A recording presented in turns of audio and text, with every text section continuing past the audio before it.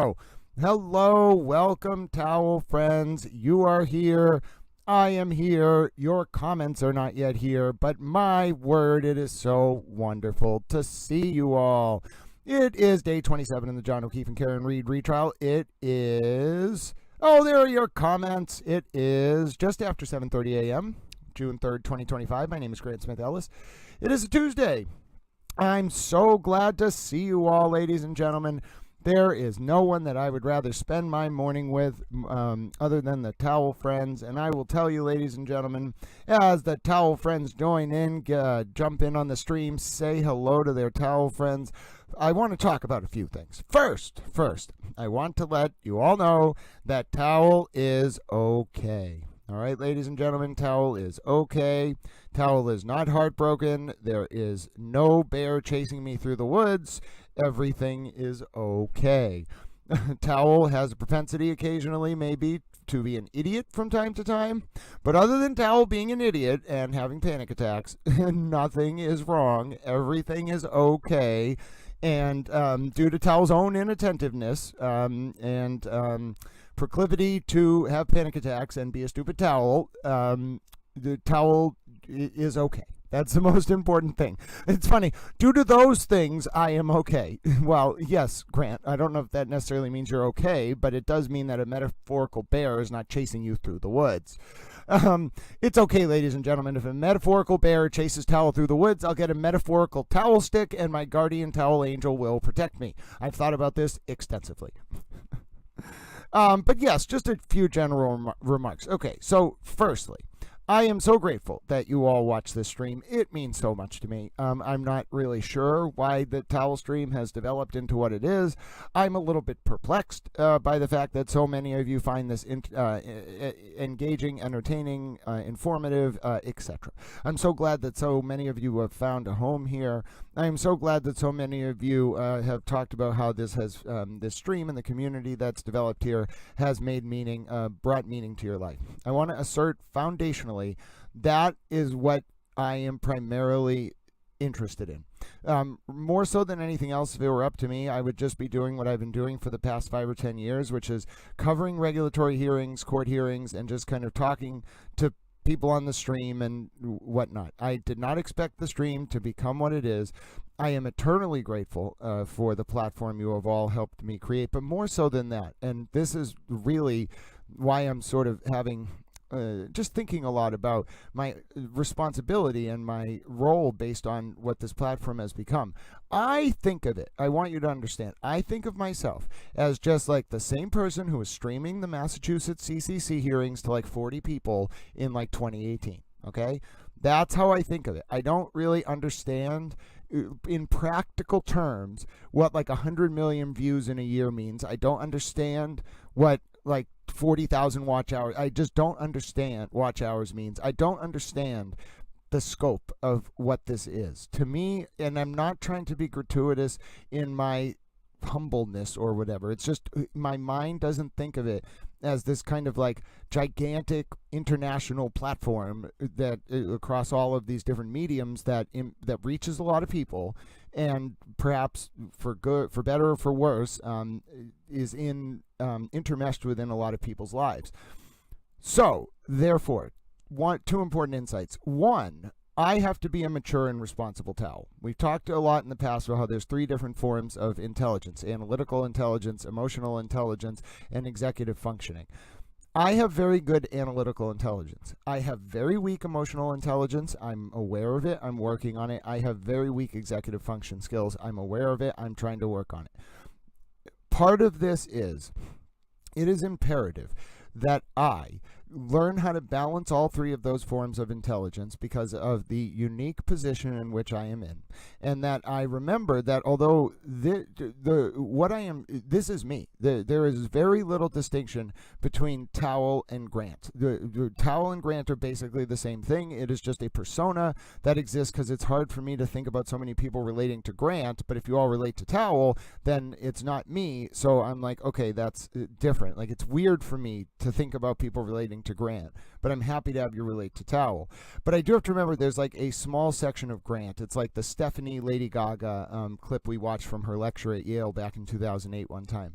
There has to be a distinction, just a little bit, like a 5% distinction between Towel and Grant, because there's, not for me, it doesn't really matter to me, but there is such a high ethical, moral, social, etc. obligation placed on people who are in the public sphere, whether myself realizes the impact, the scope of that impact or not. There's such a high obligation placed on us that it's wrong. One, it's wrong to trauma dump on you. Like, I shouldn't make you all concerned for my well-being and throw off your day like that. It's unnecessary and it's wrong. And then two, it undermines in a lot of ways the mission of this public information service, which is to educate, inform, and entertain the public. My personal machinations, whether based on my own idiocy or whatnot, don't need to come into play, even though you all are some of the people who are closest to me in the world, as strange as that may seem. It's a very intimate experience. I don't need to do that. So I just want to let you know I spent some time reflecting. No excuses. I was a complete idiot yesterday. I wasn't paying close attention to things that I should have been paying attention to in the chat, so I didn't understand what was going on, and I'm just a moron. But setting aside the fact that I'm an idiot, what's more important is that this is a stream primarily about using the cogency of public discourse to protect the most vulnerable, engender cogent discourse, and ward off usurpation of our representative forms of government, and also cover criminal trials in line with that objective, because the judicial branch is a branch of the government. Oh, God bless you, Harvard Yard. That's such a kind comment. Oh, let us take a moment to reflect. Harvard Yard is a very appreciated friend of Towel. Harvard Yard and I talk sometimes through DM. So God bless you, little Towel. I'm glad that you are in my life, and I do not mean that gratuitously or from a place of anything other than reverence. And the reason why I bring this up, Towel friends, I was reflecting on this earlier, is it's about more than me. This is a place that is designed to try to not teach you what to think, but teach you how to think, ideally. And then also, ideally, encourage people to be kind to each other and compassionate and find connections in this world to give life meaning. So, in particular, unintentionally, the last thing I would ever want to do is, because of my, not malicious, but my own idiocy, and well-intentioned though it may be, cause any harm to anyone, emotional or otherwise. So that's what I have to remember. This is an important platform. The role that you all play in this platform is important. The role that Little Towel plays in the platform is important. And then importantly, although small though it may be, the role that Grant plays in the platform is important. And I have to balance all of those things in a mature and adult way. So, yes, and with that, I think Dr. Marie Russell, in a sign coming down from God, Dr. Marie Russell says, it's time to get ready for today's testimony, ladies and gentlemen. Oh, goodness, my name is Grant Smith Ellis. Thank you for allowing me to give an opening soliloquy there. I wanted to say it. I reflected.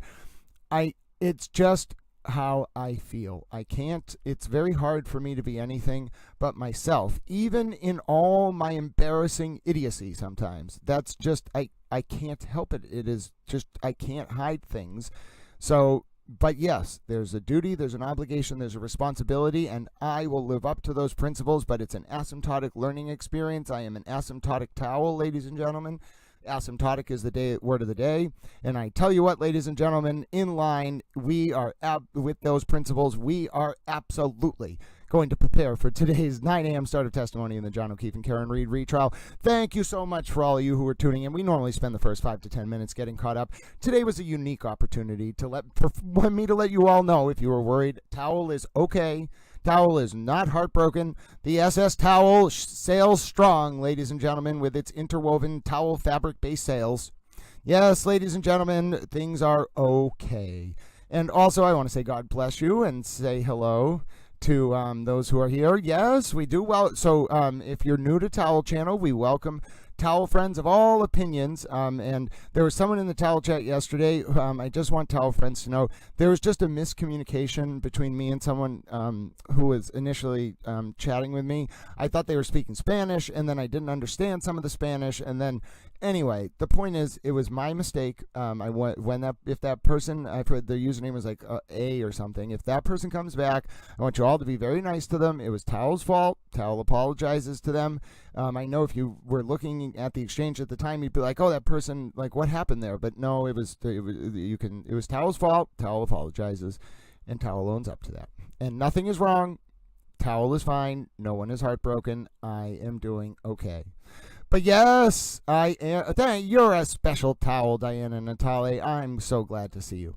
But yes, we need to get caught up on a few things because yesterday was just chaos. Just absolute chaos, ladies and gentlemen. I'll show you the moment of the day it's only about 3 minutes in the direct of a defense witness who accused Alan Jackson of threatening her unless she would lie for him on the stand. Literally something that should never happen, ladies and gentlemen. Oh, yes, it happened, and it happened to Alan Jackson, and we are here to talk about it. My name's Grant Smith Ellis, by the way. It's coming up on 7:45 a.m., just an hour and 15 minutes until the John O'Keefe and Karen trial gets into session. And if you're wondering what's the day going to start with, oh, ladies and gentlemen, it's going to start with testimony more cross from Hank Brennan. We'll start the day with Hank Brennan. Ladies and gentlemen, oh goodness, Linda O'Gara, thank you so much for letting us know. I'm so sorry to hear that. Ladies and gentlemen, if you saw Linda O'Gara's chat, if you would be so kind, please send Towel prayers or well wishes or good vibes to Linda O'Gara's husband. Of course, Linda O'Gara's husband is an honorary member of the Towel Fold. And Linda O'Gara's husband, she has shared, is undergoing surgery today. And in the spirit of what this stream, I hope, is all about, let us all keep Linda O'Gara's husband in our prayers today as that surgery unfolds. And Linda, please, of course, if you are so inclined, please follow up and let us know. We will be praying for a successful surgery for your husband, my dear friend.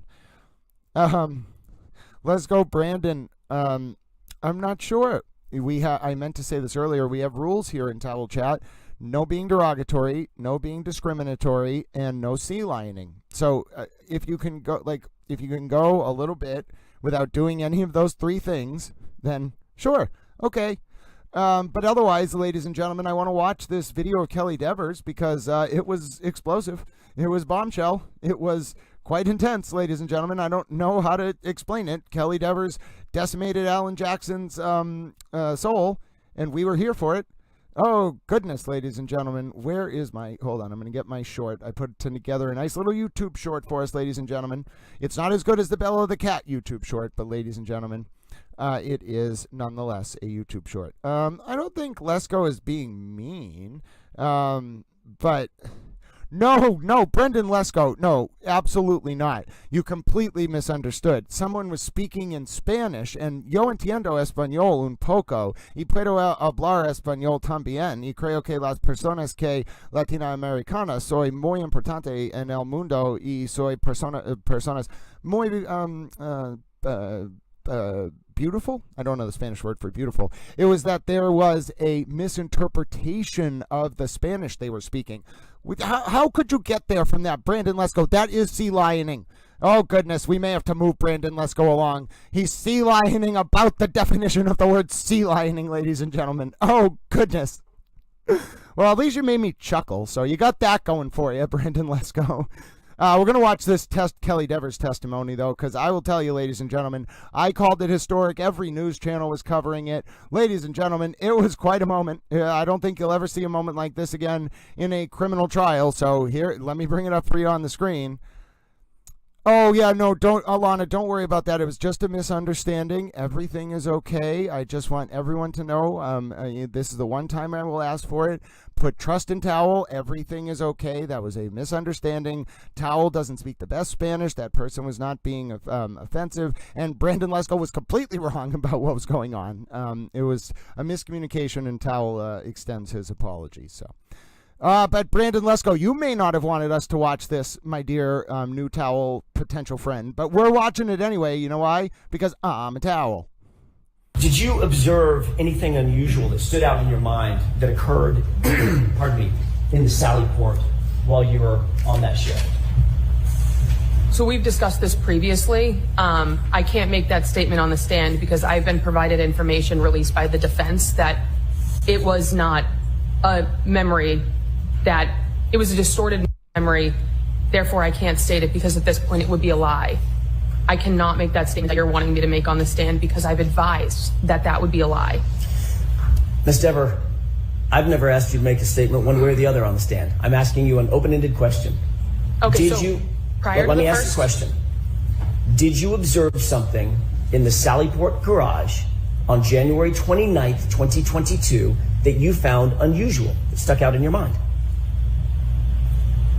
Given factual information that makes it so I know I did not, no. So the answer is no. Correct. Do you remember being interviewed on August 9th, 2023? I do.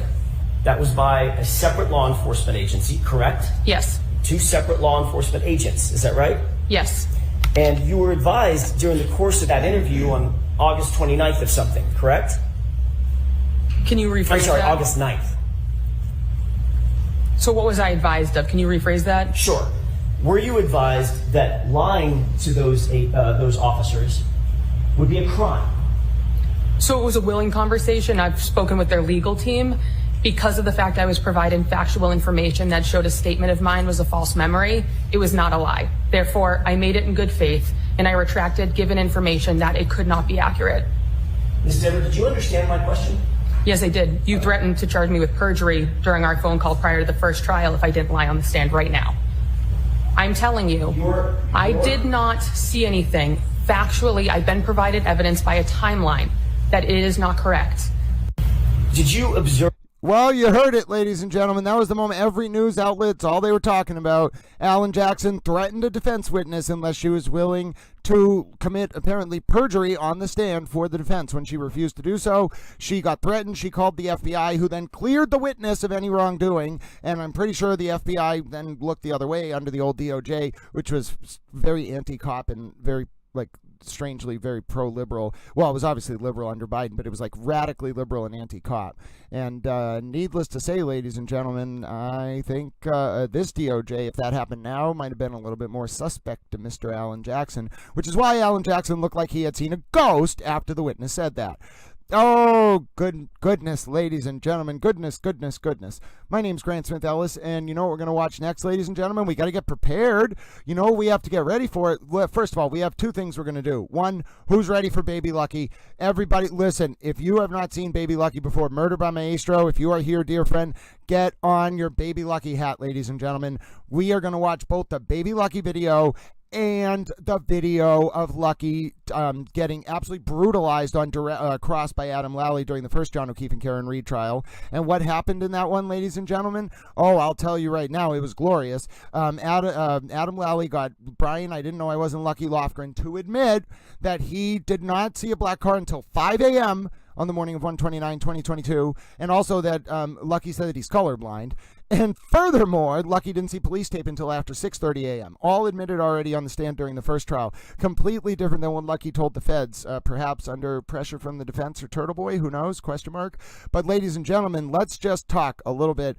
First of all, we'll also show the video of Ronnie the juror, the pro-FKR juror, in my opinion, from the first trial, saying that even that juror didn't think Lucky was credible. But let's watch the video from the Super Towel Murder by Maestro themselves. There is only one Super Towel in the world who can locate videos like this, who can put together something like this. Their name is Murder by Maestro, and they are a Super Towel. And you might be saying, Grant, is it really possible that one little towel all the way over in Holland, who is 1001 years old in binary, can put together things that are so wonderful that make you say, look at this little Lucky baby, and isn't it hilarious? Yes, absolutely. Ladies and gentlemen, I present to you Baby Lucky. Now listen, you take it away, Baby Lucky. I'm not putting the pressure on you, but you take it away. The little towels are excited. They want to hear what you have to say. Look, Baby Lucky, what can you tell us? I needed to get into my truck and get that prepared to go out. It's called the Franken truck. It is a truck that has a lot of different parts than what it's required. It's not parts that were made for that specific truck. It was a truck that was very uncomfortable at the beginning to use. So they try to make it as comfortable as possible. Franken truck has an air ride suspensions, an air ride seat. So the seat is raised so I can see over the hood. And I can see about 5 either side of the passenger side, driver's side. Oh, that was very informative, Baby Lucky. Listen, Baby Lucky, thank you so much. I just want to tell you, Baby Lucky, that was so helpful. I now understand about the Franken truck. My knowledge of the John O'Keefe and Karen Reed case has been fully solidified. It was an anti-gravitational dog that doesn't leave DNA, and a Franken truck in the living room with a candlestick and a giant panda. Yes, ladies and gentlemen, I have solved the case. You can call me Detective Towel. Yes, ladies and gentlemen, it was Baby Lucky, the Franken truck, Chewbacca, the Stay Puft Marshmallow Man, a dog named Chloe in a wig who doesn't follow the laws of gravity or have DNA, and also potentially Alan Jackson in a jet.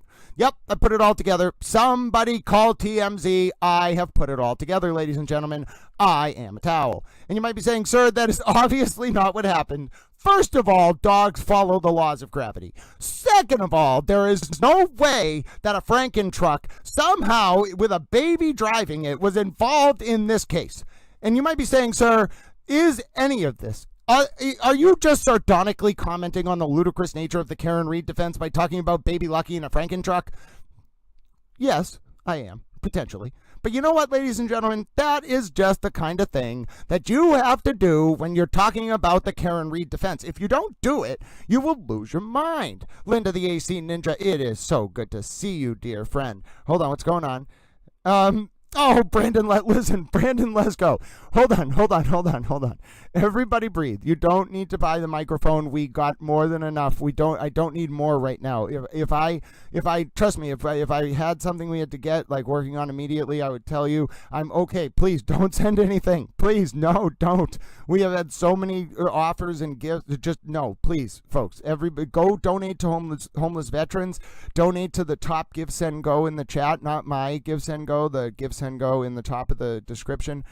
You do not need to send anything. Please don't. If you send things, you know what, Brendan, just in your honor, I'm doing this. I'm doing it, ladies and gentlemen, because literally you all have overwhelmed Little Towel. I'm going to order the microphone, but first we're doing this. Look at it. This for you, Brendan. Let's go. God bless you, Little Towel. Inspiring acts of service around the world.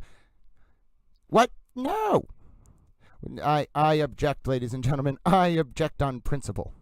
What is it that you object to, Towel? I object to being a towel. Yes, now watch this. Oh, ladies and gentlemen, it's glorious.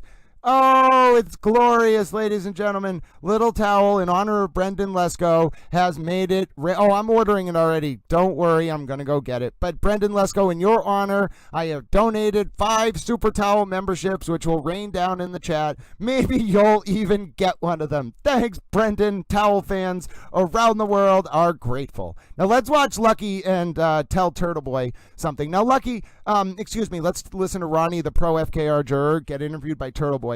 Now, Ronnie, did you think Lucky was a credible witness? Would you be kind enough to tell the Towel friends, Ronnie, what did you think of Brian Lucky Lofgren?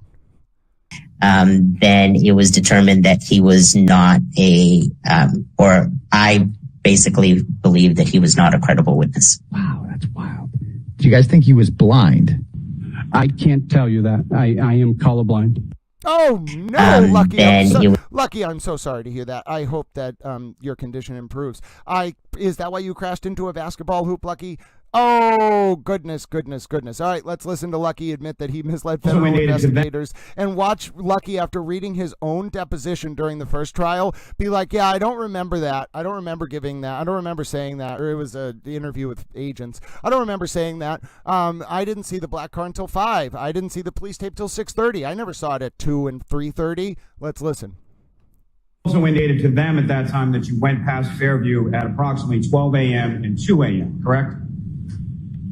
I never did 12, but it was definitely 2:30, So 2:40, 2:35. That would be inaccurate as well, correct?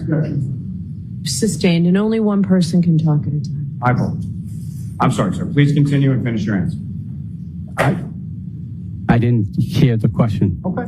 Well, let me ask it again. So as far as if that was contained within a report regarding that conversation in May of 2023, that you went past Fairview Road or went down Fairview Road at 12 a.m. and 2 a.m., that would not be accurate, correct? Objection. Sustained. Ask it differently.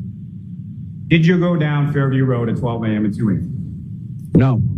If that were contained in a report of your conversation you had in May of 2023, would that be accurate? Objection. Sustained. Ask it differently, Mr. Brennan. Now, as far as that conversation that you had in May of 2023, did you tell those individuals that you saw the vehicle around 1:30 or 2 in the morning? Again, I don't remember ever saying that. Is that accurate as far as whether or not you told them that? Again, I don't remember saying that. Did you see a vehicle around 1:30, 2 o'clock in the morning? I wasn't on the road at 1:30 or 2 o'clock in the morning. Correct. Now, do you also recall telling those individuals that Fairview Road was blocked off by cruisers at about 3 or 3:30 in the morning? Again, that would have been incorrect. Do you recall saying that in May of 2023? I do not. May I approach, Your Honor? Yes.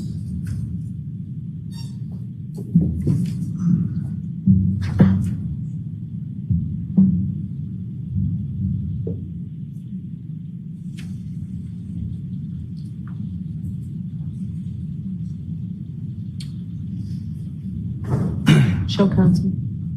Thank you.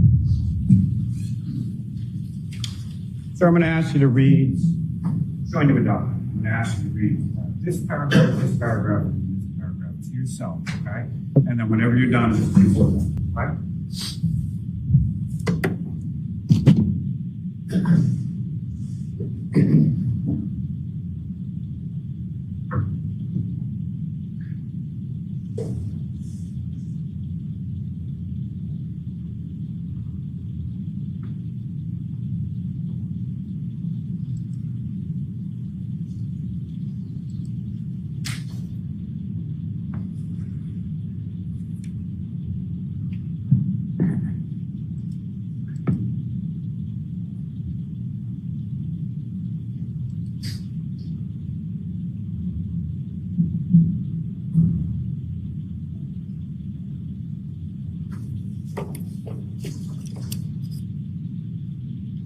Are you finished, sir? Yes. May I approach this retrieval? Yes. Thanks.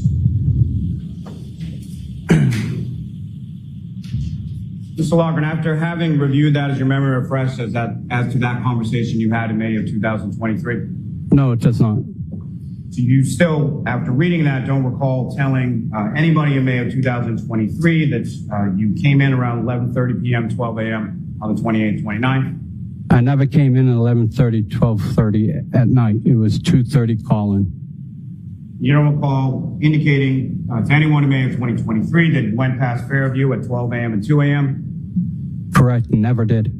And you don't recall telling anyone that you saw the car around 1:30 or 2 a.m.? Is that correct? Correct. And you don't recall telling anybody that the part of Fairview containing 34 Fairview was blocked off at 3 or 3:30 a.m., correct? Correct. Now, if the part of Fairview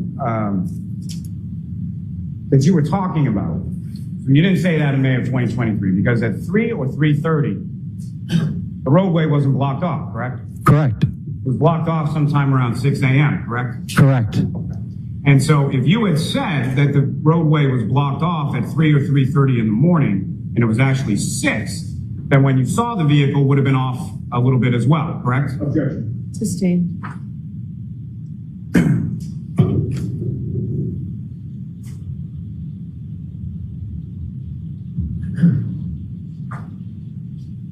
Seeing the car at 1:32 in the morning, with the road being blocked off at 3 or 3:30 in the morning, if the road's blocked off at 6 a.m., then that actually would have been, you saw a car sometime around 5 a.m., correct? Objection. Sustained. Sure you didn't see a black Lexus SUV in front of the house at 34 Fairview Road around 5 a.m.? No. Now, you also... That was a great way. He basically ended there. My name's Grant Smith Elvis. Guess what, ladies and gentlemen? Just, pardon me, about an hour to go before the John O'Keefe and Karen Reed trial comes into session. Of course, God bless John O'Keefe and the O'Keefe family as they go through this trial. We may have moments of levity on this stream, ladies and gentlemen, but never forget that this is a daily cycle of torment for the witnesses, the family members, and otherwise involved with the O'Keefe family and those involved in the prosecution's case. It's been tormenting, I have no doubt, ladies and gentlemen. Anyone who gets caught up in the orbit of this case can see their life altered in a moment, ladies and gentlemen, just like that fateful moment around 12:32:04 to 12:32 a.m. and 4 seconds to 12:32 a.m. and 9 seconds on the morning of 1/29/2022, when Karen Reed is alleged to have backed up her Lexus LX 450, I think, maybe 470, with a blood alcohol level of between 0.14 and 0.28, which is 2 to 4 times the legal limit, up to 24.2 miles an hour, whereupon she is alleged to have struck John O'Keefe in a millisecond, wherein her car reduced to 23.6 miles an hour with a 4.5 steering wheel correction to the right. Therein sideswiping John O'Keefe, causing injuries on his arm from a collision with Karen's taillight that broke at the scene and was found. The pieces were found at the scene, and John's leg. John was sideswiped to the ground allegedly. Struck his head, caused a coup brain injury, fracture of the base of his skull, which radiated forward and induced swelling and raccoon eyes. Classic case, according to Dr. Isaac Wolf, a renowned neurosurgeon of over 30 years, of someone falling to the ground and getting a kind of injury on their head. It causes a specific kind of wound that the doctor recognized. Just devastating testimony. And then allegedly, not allegedly, the data shows John's phone stopped moving at 12:32 and 16 seconds a.m. for the last time and never moved from that long with a consistently dropping battery temperature.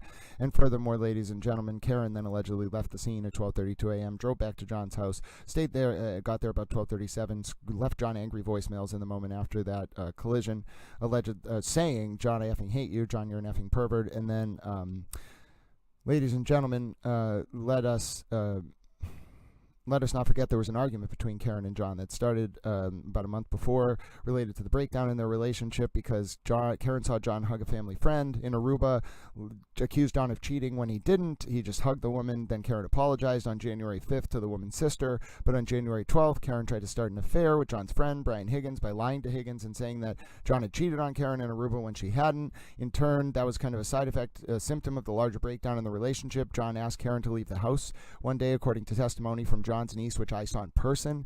And John asked Karen during one argument around January 15th to January 20th to leave the house. Karen refused to go, followed John upstairs, and then was banging on his bedroom door when he wouldn't let her in. Ladies and gentlemen, she refused to leave the house after that. They were the January 28th into January 29th. They're at a bar. Karen and John are at a bar, 2 bars, drinking together. Karen has about 9 vodka drinks. About 12:13 a.m. on the morning of the 29th, they drive over to an after party at a house on Fairview Road. They get there at 12:23, 12:24. Karen misses the house, does a 3-point turn. They pull up in front of the house, 12:24 to 12:31. Leading up to the collision, the allegation and Karen's own statements indicate Karen and John were in an argument, and then Karen was obviously very angry because of those voicemails I mentioned, and that's when she allegedly backed up the car in anger in a way that the state alleges a reasonably prudent person knew or should have known posed a strong, plain likelihood of death, which in Massachusetts can be either malice second-degree murder under the third prong, doesn't require intentionality or intent to kill, or it can be malice, it can be OUI manslaughter, or it can be involuntary manslaughter, or it can be motor vehicle homicide, OUI, and then there's also leaving the scene, and that runs the gamut. So manslaughter, murder 2, third prong, malice second-degree murder is Karen's first indictment. Second indictment, the primary charge is OUI manslaughter. The lesser included offenses are involuntary manslaughter and motor vehicle homicide, and then leaving the scene of an accident is the third indictment. Murder 2 is 20 to life, I think. The involuntary manslaughter is like 5 to 20 or something, 2.5 to 20. OUI manslaughter is similar. It's like 2.5 to 20. Vehicular homicide, motor vehicle homicide, OUI is like 0 to 2.5 or like 2.5 to 10. And then leaving the scene's like 2.5 to 5 or 2.5 to 10, maybe also 0 to 2.5. Some of them carry, one of them is, murder 2 is state prison only. I think involuntary manslaughter, state prison only. Manslaughter, OUI manslaughter, state prison only. I think involuntary manslaughter, you might be able to get a jail term, like a local jail term. Same thing with motor vehicle homicide, OUI. I think you can get jail terms rather than prison terms, under 2.5 years. And then leaving the scene, you can definitely get a jail term. So if Karen gets one of the lesser included offenses, she may do somewhere between like 2.5 to 5. If she gets convicted on murder 2, she's going to do 20 to life. If she gets convicted on 17.5 to life. If she gets convicted on OUI manslaughter, 5 to 12. So you see what I'm saying? Like, here's the sentencing prediction, in my opinion. Murder 2, she's doing 17.5 to life. Probably gets out early on parole. Involuntary manslaughter or OUI manslaughter, she's probably doing 7.5 to 12, depending on if she gets convicted of leaving the scene as well. OUI, involuntary manslaughter, 2.5 to 5. Motor vehicle homicide, 1.5 to 5. And then leaving the scene, 0 to 2.5. So if you got like if she gets convicted on one of the lesser included offenses on count 2, let's say like involuntary manslaughter and leaving the scene, you could be looking at like 3.5 to 6. So I think that's most likely. I'd say my prediction right now, based on what I've seen, and I don't think the defense case is going to do anything to make this better. It will only make the odds worse for Karen. I'd say 70 to 80% chance right now of a conviction on either count 2, OUI manslaughter, or one of its lesser included offenses. If you say the lesser included offenses, I think it jumps up to 90% chance of conviction on either involuntary manslaughter or motor vehicle homicide, OUI. And then leaving the scene of an accident, causing serious injury or death, I think you're up towards like 80%, 90% there. So I'm thinking 90% odds of a conviction in this case, resulting in sentencing of a minimum of 2.5 years to a maximum of anywhere from 7 to 20 if she gets convicted on that highest probability. Murder 2, I'd say like 50 to 60% chance of a conviction. And then sentencing range there, I could see if she gets leaving the scene 2, Judge can only hit her with like 17.5 because of the OUI, the unrepentance, the witness tormenting. 17.5 to life, but more likely 17.5 to 25. So that's how I'm thinking about it, folks. I hope you found that interesting. I hope you found that insightful. And then I also saw that Bossy Texas Chick might have been in the chat, which means we might have got Bella links. We always love Bella links. But, ladies and gentlemen, we have to get ready.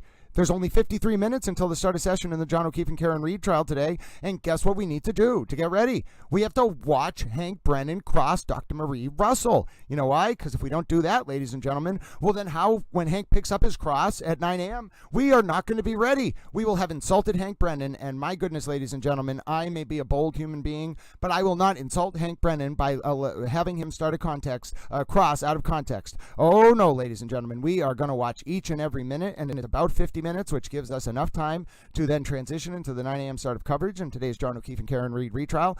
My name is Grant. Someone gave me a very kind compliment and said that I was the guy who was in London during the Blitz, David Murrow, I think it was.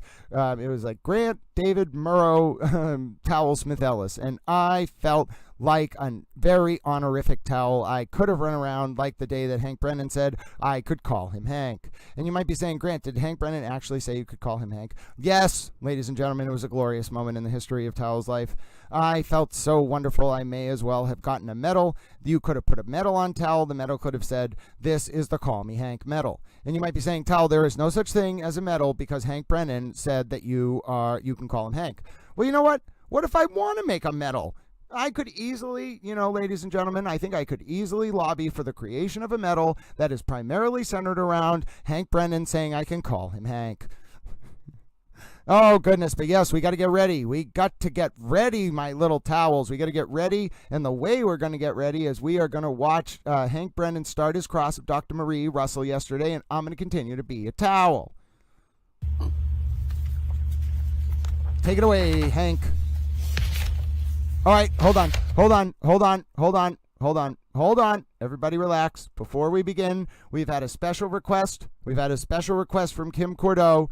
Now, ladies and gentlemen, you may have heard that there is a tradition on Towel Stream. If you request the Call Me Hank clip, barring some kind of very important moment in testimony, an existential towel crisis due to his own idiocy and not actual heartbreak, or just generally me being a towel, then I will play the Call Me Hank clip. So here you go, ladies. Folks are like, so what exactly is you generally being a towel? Well, there's just this certain mode I get into where I just go on these rants for 40 minutes where I cite very specific details about cases and coverage with my eyes closed and then sometimes miss the chat and look like an idiot. But, ladies and gentlemen, that is me generally being a towel. You must have some sympathy for Towel. He is a towel. He just is fluffy and absorbent, and he can't help it, and he's very loving. He's a towel. Oh, Edward R. Murrow. Grant Smith, Edward R. Murrow Ellis. Here's the clip. Good night. You as well, Mr. Brennan. Hold on. Everybody relax. Nobody panic. The clip will come up on your screen. I know you heard the clip, but the clip will actually come up now. You as well, Mr. Brennan. Call me Hank. Okay, sir, I will, Hank. One more time. Good night. You as well, Mr. Brennan. Call me Hank. Okay, sir, I will, Hank. You asked, ladies and gentlemen, and Towel doth deliver. Towel shall always doth deliver, ladies and gentlemen. I'm a little bit concerned about Towel's ability to replay this clip over and over and over again. But you know what, ladies and gentlemen? It's a glorious clip. We are glorious Towels. Now let's watch Hank Brennan begin his cross of Dr. Marie Russell. Remember, we're watching this because it's going to lead us exactly into the 9 a.m. start of Hank Brennan's the 9 a.m. resumption of Hank Brennan's cross of Dr. Marie Russell. And we're not starting out of context. That would be an insult to Hank. We love Hank. Give us Hank. Come on, Hank. Take it away. The Towel friends have asked for you. Hold on. May I approach, Your Honor? Yes. Thank you. Your Honor. No, Bob Alessi, you may not. No. Bob Alessi, motion rejected. You are a dog in a wig. I object, Your Honor. I object to the presence of Bob Alessi. Bob Alessi is a dog in a wig. Your Honor, I move to strike the presence of Bob Alessi on the grounds that he is a dog in a wig. Mr. Towel, sir, counsel, is not actually a lawyer, but is playing one in this simulation. There's no rule of evidence that says, one, you can object on the grounds that someone is a dog. And furthermore, even if we reach that issue, what evidence do you have that Mr. Alessi is a dog? And furthermore, what evidence do you have that Mr. Alessi is a dog in a wig, of all things, Mr. Ellis? And I'd be like, first of all, call me Towel. And then I would be like, allow me to lay the foundation, ladies and gentlemen. Now, the foundation I have thus laid is Hank Brennan is going to rise. Take it away, Hank. The Towels want to hear your questions to the woman who thinks a dog has no gravitational pull and also no DNA. Come on, Hank. We've waited. You're going to thus deliver. The world awaits Mr. Hank. You can call him Hank. You can call me Towel. And I think we're about to begin. Oh, look at the little happy laughing super towels in the chat. Here we go.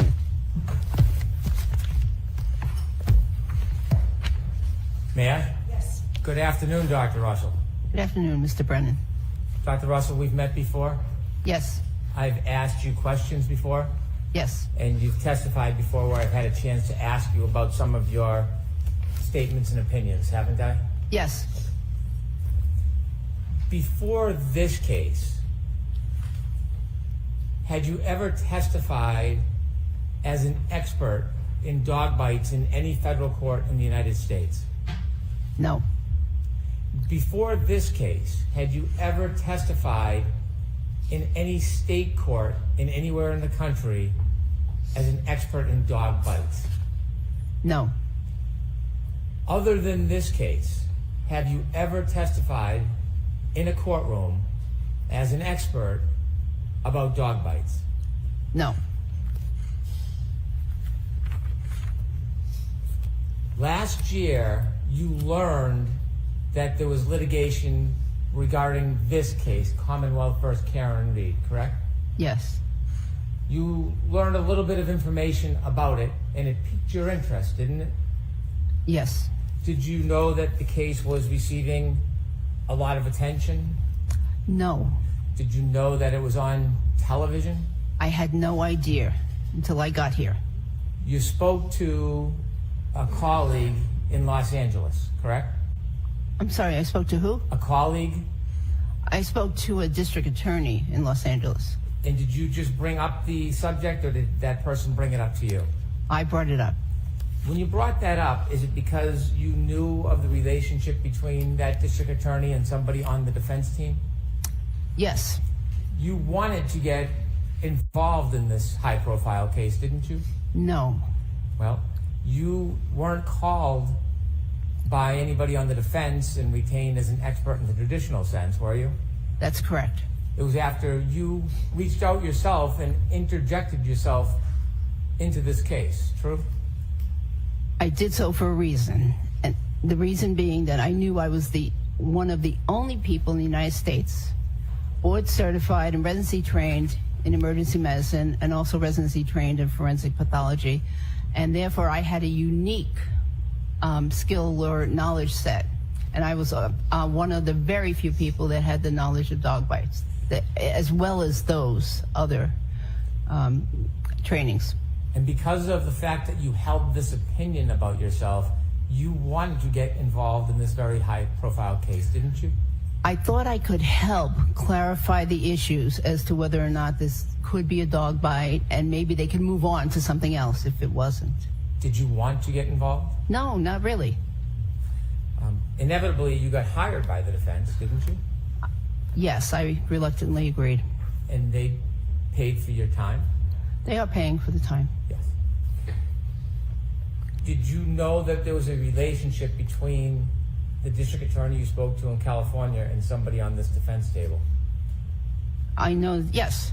So when you spoke to the district attorney, did you have the hope that they would reach out on your behalf to get you involved in this case? As I said, I hoped that they could reach out to the team and I could help clarify issues so that they could move on. If it wasn't, if these weren't dog bites, then no sense spending a whole bunch of time on it. After you testified in this case last year, you then began to advertise yourself as a dog bite expert, didn't you? I had advertised myself many years ago as a dog bite expert, I think. I'm not sure, but yes, I did advertise myself as a emergency medicine and forensic pathology expert. Did you take with other, sub interests? Sure. Did you take a photograph of you testifying at trial and put it on a website to promote your accomplishments? It's a listing service for physicians, and yes, there is a photograph. So you took a photograph from your participation in this event? Yes, that's there. And you used that photograph in your participation in this event to try to procure future work, didn't you? I wouldn't say that was the reason, no. When you listed a number of things that you have experience in after this case, you then added that you were an expert in dog bites, didn't you? I believe I am an expert in dog bites, yes.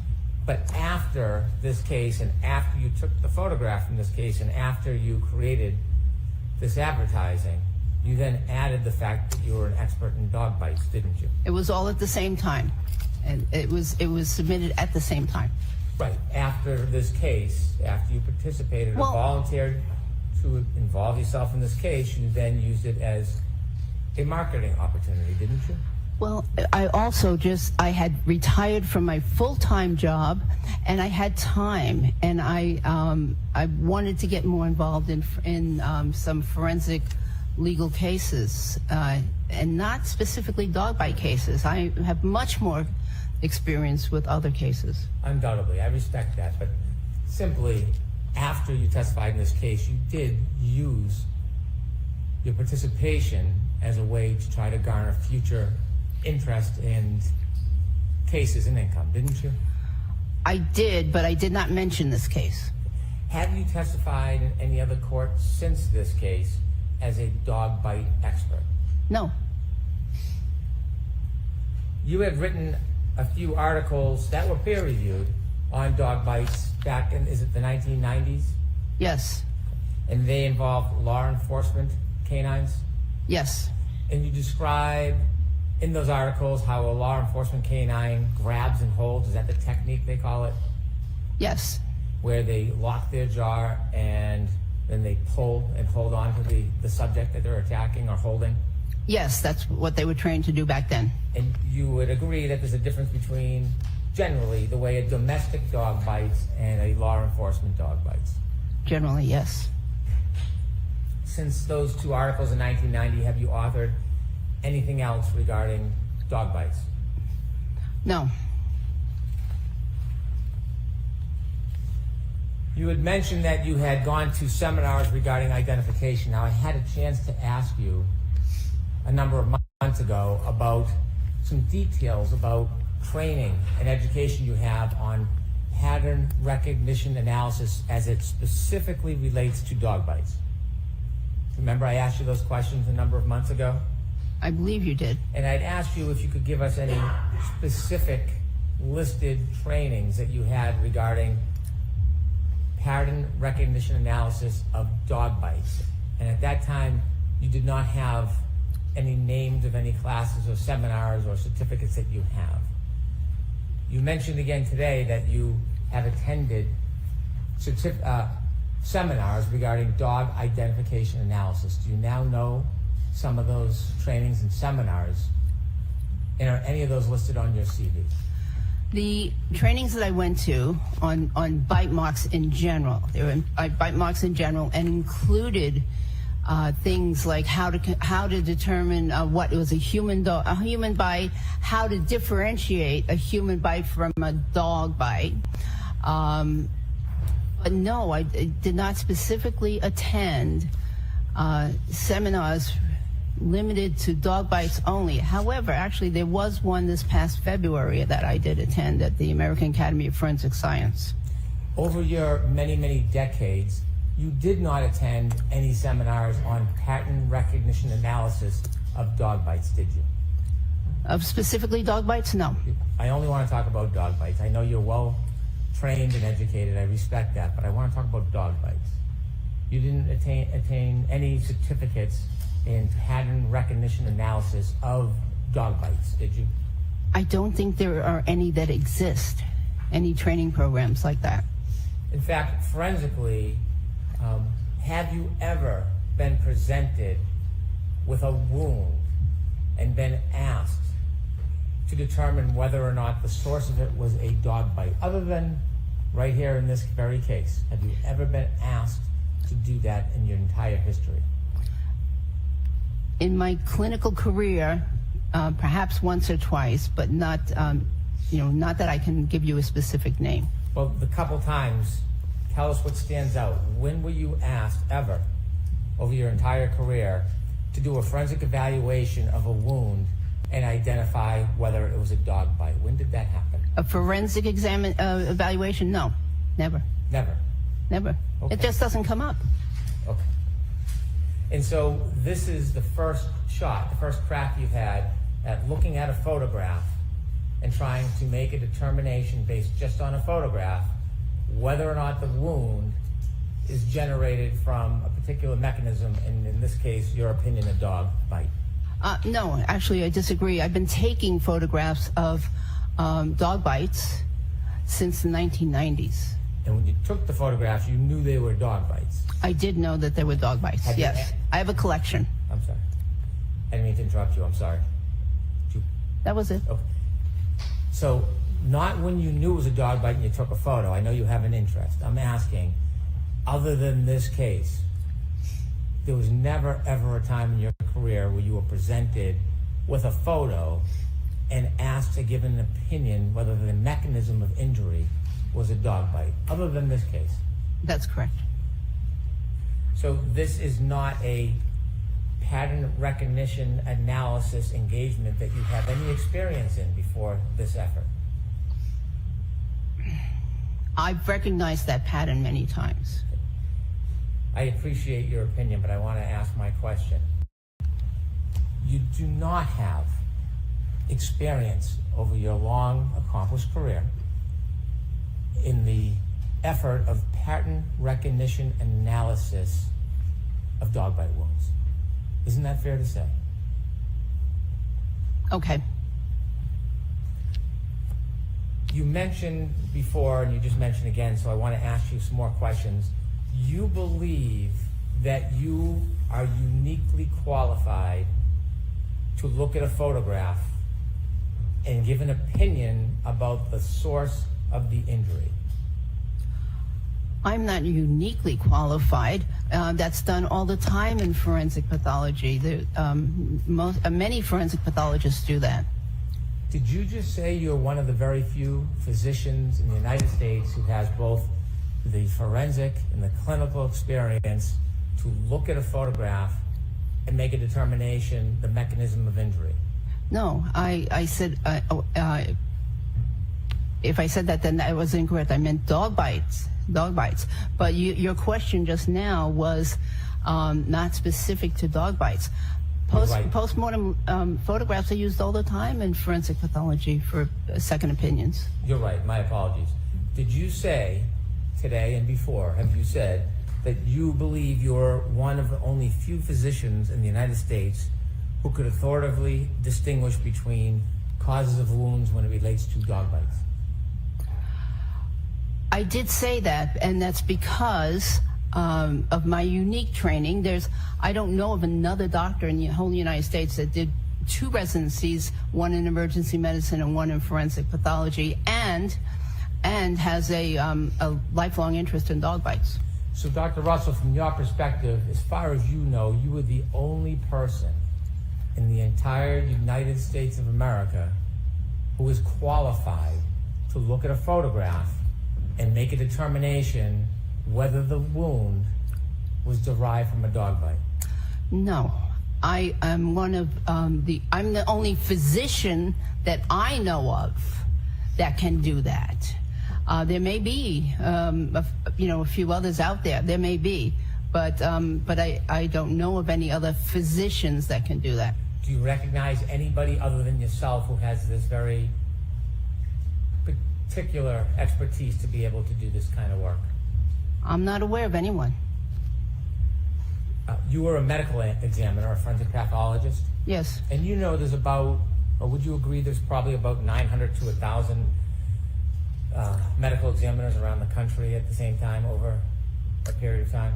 I believe that there might be, there's probably, I think there's around 500 or 600 practicing forensic pathologists. And do you think because they are forensic pathologists, those 500 or 600 people have the unique qualifications as you do to be able to give an opinion about the genesis of a wound?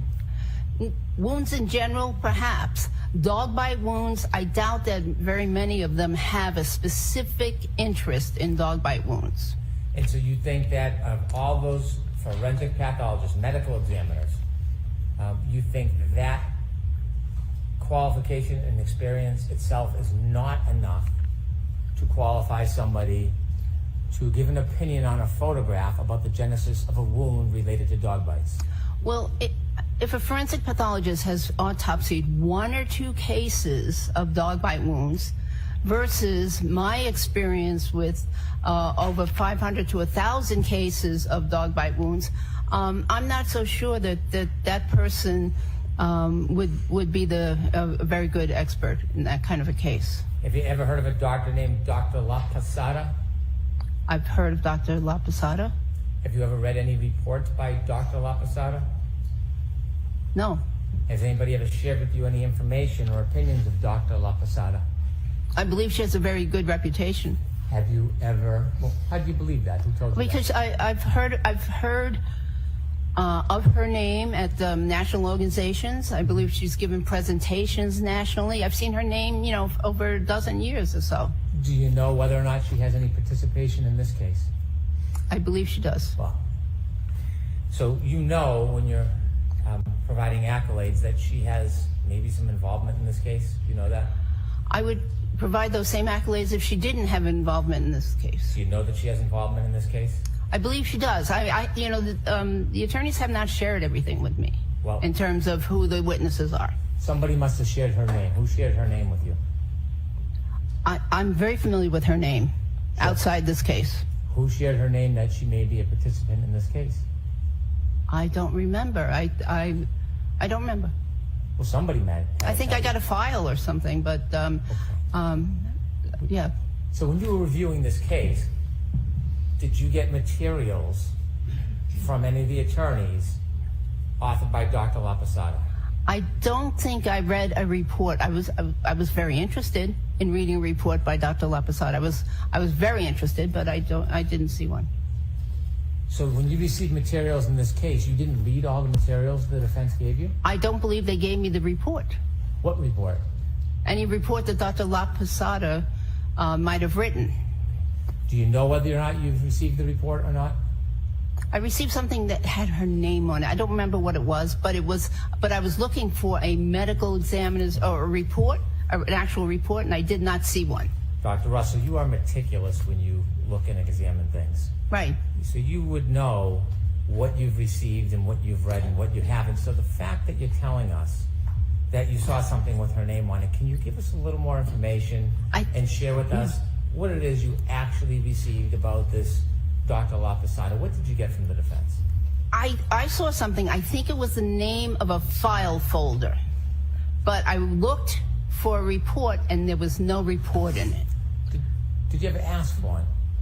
I didn't ask because I didn't ask. I really wanted to read it, but I didn't.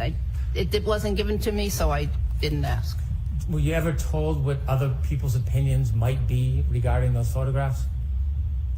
I'm aware that there was a Dr. Sheridan involved in a previous proceeding, and he believed that those were consistent with dog bites. Did you ever receive any reports from the defense about what other person's opinions would be in this trial about dog bites? Oh, yes, I received a report authored by a non-physician, yes. So when you say non-physician, you're trying to make the point because you think that person might be your opponent in this case? I don't have any opponents. Okay, so why did you qualify him as a non-physician? Because I believe that in order to really understand wounds on a human being, one needs to have treated wounds, seen lots of wounds, and I think that the person that is best qualified for that is a physician. So a medical examiner wouldn't cut it, in your opinion? A medical examiner is a physician. So you think a medical examiner has enough experience to come in and give an opinion on dog bites? Some, but in their case, I would hope that they have had actual clinical experience with autopsying some cases where there were dog bite wounds, because I don't think they worked in the emergency room or any other clinical setting where they treated people. So I'd want to see if they had experience with dog bites. Doctor, as a disqualification, how about a dog trainer? Would a dog trainer who's not a doctor have the experience in your mind to come in and give an opinion about photographs and the genesis of the wounds? Objection, Your Honor. I'm going to allow it. How about a non-doctor, as you said, you've made a distinction. Uh-huh. They're simply a dog trainer, maybe even an uncertified dog trainer. Would that person have the qualifications in your mind to be able to look at photographs and determine whether or not the cause of the injury is a dog bite? There may be a certain small subset of people who have, very much experience with dog bites that could qualify, as suggesting that these are consistent with dog bites. But I don't think that they could definitively. I think that someone could, who dealt with many dog bites in the past on humans, could possibly say that they were consistent with. Even if they didn't have the clinical experience? Well, I'd prefer that to hear that information from a physician, but I wouldn't rule out that only doctors, only a physician, MD, could say that something was a dog bite. It seems like the standard is now kind of changing a little bit. Because when I asked you, Your Honor, Sustained. you mentioned the other person, you disqualified the person because they weren't a doctor. It seems now in some instances you're willing to accept a non-doctor into your very select group of experts. I can explain. If someone had looked at perhaps hundreds and hundreds of wounds inflicted by a dog that they know was inflicted by a dog, and they saw the resulting photographs on a person, I think that particular person may be able to make some comment as to whether or not some wounds are consistent. However, if, in terms of a medical examiner, if they've autopsied one case or two cases of dog bites and they're trying to testify based on some pictures, I would be a little concerned about that. Does qualification for this type of business, in your mind, depend on who hires you? Absolutely not. Suffice to say, you've never taken a class in the forensic analysis of dog bites. I don't think any class exists. But I'm asking about your experience. Well, that's correct. You haven't, have you?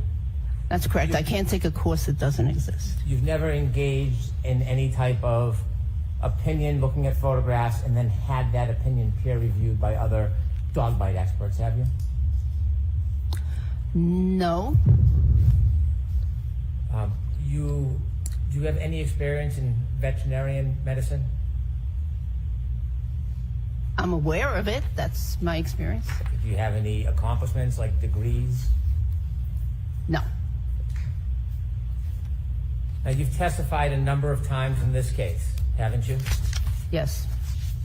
And when you testify, you know there's a court reporter and there are transcripts, correct? Yes. You originally testified when you first came out and volunteered to testify last year, and there was a hearing before trial, wasn't there? Excuse me? Say again, please. When you volunteered to come out last year, there was a hearing before you testified at trial, wasn't there? Yes. Do you remember that was on June 18, 2022? Sounds right. And then you testified at trial on June 21st, 2022. Yes. I didn't have the privilege of meeting you on either of those events, did I? No. But since then we have met. Yes. And we had a chance to speak at a subsequent hearing on December 12, 2024. Yes. And then after that, we again had an opportunity to discuss this on January 7, 2025. Yes. When you reviewed the case, when you first reviewed it before you testified last year, you had very limited information, didn't you? Yes. You had just an autopsy report, photographs from the coroner, photographs from the hospital, an emergency room report. Yes? Yes, I had more than that. The medical examiner file had a toxicology report? Yes, and there was more. Okay. I believe there was a dog bite, town of Canton report. Okay. So when you had an opportunity to look at the medical examiner's report, you yourself had been a medical examiner, correct? Yes. And there was a unique advantage of actually conducting an autopsy as opposed to just looking at photographs, isn't there? Yes, there is. And if you are actually conducting the autopsy, you firsthand can make observations about injuries, make measurements, and see things that don't always appear in photographs. That's correct. And when you would do medical exams, you had a distinct advantage over people who would later see your work, a written report, or photographs, because you were there actually conducting the investigation. Yes. And it's for that reason that when you've testified before, you have acknowledged that you relied on Dr. Scordi-Bello's report for information. Yes. Because you didn't have the benefit of doing measurements or looking at depths or anything else firsthand. Yes. Correct. And when you look at that photograph that you discussed with the jury, you also had a chance to see Dr. Scordi-Bello's report regarding the abrasions on Mr. O'Keefe's arm. Yes. She described those abrasions as superficial, didn't she? Yes. She actually gave measurements, 3 centimeter superficial abrasion on the right medial upper arm. Right? Yes. You not only read that, you deferred to her ability to have a first-hand observation, and you accepted that as true, didn't you? Yes, but there's no interpretation of that abrasion. Multiple abrasions from 2 to 3 millimeters and up to 7 centimeters on the posterior right arm and forearm. Yes. Did you read that from Dr. Scordi-Bello? Yes. Did you accept her finding? an observation?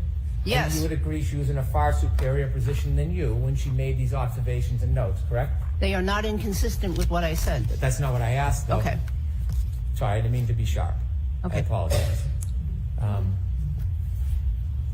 Did you rely on her ability and firsthand observation of those wounds? Yes. And did you appreciate or accept the fact she had a superior opportunity to evaluate those wounds firsthand that you did not have the benefit of?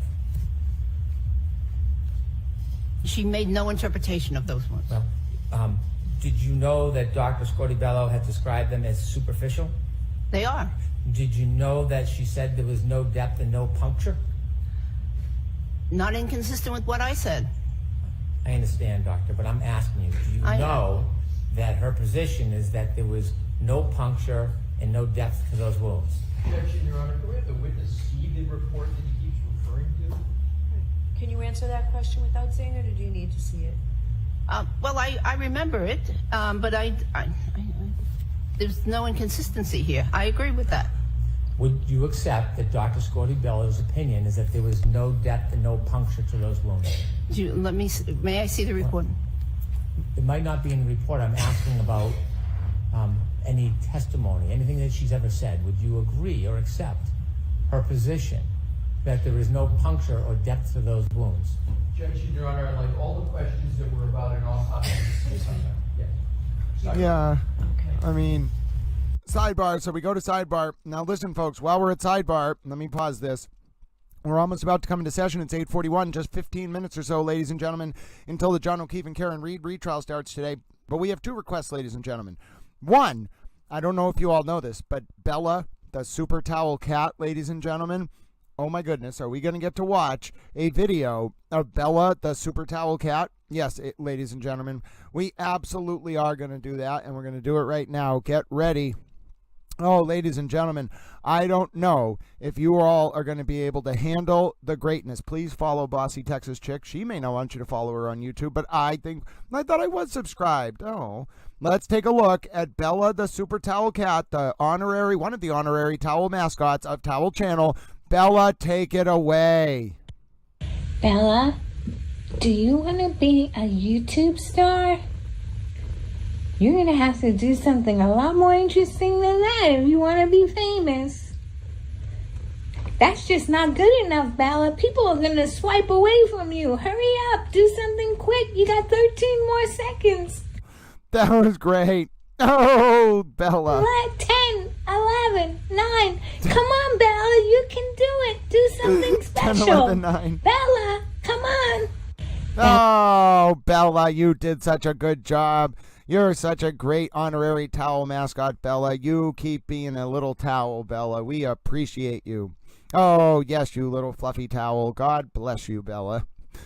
Someone's like, you don't mean God bless you when you say it. Yes, I do. That is a fluffy towel cat, and I am going to say that is a fluffy towel cat. There's nothing you can do about it, ladies and gentlemen. I think that's a fluffy towel cat. Goodness. My goodness gracious. Chat commands, Linda the AC. I don't think we do. But if you would like that, if we would like to look into that, we would love to have that for you, Linda AC. Hold on. Let me see if I can make this happen for you, Linda AC. Hold on. Now, 1 second. Hold on here. Okay. Now I think you should be able to do it. If you can't do it after that, we'll talk to Murder by Maestro. He speaks binary. I'm sure we'll figure it out. Okay. Ladies and gentlemen, we got to get back to the cross from Hank Brennan because we're only 17 minutes away from the start of session. Oh, and also Amber Ann wanted me to take a look at something for you all, little towels. I put together this little map of what the courtroom looks like and what percentage of the jury can see Karen Reed. So give a little towel a second while I bring this up for Amber Ann. I am not the kind of person who will turn down a request from a towel friend if they need help, ladies and gentlemen. They want to take a look at what the jury looks like. Oh, I'm not going to deny them that opportunity. That would be very untowel-like of me, ladies and gentlemen. Ladies and gentlemen, I am a towel. And you might be willing to say, are you a towel, sir? Yes, I absolutely am a towel. There's nothing you can do about it. You won't be able to get away from it. It is a fluffy towel universe. And also sometimes when I scroll YouTube or scroll one of the feeds to bring up the image I need, I just need to fill time, so I talk about being a towel. Now you can say that's a little bit gratuitous, but also I put a lot of effort into this, so if I want to talk about being a towel, that's what we're going to do, ladies and gentlemen. Now let me get the map of the jury that I made for someone on Twitter. I found it. I'm a little towel. All right, so let me see if I can get this loaded up for you, ladies and gentlemen. We're just going to quickly pop over to the map. I made a map. I'm a towel with a map, ladies and gentlemen. I am a towel with a map. Okay, Amber Ann, this is especially for you. See the red circles? Those are the jurors that can see Karen. That one, that one, that one, and that one. That one, that one, that one, that one, and that one. And Karen's sitting there. So that's... Oh, no, what are you doing? How dare you, sir? How dare you? I am a towel. So there you go. You can see it again. They're the jurors that can see Karen in the back row. So there's 10 jurors in the front row, 8 in the back, 5 can see Karen roughly in the front, 4 roughly in the back, and then 5 can't really, and then 4 can't really. And the podium's here, Reed family here, Karen's tech guy here, defense, prosecution, Judge Cannoni, clerks, witness, O'Keefe family, media. But yes, oh, well, we don't have a Nightbot Linda AC, but we can add one. I will look into it right now. I'm a little towel. So, of course, Amber Am, thank you for the request. Well, we have Amber Alexander and Amber Am. Oh, no, little towel's brain. Okay, I think it was, now I feel bad because was it Amber Alexander who asked on YouTube or Amber Am? Oh, goodness, and then it was on a YouTube comment versus a YouTube stream. Ladies and gentlemen, Amber Am and Amber Alexander, I did not mean to confuse you two. You both are wonderful individual super towels. Oh, goodness, that was funny. But yes, we got to look at the wonderful map nonetheless. And now, ladies and gentlemen, we got to get back to Hank Brennan's cross, because if we don't get back to Hank Brennan's cross, we're not going to be ready for Hank Brennan to resume his cross after 9 a.m. And we are not insulting Hank Brennan, little towels. We are going to watch Hank Brennan in his magisterial glory. He is like the Lionel Messi of the courtroom. He takes that ball inside his own half, ladies and gentlemen. He runs between the defenders up to the top of the 10-yard box. Absolutely beautiful curled shot, top 90, ladies and gentlemen, right into the goal. Yes, Hank Brennan has won the Champions League final. I'm not really sure what Hank Brennan should do with the Champions League final trophy. I think he should give me. And then I'll put, you can call me Hank, on the Champions League final. We will upset half of Europe. Then I'll win them over with my diplomatic mission featuring kangaroos and pandas. And then all will be well in the world. Oh, this was a long sidebar. All right, here we go. Hank Brennan's about ready to continue, ladies and gentlemen. You know we're here for Hank. I'm here for Hank. I'm a towel. You're a towel. Take it away, Hank.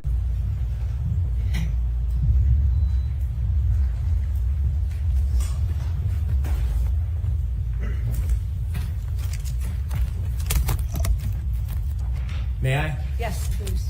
Dr. Russell, I read to you the measurements that were in Dr. Scorti-Bello's report. Are you aware that she testified that these superficial abrasions did not have any depth or any puncture? I don't recall that. Well,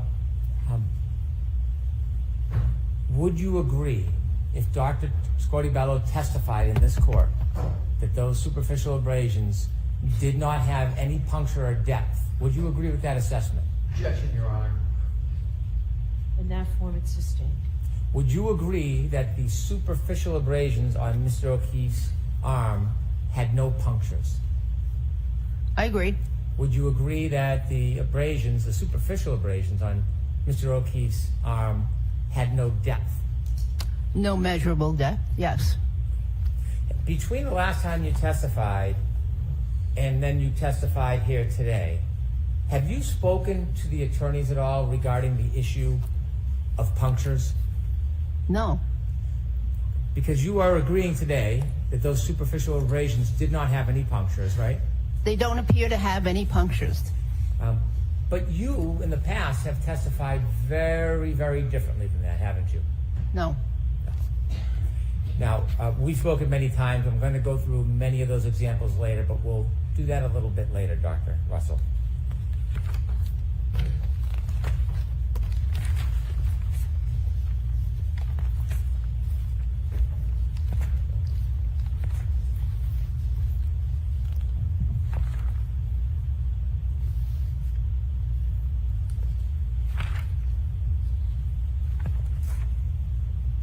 Over the course of your many testimonies under oath, would it be fair to say that you have changed your opinions about the superficial abrasions to John O'Keefe's arm many times?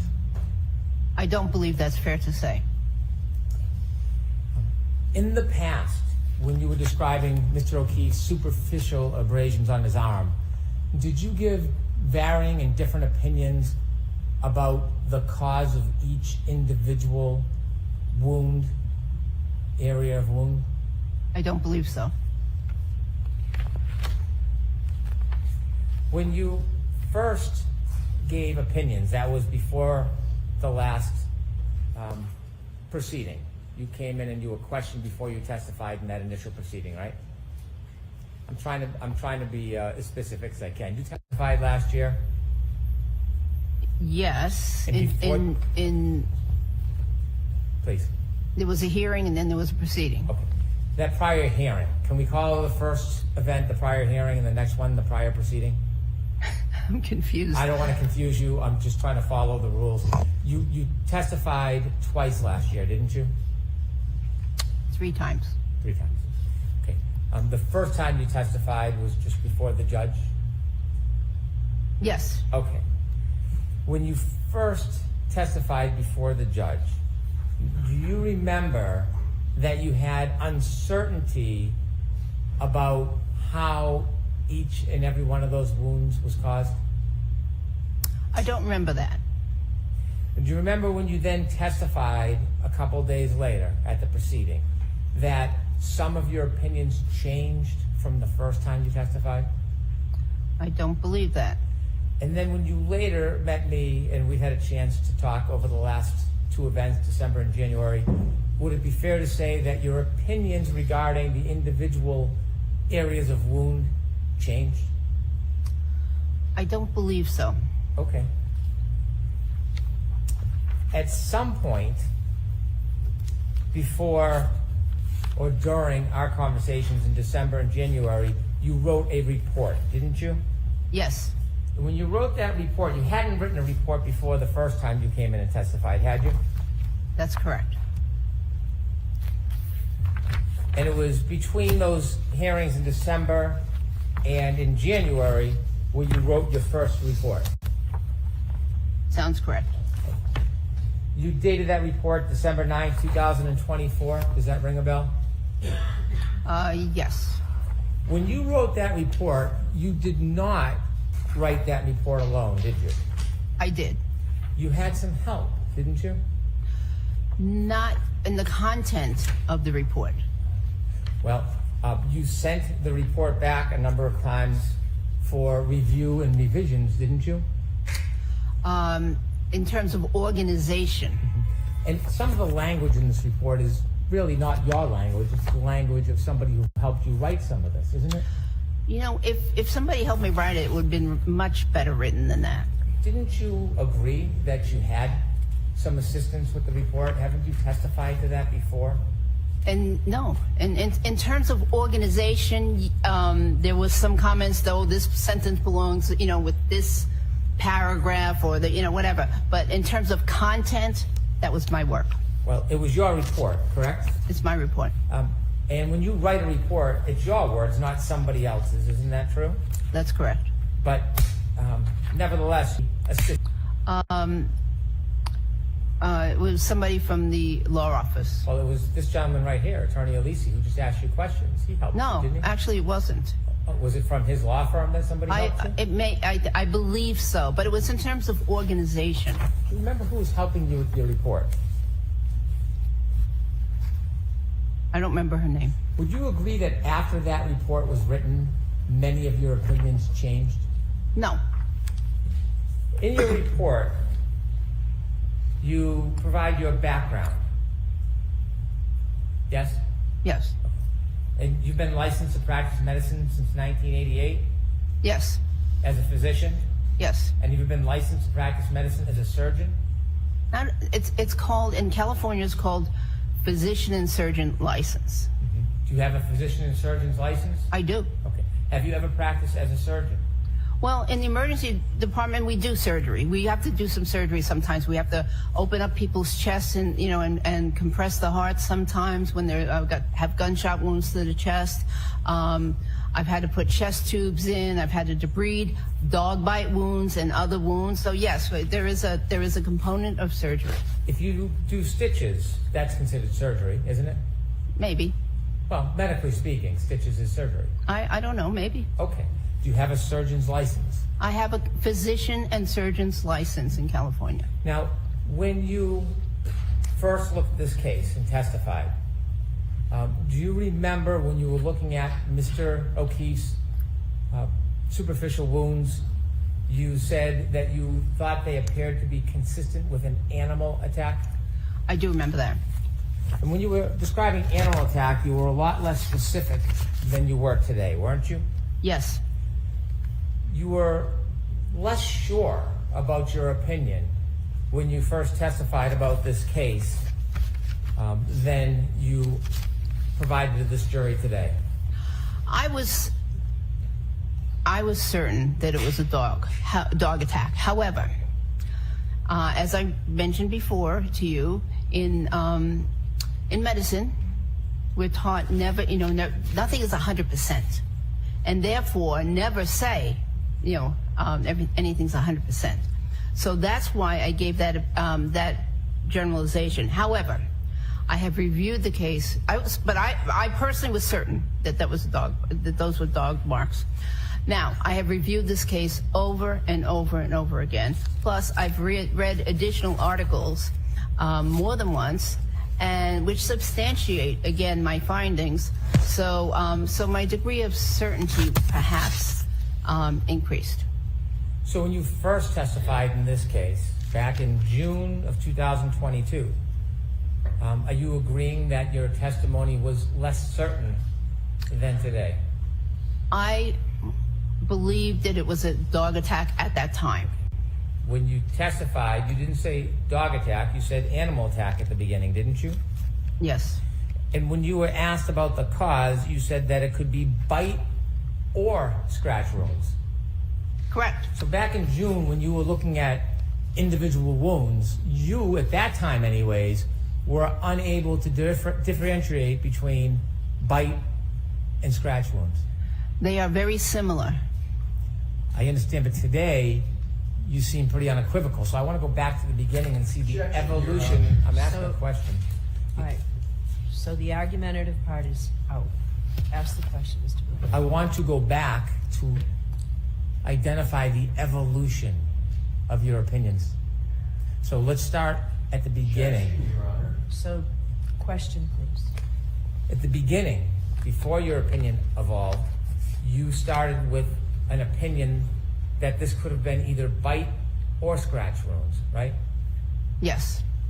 And if there was actually a methodology where you could identify superficial abrasions and make a determination whether it was from an animal or a dog, there would be something definitive, specific, where you could identify a scratch from a bite wound, wouldn't there be? Not unless there was a piece of tooth in the wound or a piece of nail. There would otherwise not be any specificity. You talked about patterns when you first testified back in June of last year. Mm-hmm.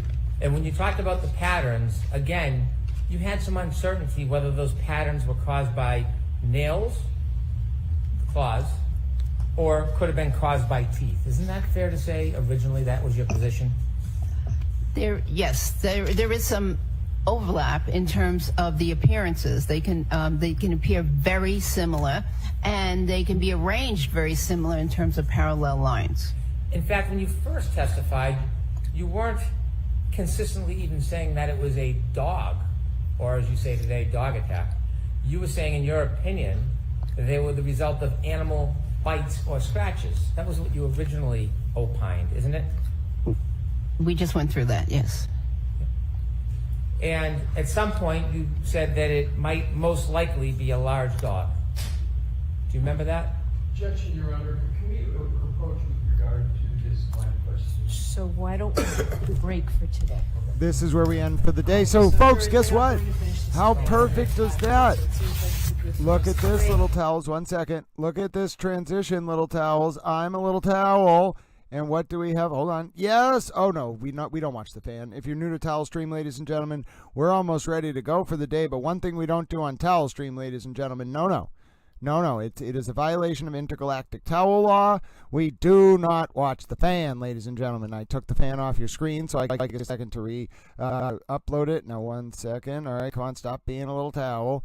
Have you considered the fact that you are a towel? Where's the fan? Come on.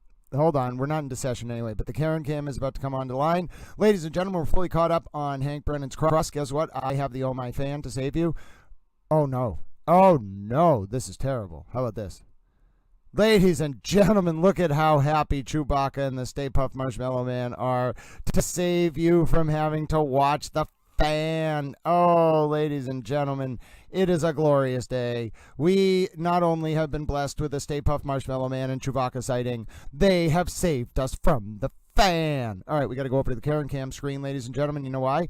Because the Karen Cam is online, which means we could be coming into session any moment now, and it's technically 9 a.m. Don't worry. Get your towel buddies. Oh, no, we're in the void. Oh, ladies and gentlemen, Ange Wittick, I know that you're going to offer up your hold on, ladies and gentlemen. Hold on. The reason why the sound might be breaking up is we have a number of things that are running simultaneously. Don't worry, ladies and gentlemen. The sound will improve as soon as Towel Stream gets running. I have thought about this extensively. I have a plan. I am the man with the plan, ladies and gentlemen. So, that said, don't worry. The sound, what that was it was booting up the Karen Cam in the background, and it was frustrating Little Towel's computer. But everything is booted up. As you can see, we're now looking at the fan. I'm very sorry you have to look at it. I have a backup plan. The sound should be much better. Let me just check on my YouTube. You're going to hear me twice for a second. That's fine. So, yes, everyone hold, Alana has held out her towel buddy hand. Do not get concerned, ladies and gentlemen. As you can see, the Karen Cam is getting loaded up. The stream is loaded up. The anti-gravitational dog who doesn't leave any DNA is loaded up. And guess what's coming, ladies and gentlemen? Oh, the moment you've all been waiting for. Your towel comments are about to load up. Ready for them? There they are. Oh, towels in the chat, ladies and gentlemen. Look at that. We are set up. We're ready to go. We have just a few minutes now. We are waiting. Hold on 1 second. Let's make that. There you go. Ladies and gentlemen, we are basically ready. Great to see you. Did I see Mary Adams is here? Oh, super towel hug if you are Mary Adams. I saw Emily Suzanne, Claudia Franco, Mike, Marianne Nizio, Brianna Sullivan, LR, the super towelette Dewdrops herself, Linda the AC Ninja, Ange Wittick, Brianna Sullivan, Iowa Travel Nurse, DJ Wicked, Uma, Claudia Franco, Rachel McIntyre, 65 CJ5, Alana the super towel herself, Lori Delafuente, hello, Stacy Gardner, ladies and gentlemen, Allie 90211 is here, Deb H is here, look at this, ladies and gentlemen, Peony and Rose is here, as I said, Iowa Travel Nurse, it is a towel parade, ladies and gentlemen, and Jensen, thank you so much for your support of Towel Channel and letting me know about the sound. Oh, Kitties 1993, thank you for being you. You are a super towel. Even though Towel is trying to do this, I just want to keep reiterating that I want to do this for the betterment of humanity. I am never not going to be grateful for the people who are kind to Little Towel. And I also want to say, follow Kitties1993 on X. Go to x.com/@Kitties1993. Would you understand we are on a quest, ladies and gentlemen? One, that is a super towel emoji. It is a super towel pair with a headband looking at itself in the mirror saying thanks for being you. I am thrilled. Ladies and gentlemen, I am a giggly little towel. Also, please follow Kitties1993 on X. Oh, goodness, we had a membership parade. Ladies and gentlemen, please follow Kitties1993 on X. We are trying to get Kitties1993 on X to 1,000 followers. You watch, ladies and gentlemen. We are going to make it happen. Kitties1993 is going to be the biggest Kitties-based account on X, ladies and gentlemen. Please consider following Kitties1993. I spelled it wrong. Oh, no, Grant, how dare you? I can't spell Kitty's username wrong. It is x.com/Kitties19. Kitties didn't ask us to do this. I just decided one day we were going to do this. And I think that's hilarious. If you can't allow Towel to be hilarious, ladies and gentlemen, I don't know what to tell you. First of all, God bless you again, Kitty's 1993. It's not like Kitty's wasn't like, here, will you promote my Twitter? I was like, no, we are going to go on a mission to get Kitty's 1993 to 1,000 followers on X. Yes, ladies and gentlemen. Oh, and Courtney Meyer started a membership parade. Now, ladies and gentlemen, listen, I have a special announcement. We have literally got to the point where YouTube is having difficulty finding people to give memberships to. If you would like a gift membership, don't feel left out. It's not that you haven't gotten one. You have to go into your settings, okay? Just you can Google on your phone or device how to accept YouTube gift memberships.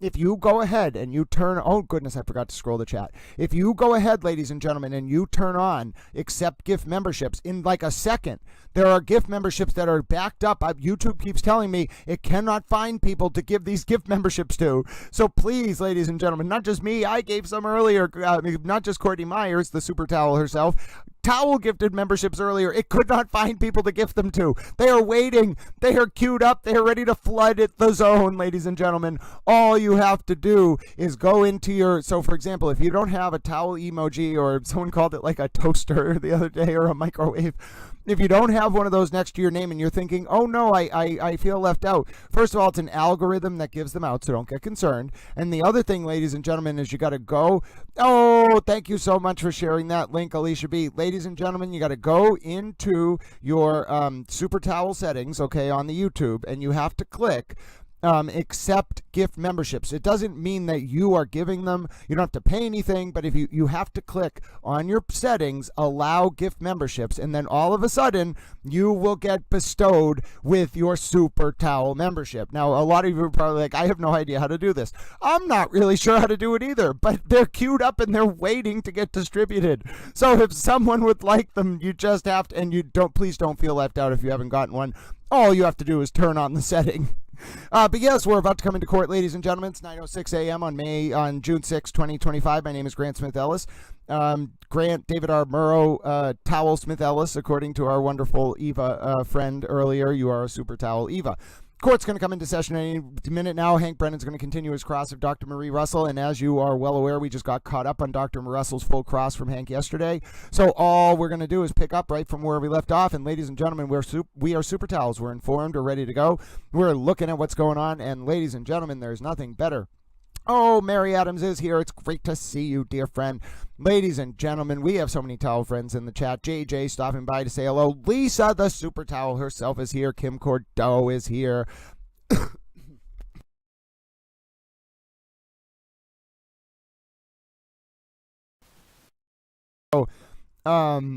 Say something about how the dog bite lady has corrupted the entire family. That's hilarious. Oh, Jill B, hello from Cambridge. Did you know that I lived in Bath and studied in Oxford for a while? I only spent a little bit of time at UNIV, but it was very interesting. Oh, Susan Spedafora is here. Hello. Hi, and hi, Dewdrops again. You're a super towel. I just like saying hi to Dewdrops and Kiki and Riri, because sometimes I feel like I say hello, Kiki and Riri, over the stream, and then Kiki and Riri get really excited. So hello, Kiki and Riri. You are very good super towels. You say hello to your mom, who is a super towelette. Yes, you say hello. Oh, goodness, here we go, ladies and gentlemen. Hopefully we'll be coming into session any moment now. You know what this means, ladies and gentlemen. I'm getting into super towel announcer mode. This is what happens. We get into horse racing announcer towel mode as we begin to get into session. I like to practice my syntactical precision, and I also like to practice my enunciation, and I like to troll Murder by Maestro when he gets caught up by watching the stream at 5X on catch-up when he joins later. And I think, ladies and gentlemen, that is the most hilarious thing in the entire world, to utilize my speaking skills, such as to troll Murder by Maestro as he's getting caught up on the stream while he's trying to listen at 5x speed. And yes, my syntactical precision shall, with no derision, enable and uplift the cogency of public discourse and thus ward off the usurpation of our representative forms of government worldwide. You see what I mean, ladies and gentlemen? I thought about this extensively, and I even included a rhyming metered couplet in there somewhere. I'm pretty sure I can speak in iambic pentameter. I'm a little bit concerned about that, ladies and gentlemen. People are just going to start taking my words, writing them into plays, and then say, this This man didn't even write this. He just spoke in a way that he wanted to troll his binary speaking Murder by Maestro friend from Holland, and we turned that into a play because he speaks in rhyming iambic pentameter, and this is very interesting. Well, yes, ladies and gentlemen, if you've ever thought to yourself, how did I find this anthropomorphic towel in this community of wonderful people who are interested in justice and the pursuit of cogent public discourse and warding off the usurpation of our representative forms of government and towels at the same time? Well, ladies and gentlemen, I think it comes down to the fact that you all are wonderful human beings. Yes, you may be towels, but you are anthropomorphic towels, which means that you are part human. And if you're thinking to yourself, as always, ladies and gentlemen, is Grant just talking? Is Towel just talking again because court is now 10 minutes past when we were supposed to come into session? And sometimes does Towel just talk about things, especially towel-related things, while we are waiting for court to come into session? Yes, absolutely, ladies and gentlemen.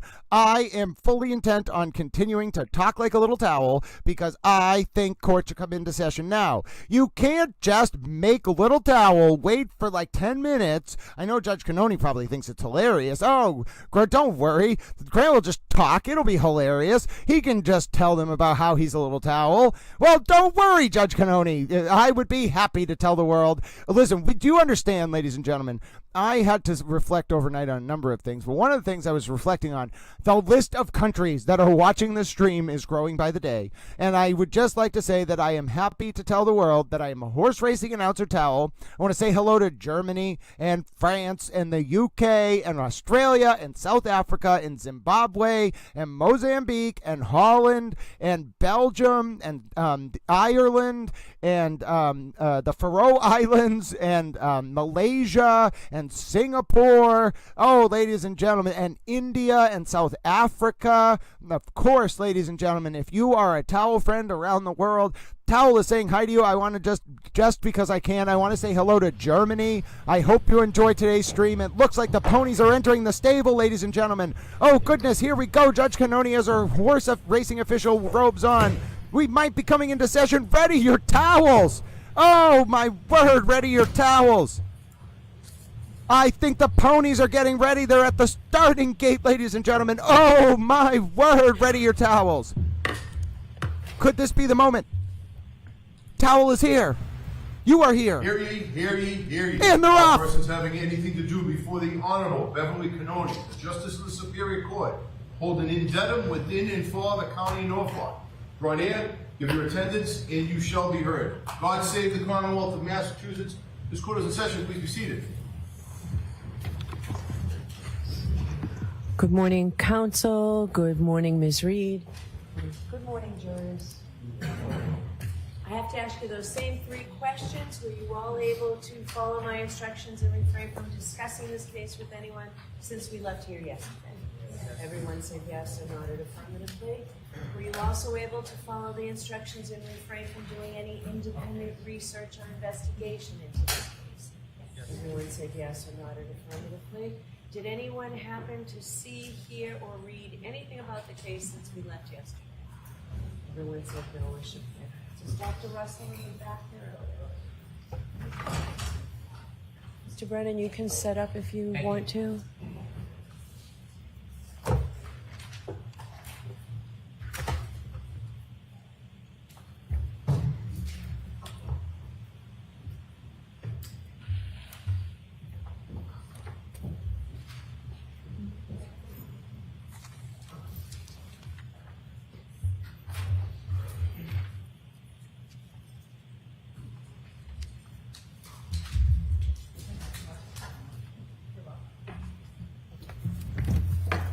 Doctor, I remind you, you're still under oath.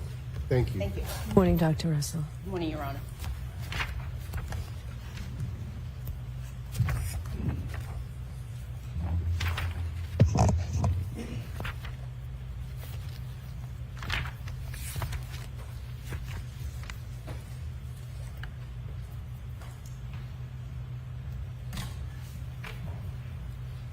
May I? Yes. Good morning, Doctor. Good morning, Mr. Brennan.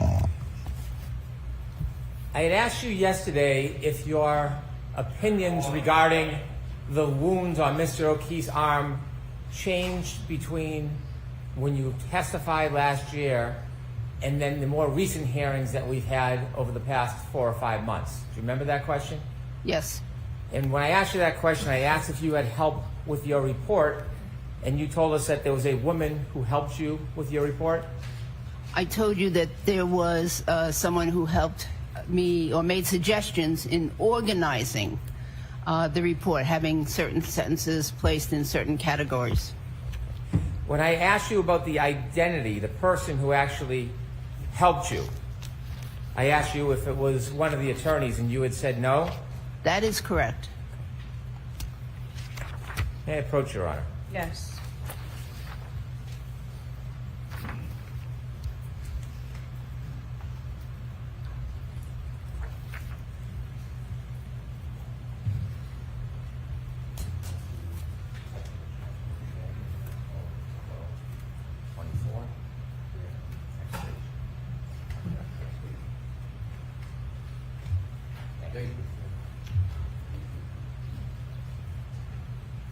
May I ask a question? Yes. Thank you.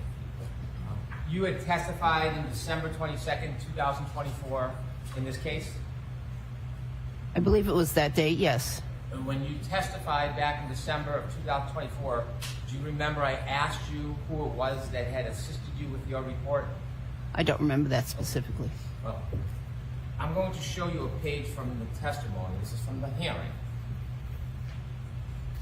And I asked you, line 21, page 207, did anybody help you write this report? And what did you say? I wrote the report. If you could finish, please.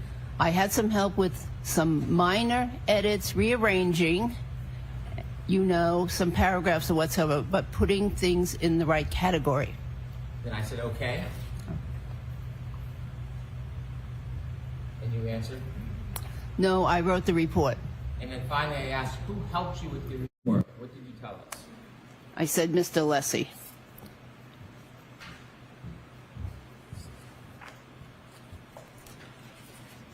And Mr. Alessi, is that gentleman the attorney who asked questions on direct examination?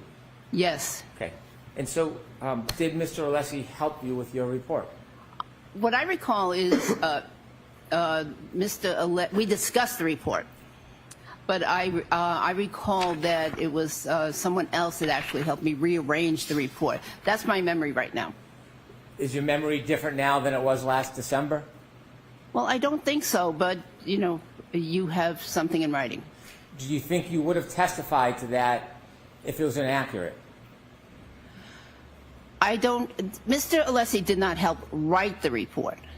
He may have helped organize and make a suggestion about what is training versus what is experience, but he did not help me write the report. Did you have any help trying to describe methodology?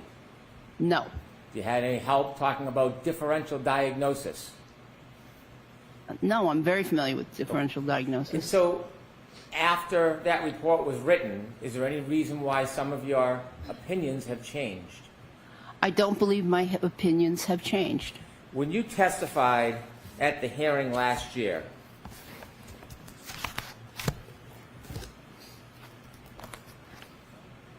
June 21st, 2024, did you express that you couldn't say with 100% certainty what type of animal, in your opinion, caused those wounds? 100% certainty? That is absolutely correct. And I'd like to see that, but yes, that's my recollection. If it's your recollection, I'm happy to show you what yes, you please. testified to. You want to see it again? Yes. Okay. By the way, between last night and today, did you get any advice from anybody suggesting you should ask for a transcript when I asked you a question? Did that advice come your way? That's my general advice from previous times. Well, did you have any advice last night about that? Yes. Who told you last night that you should always ask for a transcript when I'm asking you questions?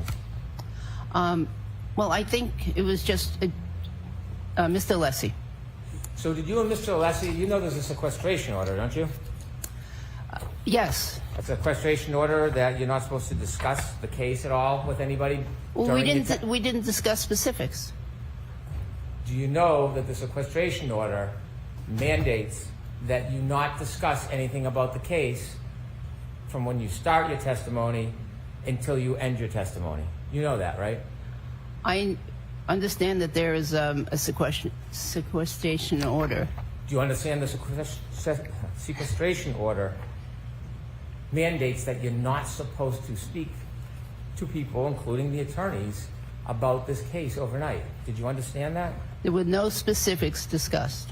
Well, did you understand that you weren't supposed to, is what I'm asking? Did you know that's a violation of the sequestration order to speak to the attorneys overnight? I did not know that that particular conversation would be a violation. So did you meet with Attorney Alessi last night? No.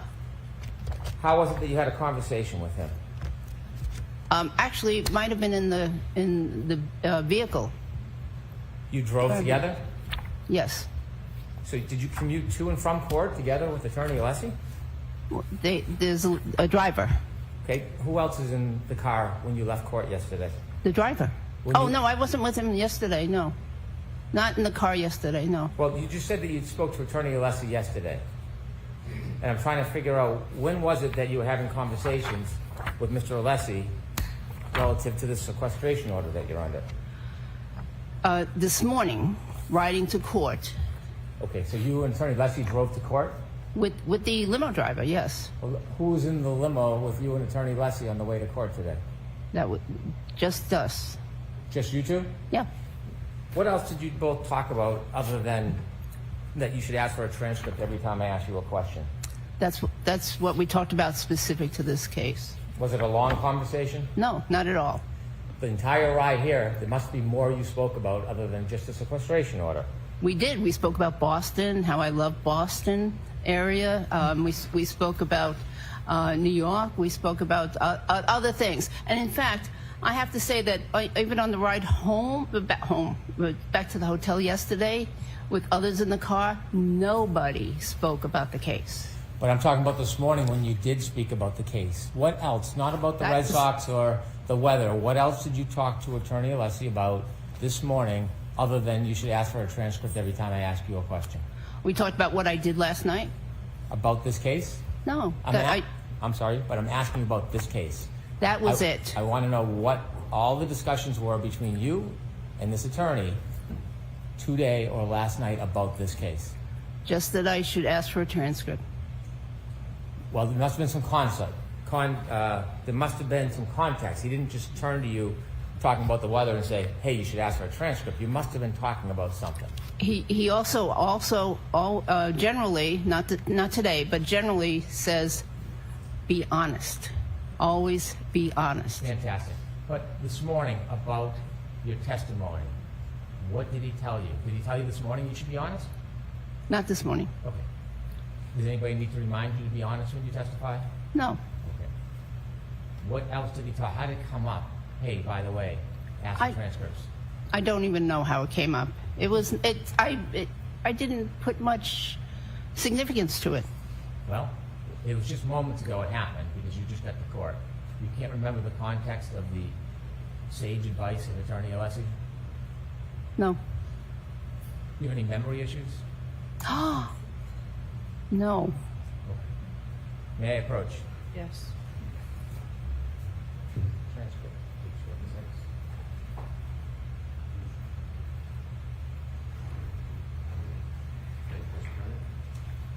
Since you've asked for the transcript, I have it for you.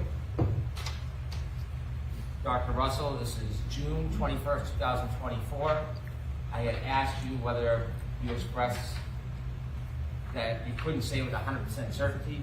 You agreed with my answer, so there's no need to try to refresh your memory, but I'm going to show it to you because you asked. Take a look at line 16. Is that now consistent with the questions I asked you and the answer that you gave, that you were less than 100%, you couldn't be 100% certain? That looks consistent. Okay. Do you want more time with the transcript? No.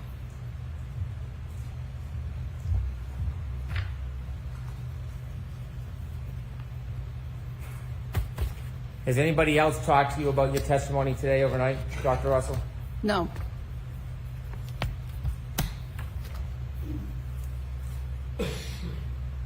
When you testified last year, same transcript that we just looked at, do you remember when you gave your opinion to a reasonable degree of medical certainty, you said that you thought the wounds were from an animal, possibly a large dog? On that same date? Yes. May I see the transcript? Of course. Pursuant to Attorney Alessi's advice, let me approach. Objection, Your Honor. I'm going to strike that. Disregard that, Jones. May I approach? Yes. What page you want us to? 23.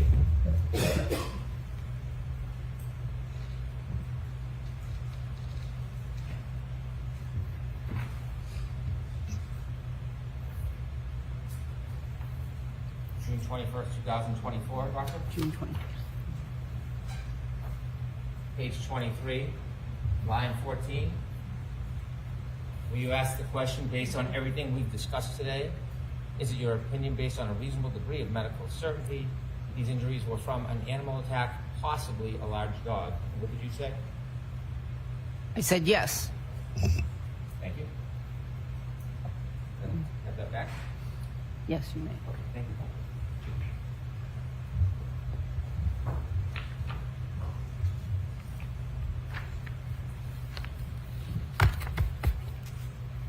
When you gave your opinion, not this year, last year, you agreed when you were assessing the wound, you used the word, or adopted the word possibly, didn't you? Explain the context of it? Sure. That sentence? Sure. Go right ahead. No, you. I'm sorry. Okay. I'm sorry. Please rephrase the question. When you were asked about your opinion last year, not this year, last year, about whether to a reasonable degree of medical certainty the injuries were from an animal attack, possibly a large dog, you agreed with that characterization. A large animal, possibly a dog, didn't you? Yes, an animal, possibly a large dog, last year, yes.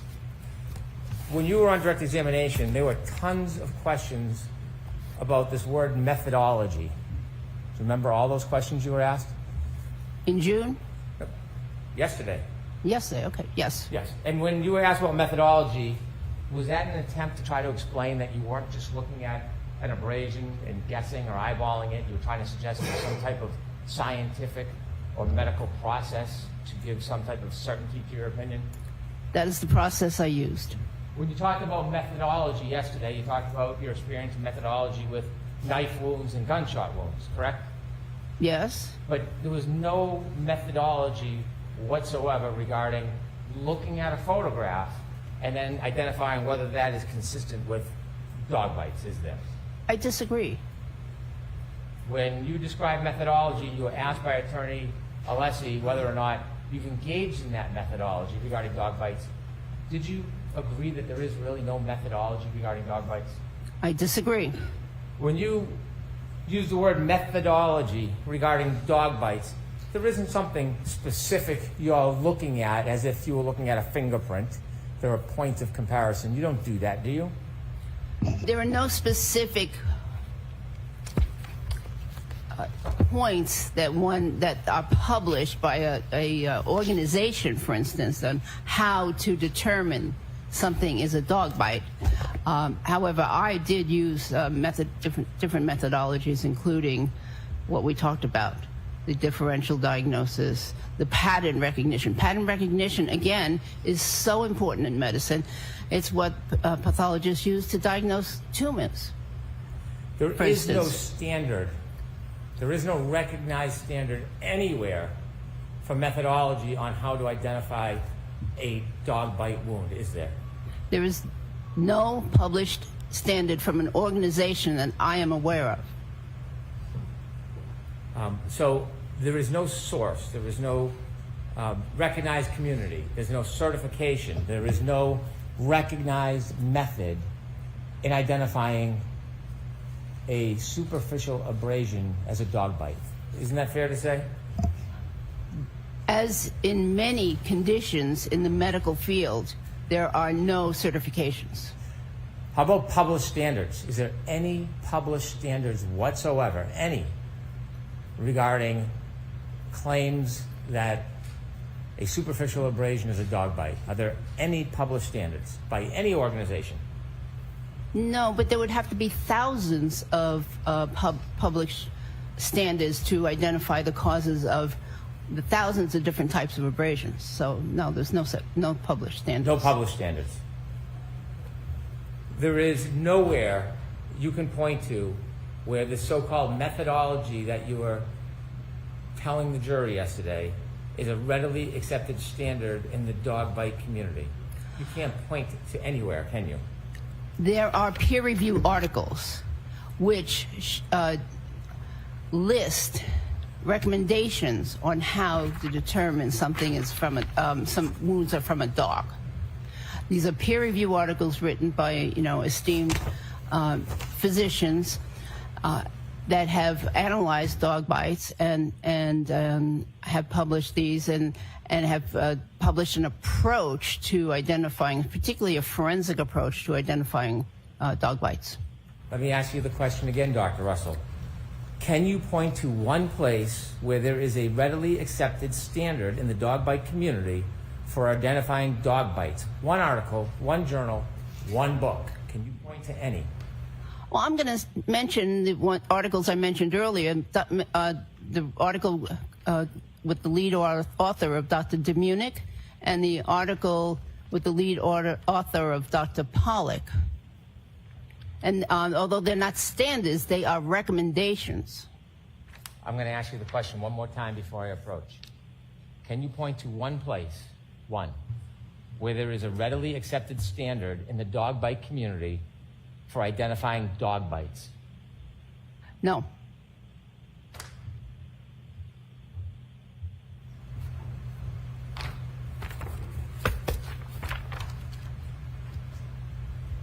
And so with no readily accepted standards in the dog bite community, no defined methodology, when you look at a photo like you do of John O'Keefe's arm, you're just eyeballing it based on your personal experience with dog bites, rather than relying on some type of scientific foundation that has been published and accepted in the community. Objection, Your Honor. I'm going to allow that. Isn't that fair to say, Dr. Russell? No, absolutely not. There are many, many conditions in medicine where there are no standards developed, and yet doctors make, and nurse practitioners and the like, make diagnoses all the time on these various medical conditions, and more importantly, they treat them because they require treatment. There are not published standards on every single of the 10,000 or more medical conditions that exist, including dog bites. I'm not talking about a stuffy nose or a broken leg. We're talking about dog bites here. So let's focus on dog bites, if you would, if you can indulge me, doctor.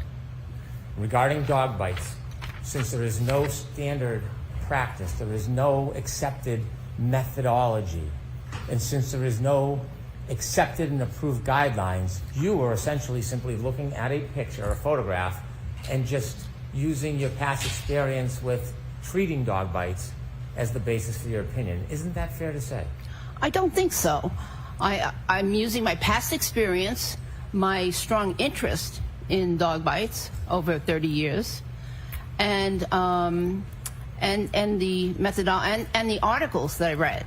The numerous articles I read, but the articles that have recommendations. I'm using all of that combined to come up with a methodology for determining that those are the result of a dog. When you say coming up with a methodology, are you saying that you're creating your own methodology, that you're the person who has the standard and nobody else? Is that your position, Dr. Russell? No, the phrasing was not good there.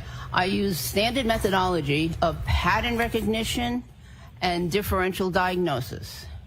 There is no standard in the medical community relative to differential diagnosis and pattern recognition as it relates to dog bites, not other areas of medicine, dog bites. There is no accepted methodology, is there? That's true. You mentioned that you have this strong interest in dog bites. Let me borrow a phrase. Do you think you had any confirmation bias when you got into this case? I don't think so.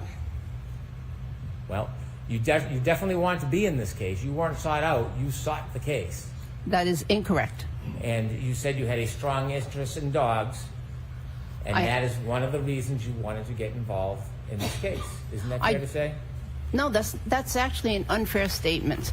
I did not want to get involved. I wanted to offer my my knowledge and experience to help clarify issues. I did not want to become an expert witness in this case. And I used, again, as I do on just about every medical condition that I look at and every wound that I look at, I do a differential diagnosis. What else could this be? What else could have caused these scratches and abrasions and wounds? What else before I come to my conclusion?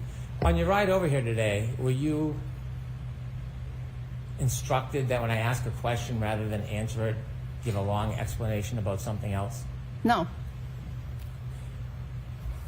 I would like to put up an exhibit of Mr. O'Keefe's arm, and I want to ask you some questions about it. You and I have had many conversations about Mr. O'Keefe's superficial scratches before, haven't we? Yes. And would you agree, looking at these, they are superficial abrasions? Do you agree with that characterization? Yes. When we last spoke, just for background, to remind ourselves, we broke these into separate parts so we could discuss them by number, just for the sense of clarity. And we discussed this as wound number 1. Do you remember that? Grouping number 1, yes. Number 2? Yes. Number 3? Yes. 4? Yes. 5. Which did you call 4? 4, 5, 6, maybe. Okay. So as we go through, I'm going to identify them by number. That wasn't done by anybody else. It was just during our discussion so we can have clarity. Is that fair? Okay. Sustained. Is it fair if I refer to this as 1, 2, 3, 4, 5, 6? I think so. Okay. When you testified on June 18th of 2024, last year, when you came in, you were asked questions before the actual hearing. You were asked questions about this particular superficial abrasion, weren't you?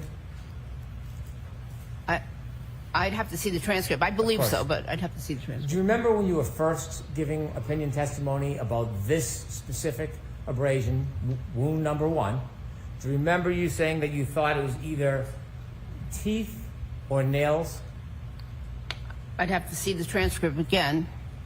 I will give you the transcript, and as I'm doing that, let me ask you, do you remember your testimony about what you actually said? Yes, Your Honor. So, do you remember your testimony?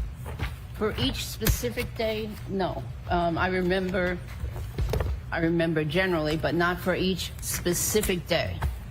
If you I've have been here many opinion, times. I'm going to bring your transcript up to remind you, but if you have an opinion, it shouldn't change, right? It should always be the same? Generally, yes. Okay. So let me ask you before we talk about what you said at the beginning. What is this from? Teeth or nails? It could be either, but I think that's from teeth. So when you say they could be either, if you have a methodology and you have a certain standard where you can identify something based on a standard, there wouldn't be so much uncertainty, would there? You'd be able to look at this, consider the methodology, and either come to an opinion whether it was teeth, nails, or something totally different, right? You know, Mr. Brennan, perhaps I didn't explain earlier, but the nail of a dog tends to be cone-shaped, conical in shape. And very similar to the nails, the canine teeth of dogs. So the shape and the fact that they come to a point makes some wounds indistinguishable. Are you saying that nails of a dog are so similar to the teeth that you can't tell the difference between them when you're looking at a wound? I'm saying that they can cause similar looking abrasions. Are you able, as the premier expert in the United States on dog bites, able to tell the difference between teeth and claw nails of an animal when you're looking at a wound? Individually, well, okay, that's a very interesting question. Sometimes it's difficult because they can have similar appearing wounds. So you have to look at the overall pattern in order to make some conclusions. Well, when you first started testifying in this case, you never suggested you had to look at everything in totality. You were giving opinions regarding individual wounds. Isn't that fair to say? No. It wasn't until I began asking you questions and you had inconsistent answers that you've now changed from, rather than identifying individual wounds, now you're saying I can't identify individual wounds, but I can tell you in totality. I disagree with that. I believe that the very first time I testified, I mentioned that the overall pattern was important. When you first testified, so today, before we get to your testimony, you're saying this could be either teeth or nails, but you think it's probably teeth. Correct. How probable? Do you think it's certainly teeth, to a reasonable degree of medical certainty? You're not sure? What is the value of your certainty or lack of certainty about what caused this wound? Reasonable degree of medical certainty. What is a reasonable degree of medical certainty? That what? That those are caused by teeth. Teeth. Okay. When you first testified, your position was it could have been teeth or nails. That is different than saying, to a reasonable degree of medical certainty, teeth, isn't it? No, there is a small possibility that they could be caused by nails. When you first testified, you didn't qualify it as a small possibility, did you? I perhaps wasn't asked. Well, you answered. Remember when you were asked about it and you answered? You talked about that it was a pattern close to the shoulder with parallel marks. Do you remember? Do I remember what? Saying that this is a pattern close to the shoulder, right? That they're superficial. You agree with that still? Yes. And did you say they were consistent with teeth and nail marks? Yes. Okay. Nails on a dog, oftentimes or most times, are horseshoe shaped, aren't they? They're generally conical shape. You don't think that nails on a dog in your studies have a horseshoe shape?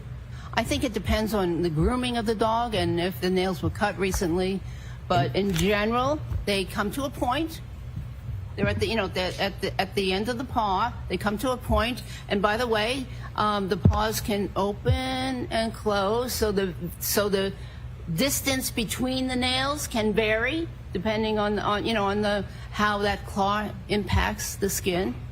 So in many ways, they resemble the overall shape of canine teeth. And so to get back to my question here, you're saying that this could have been caused by dog nails? It's possible. Do you know, or do you think that the teeth in a dog are different shapes and sizes? Oh yes, depending on the tooth, there's different shapes and sizes, absolutely. When you testified the first time and you said that you thought it was teeth or nails, do you remember testifying a couple days later in front of a group of people and you again iterated that this could be teeth or claw marks? That was your testimony last year. Teeth or claw marks, right? You know, I'm going to object to the characterization of that prior proceeding. So, just prior proceeding, folks, that's all that we need. Did you testify at that prior proceeding last summer that this could have been teeth or claw marks? I would need to see the transcript.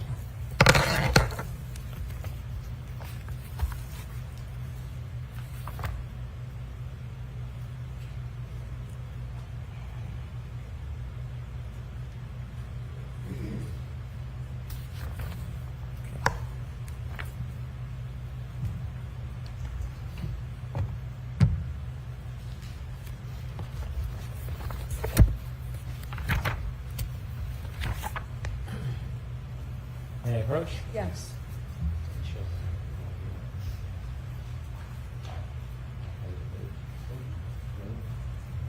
When you first testified on June 18th, Doctor, you were asked questions trying to identify what you thought that wound was. And this is your June 18, 2024 testimony. On page 37, line 7, the questions begin. And you were asked what you thought they were. You can read any part you want, but line 7 might be a starting point.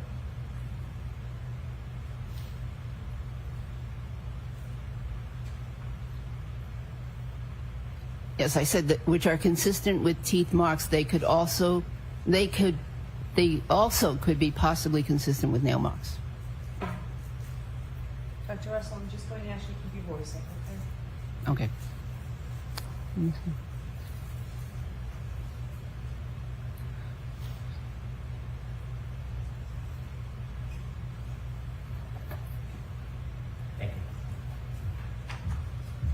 That was your first testimony last year, yes?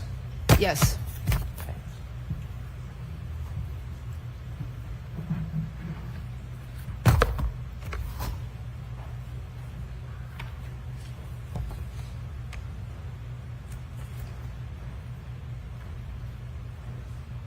And then did you testify a couple days later and again repeated the same opinion, teeth or nail marks?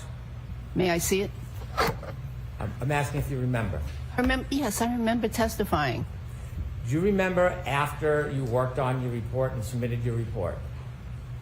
Yes. After your consultations, do you remember changing that opinion regarding number one? Do you remember changing that opinion? No.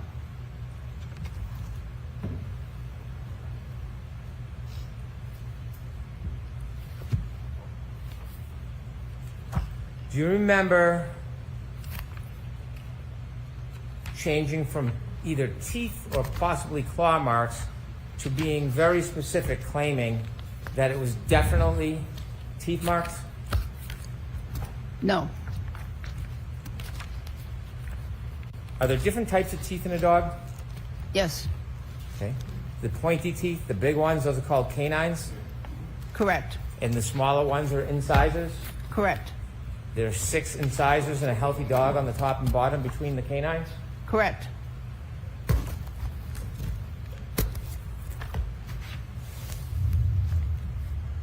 Okay.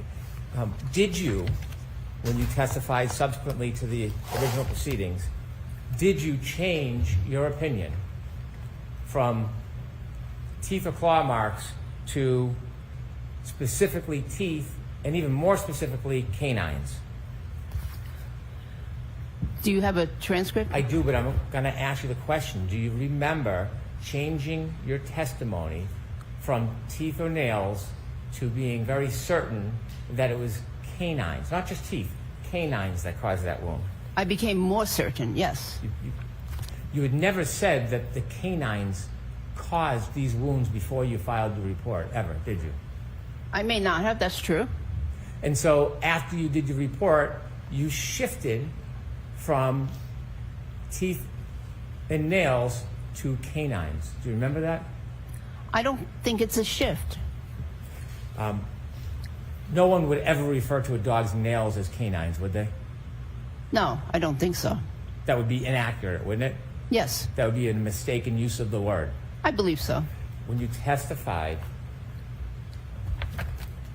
December 2024, you didn't say nails could have caused this wound. You didn't say generally teeth. You said canines.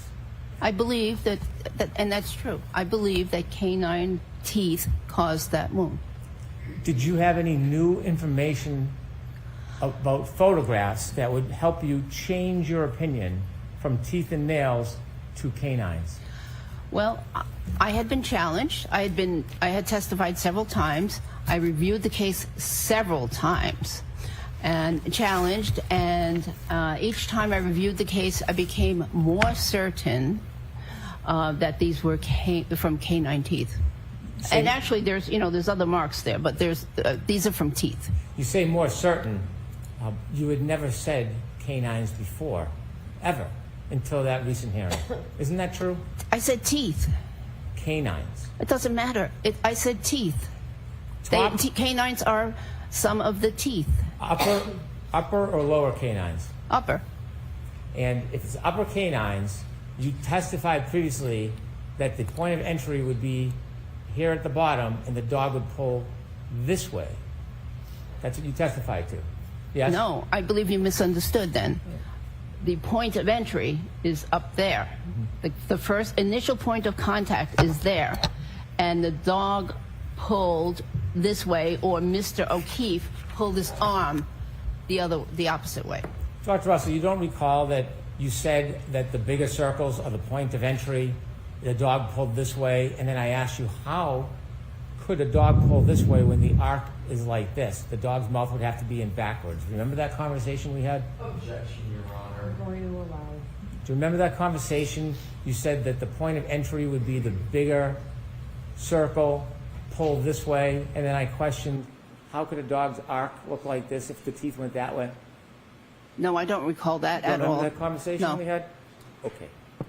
And so, inevitably, when you look at this part of the wound alone, have you expressed an opinion that you're unable on its own to be able to tell whether this was caused by a dog? Which part of the wound? Taking any of these alone, let's start with number one. Haven't you expressed an opinion that taking this alone, you would not be able to say that was from a dog bite? That is correct. In and of themselves, they're not that specific or characteristic. However, as a group, they are highly characteristic of a dog injury. Mr. O'Keefe's arm only had this wound and nothing else, by virtue of what you're telling us, you would not be able to offer an opinion that this was consistent with a dog bite. That very first wound up Yes. there, closest, I agree, yes. In fact, you've testified about this very issue before. If this was the only wound on Mr. O'Keefe, number two, you would not be able to say that the injury is consistent with a dog bite. Correct. I'm going to go through all of these just so we're clear. Same thing with number three. You've provided opinions on this before. If you look at this wound alone, in isolation, you would not be able to say that it came from a dog bite. Correct. Four, pardon me. Yep. Four, same. Looking at the wound alone, you would not be able to say it came from a dog bite. Correct. Same for five and same for six. Correct. Now, when you testified before your recent testimony, you never had that qualification. When you came into court, you were saying that when you looked at these wounds individually, you were saying that you could identify it as a dog bite.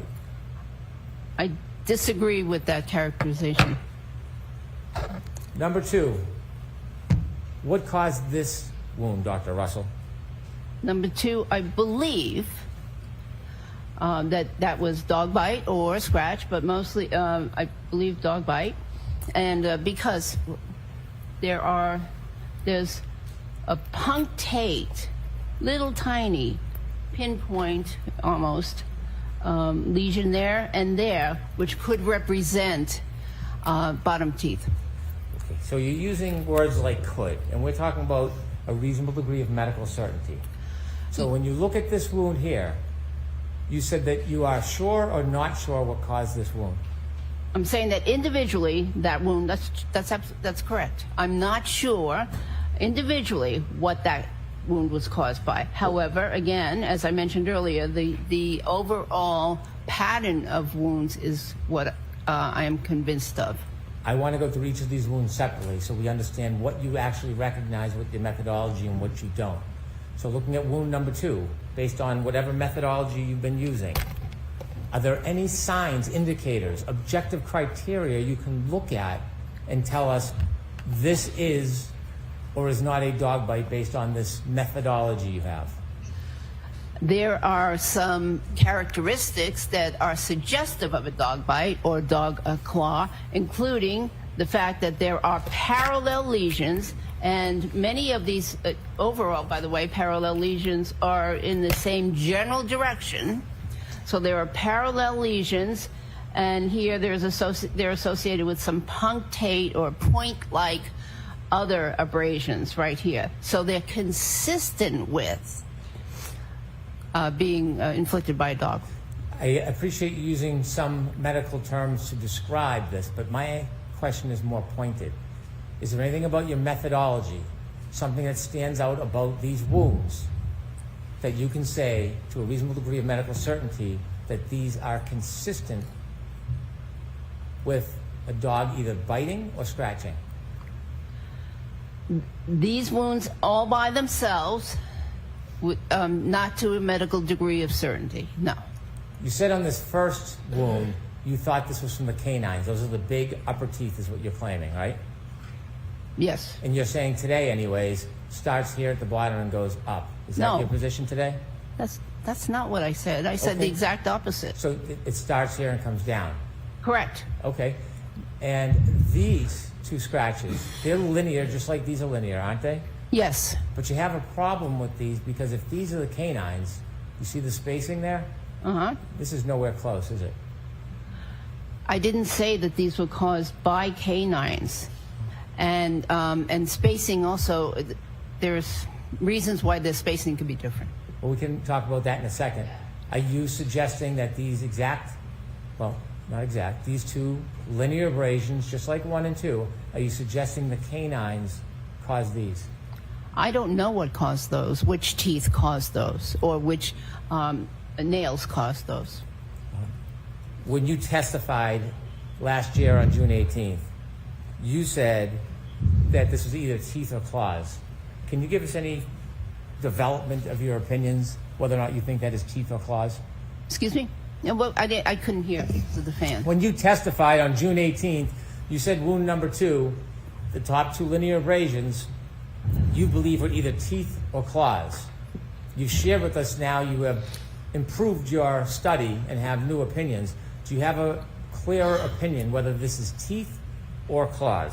Objection, Your Honor. Sustained, ask it differently. Do you have an opinion whether this is teeth or claws or not something totally different than a dog? I believe they are teeth or claws caused.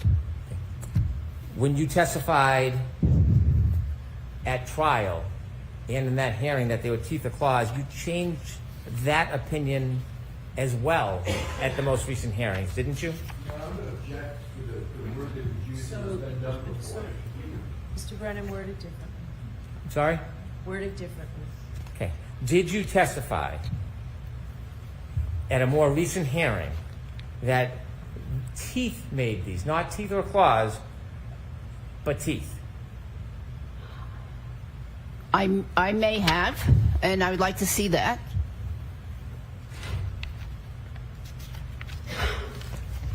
May I approach? Could you just hold 1 second? Could you please turn the fan off, Paul? Joyce, is it okay if we turn the fan off so we can hear better? Thank you very much, Officer DeLong. May I approach? Yes. From your December hearing, page 100, line 5, when you were asked about that second wound in December, and I asked whether you changed your opinion from teeth or claws to just teeth, weren't you asked specifically about that on page 100, line 5?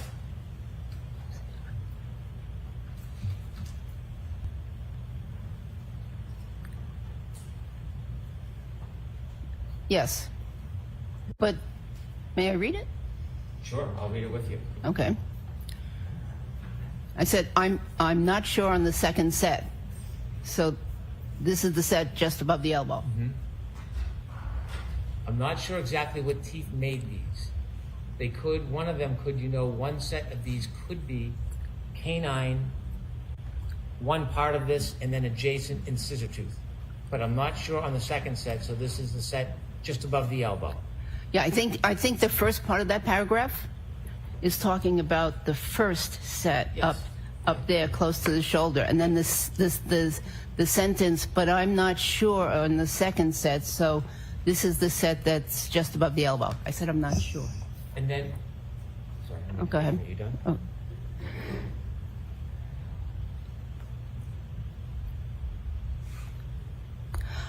Yeah, actually, I did make another comment. What is it? So, however, what is interesting and certain is that there's an upper set and a lower set. So, this mark was an upper tooth. This is a lower tooth. What I was referring to is this mark here and that mark, and then this mark here and this mark here. So it appears that this is from upper, and these are from lower. That's what I was referring to.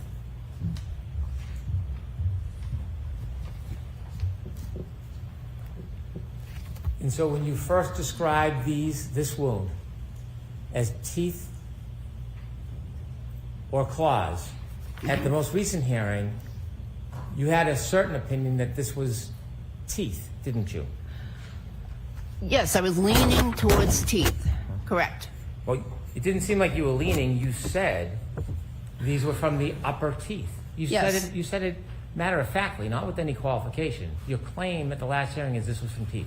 That's what I believe. And today you're saying you don't know if these were teeth or claws. Not with 100% certainty. You didn't qualify 100% certainty. You were asked your opinion, Dr. Russell. Yes. You were asked, what do you think? And you didn't say, well, not 100% certainty. Your claim, the first time you testified, teeth or claws. Recently, you said teeth, and now you're saying you're not sure. No, I'm saying I believe that those marks are from teeth, but I'm not 100% certain. Suffice to say, looking at wound 2 alone, you cannot say this was caused by a dog. In and of itself, no.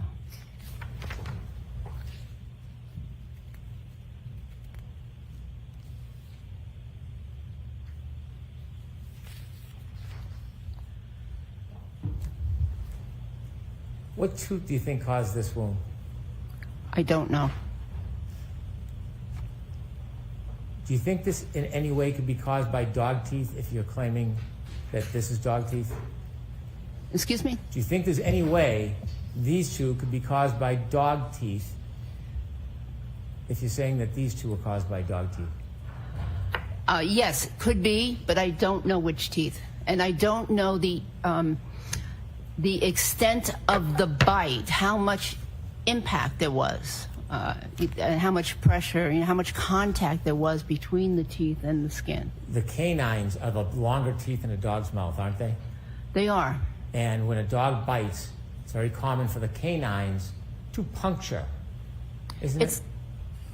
It's common if there's enough force, and it's common that you might have two canines if the strike is perpendicular to the skin. But if you have a tangential strike, a partial strike where only part of the teeth impact, you'll get different configurations.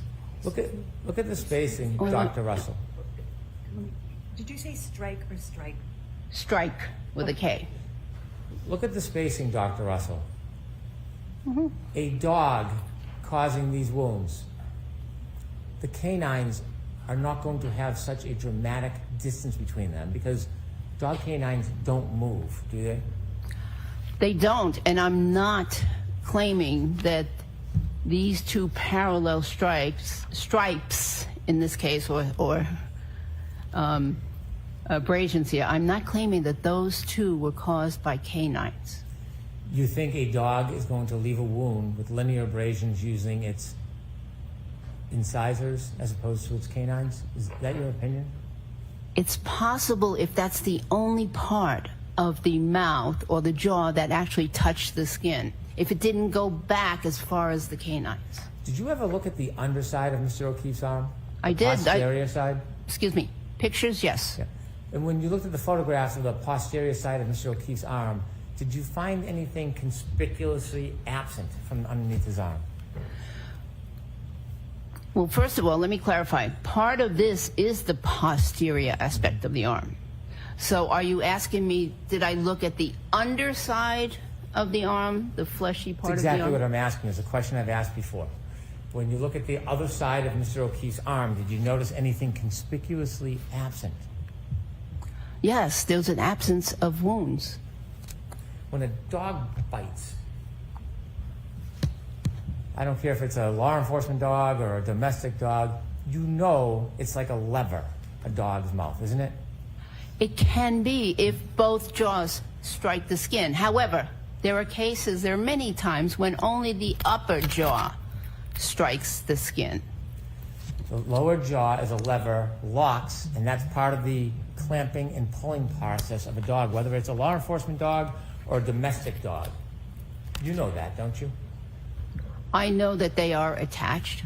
Your claim is that there's many, many different dog bites on Mr. O'Keefe's arm.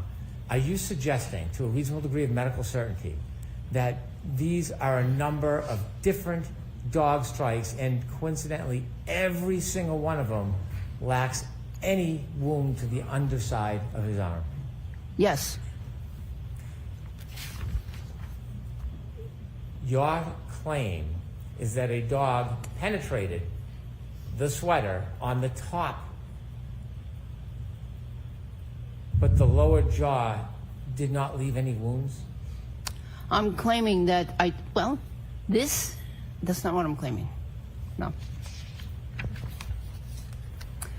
As I mentioned earlier, these could be from lower jaw. Those right there. You're saying could be. Could be. That's speculation. We're asking you for your medical opinions. Your medical opinions. Do you have any evidence that the dog's lower jaw, you said maybe upper, maybe, that the lower jaw, even just once in this whole event, penetrated Mr. O'Keefe's skin? No, nothing penetrated the skin. There was no actual penetration of the skin. These are abrasions. But I believe that these small marks right here, punctate marks, may be the result of lower jaw impact. Rather than deal in speculation and maybes, can you tell us to a reasonable degree of medical certainty whether or not this was caused by a tooth?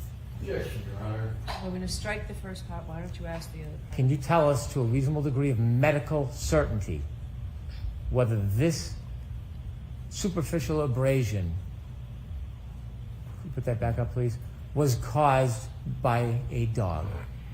In and of itself, that part only, no. Can you tell us anywhere on Mr. O'Keefe's arm to a reasonable degree of medical certainty where the lower jaw impacted Mr. O'Keefe to leave even a scratch?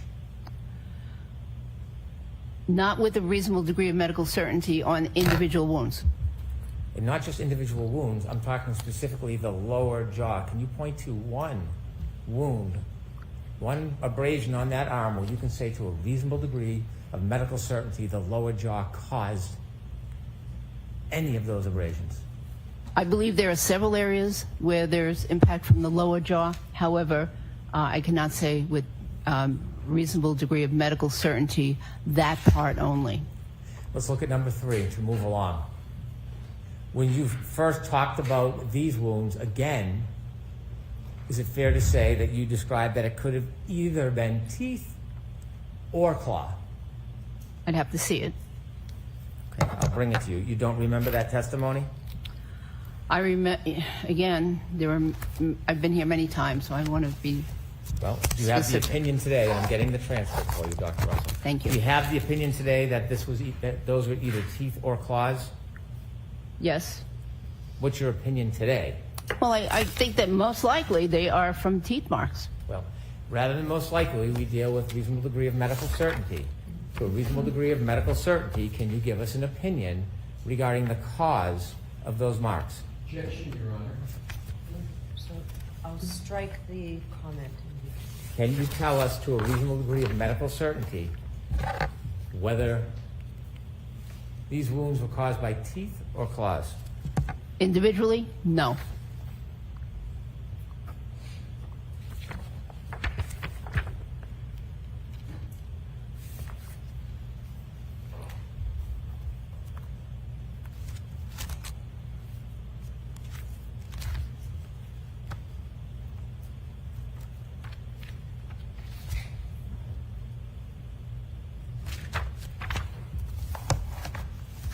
Did you ever change your mind about the source of these abrasions?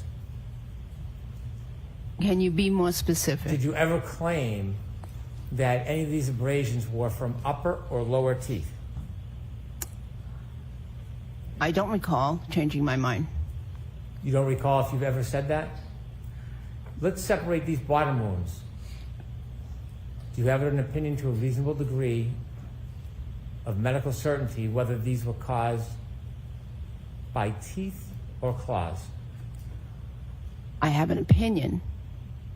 To a reasonable degree of medical certainty? No. Do you have an opinion to a reasonable degree of medical certainty whether these were caused by either a dog teeth or dog claws? I have an opinion. To a reasonable degree of medical certainty?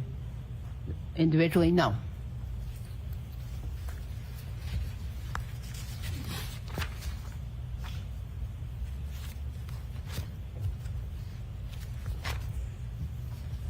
The one near the wrist, you had testified yesterday, there's lines in what you believe to be an arc, correct?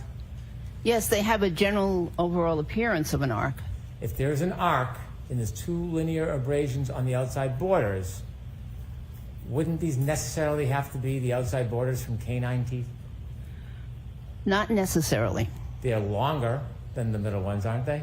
The abrasions are, but doesn't mean the teeth are. If this was an arc, like you claimed, you think different teeth other than the canines could have caused the outside scratches? It's possible. And you do note the distance between the top and bottom of those wounds compared to the distance in number 2 and the distance in number 1. I see the difference, yes. And you have to concede, Dr. Russell, that the same set of teeth, the same canines, could not reasonably have caused this wound, and this wound, given the distance between the inside and outside. First of all, I'm not certain that these are all canines, as I mentioned earlier. Secondly, you have to take into account that skin is elastic. It bends. It depresses. So you could have two prongs, for instance, of a pitchfork, for instance, just as an example, impact the skin in different places, and the measurement between the two can be slightly different depending on the elasticity of the skin and the underlying structures. This is not a slight difference, Dr. Russell, is it? Again? Objection, Your Honor. So there was a question at that, so I'm going to let that in. Again, Dr. Russell, the distance here, it's not insignificant, is it? Mr. Brennan, I already mentioned that I did not think that these were caused by two canine teeth. And these, the distance between these two, have you measured them? I approximated them, yes. What did you come up with? Visually, and I can see that there's a difference. What was your measurement for this one? I think about 4 centimeters, and this was a little bit more. Did you note that in the report? Did you No, I did measure not. them? Did you actually take out a ruler, measure them, and document them as you studied these wounds? Did you go through that process during your methodology? No, because this is an image, and there's no scale in this image as to how far away different points are. So my own measurement would not be accurate because there's no scale in the picture. Why did you go through the process of measuring them if you're now saying that it's inaccurate after I asked you if you memorialized it? Why would you even do it if you're now saying it was inaccurate? It was an approximate measurement in my mind. In your mind? Yeah. Okay, but you never put it on a piece of paper or report, notes? That's correct. Why would you even go through the process if you're looking at it and your explanation is it's only a photo, I wouldn't be able to tell? Why would you even try to? I think probably everybody in this room has already done the same thing. And if anybody in this room did the same thing, it would be quite obvious, Doctor, that the gaps between 1, 2, and 5 are dramatically different from each other, aren't they? They are. However, I'm not saying the same exact teeth caused those marks. When you testified yesterday, you used the term differential diagnosis. I want to ask you a lot of questions about differential diagnosis. Do you remember using that term? Yes. And differential diagnosis was really just a way for you to try to get your opinion to the jury that these injuries were not consistent with a car accident. That's what a fancy way of doing it is, right? No, it was a method I used. Differential diagnosis, you're claiming that you can say this is not from a car accident or a car collision. That's what you're trying to say, aren't you? That was the result of my differential diagnosis and my pattern recognition methodologies. If you're going to exclude a cause of the injury, in this case, a collision, you have to know a little bit about collisions, don't you? Yes. I don't know how to answer that. Well, try. Can you be more specific? If you're going to say that these superficial abrasions could not have been caused by a car collision, you kind of have to understand a little bit about the mechanics of a car collision, don't you? Actually, I disagree. However, I've treated thousands of victims of motor vehicle accidents and have seen the wound patterns that they come into the emergency room with, and that forms a basis for me. Do you really think? I'm sorry, please. Did you finish that answer, Dr.? No. Did I cut you off?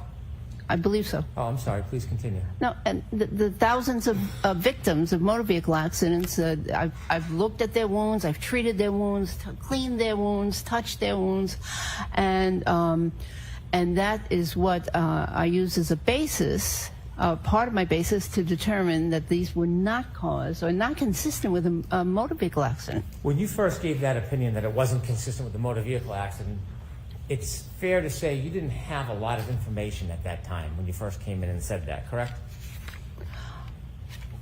Specific to this case? Yes. Yes. I didn't have a lot of information, that's correct. Okay. And so in order to rule out a collision causing these wounds, let me ask you, are you an accident reconstruction expert? Reconstruction? No. Did you ever go to any academy for training to receive any type of degree or certificates in car collisions? Actually, I did receive a certificate in hit and run accident investigation from the Massachusetts Criminal Justice Training Council when I was a police officer. Do you agree that what training you did have was rudimentary? It probably was, yes. Well, not probably. You've used that word before. Wouldn't you say that any training you have had has been rudimentary?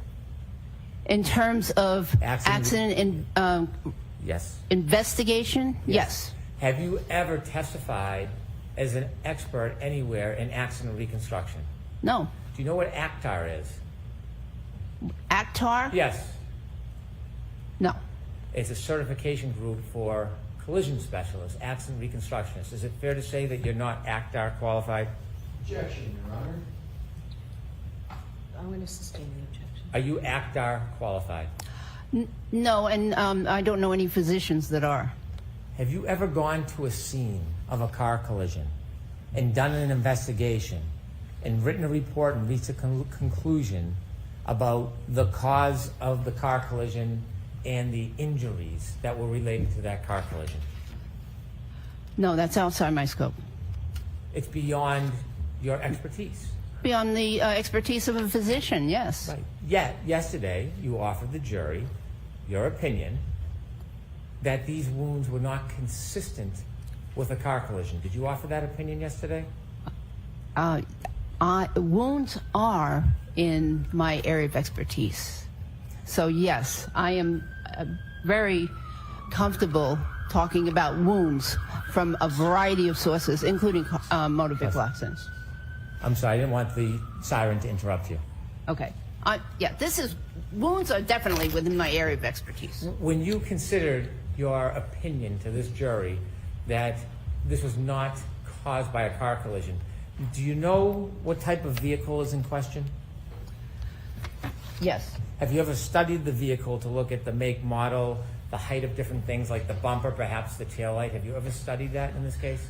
I'm aware of some of those factors, Have yes. you studied that before you gave this opinion? Yes. Did you go and actually look at the photos, do any measurements before you came up with this opinion? Not before I came up with the opinion, no. Did you ever look at the damage to the rear taillight of the defendant's vehicle and see if it was in similar or the same height of Mr. O'Keefe if he was standing up? Did you ever do that? I have looked at photographs. And when you looked at the photos, did you see that a 6'1" man like Mr. O'Keefe, if he stood, his elbow would be the exact height of Ms. Reed's broken taillight? Did you notice that? I noticed that there was a similar, that the height would be similar. The height of the elbow and the taillight, yes. Did you look at photographs of Ms. Reed's broken taillight and see if where the break was corresponded closely or directly to the same height as Mr. O'Keefe's elbow and forearm? I did. And did you see that it matched up height-wise perfectly? Close, yes.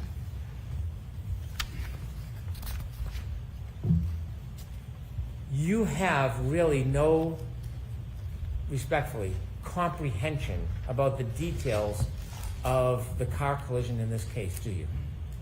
I have some understanding of the allegations of a possible collision. Do you know how slowly or fastly Ms. Reed's Lexus was traveling on January 29, 2022 at about 12:32 a.m., right around the time that you think these wounds happened?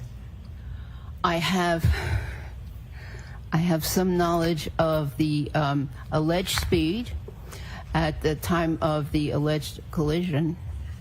Do you have any knowledge about the surroundings, the outside, whether the ground was soft or frozen? I understand that there was snow on the ground. How much snow do you understand was on the ground when Mr. O'Keefe's body first landed on that ground? Several inches. Where did you get the information that there were several inches of snow on the ground when Mr. O'Keefe landed? You asked me when? Where did you get that information from? A report that I read. Have you ever seen the videos or the reports that when Mr. O'Keefe was moved from the ground, there was grass and dirt under him? Yes, I saw a picture. Okay. Not 2 inches of snow. The ground, the cold, hard ground. Did you see anything that said that? Yes, I saw an area of grass in the picture. Have you ever looked at Mr. O'Keefe's pants to see if there was any dirt or grass stains on the back of them? I've seen pictures. Did you realize when you were forming your opinions about the source or the genesis or the cause of these abrasions, did you look at his pants and study whether or not he landed on snow or landed on the hard ground? I did not see any evidence of grass on the pants. Did you ever actually look at the pants? I don't know if I looked at the pants. So when you say you didn't see any evidence, are you saying you didn't look, or you looked and you didn't see anything? I looked at pictures of the clothing that was available at the hospital. Did you look at anything about the pants, photographs, the actual pants themselves? Did you look at them? I looked at the pictures that were available at the hospital of his clothing that was on the floor. Were part of the photographs that were available for your review and your conclusions of differential diagnosis, was part of that evidence photographs of the back of his pants? I don't recall. If you're going to make an opinion about something outside your expertise, that this was not consistent with a collision, wouldn't you want to see as much information as possible? So let's, yes, we'll come to sidebars. Not going very good for Bob Alessi, ladies and gentlemen, or not going very good for Dr. Marie Russell. Just a sad, overwhelmingly sad experience on cross. Dr. Russell quite literally admitted that she violated the sequestration order with Bob Alessi's help. And the Karen Reed defense has moved for a consciousness of guilt instruction, ladies and gentlemen, in the John O'Keefe and Karen Reed retrial. My name is Grant Smith Ellis, watching along with you, waiting for us to return from the sidebar. Yes, ladies and gentlemen, we are waiting for a return from the sidebar. Oh, the breaking news was that the state is moving for a consciousness of guilt instruction in the John O'Keefe and Karen Reed retrial. So that is big news, ladies and gentlemen. Big news indeed. We'll keep an eye on that. Waiting for court to come back into session from a sidebar, ladies and gentlemen. So we'll be keeping an eye on it. And hello, Old Main New Creations. It's great to see you. Hi, Crime Cricket. We will, we should be back into session in the next few minutes here. Very, very bad news for the Karen Reed defense all around, it seems, ladies and gentlemen. And I, the little towel, am here keeping an eye on things for you. Yes, I'm all right, ladies and gentlemen. Just waiting for court to come back into session. I'm sure that'll happen any moment, and then we'll go until our morning recess at 11. We'll talk a little bit about the motion from the state, or the proposed jury instructions, and the consciousness of guilt component. I think it'll be good, ladies and gentlemen. I'm looking forward to that, and I think it'll be good. So we'll do that, and this recess will go on for a little bit here. I'm not exactly sure how long, but yeah, we'll keep an eye on it. And yeah, my name is Grant Smith Ellis. I am a towel, and I am monitoring for you as we wait for court to come back into session in the John O'Keefe and Karen Reed retrial. It's Tuesday, June 3rd, 2025. Coming up on 10:25 a.m. here. This is a protracted sidebar as Hank Brennan is up on cross, and we wait for the court to come back into session. Jurors don't exactly love these long sidebars, so keeping an eye on things, though, ladies and gentlemen. Keeping an eye, just waiting for court to return. And sometimes these sidebars with Bob Alessi can be a little bit protracted. It's when he's going to be the lawyer doing the objection. So we'll keep a close eye on it. I expect Hank Brennan to continue to be ruthless with Dr. Marie Russell. I think Hank Brennan's sending a message to the defense that your witnesses are not only not going to help your case, they are going to hurt your case a lot. So, yeah, little towels, we're going to just wait for court to return into session here, and I'm looking forward to it, ladies and gentlemen, and I think that we'll continue to monitor very closely, and I appreciate all you being with me this morning. Towels hasn't eaten yet today, so hopefully some calories in the next little bit will get Towel going, and once court comes back into session, I'll try to catch my breath, get myself refreshed here. Trying not to yell too loudly today because I don't want to disturb anyone. Some people are like, during the case, would you mind if you just didn't start yelling unless it's very, very important? But yes, little towels, just waiting for court to come back into session, and I think it will be a very interesting return to session in the John O'Keefe and Karen Reed trial in just a few minutes. Anytime Hank Brennan is up on cross, of course, makes for a very, very interesting moment, ladies and gentlemen. And I think the violation of the sequester order, no doubt, had an impact on this already. But yes, ladies and gentlemen, Little Towel is here with you. It is a protracted Bob Alessi style sidebar. The court is always inclined to indulge Mr. Alessi in his extended sidebars, but I don't think that the jury likes it very much. So, no, I'll try.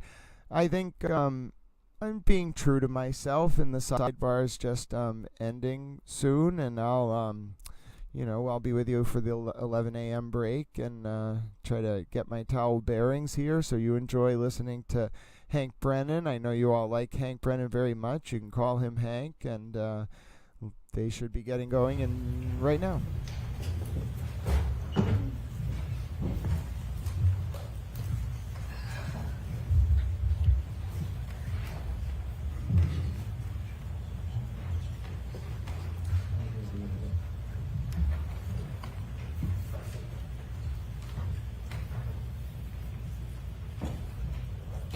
Dr. Russell, before you gave your opinion to this jury,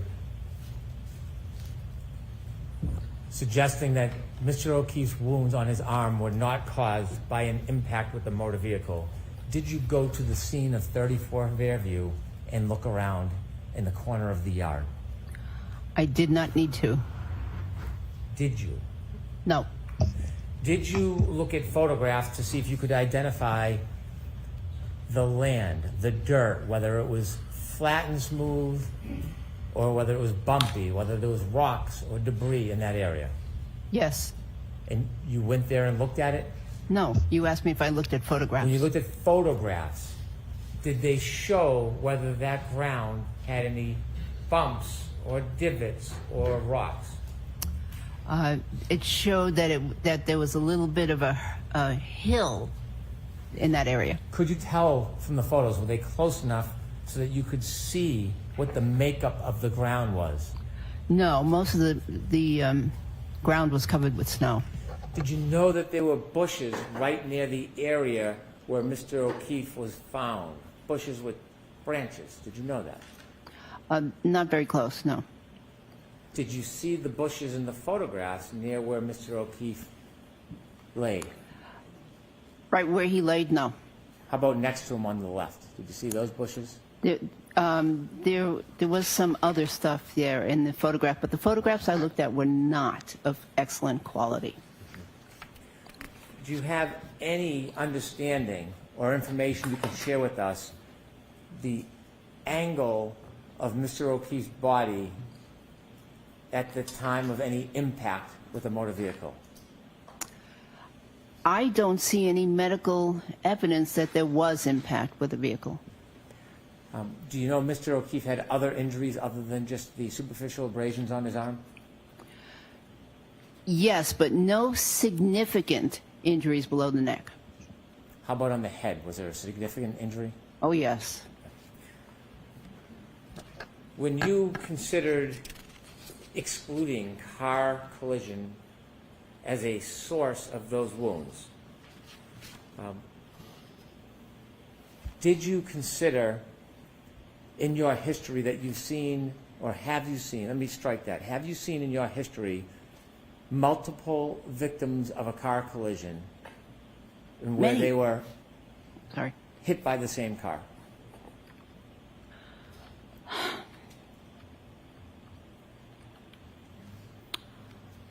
Probably, but I can't recall a specific case. Would you agree with me if a car ran into a group of people and caused a number of injuries, those injuries to different people could vary wildly from one to another?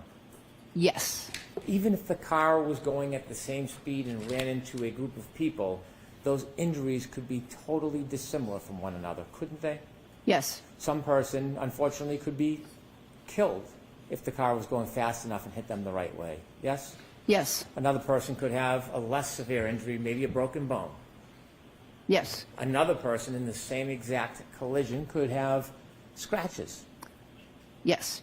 In fact, there are cases, I'm sure you've studied, where people have been hit by cars, thrown airborne, and had no wounds on them at all. Have you seen that? Could you repeat that? Are there instances that you have considered where a person is hit by an automobile, actually thrown, removed from the ground, thrown in the air, and gets up unscathed with no injury at all?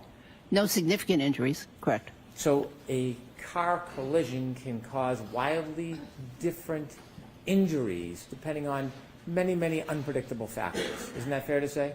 Yes. When a vehicle's involved, have you ever been involved in treating patients that received injuries from broken plastic or broken glass in a car?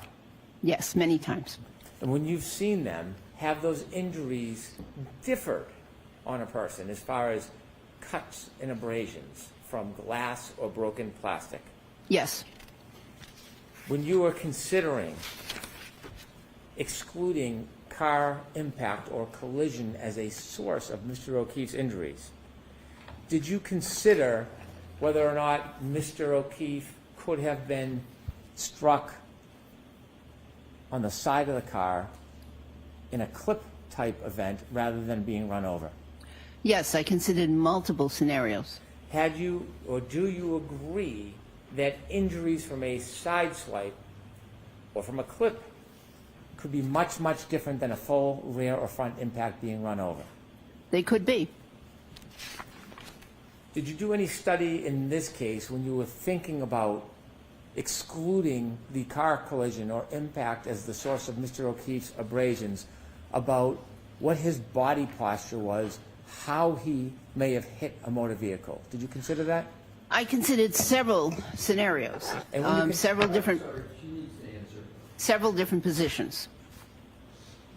And when you considered that, what did you conclude as far as Mr. O'Keefe's body movement at the time of any potential impact? Oh, first of all, I didn't see any medical evidence that there was an impact. There were no significant injuries from the neck down. No fractures, no bruise, no internal injuries, no lacerated organs, no collections of fluid in the lung cavities, the abdominal cavity. No significant injuries from the neck down, and so yes, I used that and tried to put that in a scenario of his various positions. What could he have been? Standing, kneeling, sitting, lying down on the ground. I did all that. You were a police officer before you went to medical school, weren't you? Yes. You had arrived at scenes of many, many car collisions, hadn't you? Yes. What is oftentimes left behind after a car collides with an object? Debris. Debris field, yes? Did you look at the debris field in this case? No. In the cases that you went to wherever you saw car collisions, some of the debris that you would find could be broken glass or broken plastic. Isn't that fair to say? Yes. And when you went to those scenes, you would often find broken glass or broken plastic in a debris field near where the victim was found or laying. Isn't that fair to say? The debris field would be usually near the collision, if there was a collision impact. And when you were considering excluding car impact or collision in this case, did you take a look at the entire debris field to determine how close or far it was from Mr. O'Keefe's body? I couldn't tell on the photographs. I'm sorry, please finish. I couldn't tell from the photographs. And before you came to your conclusions, did you ask anybody for any more information so that you could make a fair assessment of that information?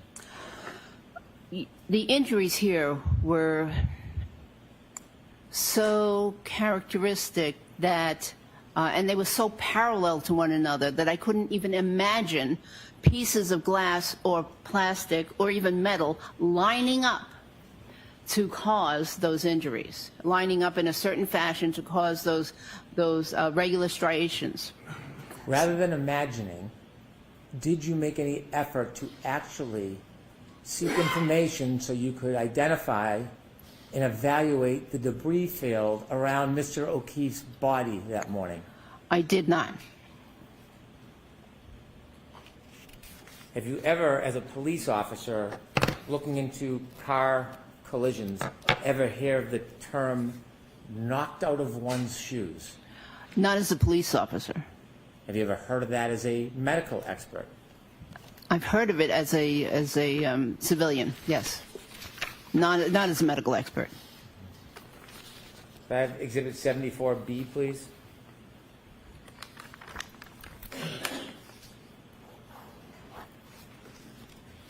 In your study, before you gave an opinion excluding an impact or a collision as the cause of Mr. O'Keefe's abrasions on his arm, were you aware of this photograph where Mr. O'Keefe's sneaker was found on the side of the road?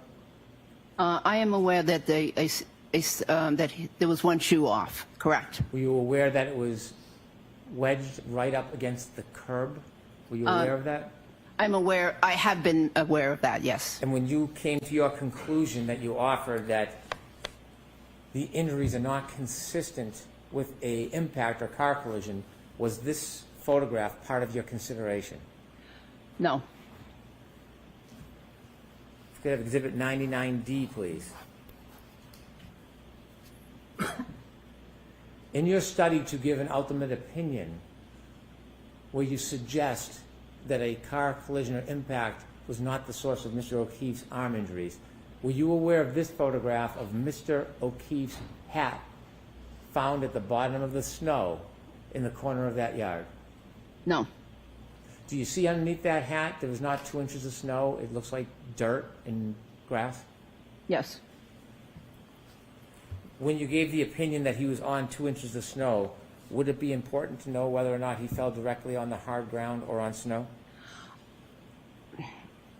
It could be important. However, it could be. If the ground was frozen, if it wasn't frozen, it could matter a little bit. Exhibit 73, please. When you were reaching your conclusions, you said you considered some of the debris field. Did you see this photograph of a piece of taillight that matches the defendant's taillight of her SUV? Did you consider this piece of evidence that was found in the debris field? Not specifically. 76A, please. Same question. Did you consider this piece of the debris field when you were coming to your conclusions that you offered us yesterday? I considered that there would be several pieces of metal, plastic, or glass at the scene. Did you consider this picture of plastic from the defendant's rear taillight found at that scene? Did you consider that before you gave your opinion to the jury? No.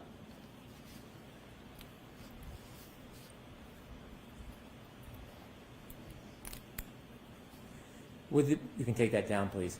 Would there be any significance in your study, in the foundation of your opinion, that a collision or impact did not cause Mr. O'Keefe's wounds on his arm?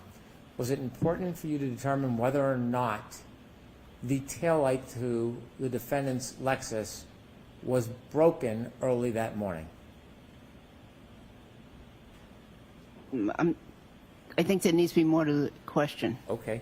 When you were considering potential causes of injuries, did you know that the defendant's Lexus rear right taillight was broken in missing pieces? Yes. Was it important to time when that taillight was broken? What do you mean by time? You understand that Mr. O'Keefe was found on January 29th, 2022, yes? Yes. Early morning hours? Yes. When you were making your differential diagnosis, was it important for you to learn whether around that time the defendant's taillight was broken? It was important to know. I still don't understand the question. I'm having trouble understanding the question. It's my fault. I'll try to ask it a different way. You were considering as much facts and information as you could to give a solid opinion in front of this jury, weren't you? Yes. And you ultimately have offered an opinion that the wounds to Mr. O'Keefe's arm are not consistent with an impact or a collision with a vehicle, yes? That's correct. You know the vehicle in question in this case is the defendant's vehicle, her Lexus. Yes. And you learned that her right rear taillight was broken in missing pieces, yes? Yes. Did you want to know if there was any evidence depicting when that taillight was broken, in considering this conclusion? Yes. Did you know that there was video from 5:07 a.m. showing that the defendant's taillight was missing pieces? Objection, Your Honor.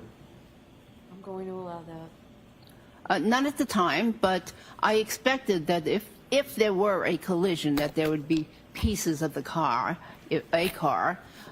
involved. So it didn't really make any difference. When you were trying to rule out a collision between Mr. O'Keefe and Ms. Reed's vehicle did not cause these injuries, did you want to seek that information about the broken taillight and date and time it?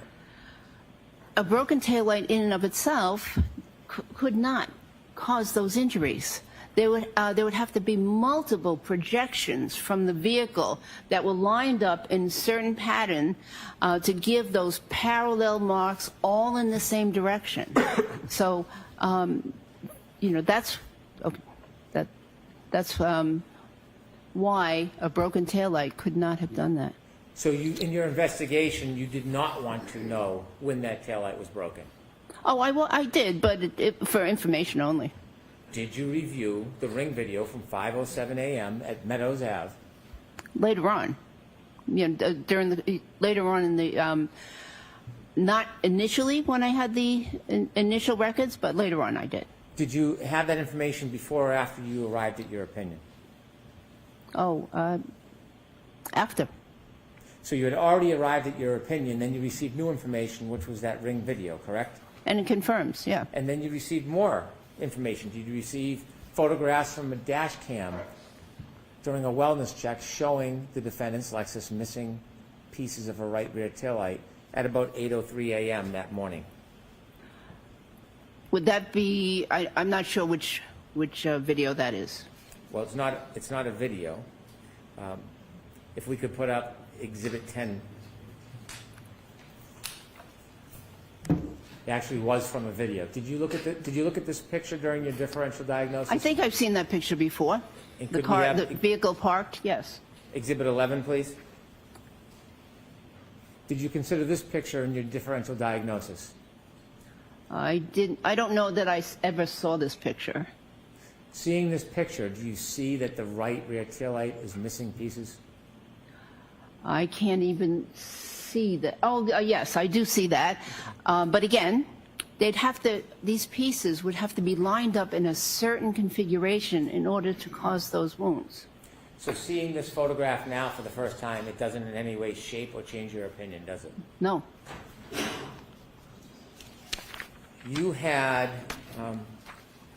as a police officer, when you're excluding the source, in this case you're saying the cause of Mr. O'Keefe's scratches on his arm could not have been from a collision. Do you listen to witness testimony or do you review witness statements? Objection, Your Honor. I'm going to allow that. Just, do you do that? As a police officer, in investigating a car accident, is that what you're asking me? Yes. Did I take witness statements? Yes. Yes. And do you value the statements as part of your analysis? I give varying values depending on what I believe to be the veracity of the witness. Have you listened to the statements of the defendant herself in this case regarding potential impact? No, what do you mean? Well, have you seen any statements made by the defendant to any media about potential impact or collision in this case? Oh, are you referring to what you've asked me previously about, did I hit him or something of that? What do you mean specifically? Have you seen any of the media statements by the defendant, 2020, Nightline, docuseries? Have you seen any of these statements in your analysis of whether or not there was a impact or collision between the defendant and her Lexus and Mr. O'Keefe? Have you seen any of those?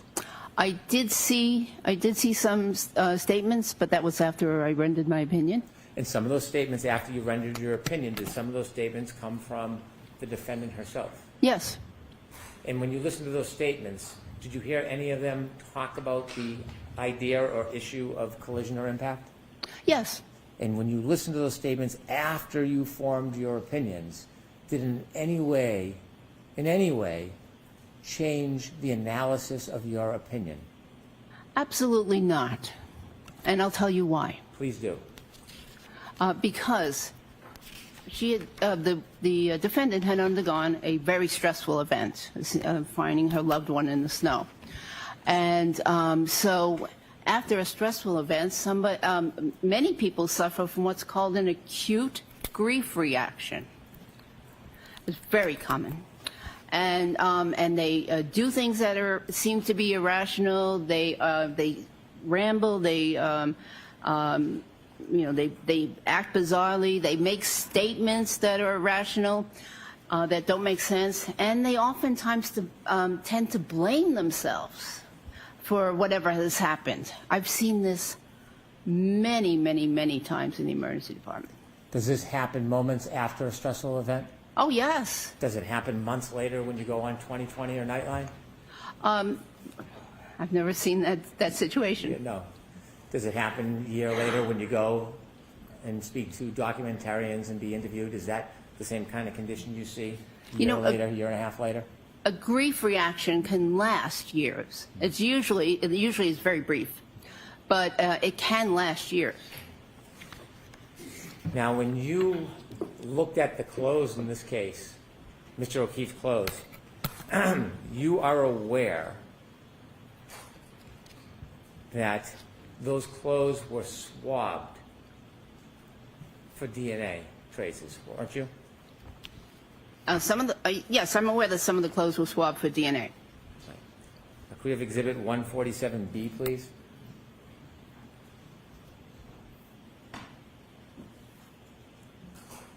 On the right arm, there were a number of different tears in that fabric that you looked at, weren't there?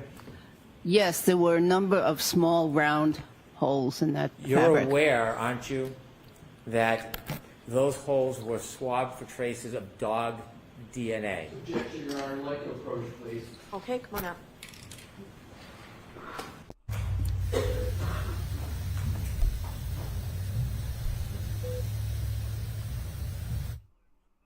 Sidebar, ladies and gentlemen. We have a sidebar in the John O'Keefe and Karen Reed retrial. This is not going good for the Reed defense at all whatsoever. My name is Grant Smith Ellis, coming up on our 11 a.m. break, ladies and gentlemen. Thanks very much for tuning in. Yeah, I think the DNA questions could be coming, and yeah, I'll be here to talk about it with you. I appreciate every single one of you tuning in. I don't know where my energy is or what's going on. I'll catch the wave, ladies and gentlemen. But yes, a lot going on in the John O'Keefe and Karen Reed retrial. I do feel bad. I don't want to not be able to keep you engaged. I know how important it is for so many of you for me to talk and keep you engaged, but I don't know. I have to. It's like a muse, I guess. Please don't hold it against me. I can't really do it on command. I have to be in the headspace where I can do that. And right now we're just kind of we're watching together. You know, I'm here. We're chatting along. We're gonna wait for Hank Brennan to finish up his cross. I think some of the no dog DNA questions are coming, and yeah, I think we're really looking forward to Hank Brennan's continued decimation of Dr. Marie Russell in the John O'Keefe and Karen Reed trial. No, I can't go anywhere. I'm gonna get. We're gonna stay here for morning recess, and then I'm going to order some lunch, and we'll continue to watch together. And I appreciate so many of you who have been tuning in. We're getting ready. Hopefully, this sidebar will not continue for that long. Bob Alessi has a bad habit of taking very long sidebars, but we nonetheless talk through them, ladies and gentlemen, and I think it is going to be great when Hank Brennan continues his decimation of Dr. Marie Russell, and Towel appreciates all of you. I had my Swedish Fish energy drink today, and I'm looking forward to spending some time with you over the morning recess, and then during the lunch recess. Hank Brennan is continuing on his cross of Dr. Marie Russell, and I think Hank Brennan is doing a wonderful job, ladies and gentlemen. I really appreciate it, and I think that Hank Brennan will continue to decimate Dr. Marie Russell, and we, ladies and gentlemen, are going to enjoy the moment. Now, I don't know why Bob Alessi wants to drag this on with these sidebars. It only upsets the jury, and Hank Brennan is going to continue decimating Dr. Marie Russell. So, in some sense, ladies and gentlemen, I think that it's not a surprise. We don't have Wawa's here, interestingly. We have Cumberland Farms. We have 7-Eleven, which, of course, I go to quite often. I don't think I'm going to go to 7-Eleven today. I might get a cheeseburger, as I said. I don't know. As you can see, like, I don't know what it is. It's, I got to be, I normally am always, like, on, especially when we're towel streaming, but I don't know, just caught this wave of apathy. I'm going to keep reading your comments, though, and Wawa is a convenience store. I think I went to one in Pennsylvania one time, Easton, Pennsylvania. They are known for their subs, ladies and gentlemen. They're very good. Yeah, I don't know. We have so many wonderful towel friends here. It's so great to see so many of you. Appreciate all of you tuning in. think I feel bad. Yeah, I got my regular sleep. I think I just feel bad because I muted someone yesterday for 24 hours, and I feel like I didn't mean to, and I don't know. But yes, Towel Friends, we're here. We're going through another belabored Bob Alessi sidebar in the John O'Keefe and Karen Reed trial, and yes, some days we all... you can't be on for 27 days in a row. Well, it's more than, it's like 40 if we count all the weekends. You can't be on for 40 days in a row, 12 hours a day, every day. No, I was feeling really guilty earlier. I was like, and then I was like, wait, I can't feel guilty because people want to support this channel. Like, I just can't. Like, people, this means so much to people. Like, they have a place here. Like, it means a lot to them. So I am not gonna, like, so I want to let you know, like, over the past, like, 5 Christmases or something, like, I just refuse to accept gifts. I don't know. It's very, like, I think it's because I haven't been able to get any gifts for anyone, but I'm just like, don't get me gifts. I don't want them. And it was hard for me to accept the support of this channel at first, but I came to terms with it over time because it was something bigger than myself. But then I started feeling guilty this morning, and I caught myself. I almost said some, like, just terribly, not even like self-sabotaging, but just a nonsense statement like, oh, I like don't want you to support this channel. And then I was like, why would I say that? What am I trying to prove, and who am I trying to prove it to? Like, people like this place. It's an important place. It's bigger than just me. And I'm not going to say that. Like, I don't know why I'm so moody. So, looks like we are going... Than any of us wanted to do while you're sitting here. So we're going to continue what we're doing, but we will give you the morning recess. So that's about a half an hour. Half an hour morning recess All right, for the court, until please. 10:25. Close your notebooks, follow me. Yeah, no, I appreciate it, Claudia Montano, and we're going into morning recess, but the lawyers are going to keep talking at Sidebar. I do appreciate it, and I don't think it's a matter of necessarily trying to yeah, I think it is. Like, sometimes I just there are things where I'll adapt myself because I just want to do what's right, like, or what I think's right, and that's not. Karen's. Thank you. Have some dignity, Karen. Sam, watch your step coming All right, down. we're coming back in. Stay here, ladies and gentlemen. Jury's exit the courtroom, please be seated. Oh, I don't have to talk. Thanks, Judge.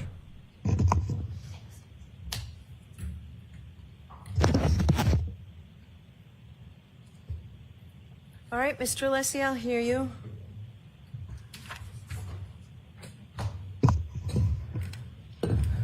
Mr. Alessi, I'll hear you. Thank you, Your Honor. Excuse me, Mr. Brennan. I'm going to go to the podium and your jury is there. Mr. Brennan, can you remove? Oh, okay, it's being removed.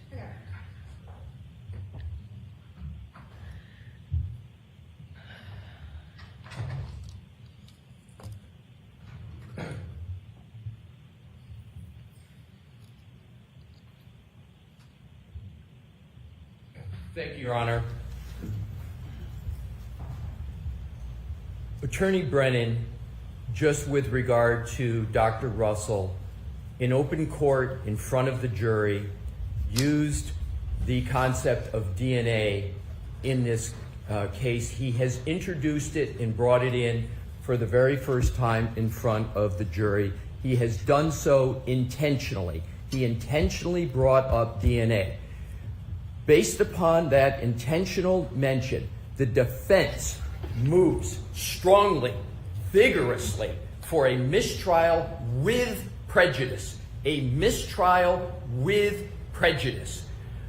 There has been no mention in this trial of DNA with regard to the topic, with regard to what Mr. Brennan has raised. There has been none. Specifically, the prosecution had, in the first trial, had a witness, Terry Kuhn, with regard to DNA. For whatever reason, the prosecution has chosen not to bring that witness in who would testify perhaps to DNA. As a result of that strategic decision that the prosecution made, there's been no mention. I want to be very clear. The defense has been incredibly assiduous and meticulous about not mentioning DNA in any fashion, directly or indirectly. With regard to the hoodie shirt and the hole, the only thing that was adduced in direct examination was a mechanical function, simply of Dr. Russell testifying that a dog tooth went in and came out and caused a certain mechanical effect on the yarn. Nothing even close to the mention of DNA. With regard to representations that Attorney Brennan has made that somehow there was a hearing that we were on notice, it is completely incorrect. Show me the hearing, show me the transcript where that has been discussed. The prosecution has also said, we're going to, or we always intended to bring on rebuttal Dr. Crosby, who would talk about the supposed absence of DNA, the alleged absence of it. The problem with that of trying to rescue the mistrial that the prosecution has caused with prejudice is that Dr. Crosby could never testify about such a topic, because I would object because there would be no foundation, because the prosecution strategically chose not to bring in the foundation whatsoever in this trial. The fact that they did it in another trial, or perhaps did it, is irrelevant to this trial, as Your Honor has admonished several times. What happened this is a new trial, and whatever happens in the first trial is the first trial. So in conclusion, Your Honor, because of the conduct of the prosecution, and specifically the intentional mention of DNA, the prosecution has put in the jury's mind that topic that is irremediable. That cannot be reversed. That cannot be cured. That cannot be ameliorated with a jury instruction. That cannot be dislodged. The prosecution has to suffer the consequences of its own intentional actions of bringing up that topic. Ms. Reed is entitled, under the Constitution, under the Massachusetts Declaration of Rights, to a fair trial. And what has just happened is antithetical, abhorrent to a fair trial. The only remedy is a mistrial with prejudice.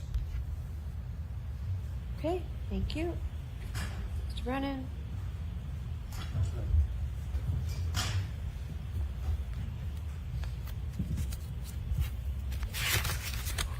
Inquiring of Dr. Russell about the absence of dog DNA is not only proper and permissible, it's essential, and the Commonwealth is entitled on cross-examination to explore theories and facades that the defense creates if there is actual evidence that undermines or contradicts the representations that they are trying to portray to this jury.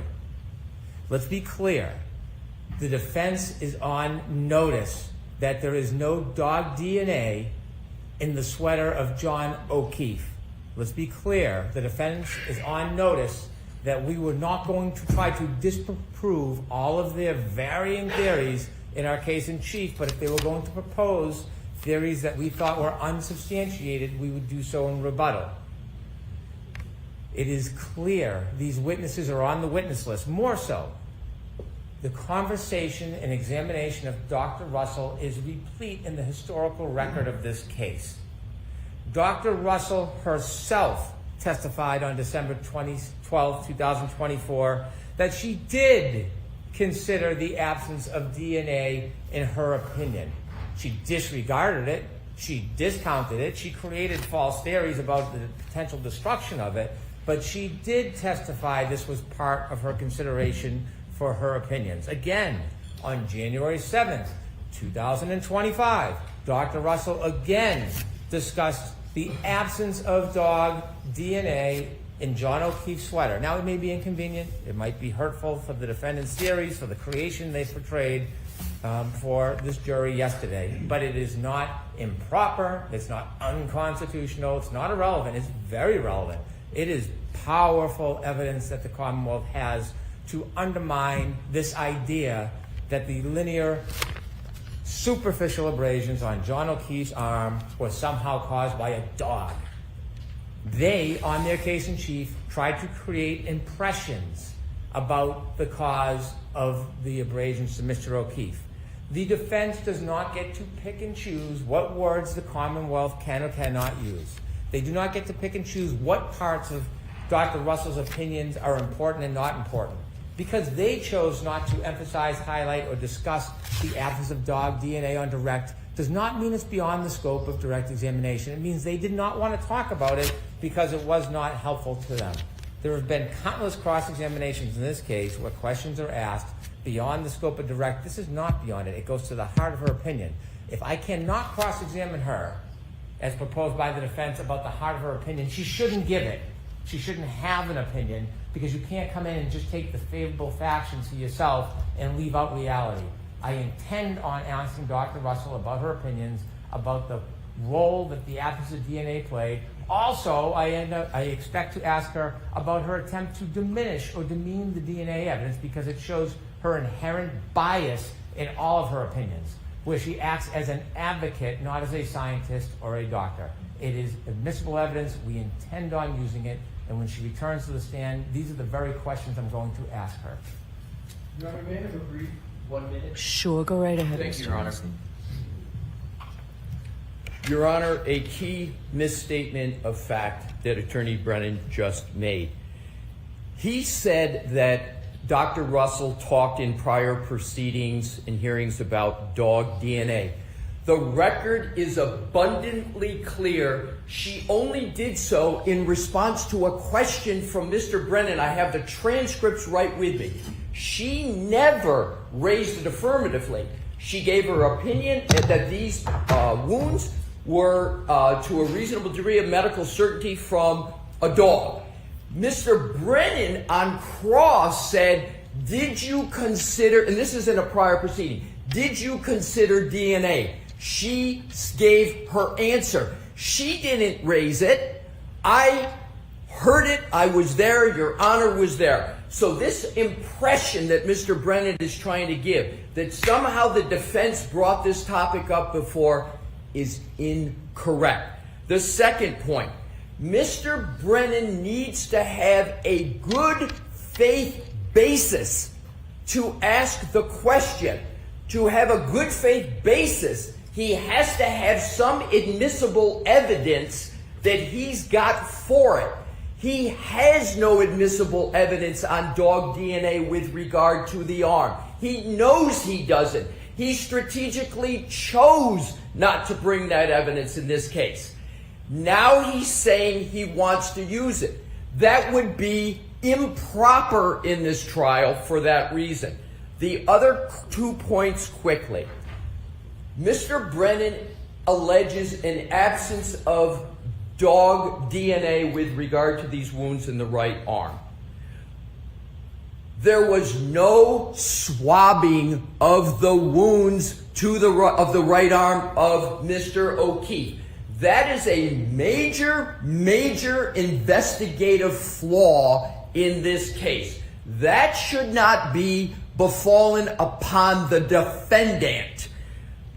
Secondly, there are, with regard to the hoodie, that was one, I believe, swab taken, and we don't know much about it, but what we do know about it is there are horrible, tremendous chain of custody and care with regard to the hoodie, conceded, virtually left on the floor of the ambulance, left on the floor of the hospital, carried around by Mr. Proctor for weeks, maybe even months, not submitted for testing for months.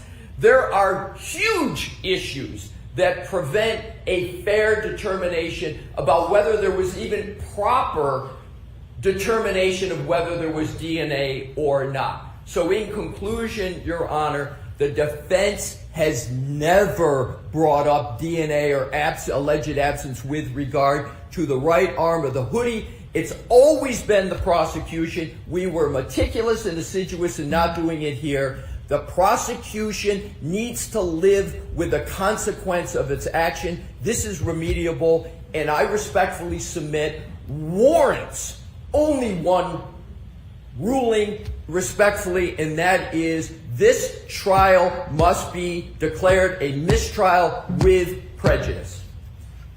May I have 30 seconds? Sure.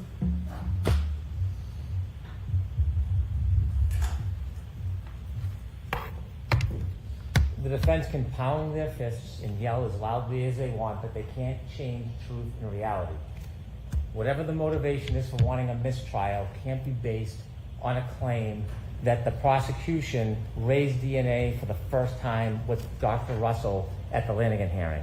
If we actually look at facts and reality, rather than making false claims about everybody in the courtroom and everybody else who comes in here, what we'll see in the transcript, and this is the December 12th, 2024 transcript, I direct the court to the direct examination of the attorney who just accused the government of raising it for the first time. Despite his words, we have page 83, line 21. We have page 122, line 14. We have page 124, line 14. These are the words of Attorney Alisi on direct examination. And there are more. But that is enough for the court to understand that the representations are wholly mistaken by Attorney Alisi. Wholly. All right, thank you. We'll give everybody a half an hour. All right. Oh my goodness. Well, so much for Towel being asleep. Ladies and gentlemen, Towel's back. Oh, ladies and gentlemen, we've had a mistrial motion. The defense is desperate. Oh, goodness, ladies and gentlemen, the Karen Reed defense is desperate.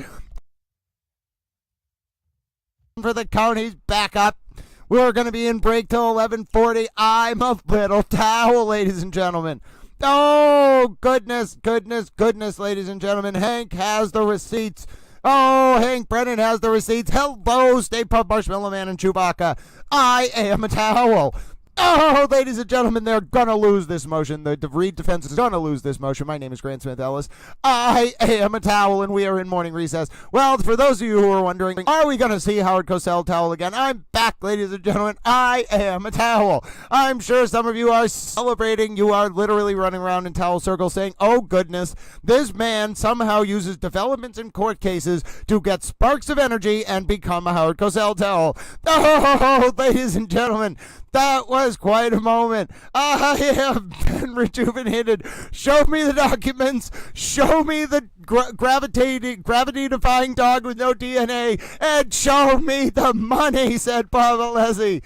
Oh, ladies and gentlemen, if there's anything that can reinvigorate Little Towel, it's Hank Brennan going on a tear. Oh, ladies and gentlemen, I am a little towel. I repeat, we can allow the world to be informed that I am a towel. What a moment. They're going to lose this. But now, ladies and gentlemen, we have heart-stopping moments in the John O'Keefe and Karen Reed retrial. Yes, ladies and gentlemen, we're waiting to find out now at about 11:40 whether Karen Reed's going to lose her desperation motion for a mistrial, which shows that the defense is worried about a conviction. They don't want this jury. Oh, ladies and gentlemen, get in here with your towel emojis. It is a Hank Brennan celebration. Oh, ladies and gentlemen, my word, it is simply a celebration. Hank Brennan's going to win that motion, but this is a tip-off. The defense is horrified. Oh, my word. The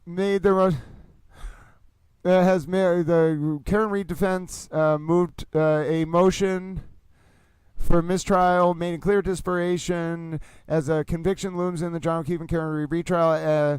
After Hank Brennan asked the defense, this was Hank's full argument. Judge Cannoni is taking the matter under advisement, and we will be back in 30 minutes at 11:40 a.m. Eastern. Also, I am a towel. Oh, ladies and gentlemen. Oh, ladies and gentlemen. The defense is so worried about a conviction. The odds have shot up. Ladies and gentlemen, 95% odds, according to Little Towel. 95% odds of a conviction in the John O'Keefe and Karen Reed retrial. Oh, ladies and gentlemen, ready your towels. Go. We are invading northern France peacefully. Do not tell the French government. You can tell the French Towel Stream viewers. They are probably on board with our peaceful occupation of northern France, which shall be named Norman Towel. You may wonder how that relates to the case. It's very complicated. Just know we are invading northern France peacefully with towels. Now, if you don't have a towel, don't worry. We have plenty of them. We will provide you with a towel. Def Otter is the commander of the Towel Expeditionary Force in Europe. Ladies and gentlemen, oh my goodness, yes, really, we are invading northern France, and then establish Hank Brennan as the ruler because the Karen Reed defense is so worried about a conviction that they just tried to move for a mistrial on a nonsensical interpretation of Hank Brennan asking about the lack of dog DNA in the case. Oh, ladies and gentlemen, Chloe has been freed. Not only is Chloe freed, Karen's heading towards a conviction. Oh my word, ladies and gentlemen. We are mustache towels. We are, listen, ladies and gentlemen, it is a cacophonous crescendo of towel celebration. This, I'm telling you, I'm not gratuitously celebrating. This literally means the Karen Reed defense is very worried about a conviction. I cannot put it into words for you, ladies and gentlemen. If you're thinking, oh my goodness, I'm in nervous anticipation, it shouldn't be for Judge Cannoni's almost certain denial of this ridiculous motion from the Reed defense based on the receipts Hank Brennan just provided about how the Reed defense was on notice about the lack of dog DNA in the case.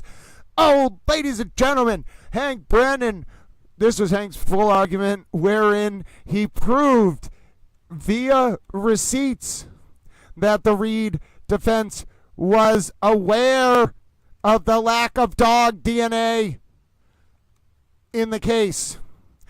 But, ladies and gentlemen, I might have to put something in there about how it's very possible a gravity-defying dog with no DNA could have been responsible for John's death. Listen, I know it's outrageous, but listen, I think Bob Alessi should have included in his mistrial motion that it's very clear that the reason Hank Brennan didn't bring up the lack of dog DNA, although he clearly did, was because Brennan knew the defense's strategy was that it was a gravity-defying dog with no DNA that was responsible for John's death. And so I'm going to have to include that in my recap. It is unclear if the defense also intends to argue that the gravity-defying dog with no DNA was actually responsible for John's death, as opposed to Karen drunk driving and side swiping John with her Lexus at 24 miles an hour, 24.2 miles an hour, around 12:32 a.m. on 1/29/2022, just seconds before John's phone moved for the last time on a cold lawn at 12:32 and 16 seconds a.m. that morning. Ladies and gentlemen, I am a towel. Oh, goodness. Oh, goodness. Oh, ladies and gentlemen, there is so much going on. I swear I've never seen a bigger development. The Karen Reed defense is so desperate. This is not a big development because there's not any real debate about whether they're going to win this motion. They're going to lose this motion. Oh, ladies and gentlemen. Oh, my goodness. Just absolute scenes. Thank you so much for watching. No, I don't want to. Thank you for providing the commentary. Ladies and gentlemen, I am an excitable towel. You were wondering where Howard Cosell towel went. I'm back. Yes, we have the flying dog as an emoji, ladies and gentlemen. I repeat, the flying dog is an emoji. And you might be wondering, what happened? Grant 30 minutes ago was like literally struggling to talk. And now he is yelling like a mad towel. Has something occurred? Yes, the Reed defense is so desperate that they move for a mistrial. Oh my word, ladies and gentlemen. They're so desperate they moved for a mistrial. I'm a little towel. Oh, ladies and gentlemen, I was here for this. You were here for this. We're all little towels. And you might be wondering, sir, I'm tuning into this for the first time. You all see thinking for towels, so please explain what is going on. Well, firstly, you're a towel. Secondly, there are a lot of towel folks and folks here within the towel fabric of the towel universe. We have towelettes, we have washcloths, we have soap dispensers, we have flannels, we have beach towels, paper towels, microfiber towels, and otherwise. Oh, and hemp towels. So, you are welcome to become a towel. We're going to be back in session. These are big moments in the John O'Keefe and Karen Reed retrial. Are we about to see a we're going to see a ruling, in my opinion, denying the motion for a mistrial. But if you missed it, ladies and gentlemen, these are the moments the world is watching. The Karen Reed defense, the good ship Karen Reed is going down in flames, and we, ladies and gentlemen, are going to check out the moments that just occurred. How are we going to do it? Well, because I'm a towel, and I happen to have the moments queued up for you, so give me 1 second, ladies and gentlemen. Oh, my word, Chewbacca and the Stay Puft Marshmallow Man have been saving you from the fan. We are so appreciative of Chewbacca and the Stay Puft Marshmallow Man. And you might be saying to yourself, sir, I don't understand why there is a Chewbacca and the Stay Puft Marshmallow Man on the screen. I am trying to watch coverage of a criminal trial. Well, listen. If you had to cover this trial and had to watch Alan Jackson, sua sponte, bring up the Stay Puft Marshmallow Man, then you too, ladies and gentlemen, would yell like an incredulous towel. Now, I am also a towel. I just want to let you know that I am a towel. So I'm not just saying that you are a towel, I am also a towel. And furthermore, we have a lot of towels here. Also, have you ever wondered why they call a towel a towel? It's because it's a towel. Now, let's listen to the question leading up to the mistrial request, and then we'll watch the argument. Was it important to time when that taillight was broken? What do you mean by time? You understand that Mr. O'Keefe was found on January 29th, 2022, yes? Yes. Early morning hours. Yes. When you were making your differential diagnosis, was it important for you to learn whether around that time the defendant's taillight was broken? It was important to know. I still don't understand the question. I'm having trouble understanding the question. It's my fault. I'll try to ask it a different way. You were considering as much facts and information as you could to give a solid opinion in front of this jury, weren't you? Yes. And you ultimately have offered an opinion that the wounds to Mr. O'Keefe's arm are not consistent with an impact or a collision with a vehicle. Yes? That's correct. You know the vehicle in question in this case is the defendant's vehicle, her Lexus. Yes. And you learned that her right rear taillight was broken and missing pieces, yes? Yes. Did you want to know if there was any evidence depicting when that taillight was broken, in considering this conclusion? Yes. Did you know that there was video from 5:07 a.m. showing that the defendant's taillight was missing pieces? Objection, Your Honor. I'm going to allow that. Not at the time, but I expected that if there were a collision, that there would be pieces of the car, involved. Hold on. We got to jump forward a little bit. Didn't really make any difference. When you were trying to rule out a collision, just a little bit. We got to jump your forward. Opinions did in any way. We're gonna watch on for. Hold on. This is it. Farms. We have 7-Eleven. In the last. I didn't even realize it was that big of a question because everyone knows there's no dog DNA. But Her loved one in the snow, and so. After a stressful event, many people suffer from what's called an acute grief reaction. It's very common. Yeah, and then she was talking about the grief reaction, which was absolutely absurd. Hold on 1 second, we're jumping forward. And she was saying, oh yeah, people can have a grief reaction for years. So let's see the actual You're aware, aren't you, that those holes were swabbed for traces of dog DNA? Objection, Your Honor. Like to approach, please. Okay, come on up. Oh, so that was what caused Alessi to move for the mistrial. Now let's watch Bob Alessi being a Bob Alessi. And if you've never seen Bob Alessi being a Bob Alessi, ladies and gentlemen, oh my goodness, when Bob Alessi acts like a Bob Alessi, he is a Bob Alessi. There's nothing else that can explain Bob Alessi being a Bob Alessi other than Bob Alessi acting like a Bob Alessi. Now I realized I said that word a lot, but here we go. I said have some dignity, Karen. Stay here, ladies and gentlemen. Jury's exit the courtroom, please be seated. No, I don't have to talk. Thanks, Judge.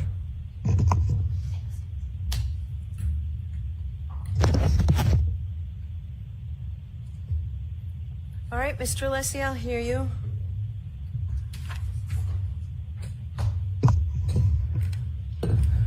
Mr. Alessi, I'll hear you. Thank you, Your Honor. Excuse me, Mr. Brennan, I'm going to go to the podium and your hearing is there.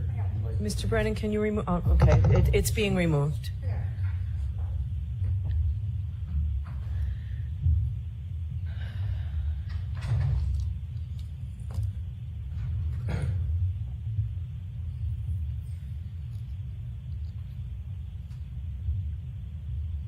Thank you, Your Honor. Attorney Brennan, just with regard to Dr. Russell, in open court in front of the jury, used the concept of DNA in this case. He has introduced it and brought it in for the very first time in front of the jury. He has done so intentionally. He intentionally brought up DNA. Based upon that intentional mention, the defense moves strongly, vigorously for a mistrial with prejudice. A mistrial with prejudice. There has been no mention in this trial of DNA with regard to the topic, with regard to what Mr. Brennan has raised. There has been none. Specifically, the prosecution had, in the first trial, had a witness, Terry Kuhn, with regard to DNA. For whatever reason, the prosecution has chosen not to bring that witness in who would testify perhaps to DNA. As a result of that strategic decision that the prosecution made, there's been no mention. I want to be very clear. The defense has been incredibly assiduous and meticulous about not mentioning DNA in any fashion, directly or indirectly. With regard to the hoodie shirt and the hole, the only thing that was adduced in direct examination was a mechanical function, simply of Dr. Russell testifying that a dog tooth went in and came out and caused a certain mechanical effect on the yarn. Nothing even close to the mention of DNA. With regard to representations that Attorney Brennan has made, that somehow there was a hearing that we were on notice, it is completely incorrect. Show me the hearing, show me the transcript where that has been discussed.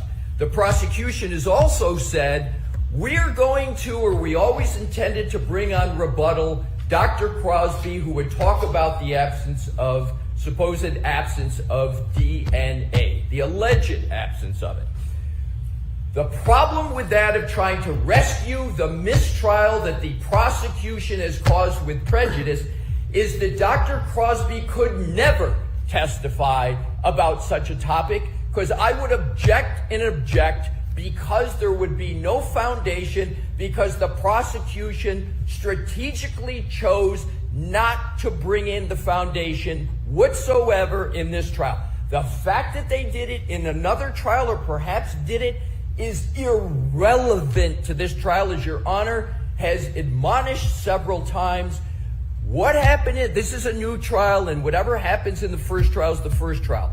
So in conclusion, Your Honor, because of the conduct of the prosecution, and specifically the intentional mention of DNA, the prosecution has put in the jury's mind that topic that is irremediable. That cannot be reversed. That cannot be cured. That cannot be ameliorated with a jury instruction. That cannot be dislodged. The prosecution has to suffer the consequences of its own intentional actions of bringing up that topic. Ms. Reed is entitled under the Constitution, under the Massachusetts Declaration of Rights, to a fair trial. And what has just happened is antithetical, abhorrent to a fair trial. The only remedy is a mistrial with prejudice. Okay, thank you. Mr. Brennan.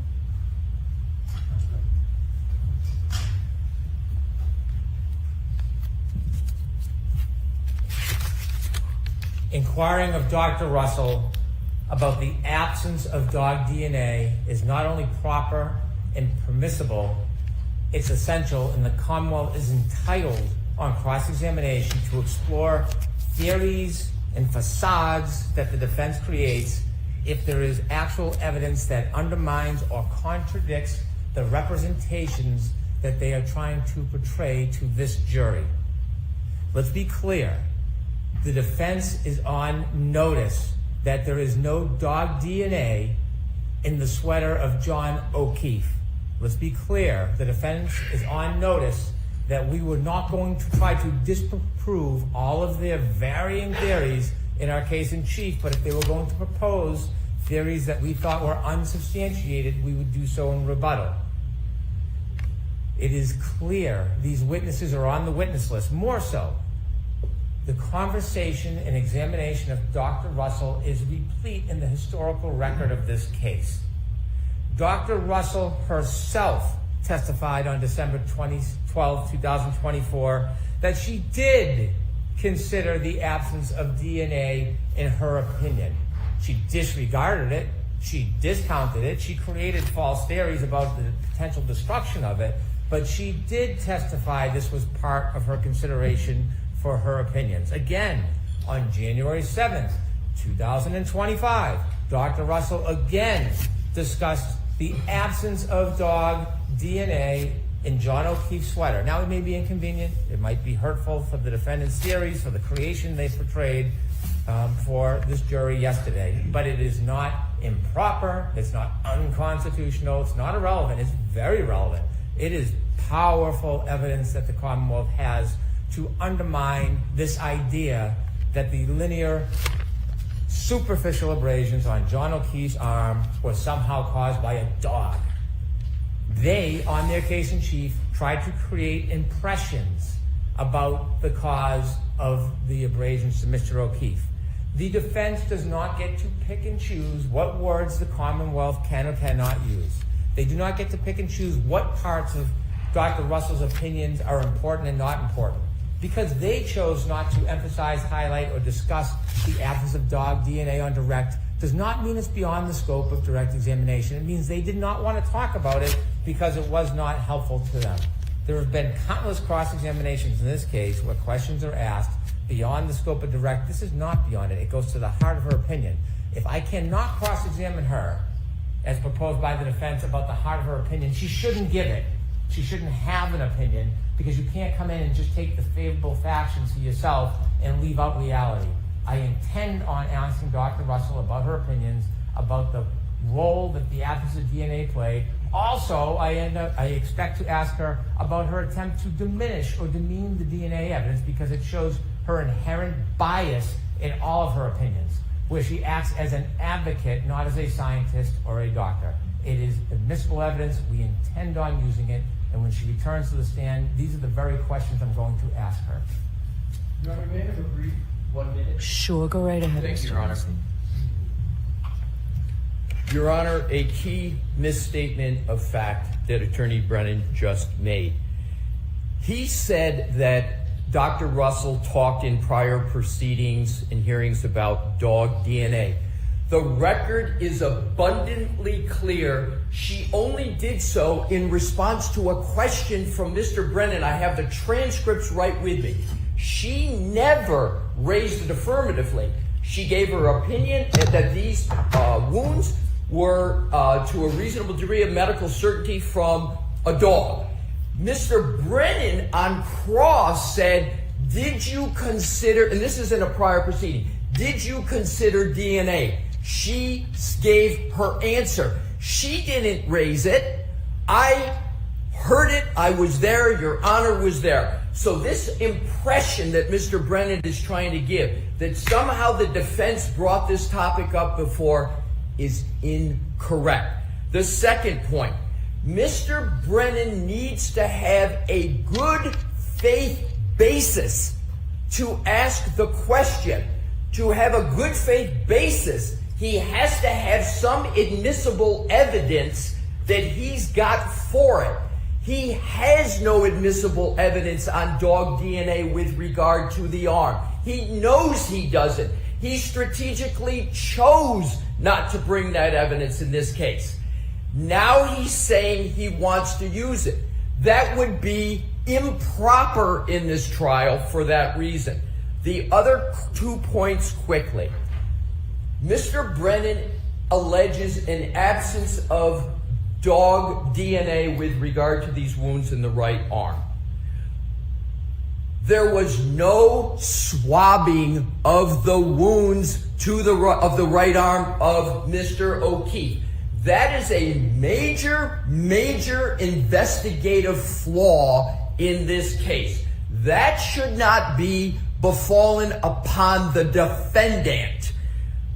Secondly, there are, with regard to the hoodie that was one, I believe, swab taken, and we don't know much about it, but what we do know about it is there are horrible, tremendous chain of custody and care with regard to the hoodie, conceded, virtually left on the floor of the ambulance, left on the floor of the hospital, carried around by Mr. Proctor for weeks, maybe even months, not submitted for testing for months.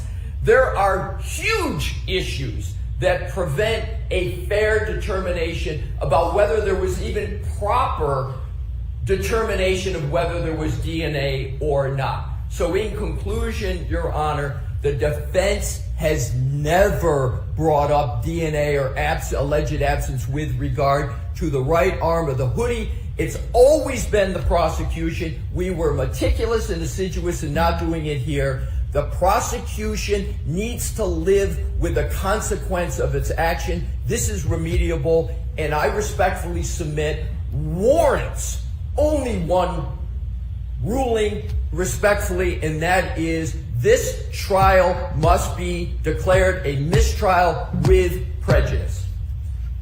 May I have 30 seconds? Sure.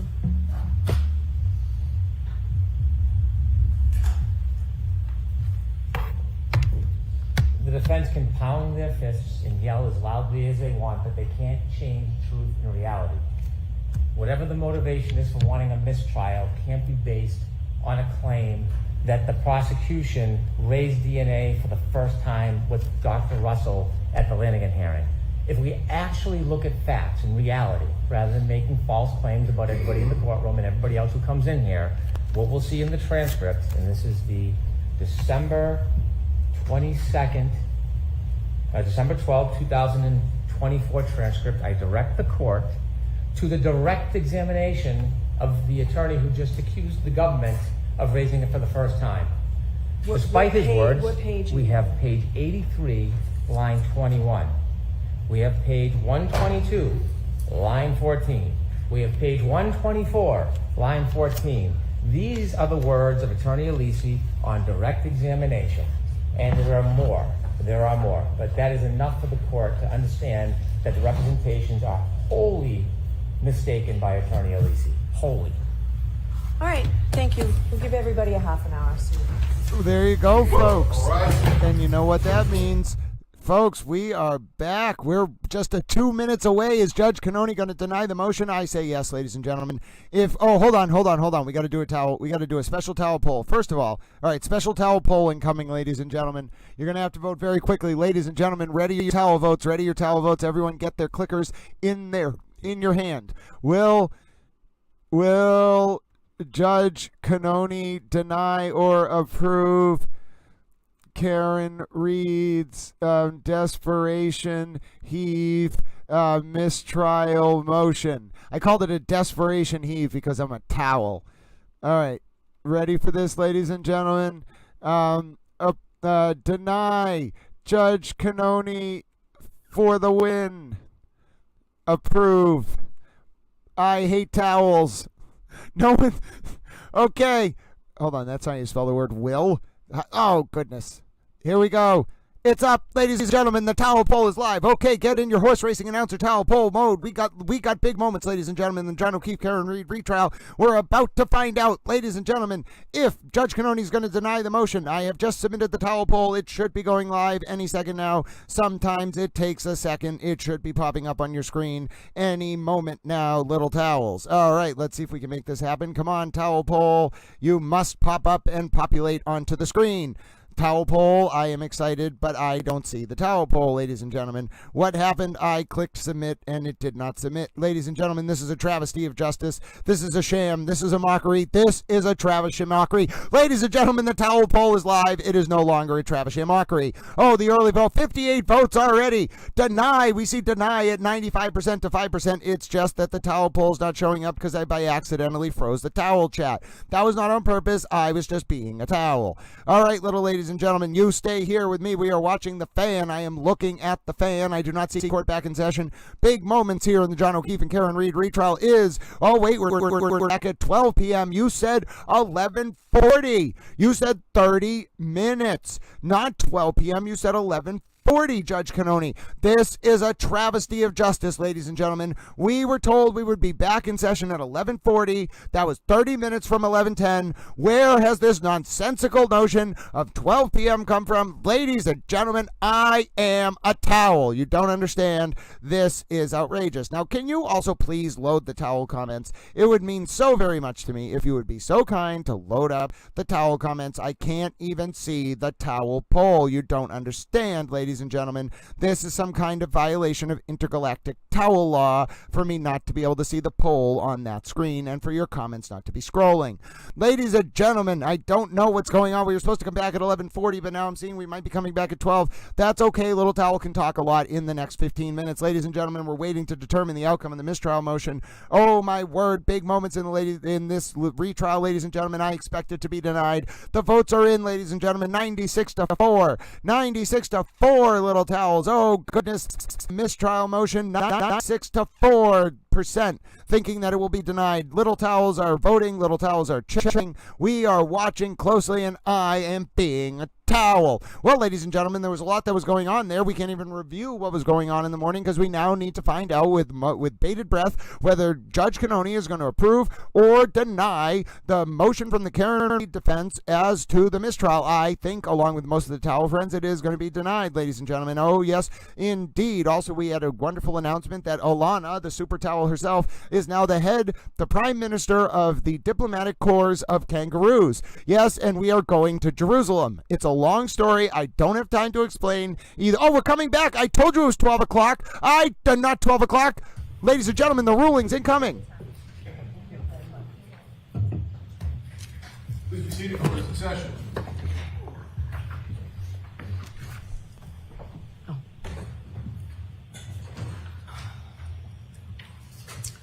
All right, so the motion for mistrial is denied. Your rights are saved. And Mr. Brennan, you can continue with this line of questioning. Nor I did not address Sidebar, the other issue that's under the court's consideration regarding Dr. Walsh's opinion. Yeah. I don't see it without a foundation. So if you can build a foundation, I'll consider it. I do not believe that foundation has been laid yet. I would expect that foundation would need to be substantial, specifically whether or not it was relied upon by the witness. Yes. Could you do that outside the presence of the jury so that I don't ask the questions in front of the jury? Yes, but not right now. They're on their way. All right. Do you have enough? I'll work around it. Okay. I'll work around it. Your Honor, I would object to being done outside the jury. That it should be done like I've had to do with several witnesses in front of the jury. Okay, if that's what the defense wants. Are you sure, Mr. Alessi? Oh, wait, I'm sorry. Let me confer with my. Yeah. Okay. I am going to. Yes, Your Honor. We are going to. Oh dear. Thank you, Your Honor. Okay.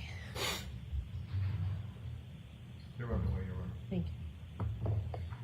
I'll be done very quickly, so I'll have to make that decision. Is the lunch? Are the lunches here? Ladies and How long they are? Did you start yet, or can you turn? I just, if they're downstairs on their way up, I don't want to stop them.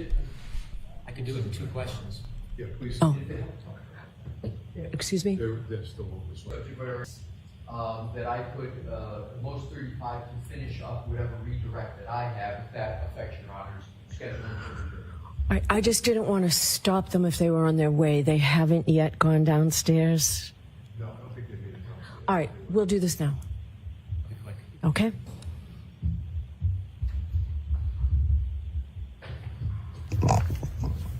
Dr. Russell, during your review of the case, did the defense offer you the report of John C. Walsh, MD, Deputy Medical Examiner? I didn't hear the whole I'm sorry. question. During your review, the defense provided you materials. Did they provide you the report of John C. Walsh, MD, Deputy Medical Examiner? I don't recall. May I approach? May I? Yes. Can we turn the fan off over here, Tony, please?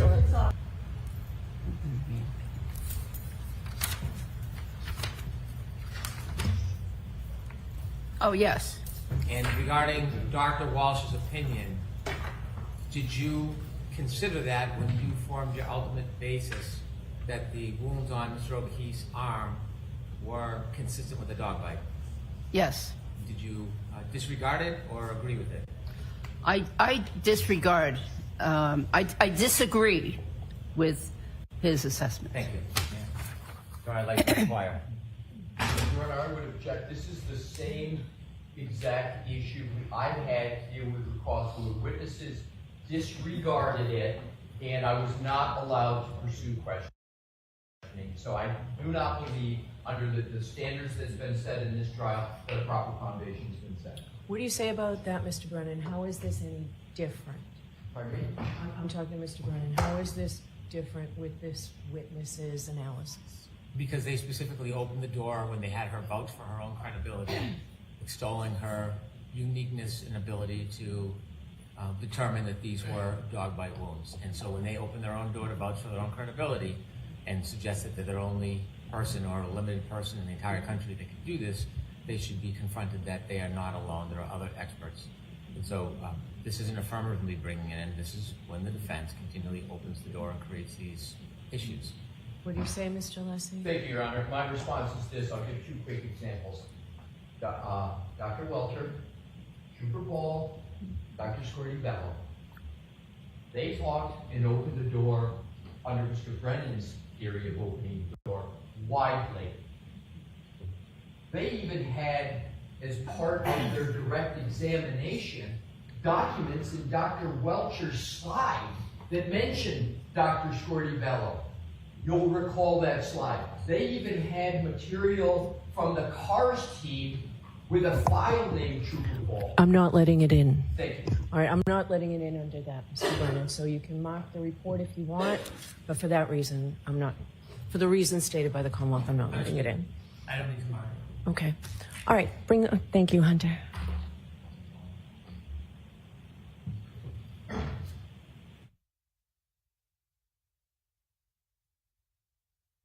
Jurors being brought in, ladies and gentlemen. Jurors being brought in. Hank Brennan won. Karen Reed lost the motion for a mistrial. Oh, Little Towels, you see it on your screen now, 95% to 4. We called it. We called it, Little Towels. Hank Brennan won the motion for the mistrial. Well, Karen Reed lost. Hank Brennan won. Ladies and gentlemen, boom, boom, boom. There you go. Drop the Hank Brennan in the chat. We need to get Objection. a Hank Brennan emoji. Where are we? Is it in evidence now? It's not yet. It will be. Okay. Could you guys just say it in evidence? The DNA. It's not, right? It is not. Okay. Is there a question? Yeah. Yes, it's open.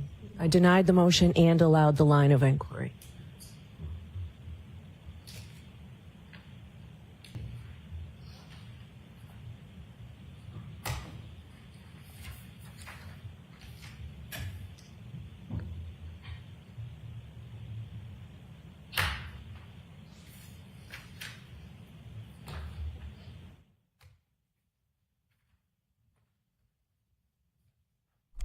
All right, towel friends, just so you understand what just happened. Reed lost the motion for a mistrial. Brennan can ask about the lack of dog DNA. Brennan wanted to ask about some other expert that had talked about dog DNA. I don't think he got to ask because the foundation isn't laid yet because Russell didn't really rely on it.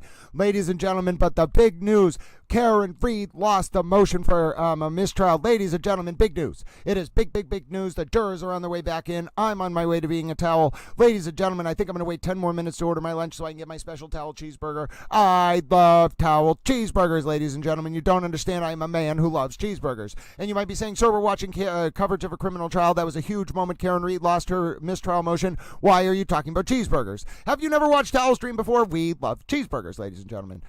We all love cheeseburgers. If you don't love cheeseburgers, are you really a human being? And I'm not saying you vegetarians are not humans. I'm just saying I love cheeseburgers. You can have plant-based cheeseburgers. I'm cool with that. All right, looks like we're waiting a little bit longer for the jurors to come in. While we do that, I'm going to continue talking to you about how much I like cheeseburgers, ladies and gentlemen. You don't understand. I cannot put into words my adoration for cheeseburgers. You know what? I'm just going to put it out there. I would consider marrying a cheeseburger. Don't tell anyone. I'm pretty sure that doesn't actually exist as a thing. But ladies and gentlemen, I would consider marrying a cheeseburger. Oh, goodness. Now someone out there who thinks they're a cheeseburger is going to be like, Grant, you were talking to me. Okay, well, possibly I have to talk to you a little bit more. But I could be open to marrying a cheeseburger, ladies and gentlemen. Please quote me. Write that on my epitaph. And they're off. Jurors, I appreciate your patience.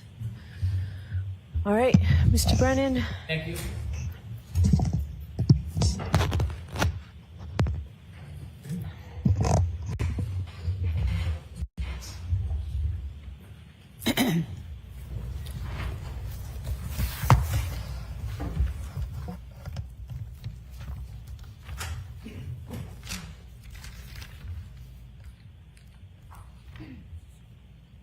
Good afternoon, Dr. Russell.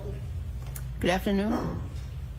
Dr. Russell, we were talking about your differential diagnosis and your opinion that Mr. O'Keefe's abrasions on his arm were not consistent with impact or collision with a car. I was asking you specifically about some of the things you may or may not have reviewed before you formed your opinion. You looked on direct examination at a photograph in Dr. Welcher's presentation, and it had a photograph of a person who had been hit and died as a result of a collision. Do you remember that photograph you looked at? The photograph of which one specifically?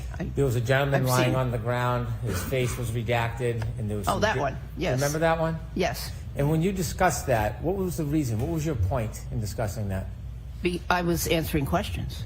Do you know what the point was? What you were trying to deduce or No, I was just answering questions. Okay. You have stated before that one of the reasons you do not believe that the injuries were the result of a collision or impact with a car is because there were no lower body injury breaks. Do you remember that? That's one of the reasons, yes. You would agree that a side swipe or a clipping collision is different than a front or a back immediate impact, like being run over. There's a difference, right? In general, yes. When you talk about the absence of lower body breaks, do you have any studies about the frequency or the likelihood of lower body breaks in a clipping impact as opposed to being directly run over? No. When you looked at that photograph that was shown to you on direct examination, did you look at the actual injuries that were listed for that gentleman and see that there were no lower body breaks? I looked at all the injuries, yes. And did you recognize in that photograph and slide that there were no lower body breaks? Yes, I did. There were major internal injuries, however. When you considered the information in this case, did you have an opportunity beyond that photograph to look at Dr. Welcher's videos about impacting a vehicle driving backwards? Did you watch those videos? I saw an image. I saw an image. Did you see a video when Dr. Welcher put blue paint on his arm and showed the height and the location when it touched Alexis? Did you see that? Objection, Your Honor. I'm going to allow that. Yes, I saw that image. Did you consider what's called the text stream data? Do you know what text stream data is? What? Text stream, the black box that shows the operation of a car, how fast, how slow, acceleration. Did you look at any of that information before you formed your opinion? I looked at it, but I honestly did not understand it. Did you ask anybody to help you interpret that data before you drew an opinion that the injuries were not consistent with the collision? Well, first of all, my opinion came long before that report ever came out. So the answer to that is no. Different, or maybe undermines your theory. Do you have an open mind to reconsider your theory? Yes, I do. Did you want to understand that information about the text stream data and the information that was available regarding this allegation? Did you want to understand that before you came back and offered the same opinion you had before that information was available?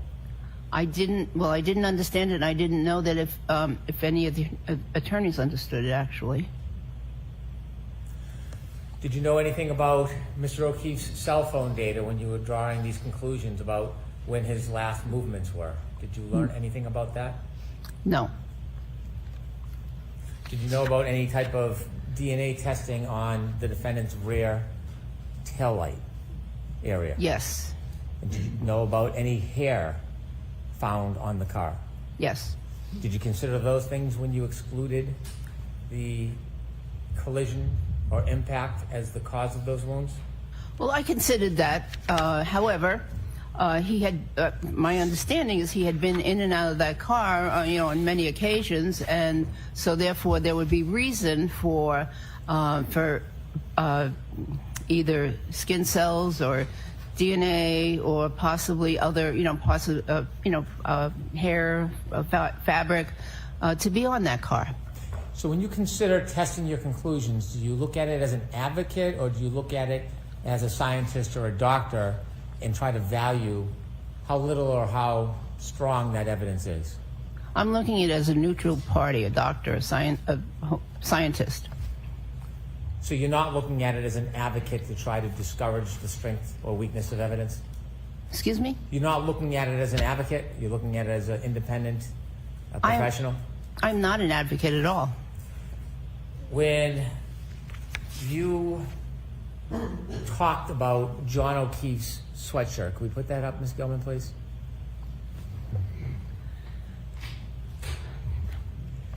You identified or discussed some of the tears to the right sleeve of Mr. O'Keefe's sweatshirt, didn't you? We discussed one puncture to the right sleeve, yes. Having an interest in dogs, in dog bites, certainly you're aware in your experience, when a dog bites, it creates quite a bit of saliva, doesn't it? It can. It can actually, a dog can froth, is what they call it. Excessive saliva when it's in the moment. Some dogs, yes. And some dogs, they can shed hair, especially when they're interacting with other objects, don't they? They could. Hair is considered trace evidence, isn't it? Yes. And saliva contains important items sometimes like DNA, correct? Yes. And that's considered oftentimes very important trace evidence. Yes. And Dr. Russell, are you aware that one of the criminologists took swabs of holes on the left sleeve of the sweatshirt? Objection, Your Honor. No, are you aware of that? Yes. You've heard of UC Davis, haven't you? Yes.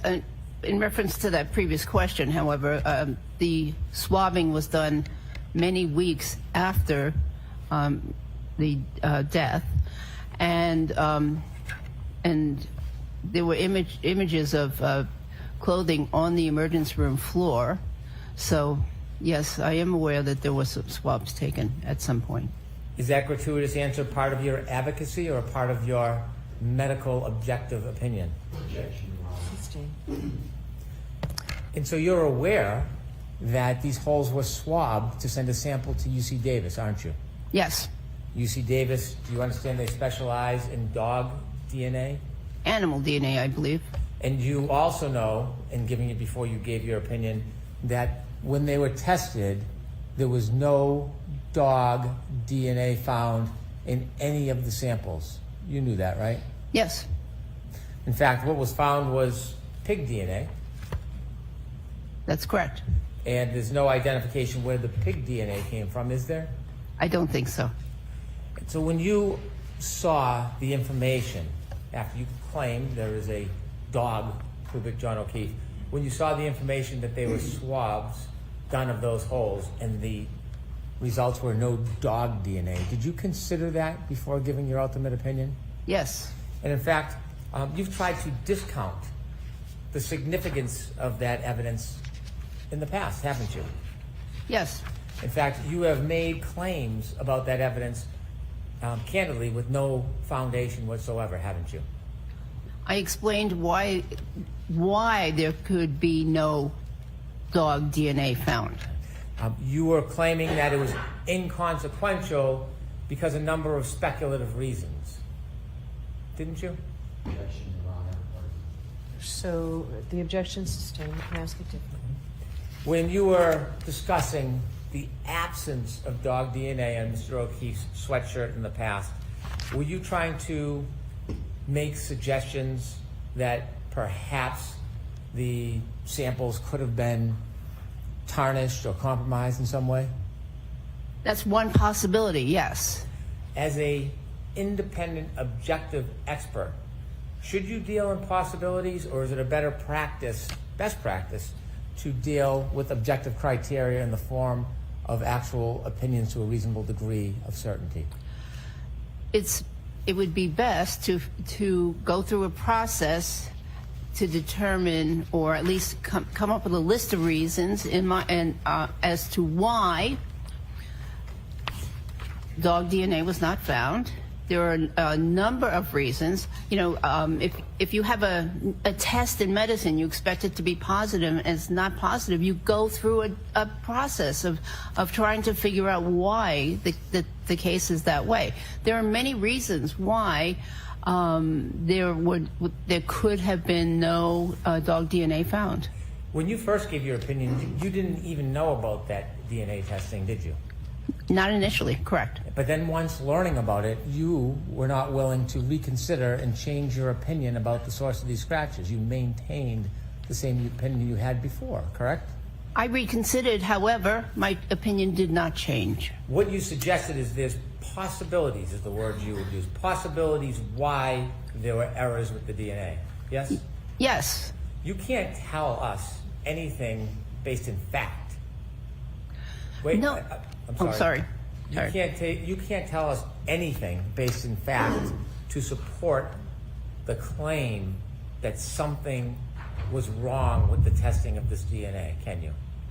Not in fact, but again, you have to go through a process. If you expect a certain diagnosis or a certain finding on a lab test and it doesn't materialized, and you wonder why, and you want to know, was the test done correctly, you know, was the specimen handled correctly, et cetera, et cetera. There's a process. And in that process, you found no evidence whatsoever, none, zero, to support any claim of compromise of that DNA process, did you?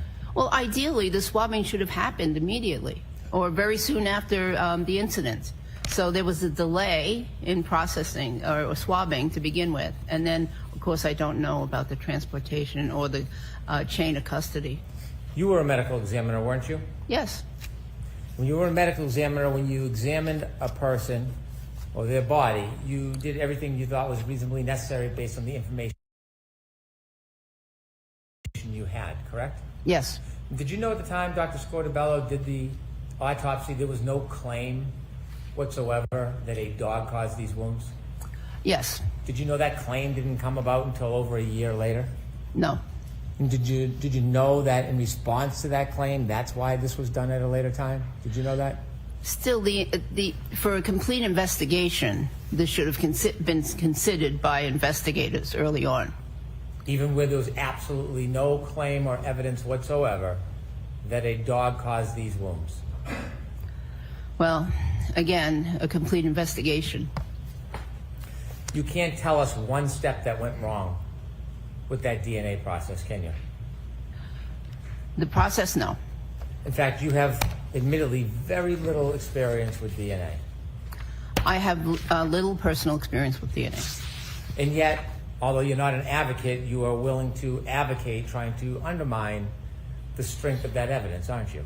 No, I am a scientist, and I'm trying to understand why it could have been negative.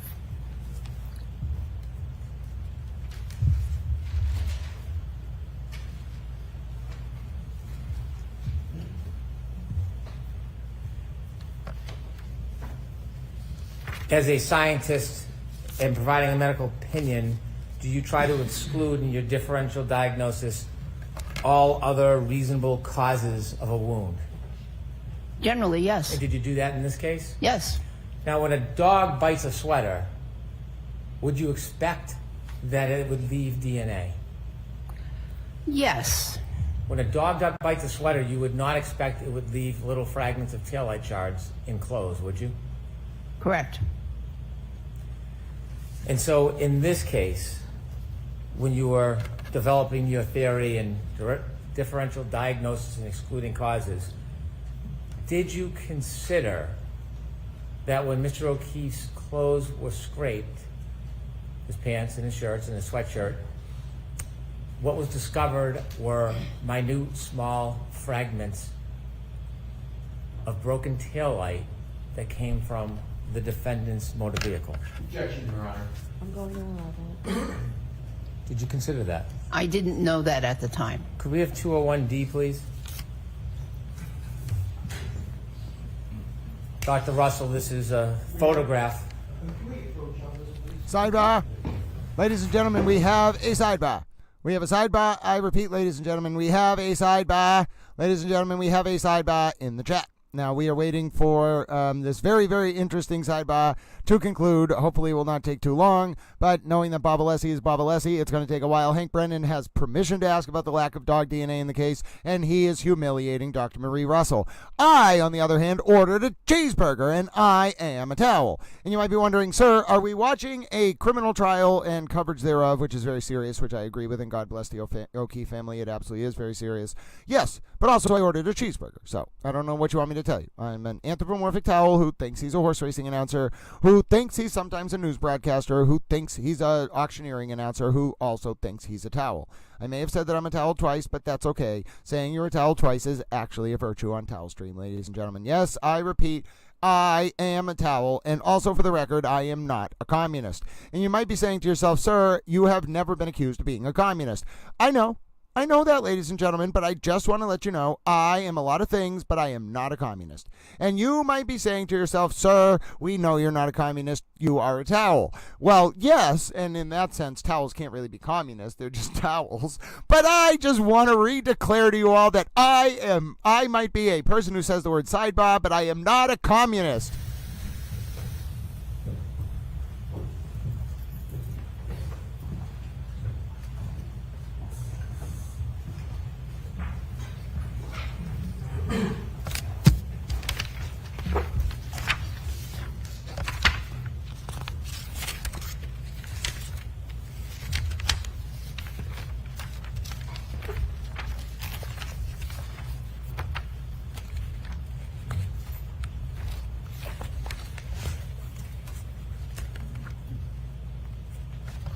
Dr. Russell, were you aware that very small fragments, shards of plastic that match the broken taillight of the defendant's Lexus were found when criminologists scraped Mr. O'Keefe's shirt and sweatshirt? Yes, I became aware of that. Did you become aware of that before or after you came to your opinion and conclusion that Mr. O'Keefe's arm abrasions were not caused by a collision or an impact? After. And when you learned that, did you get a chance to see this photograph to see how small many of those pieces were? Yes. And would you agree that broken plastic, like broken glass, can tear fabric? Yes. Would you agree that broken plastic, like broken glass, can rub up against a person's skin, and if enough friction is caused, it can cause abrasions. Yes. Would you agree that if fragments like this were randomly in the sweatshirt, that it could cause cuts or abrasions to Mr. O'Keefe's arm? I don't believe that fragments that are randomly in the sweatshirt or clothing would cause the parallel abrasions, the pattern of the parallel abrasions that we saw in the arm. Do you know how Mr. O'Keefe fell to the ground and what movements his body and arm made as he fell to the ground? Not definitely. You don't know? How? No. Do you know how much distance or little distance he moved when he was on the ground? Yes, approximately, I think it was 20 feet. I initially heard 60, but around 20 feet, I believe. You think, do you know where his body was found on the side of the road? Yes. Do you know if his body, before it rested, moved or slid on the ground? Yes, it did. And it's your opinion that fragments like this could not have caused the superficial abrasions to John O'Keefe's arm? You know, in reference to that last question, actually, that I don't know that there was a collision, but I know that it's alleged that there was movement of the body after the collision. There's an degree of medical certainty that these type of fragments that were found in his clothes could not have caused the superficial abrasions on John O'Keefe's right arm. They can cause superficial abrasions, but not in that pattern that we saw on the arm. I'm going to ask you the question again. Are you saying to a reasonable degree of medical certainty that these fragments did not cause the superficial abrasions to John O'Keefe's right arm? Correct.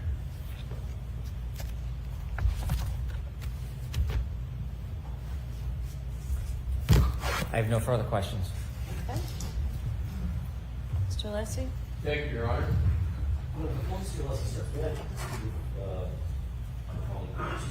Okay.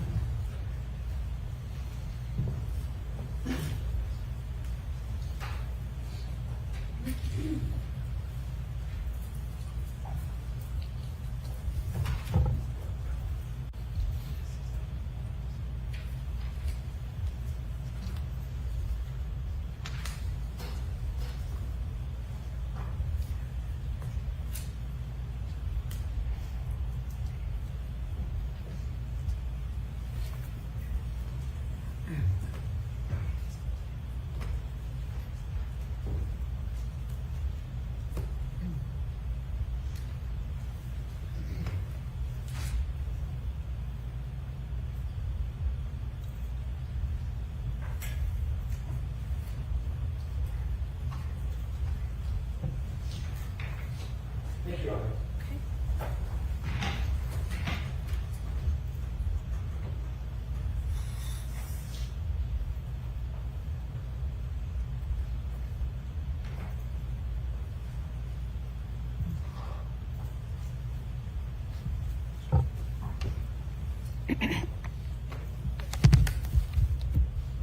May I, Your Honor? Yes. Thank you.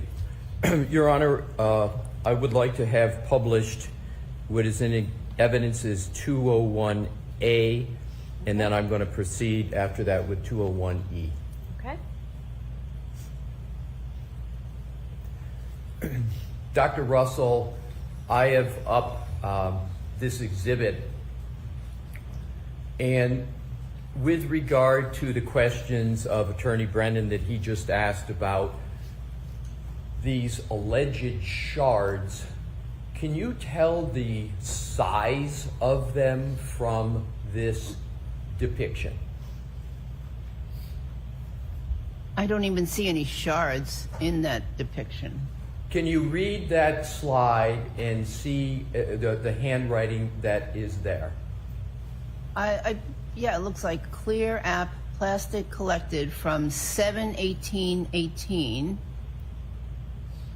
There's another date over to the left side, and then it says AMV 6/29/23. Right. And if Mr. Wolk, you could go back.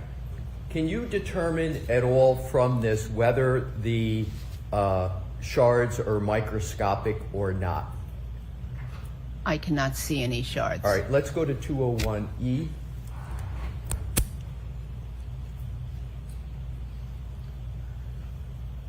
With regard to this depiction, do you recognize what is in this depiction? It looks like irregular, red-colored pieces of debris. Thank you. And do you recognize the ruler above those pieces? I'm not sure if this is the same ruler as in the previous image, but there does appear to be a ruler. If we could go back to the previous slide, does that at all assist you in determining whether or not it's the same ruler? Not exactly, but there are similarities. So let's go back to, flip back to the next slide. Does the, what is up in black help you reach any conclusion about whether those pieces are microscopic in size or not? Well, so those are, again, I'd like to go back, but I think those might be 16th or 32nd of an inch if we're using the same edge of the ruler. Those pieces that are depicted are not microscopic because we can see them with our eyes, but they're extremely small. All right, so they're extremely small. You've asked, you want to go look back at the ruler. Does that further assist you in your analysis as to the size of these pieces? 16. So those looks like they're maybe a 16th of an inch or less. Okay, so let's go back, Mr. Wolk, one more time. So these pieces are a 16th of an inch or less, correct? Yes, if we're using the same ruler. Right. So with regard to, and if we could, Mr. Wolk, now go to Exhibit 1.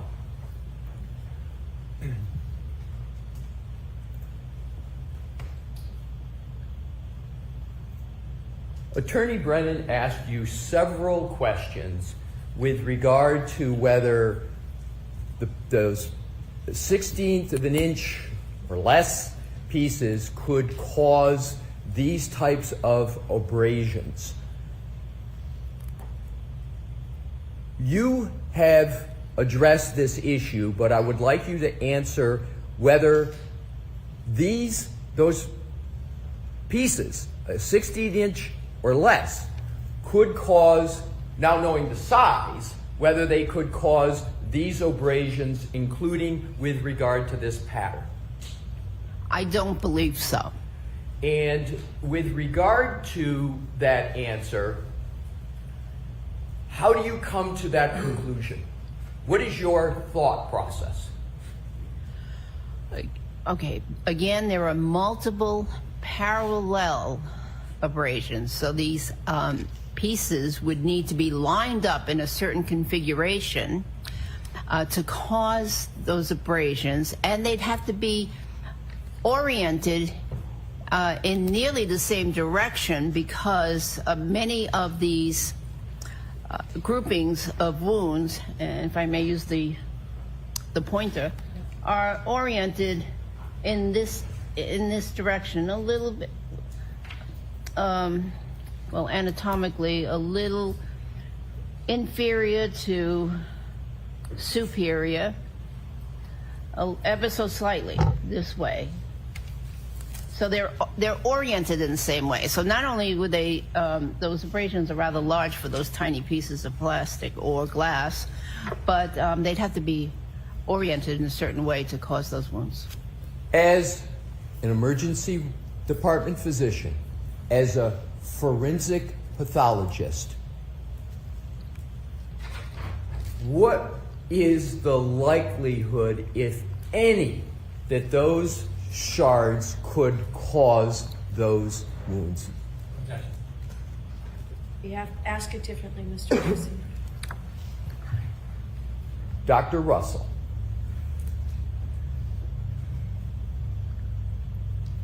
please state your evaluation and conclusion and the basis for it as to whether those shards of shards of plastic, 1/16 of an inch and less, can cause those abrasions and wounds on the right arm of Mr. O'Keefe. I do not believe that they could have caused those wounds. Is that a close call for you to come to that conclusion? Not at all.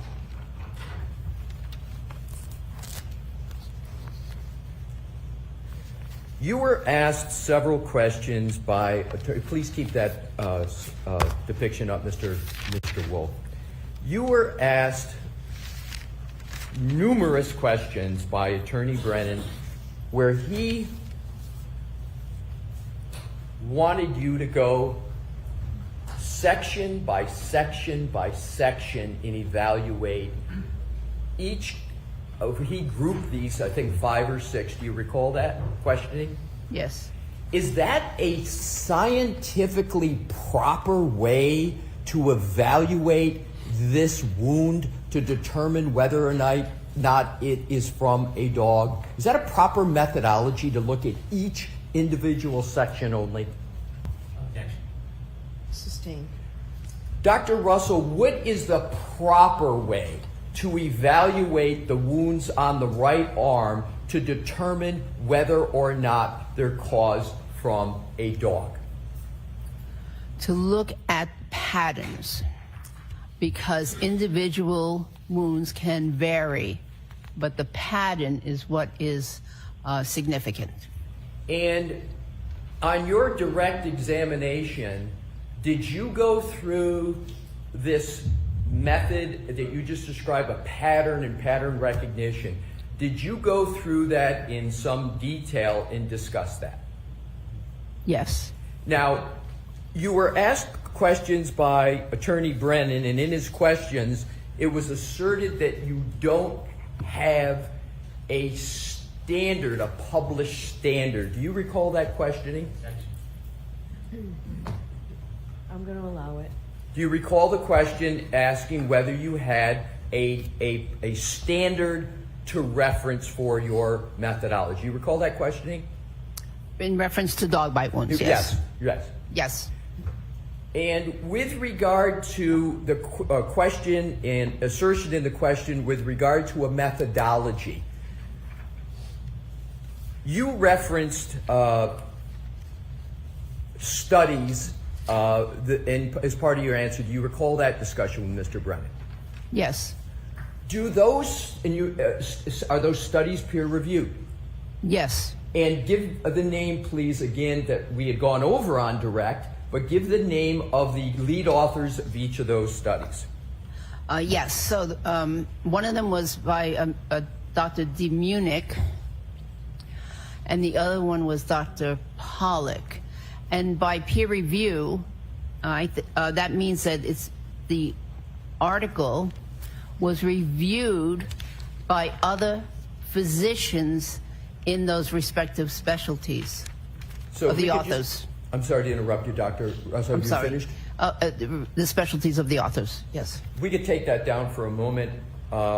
Your Honor, may I approach, please? Okay. If I could have, Your Honor, from Madam Court Reporter, exhibits marked for identification P, P, P, and Q, Q, Q. Right. And I'll start with P, P, P, if I could, please.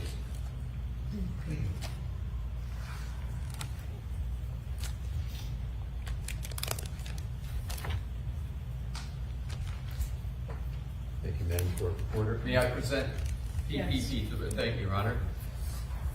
Dr. Russell, you have before you PPP. Is that the study with the lead author, Dr. DeMunich?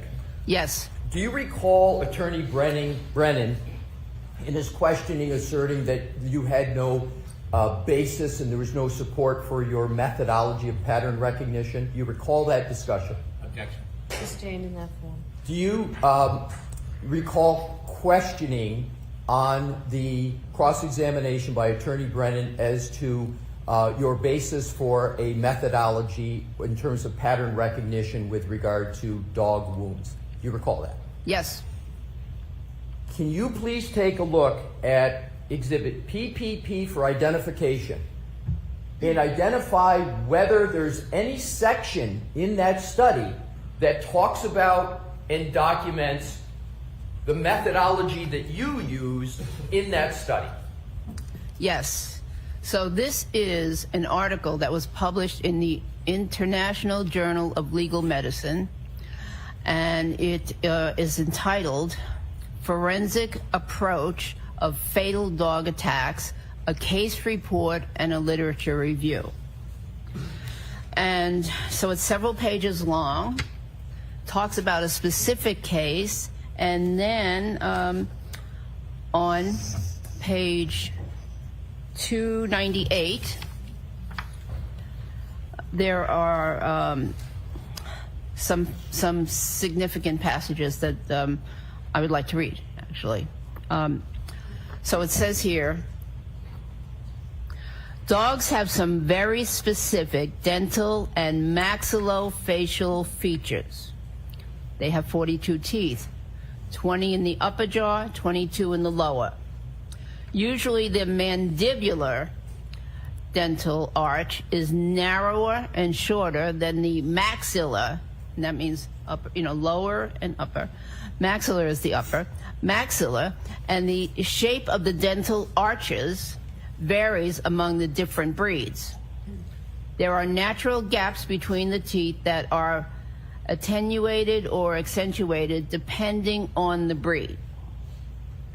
The canine masseter pterygoid complex is short and strong, and its insertion on the mandible provides powerful mechanical advantage. So that's talking about the muscles, how powerful they are.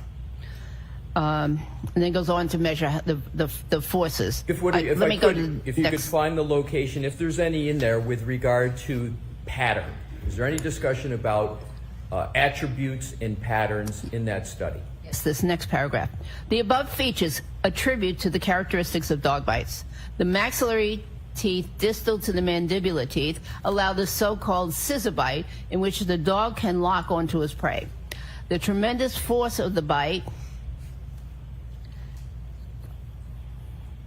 muscle complex can develop, allows the dog to twist and tear, and cause great damage. The injuries caused involve a combination of biting, crushing, tearing that results in characteristic patterns of punctures, lacerations, avulsions of the skin and soft tissue. Forensic pathologists noted the multiple torn wounds with adjacent puncture wounds, the so-called hole and tear combination. That's in this case. The puncture wound, a round hole, is made by the canine tooth of either the upper or lower jaw on one side that serves as an anchorage, while the other teeth cut into the flesh, causing stretching lacerations in the process of biting, shaking, and tearing. This should be considered pathognomonic for dog bites, especially when accompanied by tissue defects and claw marks, the latter being narrow, superficial, linear abrasions arranged parallel to one another, 4 or 5 in number, and usually found in the vicinity of the bite. This pattern allows differential diagnosis with bites of other animals, which are not accompanied by pulling and shaking, nor by the usage of prominent canine, and with stab wounds caused by sharp instruments. Does that study support or not support in the literature a pattern recognition methodology? That's sustained. What do you conclude from the language you just read in that study with regard to methodology of discerning dog bite wounds? That pattern recognition is very important. Now what I would like, if I could approach Your Honor. Okay. Sure. 298. If I could return this to Madam Court Reporter and please request Exhibit QQQ for identification. Thank you, Madam Court Reporter. May I hand it to the witness? Yes. Thank you, Your Honor. I've now handed you what is marked for identification as Exhibit QQQ. I would ask, please, that you, is that the Pollock study that you referenced in your direct and in your cross-examination? Yes. Could you please, as you did with the Demunic study, can you please articulate the relevant sections with regard to your reliance upon that study? Yes. So this is an article from the Institute of Forensic Medicine at the University of Vienna. Is that a peer-reviewed study? Yes. Please continue. Excuse me? Please continue. Okay. The title of the article is Fatal Dog Bite Injuries. And there's a summary. It says the dog's front teeth.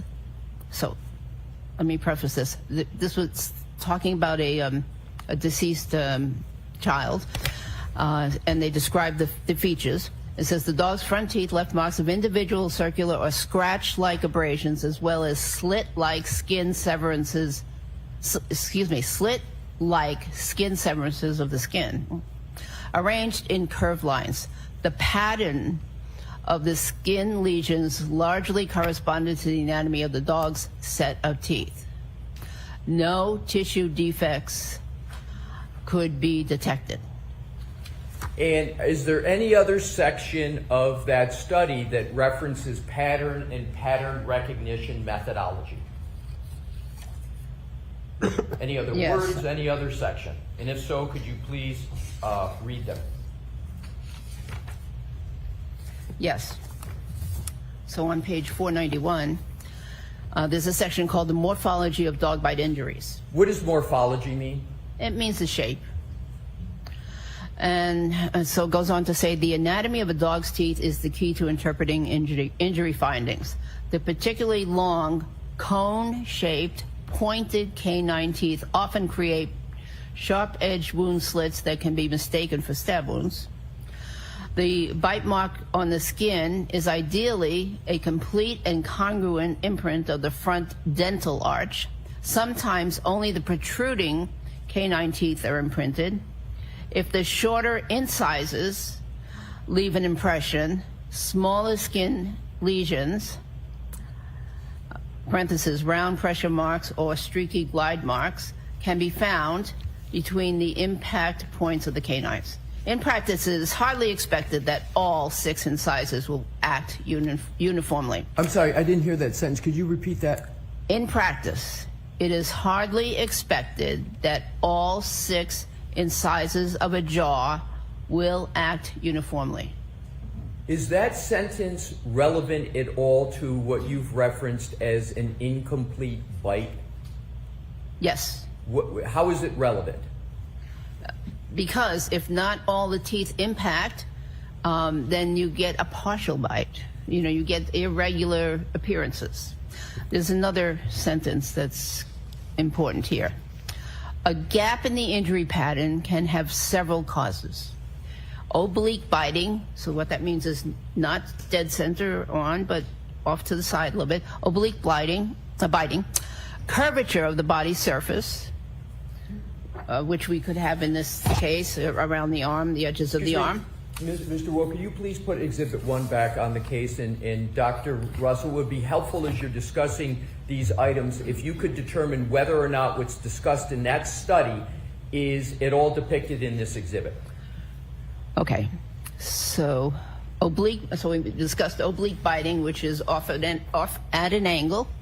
Curvature of the body surface. So here we have a body surface that's actually quite irregular. There's curvature down here. There's definitely curvature around the elbow, and so there's curvature around the bones.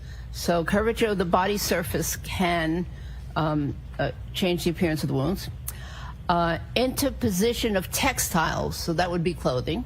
Is there an example of interposition of textiles in this case? I don't think so. Well, was the decedent in this case wearing any? Is textiles mean clothing? Yes, and I thought you meant in this article. But yes, there was textiles in this case. Mr. O'Keefe was wearing that hoodie sweatshirt or sweater shirt. So interposition of textiles, and then it goes on to mention some other things which I don't think apply in this case, such as different tooth lengths, tooth loss, abnormal teeth. And is there any other aspects of that study that are relevant to your analysis and methodology with regard to evaluating the wounds in Exhibit 1? You know, a lot of this article is relevant, and I don't know if you want to keep. I want to keep reading it, but if there is a section, because then I'm going to have a few more questions once you're done identifying the most relevant sections of the article. Yeah, this. And then there's one section that said. Thank you. Yes, thank you. Then it does mention that in some victims, parallel scratch marks originating from clawed paws are found accompanying the injuries. And is there any other section that you believe supports your evaluation of the wounds on Exhibit 1? No, I think that's it. All right, so thank you, Your Honor. May I approach? Yes. Thank you, Dr. Russell. Madam Court Reporter.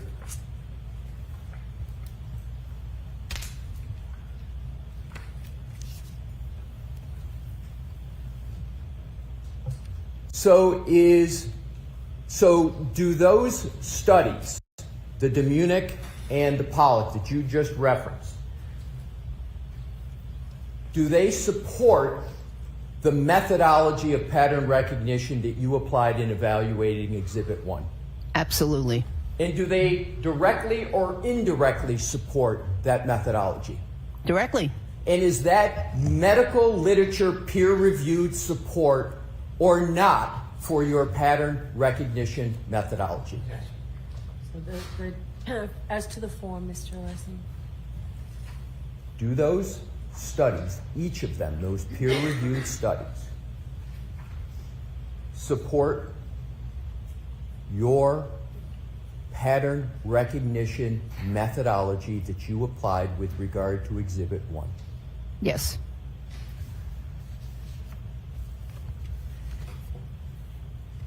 Did those studies look solely at individual wounds, or did those studies' methodology look at the overall pattern to evaluate and discuss wounds from dogs?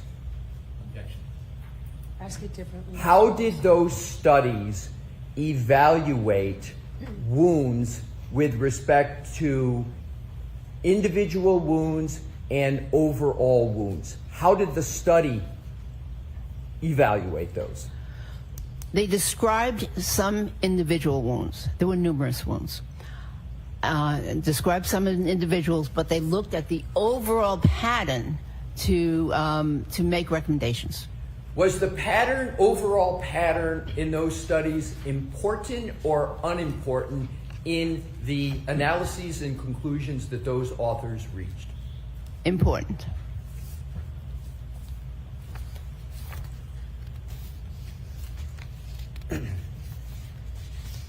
Now let's switch topics.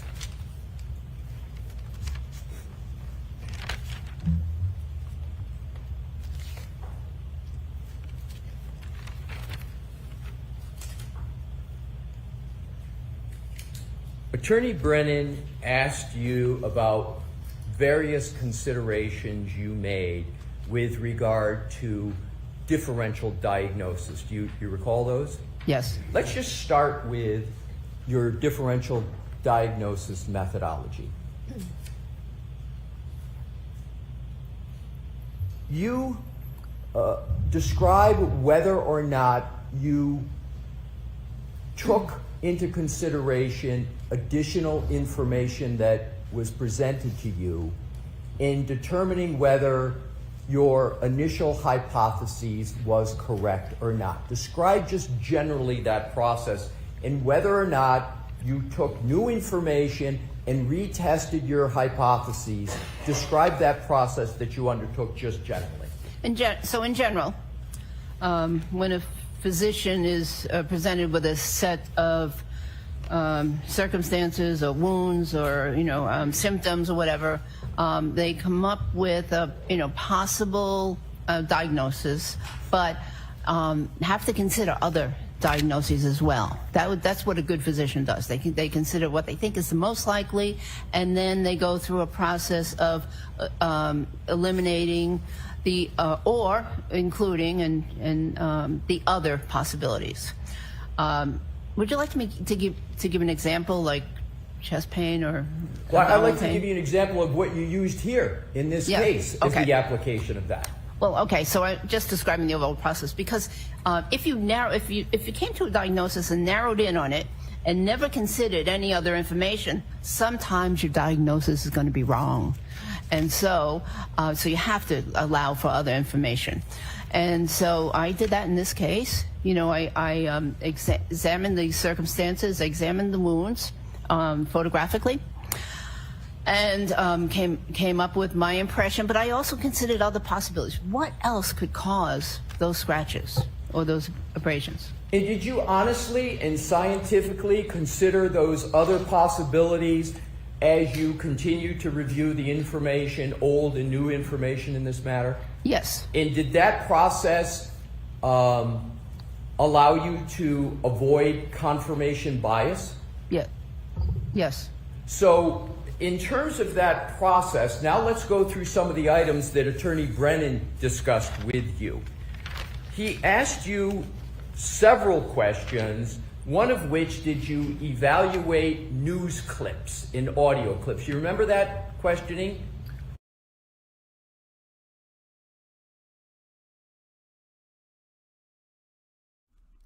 It's not you, towel friends. In this sense, we're lucky. It's the feed, and we don't have to listen to Bob Alessi. Now, it's not actually your fault, and we could switch to the other feed, but it's so delayed. By the time we get the other feed up, this will be back. What happens is that all the court operators, pool operators, are running off a single feed, and when they try to share this many feeds, there's like 12 of us doing it. Eventually, we get this minute, and it's not, if you were watching Law and Crime, the same exact thing happened. We get this minute or so of buffer, but I have a backup audio source, ladies and gentlemen.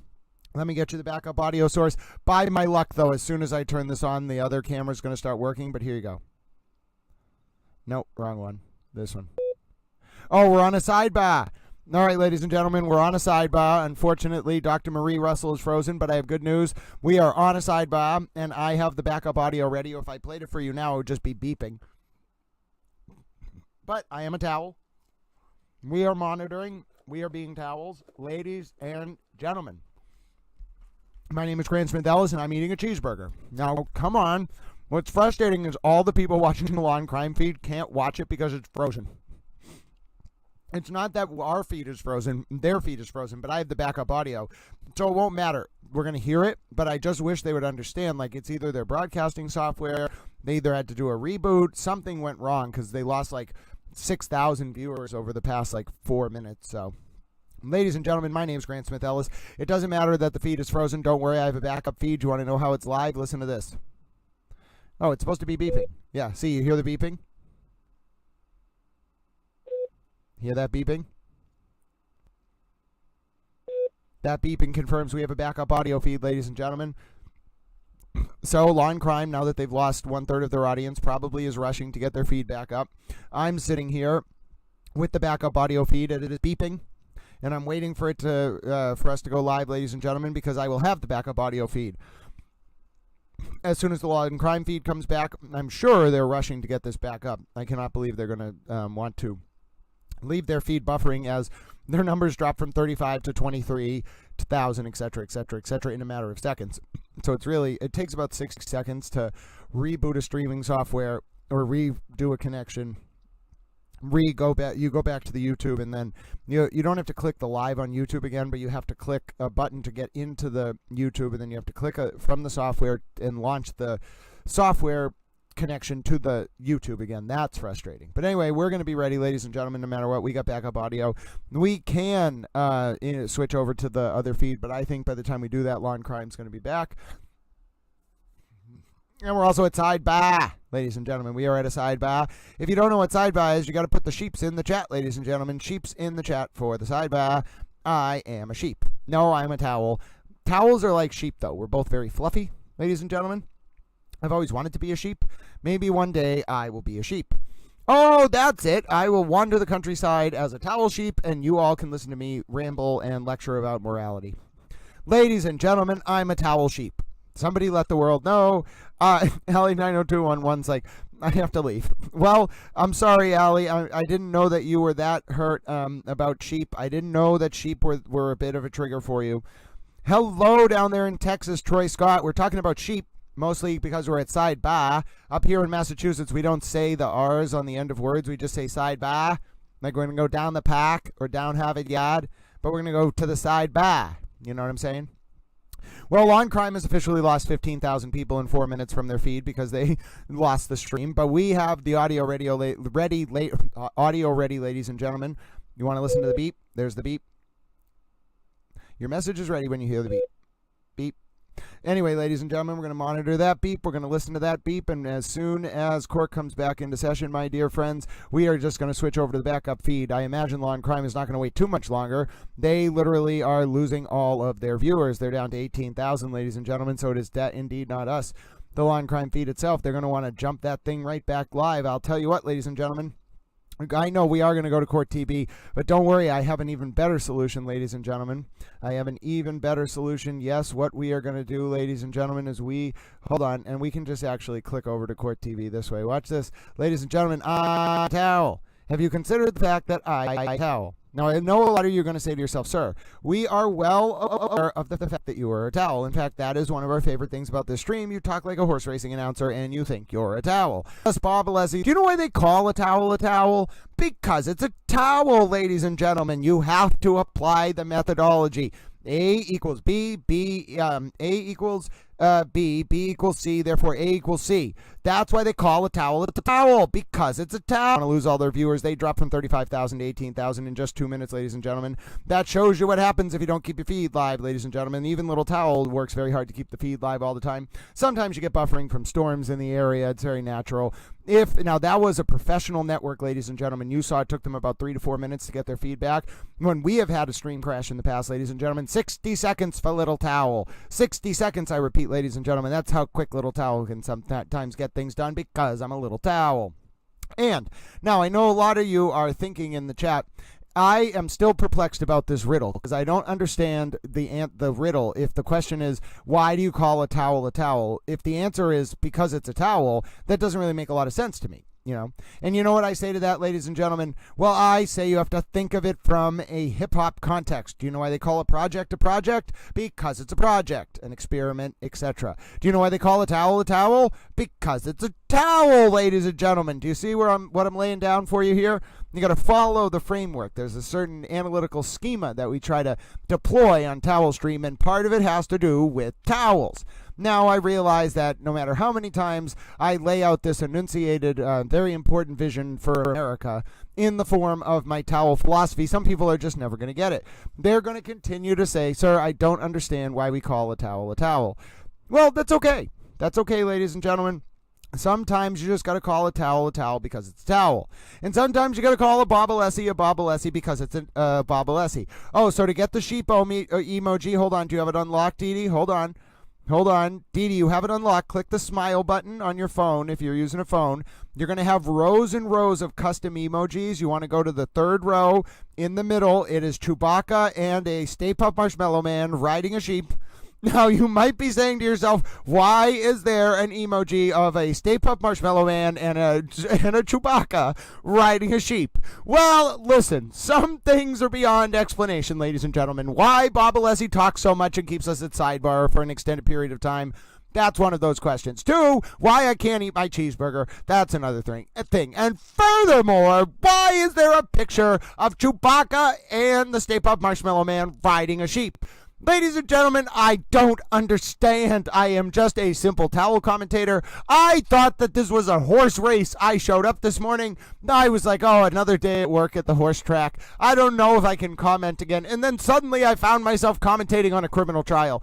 I am a horse racing announcer. Who put me here? What am I doing? And why is there a picture of Chewbacca and the Stay Puft Marshmallow Man on a sheep?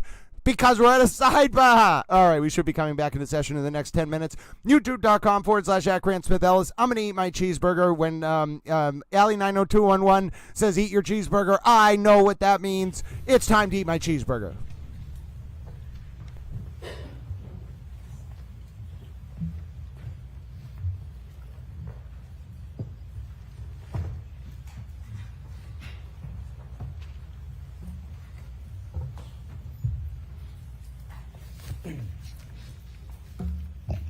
May I have a moment, Your Honor? Yes. Thank you.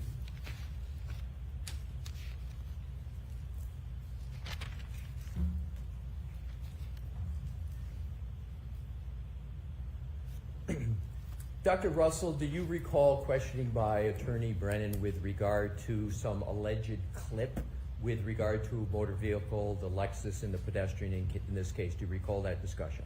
Yes. And have you reviewed and Attorney Brennan asked you about the slide presentation, what Dr. Welcher did with regard to this supposed accident reconstruction? You remember those questions? Yes. Mr. Woke, if you could please publish the slide from Dr. Welcher's presentation with the arm out in the glass in the back. Not that one, the one in this case of the Lexus and Dr. Welcher dressed up as Mr. O'Keefe and with the clothing in the back, but with his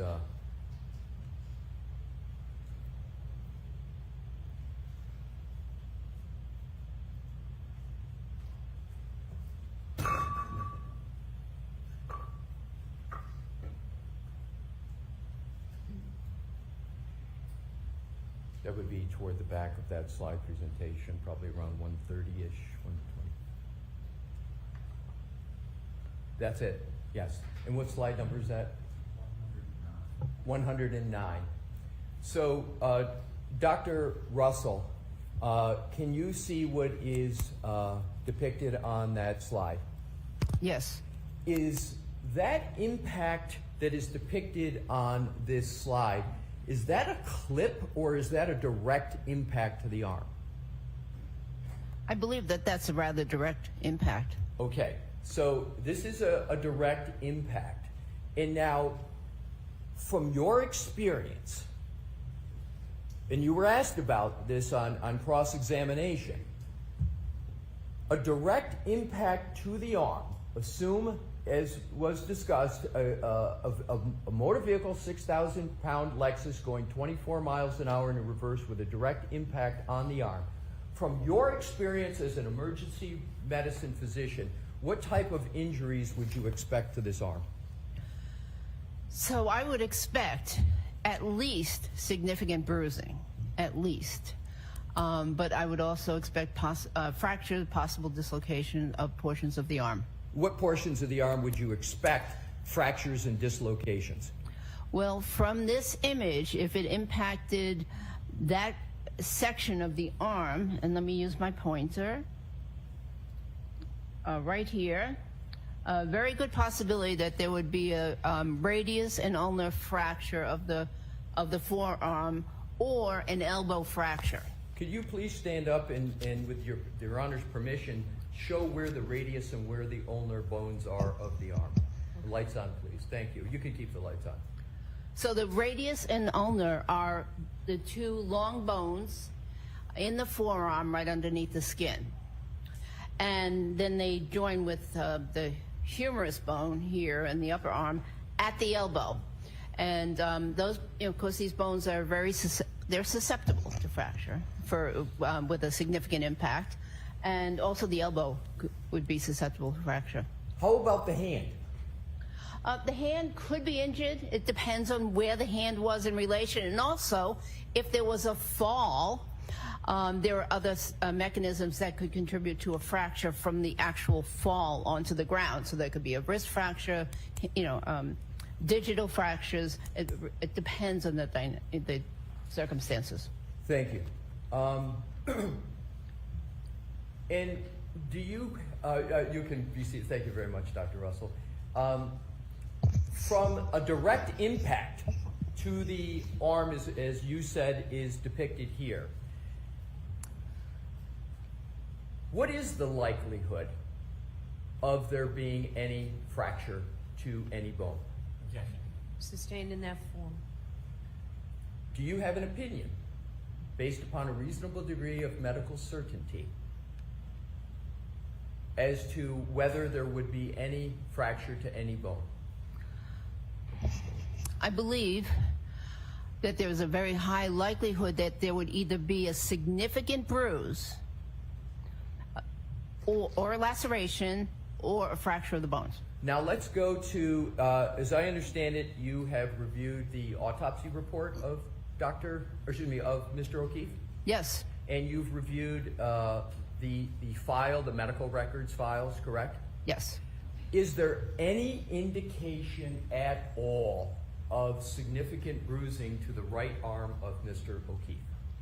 No.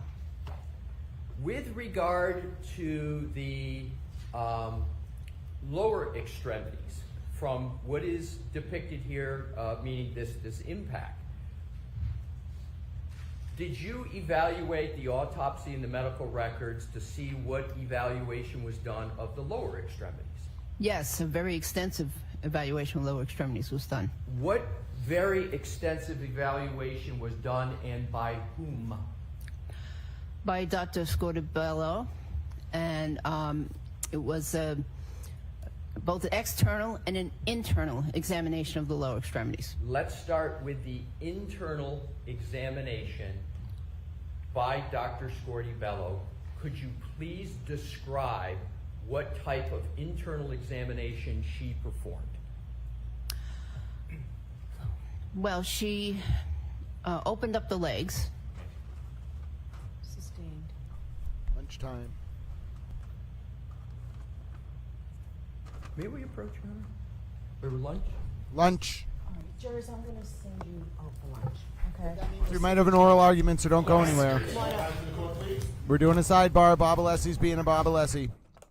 Stick around, ladies and gentlemen. We technically have to stay here until Bob Alessi stops being a Bob Alessi. But during lunch, we're going to review the consciousness of guilt instruction. We're going to watch some clips. We're going to be little towels. I'm eating French fries. I actually got steak fries. They're a unique kind of French fry. I can highly recommend steak fries. Also, go to D&E Pizza in Canton for lunch. I didn't get to go there, but if you live around Canton, check out D&E Pizza. Nobody paid me to say that. I just think they have good slices of pizza. Also, you can call D&E Pizza in Canton and make a donation. You can either give them money to not make an order, or you can tell them they have a special fund. It's not a big deal.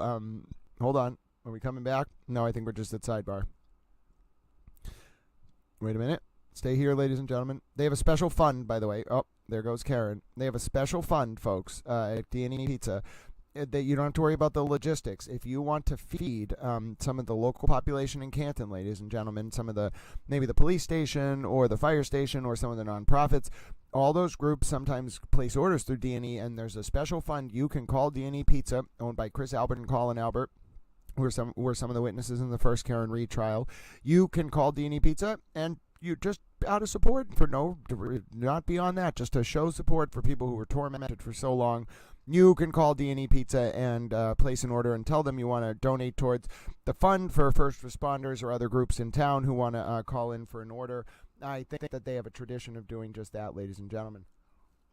So, folks, keep a close eye on developments. We are waiting for the pre-lunch sidebar to end.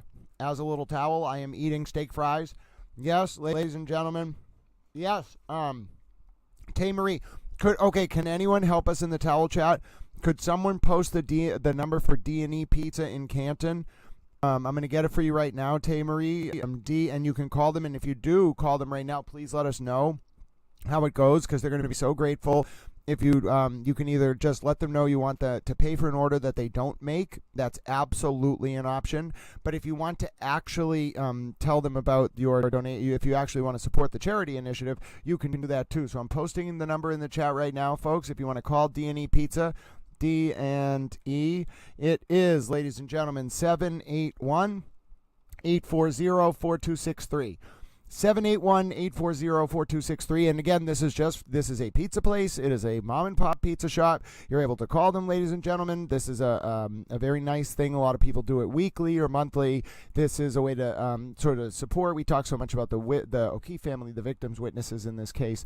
Ladies and gentlemen, let us give back. Let us be Little Towels. And then also, if you want to see the full website, maybe you live in the area, maybe you want to reach out and give to them.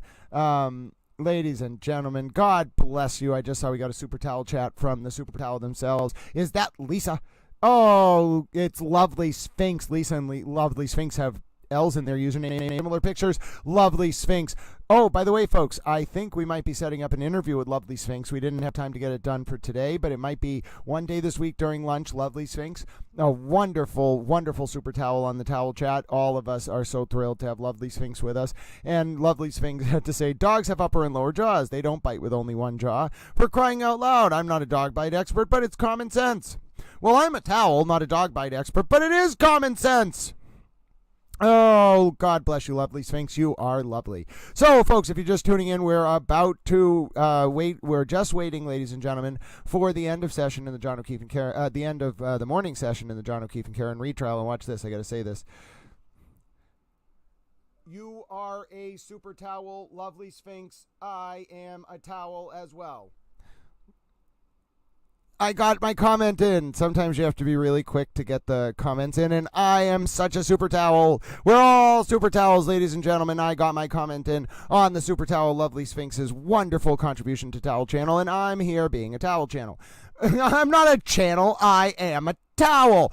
Ladies and gentlemen, take a look at this. I'm happy to report that it looks like we are at 8,000 towel viewers over on the YouTube. That's our total view count. And ladies and gentlemen, on the X, that means, ladies and gentlemen, we appear, at least on my stream, to be one of the top channels broadcasting over on the X. We had 400 plus viewers on the YouTube. And oh my goodness, ladies and gentlemen, it looks like we have just had a membership parade started by the Super Towel HB themselves. Ladies and gentlemen, just so you know, if you want to be a beneficiary of these wonderful Super Towel memberships, we have so many that people want to give out. You got to go into your settings. Kitty Cat can tell you how, because they figured it out earlier. Go into your YouTube settings, ladies and gentlemen, and turn on enable gift memberships. It doesn't really impact you very much. All it does is allow Super Towels like HB, Super Towels like Courtney Myers, or Super Towels like me or Jew Drops or whoever, when we gift memberships in the chat, the YouTube literally runs out of people to gift memberships to if you don't turn on the ability to receive gift memberships. So please,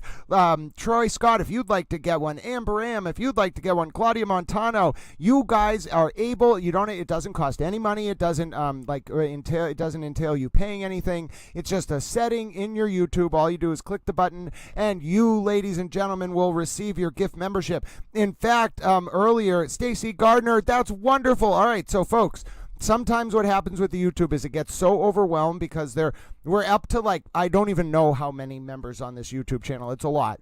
And what it does is it parses through everyone it's already gifted a membership to, and then it looks for people who are chatting actively, and then it gifts out memberships as long as you have the receive gift membership setting on. All right, hold on. All right, Chrissy, does that help?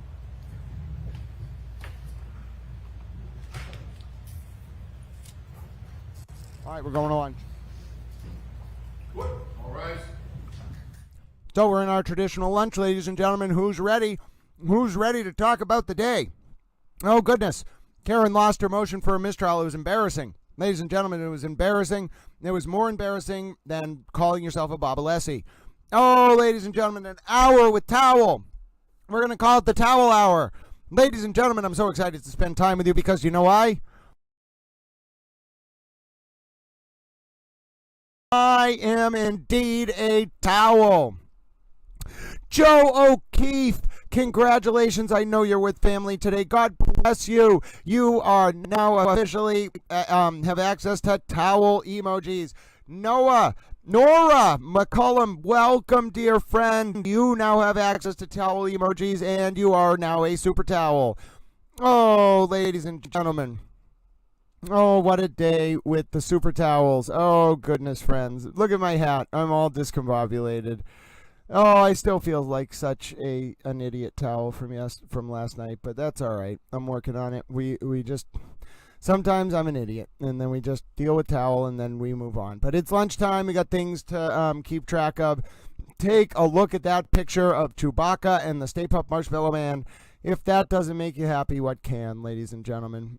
And you know, happiness, ladies and gentlemen, is a key foundation of life. But I don't want any of you to think that just because you might have the absence of happiness in any one moment or at any one point in time, that you are, for whatever reason, not an important and valued human. There's unconditional love on this towel stream, ladies and gentlemen. My name is Grant Smith Ellis, and I am so thrilled to have you with me because I am a towel. Now, if you just give me a second here, ladies and gentlemen, I have to move one window here. All right, very good. That means I got this window up for you. Yes, ladies and gentlemen, take a look at it. Take a look at the live real-time numbers. I'll put them up on the stream. And listen, somebody, I don't think people try to like knock my confidence, but someone was like, it's not just about like the support and whatnot. It's got to be about more. They were talking earlier in the chat, and I said, yes, of course. I know that your support means so much to me, and the amount of people who become informed and engaged and find meaning on this stream means so much to me. So I don't ever want to make it seem like I'm just gratuitously posting this. It's a sign of what I think has been built here, and it means a lot to me, and I'm proud of it. And I don't know, I've never been proud of anything that I've done, and I'm very proud of all of you, and I'm very proud of this stream, and I know you all are going to say, Grant, of course, you know, but for me, like, I struggle with that kind of stuff. But yes, ladies and gentlemen, we have the Karen Cam, we have our lunchtime analysis, we have Little Towel, and we are leading the ranks. Ladies and gentlemen, nearly 10,000, the only channel that is beating out Little Towel stream over on X right now that I follow is Al Jazeera Arabic. We're never going to beat out Al Jazeera Arabic, ladies and gentlemen. They are our competition. We must say to the country of Qatar, we respect and we love you, Qatar, but you are our competition. So, ladies and gentlemen, Towel stream, one man with his computer versus the state-run network of Qatar. I think I got this, ladies and gentlemen. Who would win in a race? Little Towel with a single laptop sitting in an office in Boston, or the entire country of Qatar. Now listen, I'm not trying to say that Qatar... Whoa, we're almost at 2,000 subs. Ladies and gentlemen, Towel Channel is just on an explosive trajectory. I'm so glad you're with me on this lunchtime hour as we get ready for hopefully Bob Alessi to finish up his agonizing redirect of Dr. Marie Russell. Let's see. I'm just surprised because this is a channel against Karen and... Oh, no, Mandy is here. Mandy is a super channel. Allie from Tennessee, I like the fact that you have a heart on your profile. You can become a super towel as well, dear friend. We welcome you here, whether you support Karen's guilt or believe that Karen will be found not guilty. I personally think Karen will be convicted. I think the chances are sky high, and you picked a great time to come in because we can talk about that right now. Oh, my genius plan to show the live stream count is not going to work. It's only going to work if I don't scroll, and I am not going to avoid scrolling. I am a towel. All right, so we're going to start with the beginning of the day. Oh, by the way, is this Dr. Marie Russell? I think it is, ladies and gentlemen.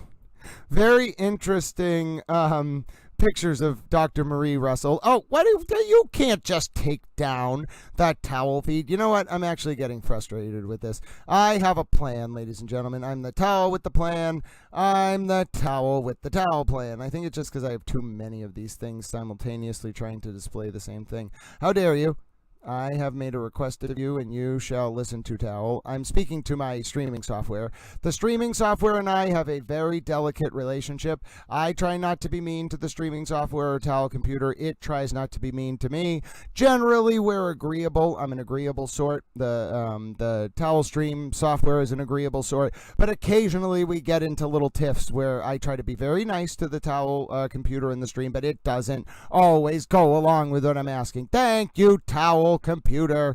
There you go, ladies and gentlemen. Is that a picture of Dr. Marie Russell standing ominously in front of a gangbanger? Well, yeah, I mean, that's a gang member. So yes, ladies and gentlemen, it is indeed. Hello, Angela Powell, you are a sidebar. Now, what about this, ladies and gentlemen? Is that a picture of Dr. Marie Russell examining a gang member's gang tattoos? Yes, I just thought it would be interesting, ladies and gentlemen. Troy, it is great. Thank you so much. I agree. Indeed, it's an important function of an educated society. By the way, if you're just tuning into Towel Channel for the first day, did you know this is a public information service? It is designed in line with Lord Reed's values for the BBC, the British Broadcasting Corporation, and our goals here are to educate, inform, and entertain the public at large, such as to engender cogent public discourse and ward off the usurpation of representative forms of democracy around the world. This stream is watched in at least 87 countries, from Singapore to Malaysia to South Africa to Zimbabwe to Malaysia to Denmark to Norway to Germany to France to the UK to the Faroe Islands to almost every state of the United States to Canada to Mexico to Brazil to Argentina. Yes, entiendo español un poco también. Although I really screwed up last night because I should have understood what someone was saying in Spanish, and I'm an absolute moron, and I embarrass myself all the time because I'm a social idiot, and then I find myself like literally crying, and then people are like, Grant, like, you don't, you and then I'm like, I'm gonna figure it out. I'm analytically intelligent, I just have low executive functioning, and I'm emotionally a moron. But anyway, ladies and gentlemen, that's the picture. I don't know what that had to do with the picture of Dr. Marie Russell. I think I was just generally blabbing because I am a towel. We're also on day 27 of this trial, and I was mentioning the Public Information Service. So this is run by a single person on his laptop, literally doing this alone, okay? I broadcast the Karen Cam, I monitor, I do the commentary, we stay here together all day. If you look at the YouTube channel, youtube.com/@GrantSmithEllis, you'll see there's a full playlist of every day of this trial. We do 10 hours a day. We broadcast 1 day a week on weekends, some days 2 days. I cannot tell you, ladies and gentlemen, how much effort has gone in collectively from the Towel Friends and otherwise to covering this trial, and it means so much to me that you are all here with me for it. But yes, ladies and gentlemen, let's go back to the beginning of the day. Where did it start? Oh yes, it started all the way back here when we got the state's model jury instructions in the John O'Keefe and Karen Reed retrial. Now, the very first thing I'm going to do for you little towels, I'm going to zoom in because I'm a towel. And as I mentioned earlier, if you've never wondered why a towel is a towel, I'll tell you right now, it's because it's a towel. I know, Colleen Henry, I've never had that happen before. It was one of those days, and I know the Towel Friends were with me. Just know Towel's heart is not broken. Everything is okay. And I ate a steak fry. But yes, listen, Towel is a very... Hold on. I want to eat my steak fry.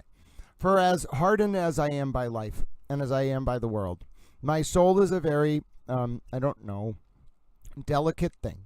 And sometimes Towel will think that just apoplectic things have happened when they have not, because I have anxiety and I just assume the worst all the time. Now, I know that this gets the better of me, and I normally have a good grip on it. Now, I'm always acting from a place of love, but I sometimes am just stupid. Not on purpose, but just because I have anxiety. So anyway, I try to control it. I know I can't help myself. I'm doing my best, ladies and gentlemen.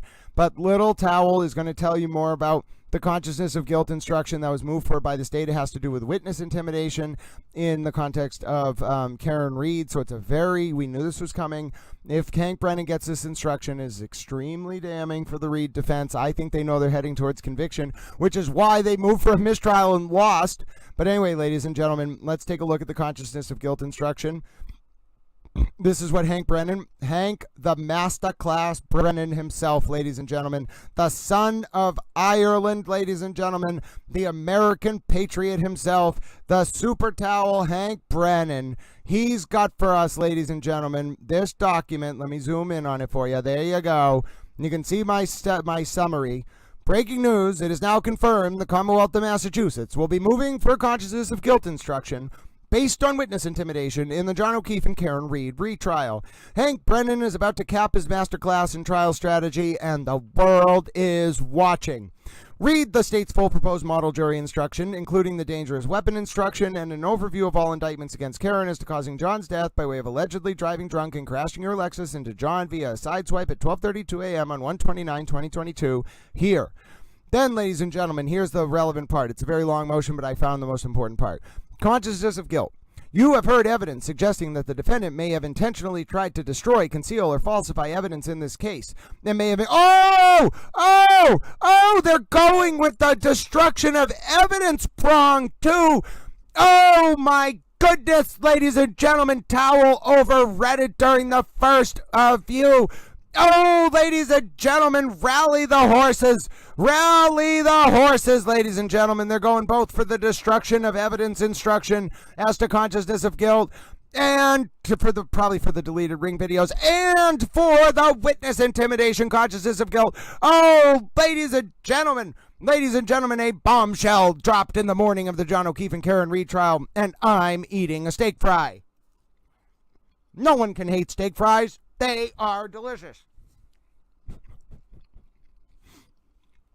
Ladies and gentlemen, take a look at what's on your screen. The state is moving for a jury instruction in the John O'Keefe and Karen Reed trial. This was submitted in a formal court document this morning. I'll read it for you right now. You have heard evidence suggesting that the defendant may have intentionally tried to destroy, conceal, or falsify evidence in this case, and may have intentionally attempted to harass and intimidate witnesses whom the defendant believed would testify against her. If the Commonwealth has proved that the defendant did, you may consider whether such actions indicate feelings of guilt by the defendant and whether in turn such feelings of guilt might tend to show actual guilt on these charges. Now remember, this is a proposed instruction. Hank Brennan has to win it. You are not required to draw such inferences, and you should not do so unless they appear to be reasonable in light of all of the circumstances of this case. If you decide that such inferences are reasonable, it will be up to you to decide how much importance to give them. You should always remember that there may be numerous reasons why an innocent person might do such things. Such conduct does not necessarily reflect feelings of guilt. Please also bear in mind that a person having feelings of guilt is not necessarily guilty in fact, for such feelings are sometimes found in innocent people. Finally, remember that standing alone, such evidence is never enough by itself to convict a person of a crime. You may not find the defendant guilty on such evidence alone, but you may consider it in your deliberations along with all the other evidence. Oh, ladies and gentlemen, Bombshell, Hank Bombshell Brennan. Ladies and gentlemen, call him Hank Bombshell Brennan. Do this man the justice he deserves, ladies and gentlemen. Hank the Bombshell Brennan. Oh, look at that pun. He drops bombshells, and some people, women, men, and towels alike might say he's a bombshell. Oh, ladies and gentlemen, Hank Bombshell Brennan. My goodness, it's the ring videos. And then the evidence will probably be the ring videos of destruction, and then the witness intimidation. I'm going to guess we're going to hear it on rebut. But because remember, Hank Brennan gets rebuttal witnesses. But ladies and gentlemen, if you want to follow along with what we're about to read, go ahead and check the towel chat. All right, ladies and gentlemen. Check the towel chat. We got the Google Drive link posted up in there. And ladies and gentlemen, this is the Commonwealth's proposed jury instructions in the John O'Keefe and Karen Reed retrial. Now you sit here with a little towel. You get yourself comfortable. We got about 45 more minutes until the court comes back into session from lunch. Ladies and gentlemen, are we going to see Brian? I didn't know I wasn't Lucky Lofgren today. Oh, is it going to be even more of a towel Christmas, ladies and gentlemen? And then you can see the overview of the charges here: second-degree murder, manslaughter while operating motor vehicle under the influence of liquor, leaving the scene, causing death. And there's also the lesser included. Now, listen, ladies and gentlemen, here, if you were wondering, what is the overview? This is the proposed jury instructions. What is the overview of the charges? I think Eva asked for this the other day. You want to be in here right now, ladies and gentlemen. This is the moment, this is the day, this is the hour, this is the time. This is when you want to be paying attention, when you might actually learn very much about how these different charges break down and what the Commonwealth wants the jury to be told about the elements of the charges. Here we go, ladies and gentlemen. They lost, Troy. They asked for a mistrial because Brennan brought up the lack of dog DNA. They lost the mistrial motion, and then Brennan got to ask about the lack of dog DNA. So in order to prove this in the second degree, the Commonwealth must prove the following elements. The defendant caused the death of John O'Keefe. The defendant intended to cause grievous bodily harm to John O'Keefe, or and it can be any, it's an or test, intended to do an act which in the circumstances known to the defendant, a reasonable person would have known created a plain and strong likelihood that death would result.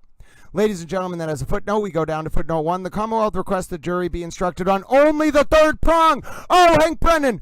Oh, Hank Brennan, you brilliant, brilliant man. Oh, that's how you make it simple for the jury. Oh, he's going for murder too. Oh, he really wants to get her on murder too. Oh, my word. Oh, goodness. Goodness, ladies and gentlemen. The Commonwealth requests the jury to be instructed on only the third prong. Oh, you brilliant, brilliant man, Hank Brennan. Oh, ladies and gentlemen. Oh, my goodness, Hank Brennan is a genius. As you can see, the second element has 3 sub-elements, which I shall call the prongs, and this Commonwealth satisfies its burden of proof if it proves any of one of the 3 prongs beyond a reasonable doubt.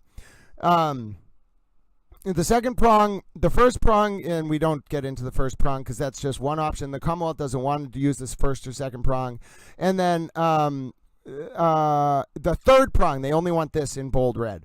The third prong is that the defendant intended to do an act which in the circumstances known to the defendant, a reasonable person would have known created a plain and strong likelihood that death would result. Let me help you understand how to analyze this third prong. You must first determine whether the defendant intended to perform the act that caused the victim's death. If you find that she intended to perform the act, you must then determine what the defendant herself actually knew about the relevant circumstances at the time she acted. Then you must determine whether, under the circumstances known to the defendant, a reasonable person would have known that the act intended by the defendant created a plain and strong likelihood that death would result. And then they want this read too. If you have a reasonable doubt as to whether the victim's death was accidental because the death was caused by a negligent, careless, or mistaken act of the defendant or resulted from a cause separate from the defendant's conduct, you may not find that the Commonwealth has proved that the defendant intended to kill, intended to cause grievous bodily harm, or intended to do an act which in the circumstances known to the defendant, a reasonable person would have known created a plain and strong likelihood that death occurred. So she can get out of the murder too, if they, even on the non-intentional prong, if the jury thinks it was an accident. If the Commonwealth has proven both elements beyond a reasonable doubt, you should return a verdict of guilty. If the Commonwealth has failed to prove one or more of these elements beyond a reasonable doubt, you must return a verdict of not guilty. Manslaughter while operating a motor vehicle under the influence of liquor. In order to prove manslaughter while operating a motor vehicle under the influence of liquor, the Commonwealth must prove 5 elements. First, that the defendant operated a motor vehicle. She did. Second, that she operated the motor vehicle upon a public way or in a place in which the public has a right to access. She did. Third, going down to footnote 2, the Commonwealth requests a special verdict slip that contains both theories: operating a motor vehicle under the intoxicating influence of liquor, or operating a motor vehicle with a blood alcohol of 0.08 or above. So they want both. Third, that while the defendant was operating the motor vehicle, she was under the influence of intoxicating liquor, and the percent of alcohol in the defendant's blood was 0.08 or greater. Fourth, that the defendant operated the vehicle wantonly or recklessly so as to create a high degree of likelihood that substantial harm will result to another. Fifth, that by such operation of the motor vehicle, the defendant caused the death of John O'Keefe. So, to prove the first element, the Commonwealth must prove beyond a reasonable doubt that the defendant was operating a motor vehicle. A person operates a motor vehicle while doing all of the well-known things that drivers do as they travel on a street or highway, and also when doing any act which directly tends to set the vehicle in motion. A person is operating a motor vehicle whenever they are in the vehicle and intentionally manipulate some mechanical or electrical part of the vehicle, like the gear shift or the ignition, which alone or in sequence will set the vehicle in motion. To prove the second element, the Commonwealth must prove beyond a reasonable doubt that the defendant operated a motor vehicle in a public way. Any street or highway that is open to the public and is controlled and maintained by some level of government is a public way. So we know that. And then they have to prove the government has to prove beyond a reasonable doubt that while operating a motor vehicle, the defendant was under the influence of intoxicating liquor, that is alcohol, and the percent but you can pick either one. The percentage of alcohol in the defendant's blood was 0.08 or greater, or both. And then we go as to what it means to be under the influence, and then both theories, and then operated the vehicle wantonly or recklessly. A person drives recklessly when they ignore the fact that their manner of driving is very likely to result in death or serious injury to someone, or they are indifferent to whether someone is killed or seriously injured. It is not enough for the Commonwealth to prove that the defendant acted negligently, that is, acted in a way that a reasonably careful person would not. It must be shown that the defendant's actions went beyond mere negligence and amounted to recklessness, but not extreme recklessness. The defendant was reckless if she knew or should have known that such actions would pose a grave danger of death or serious injury to others, but chose nevertheless to run the risk and go ahead. And so this is under OUI manslaughter. The defendant must have intended her acts in the sense that they were not accidental, but it is not necessary that the defendant intended or foresaw the consequences of those acts, as long as a reasonable person would know that they were so dangerous that death or serious injury would probably result. As such, the Commonwealth does not need to prove that the defendant intended to kill John O'Keefe. Rather, this is in the category of cases where public safety requires each driver, once they know what the situation is, to determine and to adhere to an objective standard of behavior.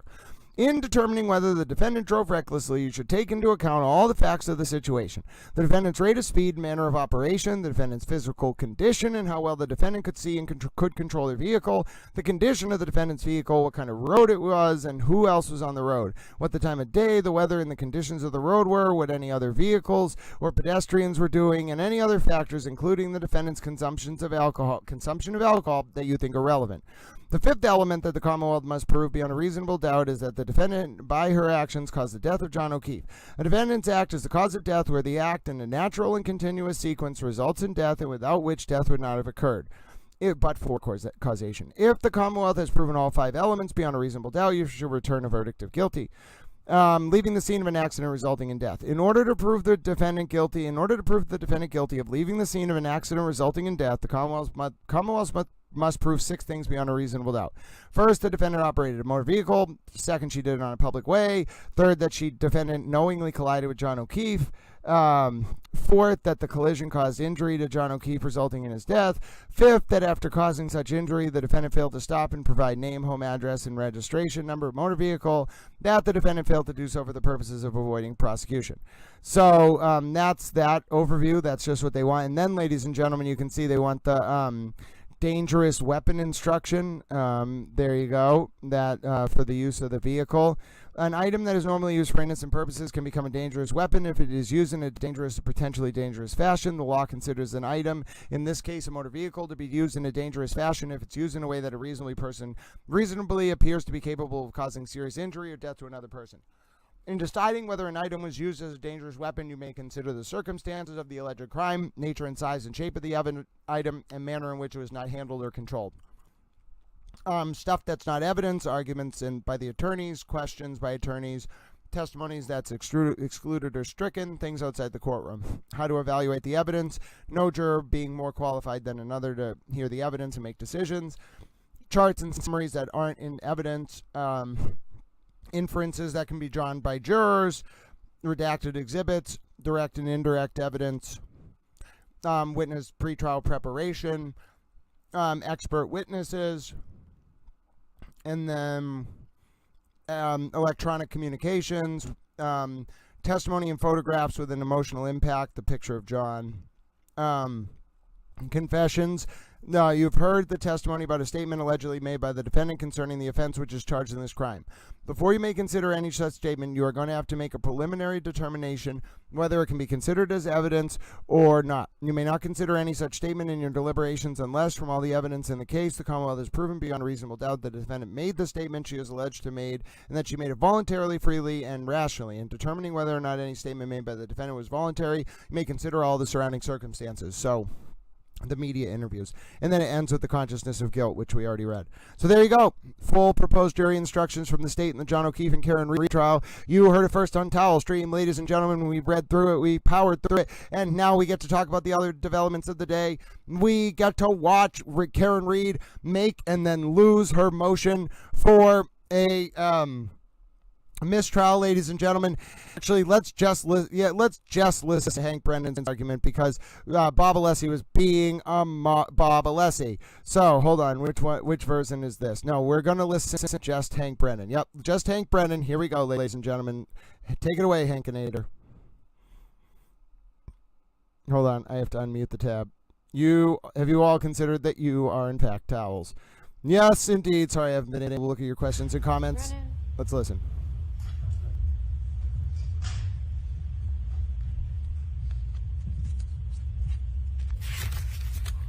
Inquiring of Dr. Russell about the absence of dog DNA is not only proper and permissible, it's essential, and the Commonwealth is entitled on cross-examination to explore theories and facades that the defense creates if there is actual evidence that undermines or contradicts the representations that they are trying to portray to this jury. Let's be clear. The defense is on notice that there is no dog DNA in the sweater of John O'Keefe.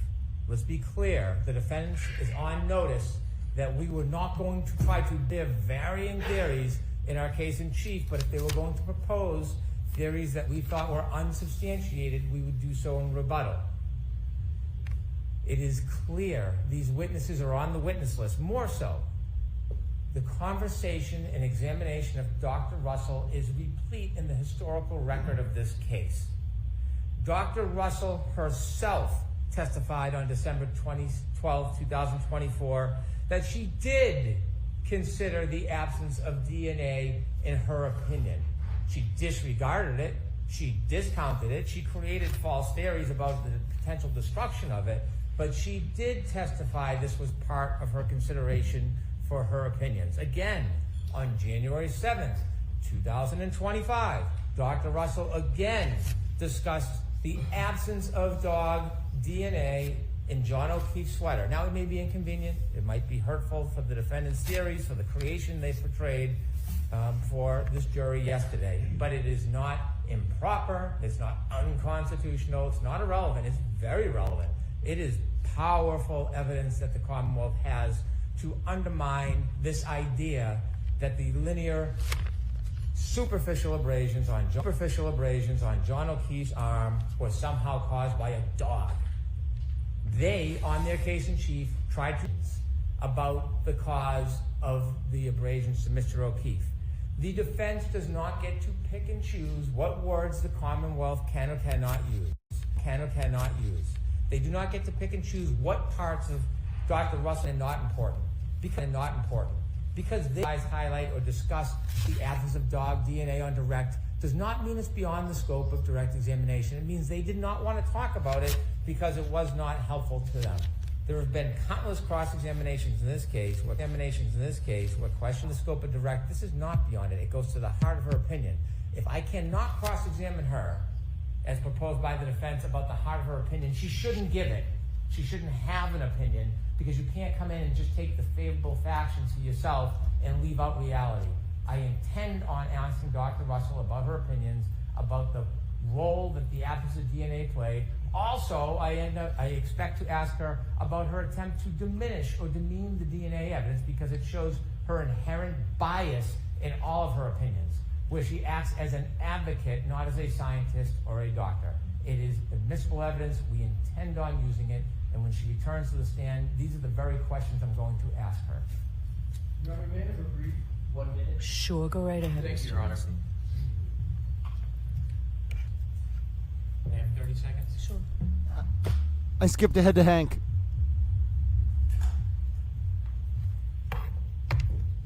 The defense can pound their fists and yell as loudly as they want, but they can't change truth and reality. Whatever the motivation is for wanting a mistrial can't be based on a claim that the prosecution raised DNA for the first time with Dr. Russell at the Lanigan hearing. If we actually look at facts and reality, rather than making false claims about everybody in the courtroom and everybody else who comes in here, what we'll see in the transcript, and this is the December 12, 2024. Oh, because it ended. But anyway, so that was Hank Brennan's argument. Now, ladies and gentlemen, just show what came next, because if that wasn't good enough, the motion for the mistrial from the Reed defense, they lost. Listen to Judge Cannoni's ruling. All right, so the motion for mistrial is denied. Your rights are saved. And Mr. Brennan, you can continue with this line of questioning. Nor I did not address Sidebar, the other issue that's under court's consideration. So that was that. So good job for Mr. Brennan. And then if you're wondering how did it go from there, oh, ladies and gentlemen, we have to watch Hank Brennan get Dr. Marie Russell to admit that she violated Judge Cannoni's sequestration order. Did you express that you couldn't say with 100% certainty what type of animal, in your opinion, caused those wounds? 100% certainty, that is absolutely correct. And I'd like to see that, but yes, I that's my recollection. If it's your recollection, I'm happy to show you what yes, you please. testified to. You want to see it again? Yes. Okay. By the way, between last night and today, did you get any advice from anybody suggesting you should ask for a transcript when I ask you a question? Did that advice come your way? That's my general advice from previous times. Well, did you have any advice last night about that? Yes. Who told you last night that you should always ask for a transcript when I'm asking you questions?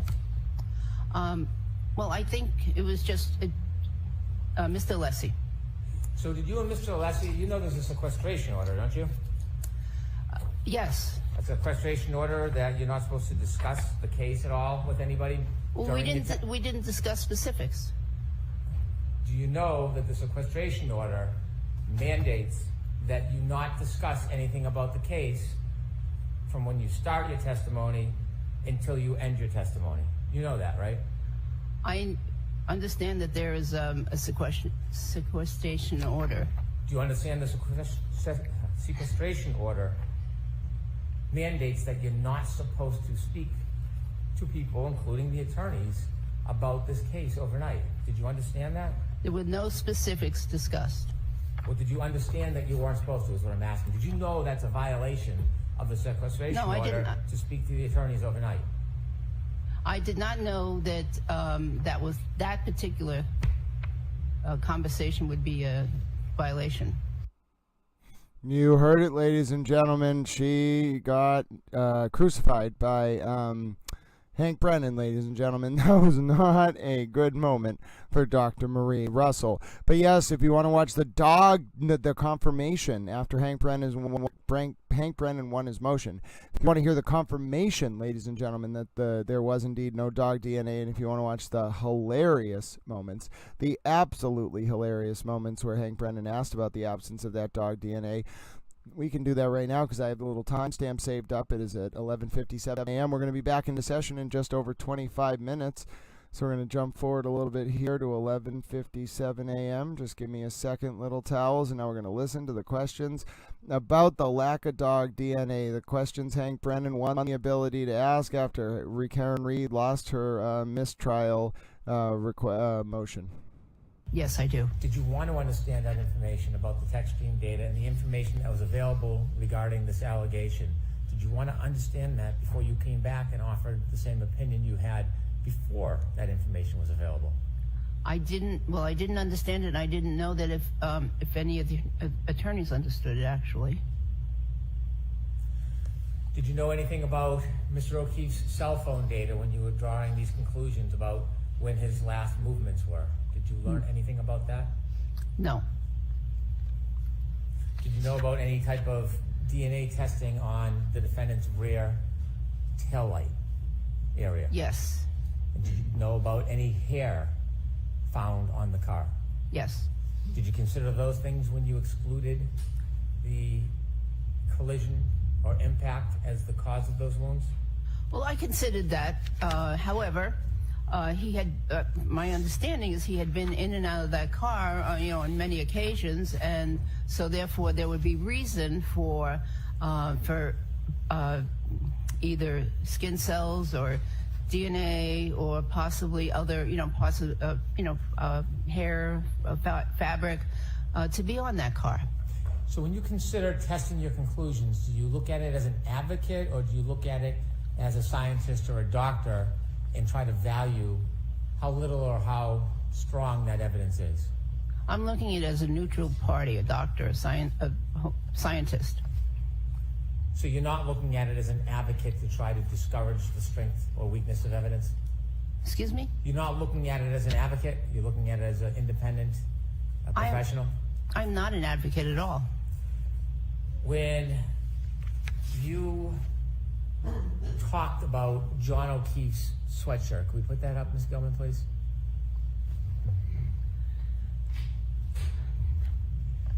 You identified or discussed some of the tears to the right sleeve of Mr. O'Keefe's sweatshirt, didn't you? We discussed one puncture to the right sleeve, yes. Having an interest in dogs, in dog bites, certainly you're aware in your experience, when a dog bites, it creates quite a bit of saliva, doesn't it? It can. It can actually, a dog can froth, is what they call it. Excessive saliva when it's in the moment. Some dogs, yes. And some dogs, they can shed hair, especially when they're interacting with other objects, don't they? They could. Hair is considered trace evidence, isn't it? Yes. And saliva contains important items sometimes like DNA, correct? Yes. And that's considered oftentimes very important trace evidence. Yes. And Dr. Russell, are you aware that one of the criminologists took swabs of holes on the left sleeve of the sweatshirt? Objection, Your Honor. No, are you aware of that? Yes. You've heard of UC Davis, haven't you? Yes, and in reference to that previous question, however, the swabbing was done many weeks after the death, and there were images of clothing on the emergency room floor. So, yes, I am aware that there was some swabs taken at some point. Is that gratuitous answer part of your advocacy or a part of your medical objective opinion? Objection, Your Honor. And so you're aware that these holes were swabbed to send a sample to UC Davis, aren't you? Yes. UC Davis, do you understand they specialize in dog DNA? Animal DNA, I believe. And you also know, in giving it before you gave your opinion, that when they were tested, there was no dog DNA found in any of the samples. You knew that, right? Yes. In fact, what was found was pig DNA. That's correct. And there's no identification where the pig DNA came from, is there? I don't think so. So when you saw the information, after you claimed there is a dog, Kubik John O'Keefe, when you saw the information that they were swabs done of those holes and the results were no dog DNA, did you consider that before giving your ultimate opinion? Yes. And in fact, you've tried to discount the significance of that evidence in the past, haven't you? Yes. In fact, you have made claims about that evidence candidly with no foundation whatsoever, haven't you? I explained why there could be no dog DNA found. You were claiming that it was inconsequential because a number of speculative reasons, didn't you? Objection, Your Honor. So the objection sustained. Can I ask it differently? When you were discussing the absence of dog DNA on Mr. O'Keefe's sweatshirt in the past, were you trying to make suggestions that perhaps the samples could have been tarnished or compromised in some way? That's one possibility, yes.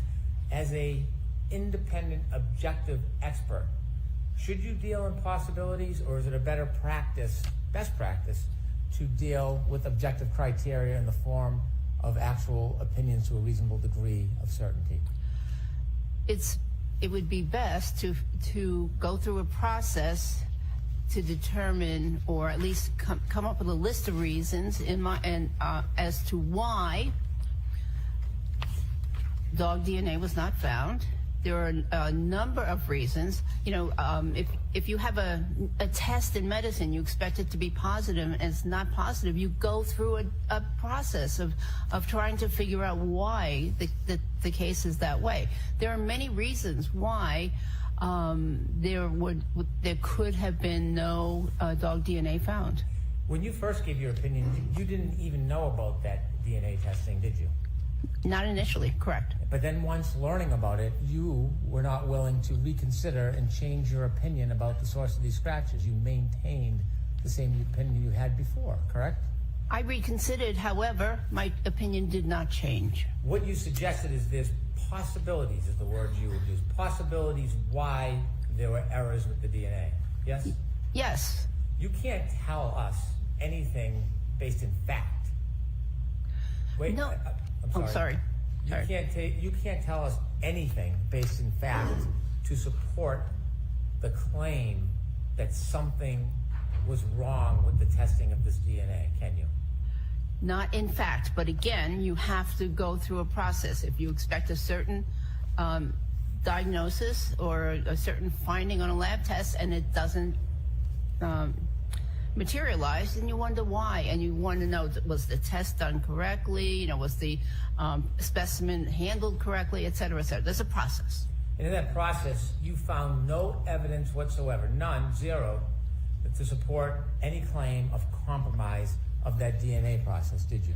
Well, ideally, the swabbing should have happened immediately or very soon after the incident. So there was a delay in processing or swabbing to begin with. And then, of course, I don't know about the transportation or the chain of custody. You were a medical examiner, weren't you? Yes. When you were a medical examiner, when you examined a person or their body, you did everything you thought was reasonably necessary based on the information you had, correct? Yes. Did you know at the time Dr. Scortabello did the autopsy, there was no claim whatsoever that a dog caused these wounds? Yes. Did you know that claim didn't come about until over a year later? No. And did you know that in response to that claim, that's why this was done at a later time? Did you know that? Still, for a complete investigation, this should have been considered by investigators early on. Even where there was absolutely no claim or evidence whatsoever that a dog caused these wounds? Well, again, a complete investigation. You can't tell us one step that went wrong with that DNA process, can you? The process, no. In fact, you have admittedly very little experience with DNA. I have little personal experience with DNA.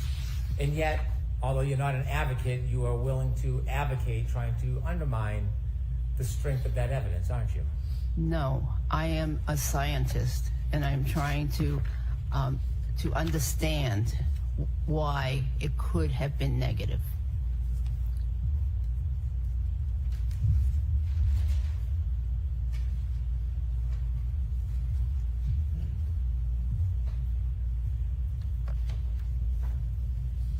As a scientist and providing a medical opinion, do you try to exclude in your differential diagnosis all other reasonable causes of a wound? Generally, yes. And did you do that in this case? Yes. Now, when a dog bites a sweater, would you expect that it would leave DNA? Yes. When a dog bites a sweater, you would not expect it would leave little fragments of taillight shards in clothes, would you? Correct. And so in this case, when you were developing your theory and differential diagnosis and excluding causes, did you consider that when Mr. O'Keefe's clothes were scraped, his pants and his shirts and his sweatshirt, what was discovered were minute, small fragments of broken taillight that came from the defendant's motor vehicle? Objection, Your Honor. I'm going to allow that. Did you consider that? I didn't know that at the time. Could we have 201D, please? Dr. Russell, this is a photograph.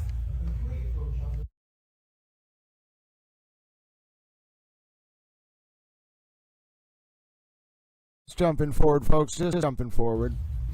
So we can go right back to more questions. Bob Alessi was being a Bob Alessi.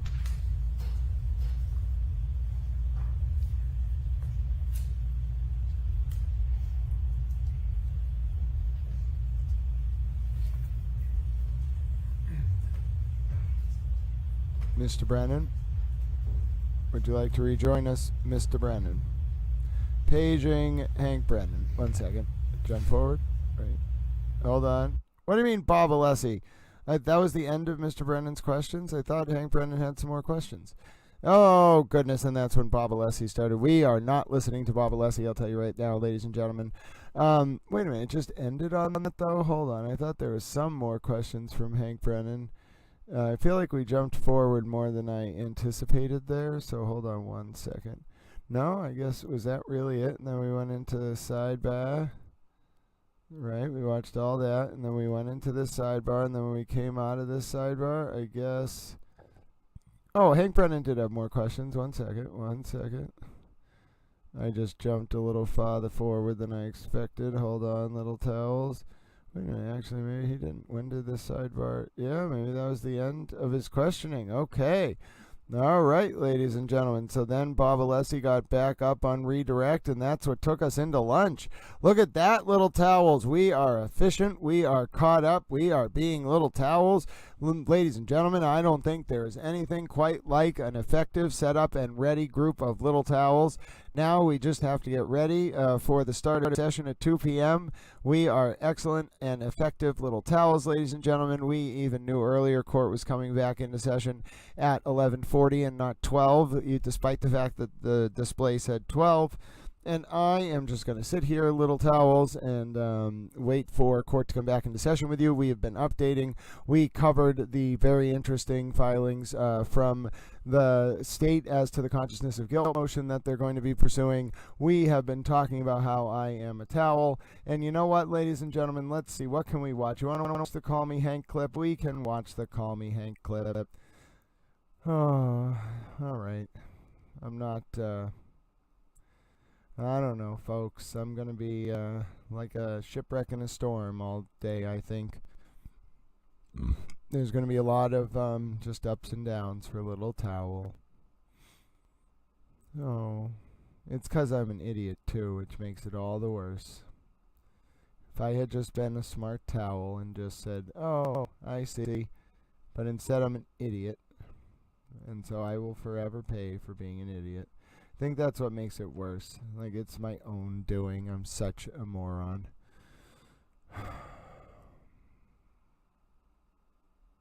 Well, I wanted to watch the Call Me Hank clip, but now I can't find that. That would make me incredibly sad if I can't find the Call Me Hank clip. I love watching the Call Me Hank clip. I guess I could just search for Hank Brennan. Hold on. Oh, so yeah, we'll be back into session in a few minutes here, and Bob Alessi will continue his direct of a redirect of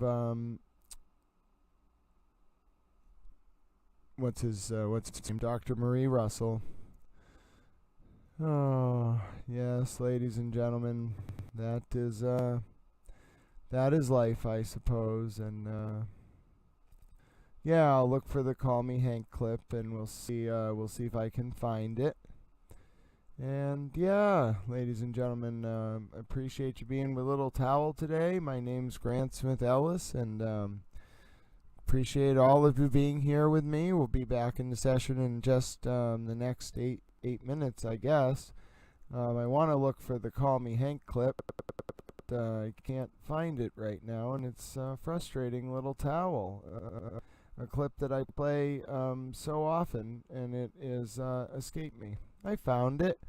All right, Little Towels, I found it, and we can watch it. And yeah, Little Towels, I think that will be good. I appreciate you being with me, as I mentioned. Nothing like watching the Call Me Hank clip, and yeah, I think that's what I'd like to do. So, all right, there you go. I have the clip for you, and let me just play it. You as well, Mr. Brennan. Okay, sir, I will, Hank.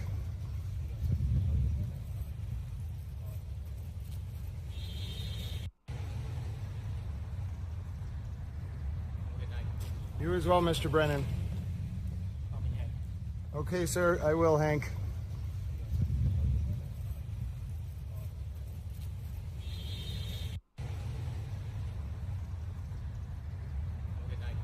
You as well, Mr. Brennan. Okay, sir, I will, Hank. Well, there you go, friends. The Call Me Hank clip. We all like the Call Me Hank clip, ladies and gentlemen. There's nothing like the Call Me Hank clip. And we will be back into session in just 5 minutes. It's great to be with all you little towels. My name's Grant Smith Ellis. Thank you so much for your support during today's stream, and always it's great to see all of you chatting. And I don't know.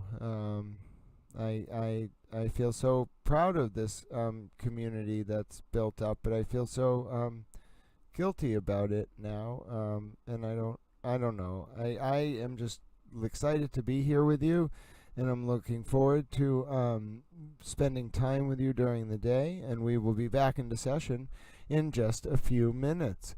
So, yes, ladies and gentlemen, it's so great to see all of you, and the Karen Cam is coming back up live, ladies and gentlemen. And yes, I hope one day, maybe after the trial, to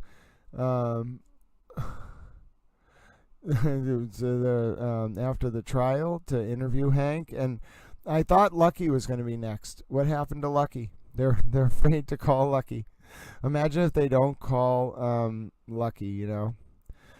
So yeah, I think that we'll be back into session in just a few minutes here, little towels, and I appreciate, as always, you spending the lunch with me. We got to watch the we got to go over the morning developments in the case. We got to talk about the consciousness of guilt instruction, and we read the whole model jury instruction proposed by the state.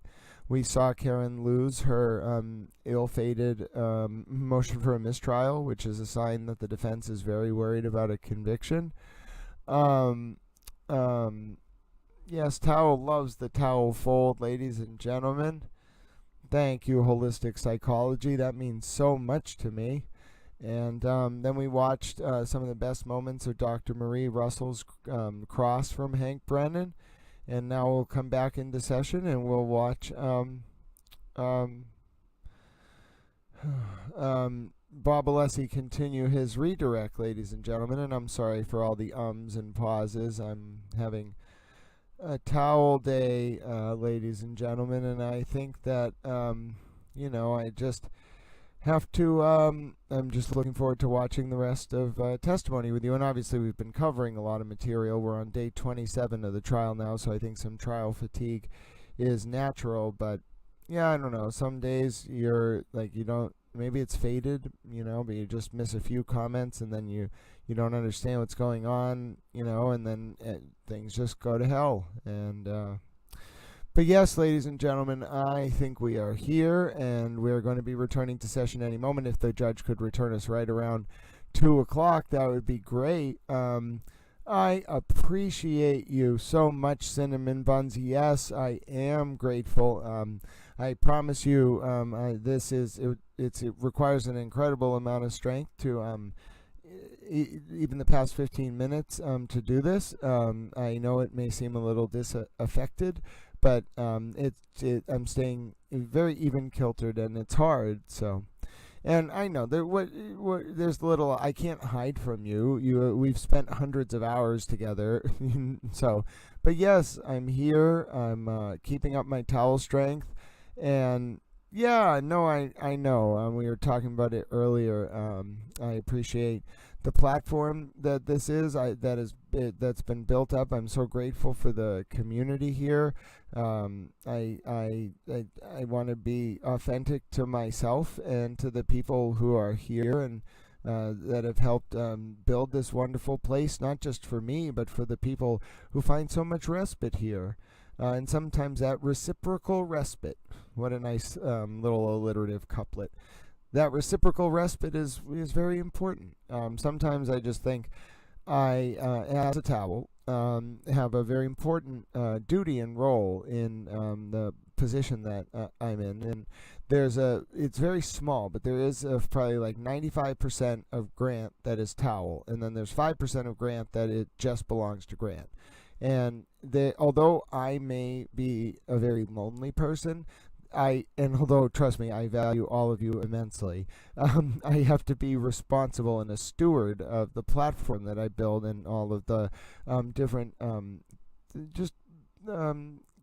spiraling webs from that. And part of that is me bifurcating a little bit Grant from Towel, and so that's an important lesson. That's a very important silver lining from me. But yes, I am not a robot, and although I'm extremely emotionally underdeveloped and have very weak executive functioning, I do have emotions. And I try to, like all of us, go through each day.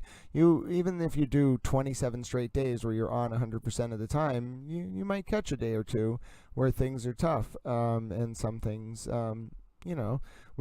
I think it's more of a learning experience for Little Towel, and it's sad because I don't want my learning experiences, especially if I'm doing things from a place of good intention or something like that, to come at the expense of other people.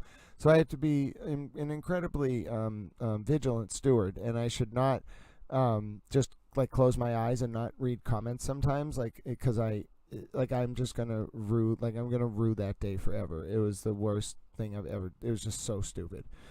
But my actions, and I just. Anyway, but yes, it's almost 2:00. I wanted that that cross from Hank to keep going, because my plan was to not have to talk during the lunch. But Little Towels, I will never abandon you. I will talk with you through the whole lunch, and we're about to come back into session. I may listen on my phone over at my bed. I have a little cot over next to my office computer, but I don't know. I don't know. I'm just an idiot. But also, I don't want to. But listen. You all help me so much, and we are not going to do this a lot. I'm reading your comments. You all empower Towel. We're still going. I'm still here. We're still providing our coverage. We're still together, and yes, ladies and gentlemen, Hank is ready to just Oh, there was a sis last night. I didn't misread some comments, but there was just a important moment that I just completely missed because I wasn't paying attention to the comments, and so it just was silly on my part. I did very stupid things, not anything like to do with the stream. I didn't break something. I just I don't know. We can talk about it sometime, sis, maybe. I don't know. Maybe we shouldn't. I think that's part of the torment. Part of the lesson I have to learn here is staying even-keeled as things go on, and just kind of persevering. And that's what I'm doing, learning lessons, trying to understand not just how I think and feel about situations, but how those situations can have other impacts, and how it doesn't matter necessarily. What my motives can be very, very pure, but if I'm not thinking about what I'm doing, that doesn't mean anything. So, but what does it all matter in the end, I suppose, ladies and gentlemen, other than the fact that we found each other? We're here. We're almost ready for court to come back into session, and isn't that the most beautiful thing of all? Yes, ladies and gentlemen, the Towel friends, us getting updates on the John O'Keefe and Karen Reed case. A lot of you from around the world slightly being concerned. But yes, I guess I'm an overthinker to the point where it induces anxiety, and then I create future realities that are not at all necessarily relevant. It's a very misfire of my analytical brain, and then I can cause all sorts of unintentional problems because I get anxious. And but that's not an excuse. Just saying oh, I get anxious, so I now I may be acting very in what I think to be a benevolent or pure way, but that doesn't mean I'm actually thinking correctly, and so I have to remember that. Now, this doesn't have to do with the stream or my trial coverage. I just have to remember that Grant as a person although it is a small fragment of Grant, is 5% of me is a little bit different than Towel, and that's a learning process. You have to live it in real time, and I don't want anyone to be a learning process, though. I that just makes me very sad. So I want to preemptively avoid things like that happening. And I don't know, I just tend to screw up at like the most important moments about the most important things, and it's not on purpose. I'm just an idiot, like my whole life. I've just been that way. Like, I have so many stories I could tell where people have been like, Grant, you realize you just have zero common sense, and like this was happening, and you know, why, like, you didn't notice. And I was like, oh, you know, I'm kind of an idiot. And they were like, okay, well, like, and you know, life, and that's the thing. Like, I don't think people, myself in particular, I don't realize things necessarily all the time unless they're like told to me. So things can, like, big moments can happen, seismic shifts, and I just don't notice because I wasn't told it. And so, you know, anyway, we're not going down that road, ladies and gentlemen. Little Towel is persevering. We are here. Oh, no, don't worry, little ladies and gentlemen. Even if you have a little bit of buffer, what's really happening is the Karen cam's turning on, which means we're about to come back into session, and we are getting ready to go. I am a horse racing announcer, Towel. I think Judge Cannoni's about to take it away. What do you got to say? Here we go.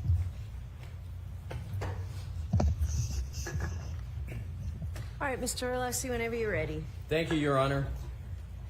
Dr. Russell, we left off talking on the topic of differential diagnosis, and more specifically, we were talking about the lower extremity, the leg, and you were mentioning we reoriented to Attorney Brennan's questioning in the area.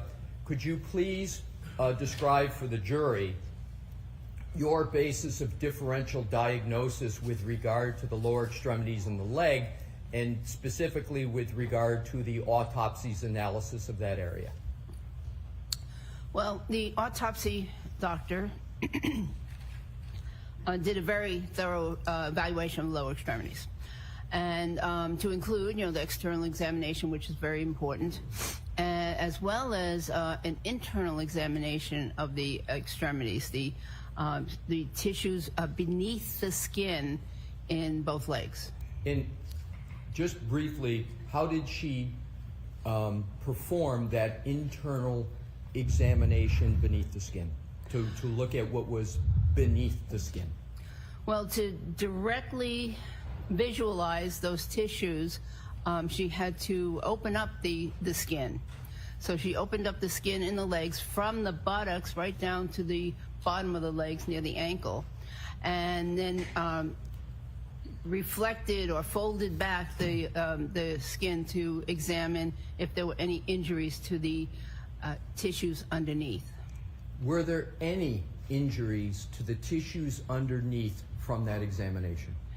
There were no injuries that she mentioned, nor no injuries that I saw on the pictures. And no injuries, did that include analyzing whether there was any inflammation? No, you can't tell about inflammation, but I specifically looked at the area adjacent to a very punctate little abrasion on the knee, and I looked underneath of that area very carefully on the photograph, and there was nothing, no injury underneath, no bruising, no hemorrhage underneath that abrasion. With regard to that, how did you describe that punctate? I want to make sure I got it accurate. By the right knee? Abrasion. Abrasion. Could you determine from that even the age of that abrasion? I could not. No further questions at this time, Your Honor. Oh, okay. Brennan? Could I inquire about scope? See what Sidebar.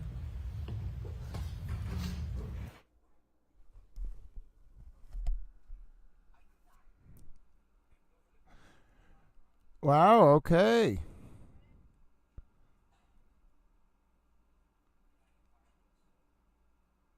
Looks like we have a sidebar. Did you know I'm a towel? I'm sorry if you heard that running in the background. I was laying on my bed. I just wanted to rest for a little bit, and then Alessi was done. Bob Alessi's going to... Hey, that's me! Oh, I kind of sound sad, don't I? Oh, goodness. I'm sorry. I shouldn't do this to you all. No trauma dumping, no making you all sad. But I also know you want to support Little Towel and make Little Towel feel loved, so. But yes, I think there's a scene from South Park that's apropos, ladies and gentlemen, which is you have to know both. You have to know what it is to be around the Towel friends, to be happy, to be excited, and that is important. And I think I'm also running low on energy. Remember, folks, we've been doing this for oh goodness, Sidebar. We've been doing this for 27 days, 10 to 12 hours a day. So, and then plus some weekend streams. But yes, we're almost at the end. There's not too many more witnesses. We might be in deliberations very soon, folks. This is going quick. Even for Bob Alessi. He finished up his redirect. I know you all want me to keep the oh no, sis, I was okay. I think I would have been okay. It was more I extend you super towel hugs, Wicked Uma. I think it was more intervening things, sis, and a lot of towel learning, towel emotional development, those kind of things. And so much of that work, you can't necessarily read it in a book. It requires the kind of hands-on training and learning that that life is all about. And I don't know. I think that wisdom is something a lot of people don't appreciate. Intelligence or wisdom, they're very different. But intelligence you can definitely earn. You can earn it by just reading things. But wisdom, I think that is something that comes through experience. And it's a form of emotional currency to go through these experiences, whether we're covering a trial, as sad as it can be, of course, as we look at the O'Keefe family. As sad as it can be, these are the experiences that you can't learn about. You can't. There's no way to comfort yourself at night while going through that kind of trial or that kind of process. You simply learn by doing. And it's unfortunate, ladies and gentlemen, that is one of the few... oh, Alex, you are so kind. Apparently I have an ASMR voice, but, you know, ladies and gentlemen... Oh, no. Okay, I'm going to go read Holistic Psychology. Let's see. I would like to recommend deep breathing meditation or chakra meditation. It reduces adrenaline. Oh, yes, sometimes I say chow or guo. There are some healing sounds for the chakras that Tao does try to use. That was so nice of you to bring it up, Holistic Psychology. And yes, ladies and gentlemen, we're on Sidebar, waiting for the attorneys to return. Bob Alessi's done being a Bob Alessi. And Mary Adams, not only do you not give rotten comments, you give wonderful comments. You are like a fluffy towel blanket of appreciation and love. And we are honored to have you with us. It's like my dear super towel friend Alana. Every time Alana shows up in the comments, I feel enveloped in a warm, fluffy towel blanket of love. In fact, ladies and gentlemen, so many of you in the comments make Towel feel supported that I just want to feel better, even though I do need rest. But yes, we're getting close. What's going to happen, Hank Brennan? Mr. Hank, what do you have to ask on Recross, Hank? You know the world is listening. You know I'm a towel. Let's begin.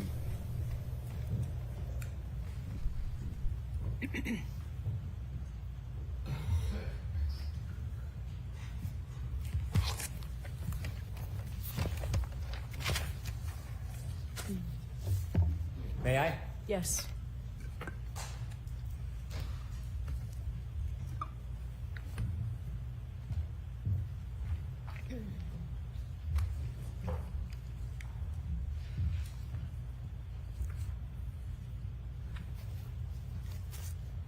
Dr. Russell, I asked you questions about your past testimony regarding methodology.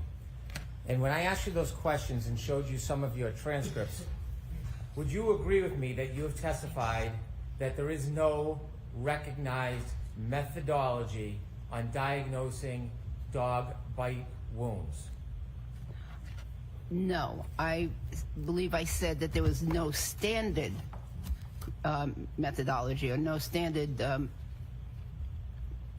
guidelines as to how to diagnose dog bite wounds. There is no accepted practice directing you on what is appropriate and what is not appropriate to identify a wound as a dog bite, is there?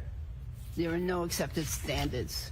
When Attorney Lisi had you look at a couple of case files from the Journal of Legal Medicine, let me ask you about that. You're not suggesting that those articles substitute for the absence of standards in identifying dog bites from photographs, are you? Before standards are created, there are usually articles that have recommendations upon which the standards are subsequently based. That wasn't my question, so we're going to listen to the question, please. Okay. Those articles, whatever their value you think they are, they do not create a standard to apply for diagnosing or looking at a photograph and coming to a conclusion whether the abrasions are dog bites, do they? Correct. And so when he had you read pieces of these articles, had Attorney Alisi gone over these articles with you before?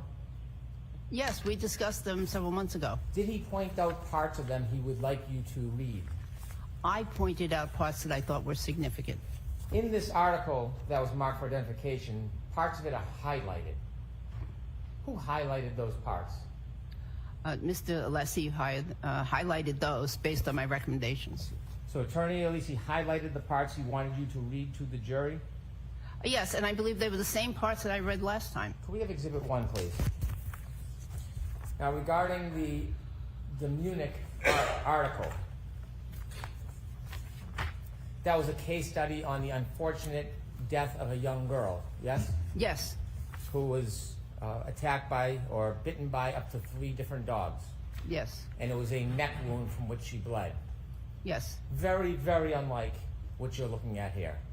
Yes, but that's very typical of an article, scientific article. They will present a case study and then present the research behind what they have seen in other articles and make recommendations. I'm not asking you to defend that it's different. I'm asking you if it is different. Oh, it is different. Very different, isn't it? Yes, that neck wound, yes. Extraordinarily different. Yes. And so when you read this, let me ask you a couple questions. In this article, it talks about the characteristics of dog bites, doesn't it? Yes. And it talks about the maxillary teeth distal to the mandibular teeth allow the so-called scissor bite. Yes. So when the dog clamps down, the teeth kind of go to the side to tear the skin. I didn't interpret it that way, no. Okay. A scissor bite is when a dog bites down, yes? Yes, I believe that what they were describing was the dog bites down. And when it bites down, it anchors. That means teeth on the bottom, penetrate, puncture, yes? They can, but they don't always puncture. And then the top is a puncture. If you're going to scissor, it requires a puncture, doesn't it? It's a mechanism. It's a movement. What they're describing is a move. In the way I read it, the way they described it is a movement like a scissor, where it's open and it's closed. It doesn't mean anything about how deep they penetrate. There are no scissor bites on that wound, are there? I don't know. I see 1 or 2 things that show up what I think might be upper and lower, so it could be. Would you define any of those abrasions as scissor bites, Dr. Russell? We talked earlier about how these marks here may be lower. I'm not going to define it. No, I can't say for sure that there's a scissor bite, but I see things that appear to be characteristics of upper and lower teeth. I'm asking you about scissor bites. Please listen to my question. There is nothing on that wound that is consistent with scissor bites, is there? I don't know. Well, you're the expert. So when you look at that, can you point whether there's any wounds that are consistent with scissor bites? According to their definition, and that's not an accepted definition, but according to what they were describing, and I believe what they meant was an open and closing of the jaw as the scissor activity, I believe that there's possibly 2 areas where I see that. You're now saying this article that you relied on redirect examination is not an accepted authority? I'm not saying it's not an accepted authority. It is a peer review article. The injuries caused involve a combination of biting, crushing, and tearing. Do you see any crushing or tearing in those abrasions? There's no crushing or tearing here, but does not mean that there has to be crushing or tearing. I'm reading your article. I'm just reading verbatim, and I'm asking you about it. Yes, and I'm trying to explain so that nobody gets nobody misunderstands this. Crushing and tearing that result in characteristic pattern of punctures. A puncture is when a tooth penetrates the skin and there's some depth to it, correct? Yes. Show me one puncture, anyone, on that wound. Okay, there are no punctures on this. Don't have to have every single characteristic. It is, it depends on the force of the bite, how the wounds are going to appear. The injuries caused involve a combination of biting, crushing, and tearing that results in a characteristic pattern of punctures, lacerations, and avulsions. There is no punctures whatsoever in that wound. Would you agree with me? I agree. There are no lacerations in that wound. Would you agree with me? I agree. There are no avulsions in that wound. Would you agree with me? I agree. However, I'm just asking you the question, Dr. Russell. So you can maybe ask her. Specifically, this study says the injuries cause a combination biting, crushing, and tearing that result in characteristic pattern of punctures, lacerations, and avulsions. They name 3 things that are characteristic traits of a dog bite, and you would agree not one of those 3 traits is present on the arm of Mr. O'Keefe. Would you agree with me? I agree. However, in that case, those were dog bites that killed the victim. In this case, we do not believe that these dog bites killed the victim. When they were discussing this article on the victim who was killed, do you realize when they were giving background, this background has nothing to do with the case study? This is general background I just read. Do you realize that? They were investigating fatal dog bites. Do you realize that is not qualified in this article? You realize that? I realize that they were commenting on fatal dog bites. This is not a case of a fatal dog bite. This article, I'm going to show it to you. May I approach? Yes. In the highlighted paragraphs that Attorney Alisi had you read, that is describing the background of dog bites, not this fatal attack. Would you agree with me? The title of the... No, I don't agree. Okay. I move to introduce this as an exhibit, please. Mr. Leslie?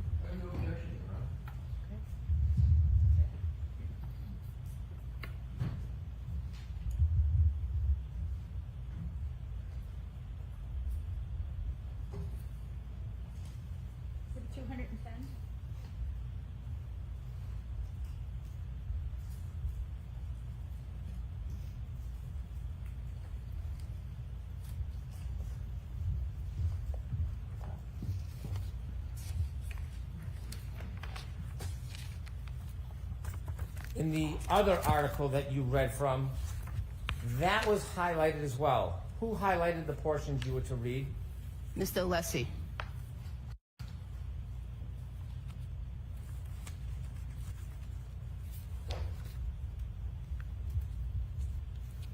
It describes that teeth from a canine create a stab wound-like skin laceration. They can do that, right? They can do that. Do you see any stab-like wound lacerations to Mr. O'Keefe's arm? No. It talks about punctures. And again, we've discussed this. There is 0 punctures on Mr. O'Keefe's arm, correct? Correct.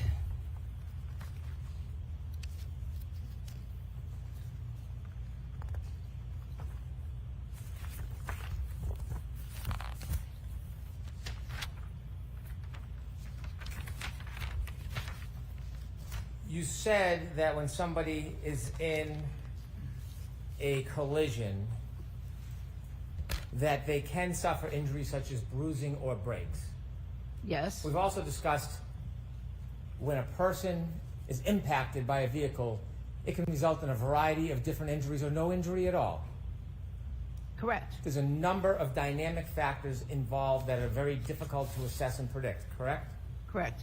And in this case, you did not do any accident reconstruction to try to identify the details of the mechanism of injury to John O'Keefe, did you? I did not do accident reconstruction. And so, having not done accident reconstruction, would you agree it's fair to say that you are not in an informed position to give an opinion as to how the injuries could or would have happened in this case? I disagree.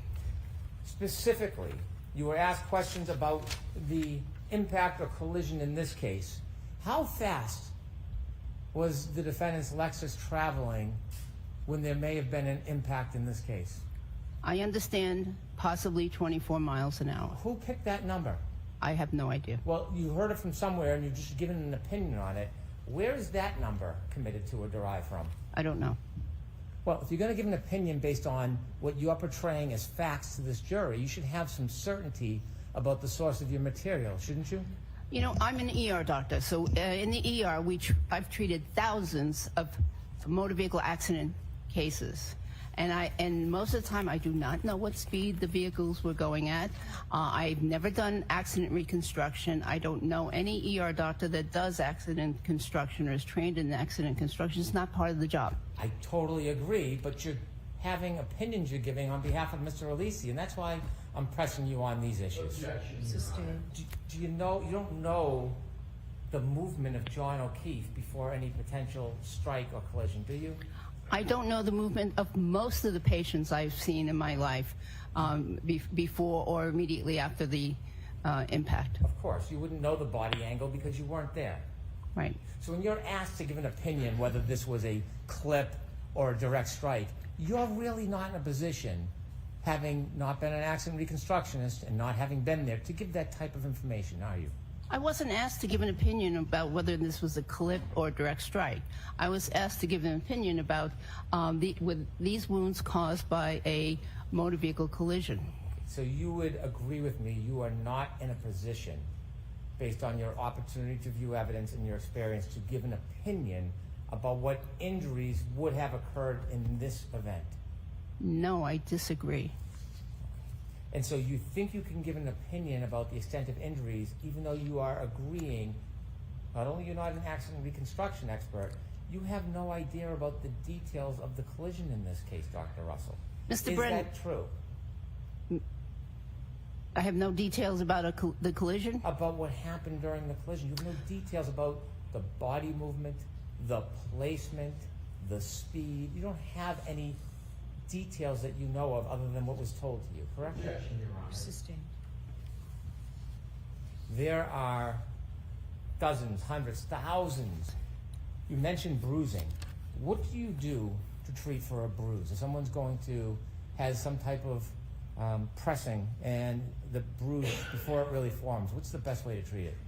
Well, it depends on the bruise, it depends on the location, it depends on whether or not there's continued bleeding in the soft tissues. It depends on whether there's compression of the blood vessels and or the nerves underneath. And then, and of course, you want to examine adjacent structures for fractures and other injuries. And then after all that, if you've ruled out major, other injuries, you treat the patient for pain. You ever prescribe ice? Oh, yes.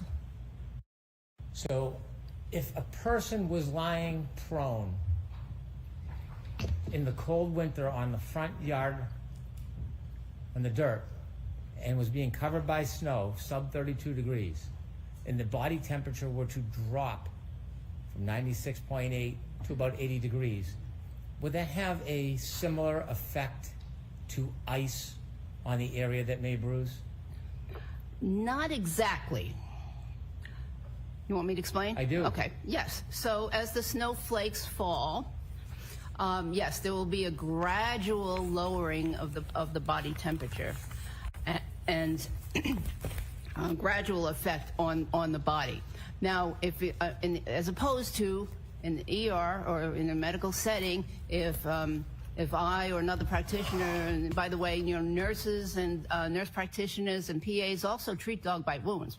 But if another practitioner, a practitioner gives the person an ice pack, they get immediate coldness and immediate significant change in temperature to that area. Assume the weather is so cold that the cell phone battery on someone's iPhone begins to plummet regularly in degrees. I have no idea. Objection, Your Honor. The objection system.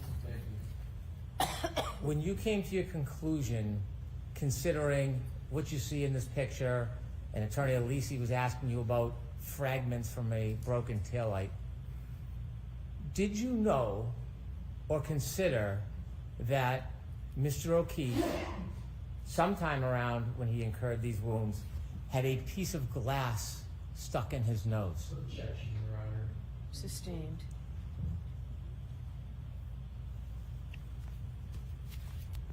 Finally, Dr. Russell, you said during your differential diagnosis you consider information, you either weigh it, accept it, or you distinguish it and you disregard it, correct? Yes, generally. During your differential diagnosis, you've referred to a number of different people studies, things that you haven't done yourself, but you've looked at other people's efforts. One of the things you looked at was the deputy medical examiner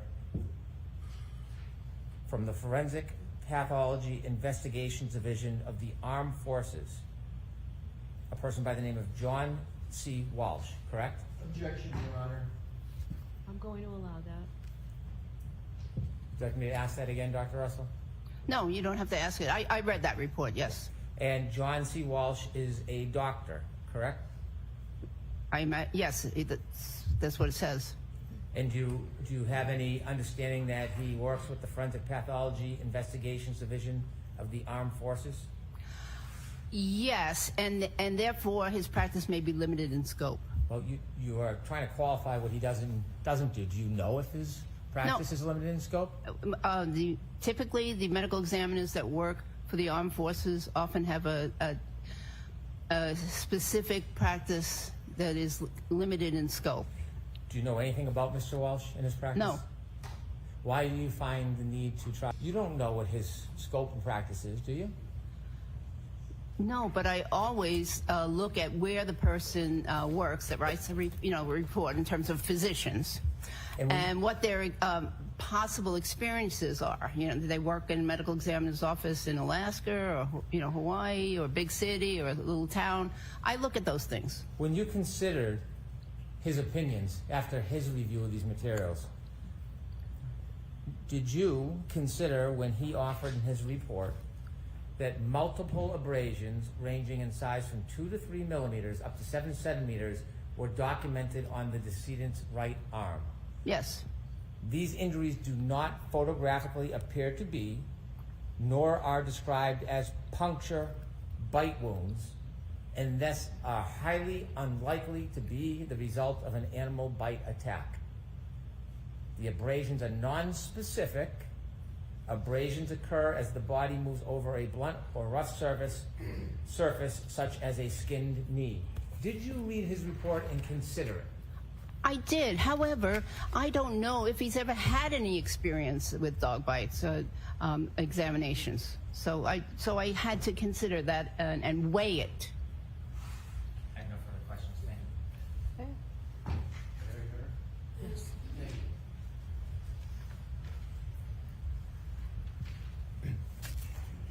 Dr. Russell, there were questions with regard to highlighting of articles.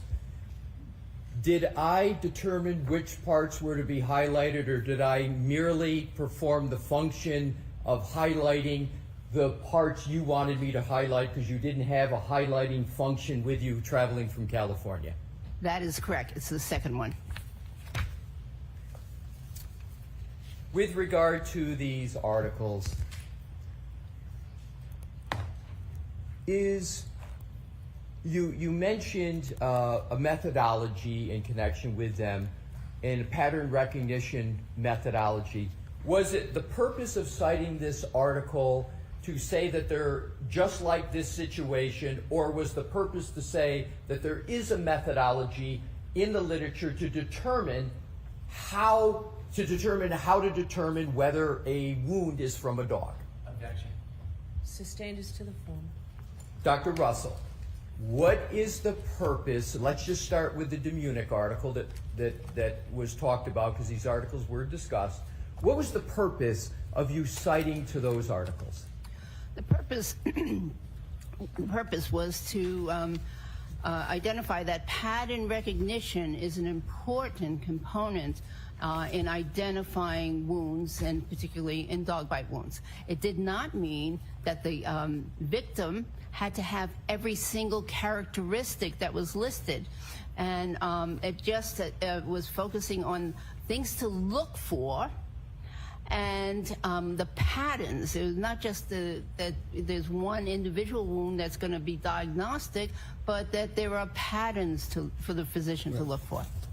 In terms of Attorney Brennan asked you, and so now with regard to the Pollock article, in terms of the Pollock article, is there any discussion in this article about whether the spectrum of injuries to which you can apply the mechanism and the methodology, is there anything in there about whether the pattern of injuries can be diverse or whether they're all the same? Does Pollock speak to that? He does. And what does Pollock say about whether or not the spectrum of possible injury forms when you apply this methodology can be diverse? What does he say?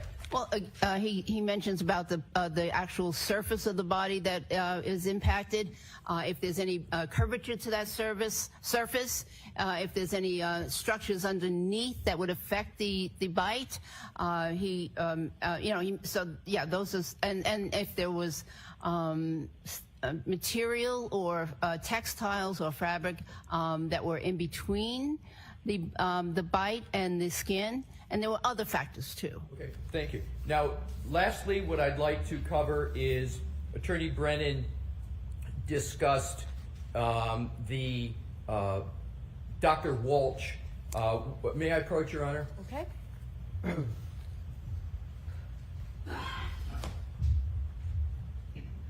Did you show Mr. Brennan?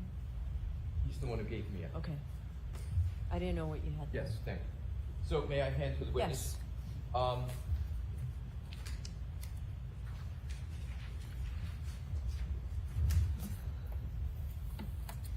May I stand here, Your Honor? Yes. Thank you. Just step back a little bit. Yep. Step back a second. Dr. Russell, what I would like to do is to give the jury a fair Objection. I'll withdraw that. Objection to commentary, and I'd like to be heard. Why don't you bring the reports over? Okay.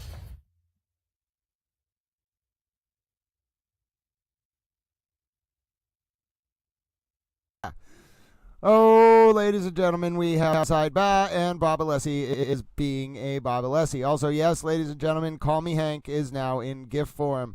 I repeat, Hank needs to be heard. You can call him Hank, and we have a Call Me Hank GIF. And well, it's not a GIF.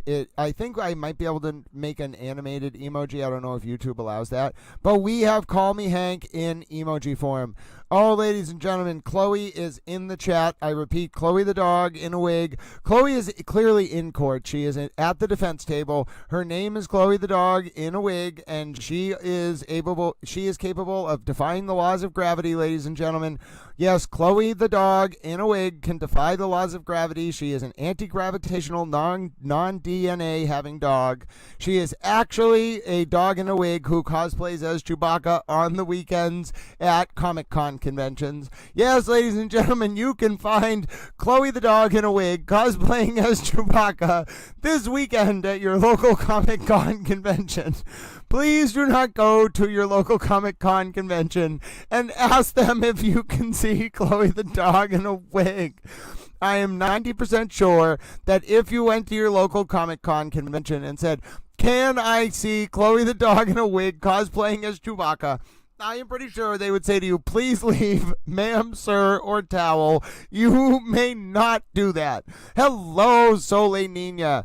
I agree. Listen, ladies and gentlemen, I think it's not that they're blaming a dog. It's that the Karen Reed defense is planning a book tour involving Chloe the dog in a wig dressed up as Chewbacca, and this is clearly what this is all leading up to. Nothing else makes sense, ladies and gentlemen. It is simply the fact that Chloe the dog in a wig and the Karen Reed defense, that's why Chloe's at the table with them. They have teamed up. This is all a plan. It is preemptive dialectical reasoning. They are going to go around the country with Chloe the dog in a wig in a Chewbacca costume, and they are going to have Chloe use her Chewbacca paws to sign pictures of Karen's mugshot.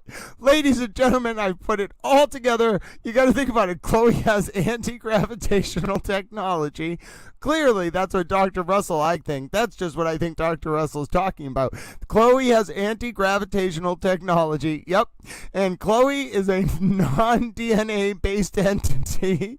So clearly, Chloe is Chewbacca. I'm telling you, ladies and gentlemen, the Karen Reed team, they're going to get 50,000 of Karen's mugshots printed. And they are going to have Chewbacca go around with Karen. It's actually going to be Chloe the dog in a wig in a Chewbacca costume as a form of cosplay. And Karen's going to walk around and be like, look, it's Chloe the dog in a wig. Oh, yes, they will sell so many Chewbacca signed mugshots. You don't understand. Yes, Karen, she sold her soul for a chicken sandwich at lunch one day, and then also for the right to join the book tour. We'll have Dr. Russell. We'll have the blind snowplow driver who hit a basketball hoop.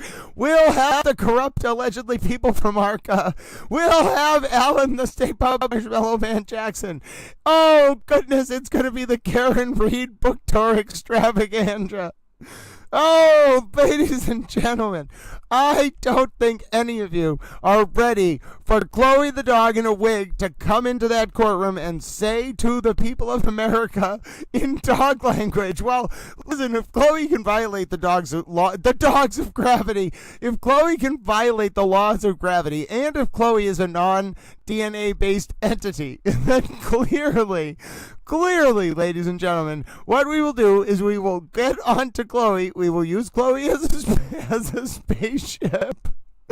Okay, listen, it's all coming together. If Karen's Reed's Lexus can possibly go into space, and Chloe can violate the laws of gravity, then Chloe can take us to space, and on the way we'll stop at a Comic-Con convention and have her sign Karen's mugshots. I've put a lot into this, ladies and gentlemen. I've put a lot of thought. We are going to do it. All right, take it away, whatever's happening. Thank you.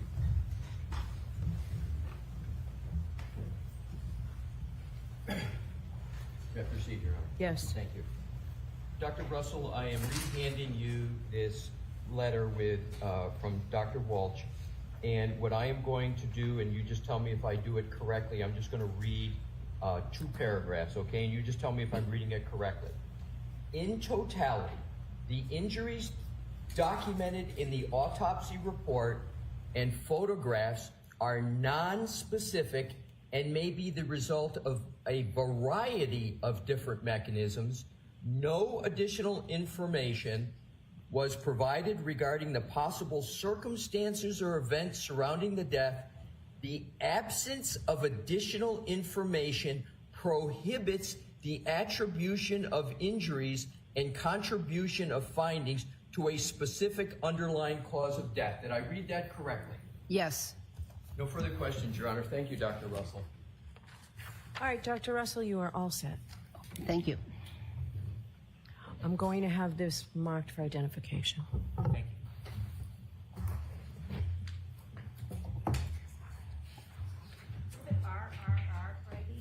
Thank you.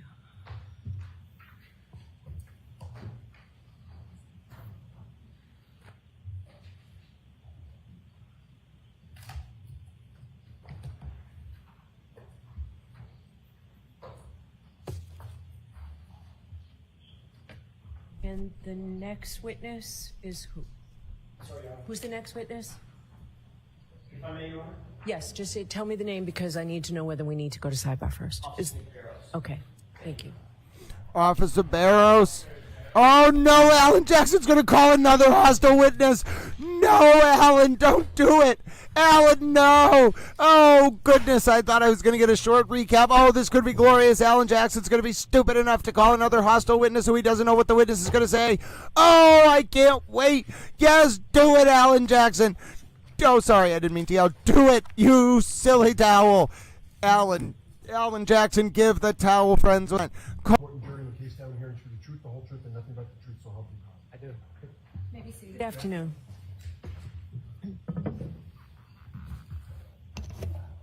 All right, Mr. Jackson, you are all set. Thank you, Your Honor. Good afternoon, sir. How are you? Good afternoon, sir. Could you please state your full name, spell your last name for the jurors, please? Nicholas Barrows, Barros. And where do you currently work? The town of Dighton Police Department. How long have you worked for the Dighton Police Department, sir? Since 2011. And what's your position there currently? Currently, I am a sergeant. What's your duty assignment as a sergeant? What do you do? I supervise the 4 to midnight shift. We'll get to that in a little bit more detail in just a second. A couple of more foundational questions. How long have you been a police officer altogether? Since 2011, so going 14 years. And what education and training and background do you have that qualifies you to do your duties as a sergeant, a supervisor at the Dighton Police Department? I completed the police academy. I hold a bachelor's degree in criminal justice. I've been to many trainings as a police officer and as a supervisor. When did you get your bachelor's degree? 2012. Is the Dighton Police Department an autonomous police department for the city? In other words, is it a branch of, say, for instance, Massachusetts State Police, or is it an autonomous department? It's on its own. Okay. It's not in any way connected to the Canton Police Department, I presume? Correct. Is it in any way connected to the Massachusetts State Police Department? It is not. As a supervisor, are part of your duties to oversee subordinate officers in their daily fare, whatever that may be? Yes. Does that include anything having to do with crime scene investigation? To an extent. Witness interviews? No, that would be the detective bureau. What about working and coordinating with detectives? To an extent. Collection of evidence or working with detectives as they collect evidence? They would collect evidence. Maintaining crime scene protocols, things of that nature? Correct. All right. As a sergeant with the Dighton Police Department, are you a trained observer? I am. Would you consider all of your subordinates, the patrol officers, day-to-day officers, are they also trained observers? They are. Is that part of policing? It is. Describe that a little bit for the jurors so we understand. We are in the police academy. We're told to watch everything. It's our heads on a swivel. We are always looking because we don't know what the unknown is. When you say you don't know, is it true that you don't necessarily know what might become relevant later that may be needed in court? Correct. I want to draw your attention to January of 2022, a few years ago. January 29th, 2022, did you have you personally, officer, did you have any personal relationship with the Canton Police Department? I did not. Did you have any personal relationship with a trooper from the Massachusetts State Police named Michael Proctor? I did not. Do you have any relationship with a person by the name of Brian Higgins, an ATF agent? I did not. Do you have any relationship with a Boston police officer known as Brian Albert? I do not. Did you know any of the witnesses or individuals involved in an ongoing investigation related to the death of Boston police officer John O'Keefe? I did not. On January 29th, 2022, did you receive some sort of a call to respond to a particular location? I don't want the address of the location. We'll get to that in a second. Did you receive some sort of a call in the afternoon? I did. Describe that for the jurors, please. Around 2:30 in the afternoon, I received a call from the troopers assigned to the Norfolk District County DA's office in regards to a vehicle that was at a residence in the town of Dighton. What were you asked to do? Why did you get that call? The troopers said that they were coming into my jurisdiction, and as a courtesy, they wanted me to respond with them. Is that sort of normal protocol? If you go into somebody else's jurisdiction, you let them know? Yes. So that was not necessarily unusual? No. About what time did you receive that first call? The first call was around 2:30 in the afternoon. Was there are logs kept of those kinds of things? If you get a call, you respond to location? Yes. At some point after you received that first call, did you receive any other call specifying a time of arrival for the MSP troopers, anything like that? I did. Describe that for us. I got a second call around 3 p.m. From Trooper Michael Proctor stating that he was about 10 minutes away from the address in Dighton. At the point that you spoke with Michael Proctor, had you ever spoken to him in your professional or personal capacity ever before? Never. Did you know the name? Did you know who he was? I did not. Complete stranger? Complete stranger.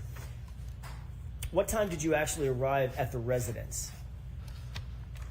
I arrived at the residence, I believe it was 3:27 p.m. Sergeant Barrows, I don't want the address, cameras are rolling. Did you respond specifically to a residence in the city of Dighton? Yes. Did you at that time know who lived at that residence, who resided there? I did. How did you know that? Early in the shift, when I came on at 8 a.m., the midnight shift, the outgoing shift, had told me that a resident of Dighton at that address had called looking for a ride to Brockton Hospital. Who did you know at that time, or who did you believe at that time to live at the address that you are now responding to? William Reed. That was Reed, R-E-A-D? Correct. Okay. Did you know anything about his daughter at that time, or did you just know the name William Reed? I just knew William Reed, the name. At the time that Michael Proctor called you, did he say anything about what his intentions were once he arrived at the location? Yes, his intention was to retrieve a vehicle that he said was involved in a homicide. Did he specifically say to you at 3 o'clock-ish in the afternoon he intended to seize the vehicle? I believe the first phone call, that was his intention. Meaning all the way back to 2:30? 2:30 is when he first called me and said that they were coming to Dighton to retrieve a vehicle that occurred in a homicide in Canton. And you understood that to mean what? Retrieve a vehicle? Seize. Thank you. What was your role once you arrived at the scene at the Reed household? My role was Trooper Michael Proctor asked me to facilitate a tow to tow that vehicle. Was that a private tow company? Yes. And when you say facilitate a tow, what does that mean? He asked who we used for towing vehicles, and during that period of time, it was Diamond Towing. Did Diamond Towing ultimately show up, a representative of that They did. tow company, with a tow truck? Correct. A flatbed? Yes.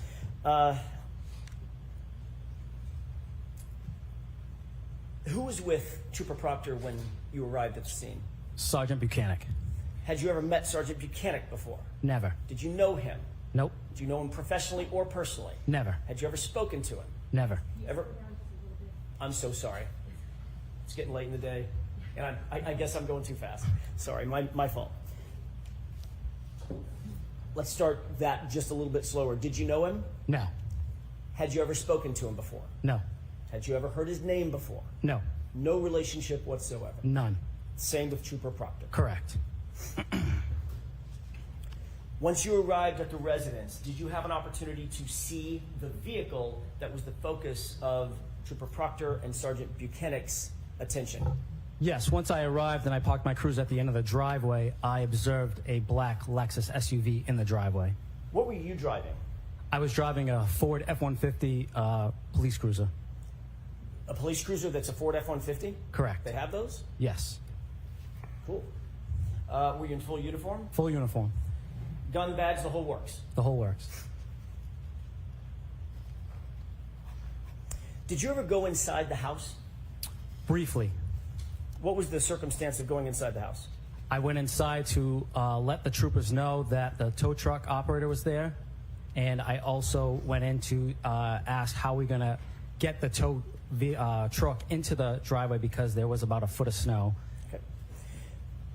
That sort of answers my next question. Did you see whether or not Trooper Proctor and Sergeant Buchanan actually did go inside the residence? Yes, they did. For the bulk of the time that they were in the residence, where were you? Outside the residence. Were you with the black SUV? I was in the garage speaking to the defendant's mother. The defendant's mom? Yes. Janet? Okay. Yes. Where was the SUV at this point? In the driveway. Did you have an opportunity to see the SUV? I did. Did you walk all the way around it? Not all the way around. Did you see the rear end of it? I did. Did you make note of the rear end of it? Yes. How long would you say you were at the location in a position to observe the rear end of that SUV? 2 minutes, 20 minutes, something in between? Longer? I would say not the entire time that I was there, but a good amount of time. More than a glance? Yes.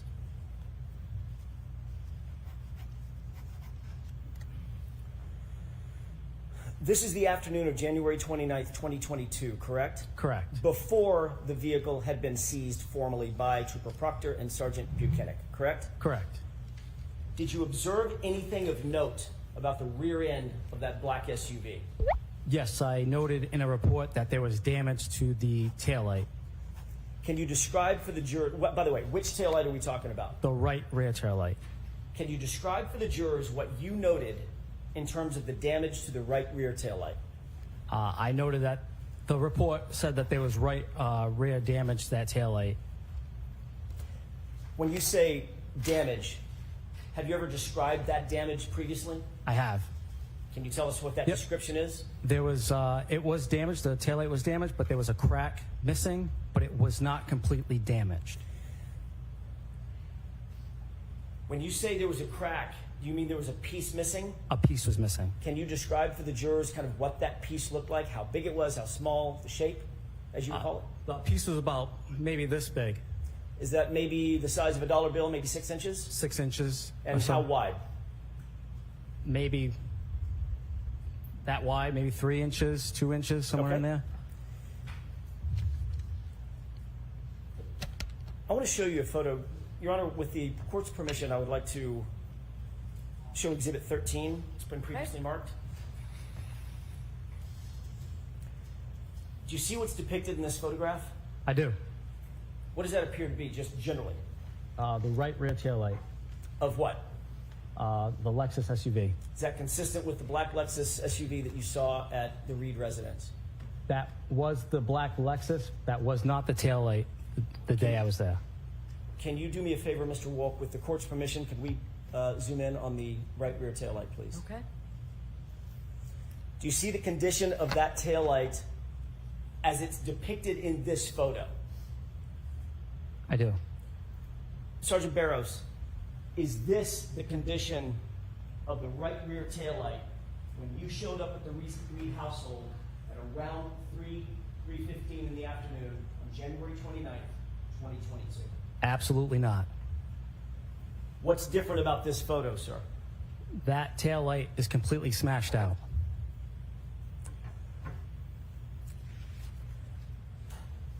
Does it appear that there are additional pieces of taillight that are removed from this taillight condition than when you saw it at the Reed residence?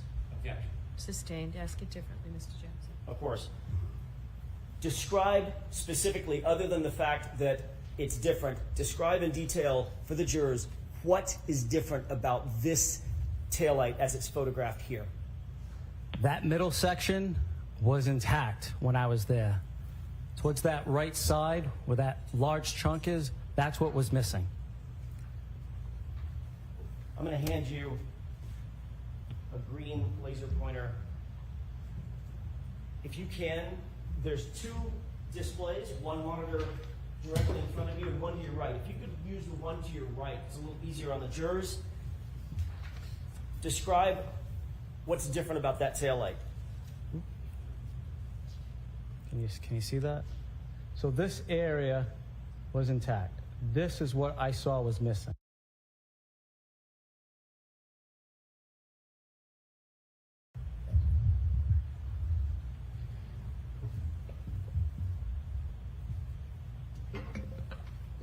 If the entire taillight had been broken out as it's depicted in this photograph, would you have made note of that? Sustained. Do you believe you would remember if the taillight, well, let me ask it a different way.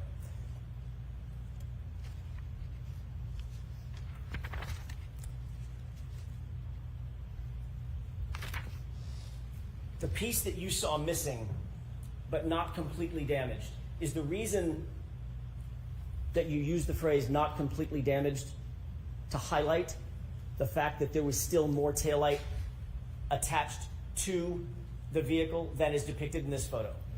Sustained. We can take this down. As you sit here and recall back to that, your observations, and you observed this for over the course of how long would you say? How many minutes? Probably 20 minutes or so. You actually wrote a report about this, correct? Correct. And you documented your observations, correct? Correct. In your documented observations, did you use the phrase cracked but not completely damaged? I did not. Sustained. You've testified previously, I have. about a year ago. Yes. Did you use the phrase cracked but not completely damaged then? The objection sustained, Mr. Jackson. Ultimately, was the black Lexus SUV towed and cleared from the scene? It was. Is it your responsibility or part of your responsibility to log the time that things like this happen, like, for instance, the SUV is taken away? When I clear from the scene, yes. What time was that when you cleared the scene? I believe it was 4:17 p.m. Suffice it to say that SUV was not seized at a later time, correct? Correct. It was not seized at 5:30 p.m.? No. I'd like to show you another exhibit, if I could. This is exhibit 105.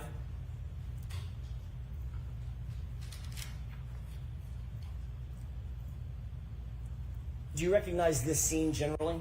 I do. Do you recognize it as being, what do you recognize as being? This is the Reed residence. Do you see some vehicles in that still shot of the video? I do. Describe what you see.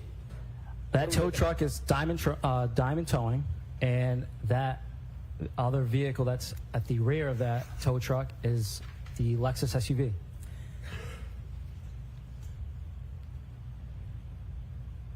If we could, with the court's permission, zoom in. It's high on the screen, correct? What's that? The vehicles are high on the screen as we're Correct. looking at it. Could we zoom in to the top left portion of the screen? Okay. Can we play this video? Yes. Thank you, Your Honor.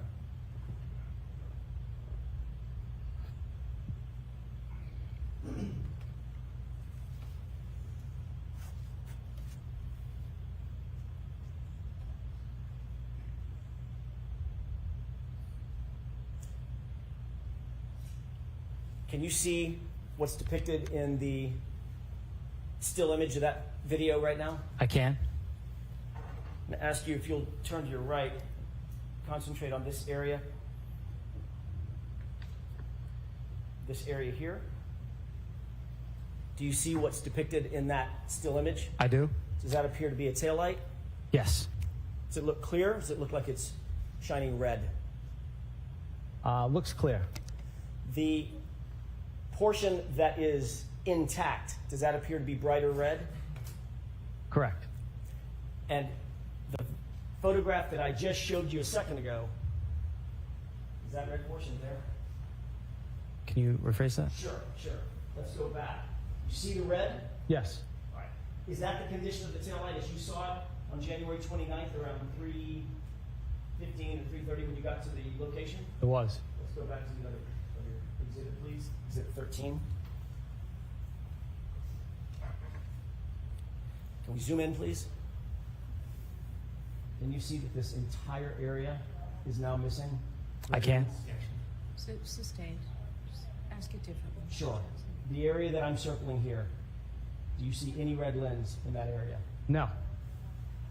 Is that consistent, this photograph consistent with the condition of the taillight as you saw it on January 29th, 2022, at just after 3 o'clock in the afternoon? Absolutely not. Thank you. Lights, please. Thank you. Mr. Brennan. Thank you. Good afternoon, sir. Good afternoon. Have we met before? We have not. Do you still work in Dighton? I do. At the time you went to the Reed residence, you did not know the occupants? I did not. Since then, have you ever met or spoke to William Reed? Nope. Or the defendant? Nope. When you went there that day, it was at the request of the state police? Correct. When they asked you to come, it's a typical procedure for one law enforcement agency to contact local law enforcement agency? Correct. And part of the reason they do that is to bring in separate and independent law enforcement officer to the scene? Yes. Because it's your jurisdiction? Correct. And they called you before they got to Mr. Reed's house, didn't they? Yes. They told you what they were going to do and when they were going to do it? Yes. They didn't just show up at the Reed house and then you found out later. They invited you and informed you what the process was going to be. I wouldn't say that they told me what the process was going to be. When you got there, were the troopers already there or did they arrive after you? The troopers were there. Were they in the house or outside of the house when you got there? They were outside in a pickup truck. Did you see them get out of the pickup truck after you got there? They got out after I identified themselves. Did you ever see them approach and touch the rear taillight of the defendant's Lexus? I did not. Did you ever see them manipulate in any way that rear taillight of the defendant's Lexus? I did not. Did you see them do anything that was suspicious, inordinary, or unfairly remarkable relative to that car? I did not. When they spoke to you, they then went inside the house? What do you mean by spoke to me? After they introduced you, you introduced yourself to them, they went into the Reed house? Yes. And then they came out? They came out much later. And that vehicle was towed? Correct. At no time from when you got there until you left did you see anybody from the state police in any way tamper with that vehicle, did you? I did not. When the vehicle was towed, do you know how long it took to take the vehicle from Dighton back to Canton? How long? Yes. I do not. You didn't escort it back. I did not. You had an opportunity to write a report in this case, didn't you? I did. And when you did, you had an opportunity to describe the damage to that taillight in any way you wanted to. I did. You could have gone into detail about size of the damage. I could have. You could have gone into detail about the shape of the damage. I could have. You could have gone into detail about the width of the damage. I could have. You could have taken photographs of the damage if you wanted to. I could have. In fact, there was no limitation on what you could have written in your report regarding the damage, was there? No. You write reports regularly, don't you? I do. You're trained at the academy. It's the best way to memorialize events. Correct. Because in time, your memory is not always as good later on than it is at that moment. Correct. What might be important or remarkable later might not be remarkable at the time you're making the observation. Correct. So you're taught at the academy to use as much detail as you can so that you can have an accurate memory later on. Correct. Because oftentimes, well, you respond to a number of different events and incidents, don't you? I do. You write a lot of reports. Not necessarily now in this position that I'm in, but... Did you at the time? At the time, correct. Yeah. And so it's sometimes difficult to remember the details of all events, and you use the report to refresh your memory. Correct. When you wrote your report, and you could have put as much detail as you wanted, is it fair to say you only wrote one single line about the damage to the car? Correct. The vehicle had damage to the right rear taillight. That's what I wrote. Fair to say you didn't document that it was the size of a dollar bill. You didn't say that, did you? No. Or that it was 3 to 6 inches. You didn't mention that, did you? No. You didn't mention the placement of where the damage was? To an extent, I did the right rear tail light. Right rear tail light. You didn't indicate if it was on the side or on the back? I did not. You didn't provide any other details of your description when your memory was probably at its best. True? True. And would you agree that your memory that day was probably much more accurate than it is today? I would not. When you wrote the report, did you ever have an opportunity to write a supplement report if you wanted to give more detail? I guess I could. You didn't? I did. Inevitably, you were a witness at you were a witness at a prior proceeding in this case, weren't you? Correct. You came in and you swore under oath regarding your memory. Correct. And that was probably a year to a year and a half after you first made the observations which you reduced in writing in the police report. Correct. And when you made those observations, that was on January 29, 2022? Correct. When you came into court and you testified, that was on June 10, 2024. If that was the date? You were asked questions to use your best memory to describe the damage to that taillight last time you swore under oath to tell the truth, weren't you?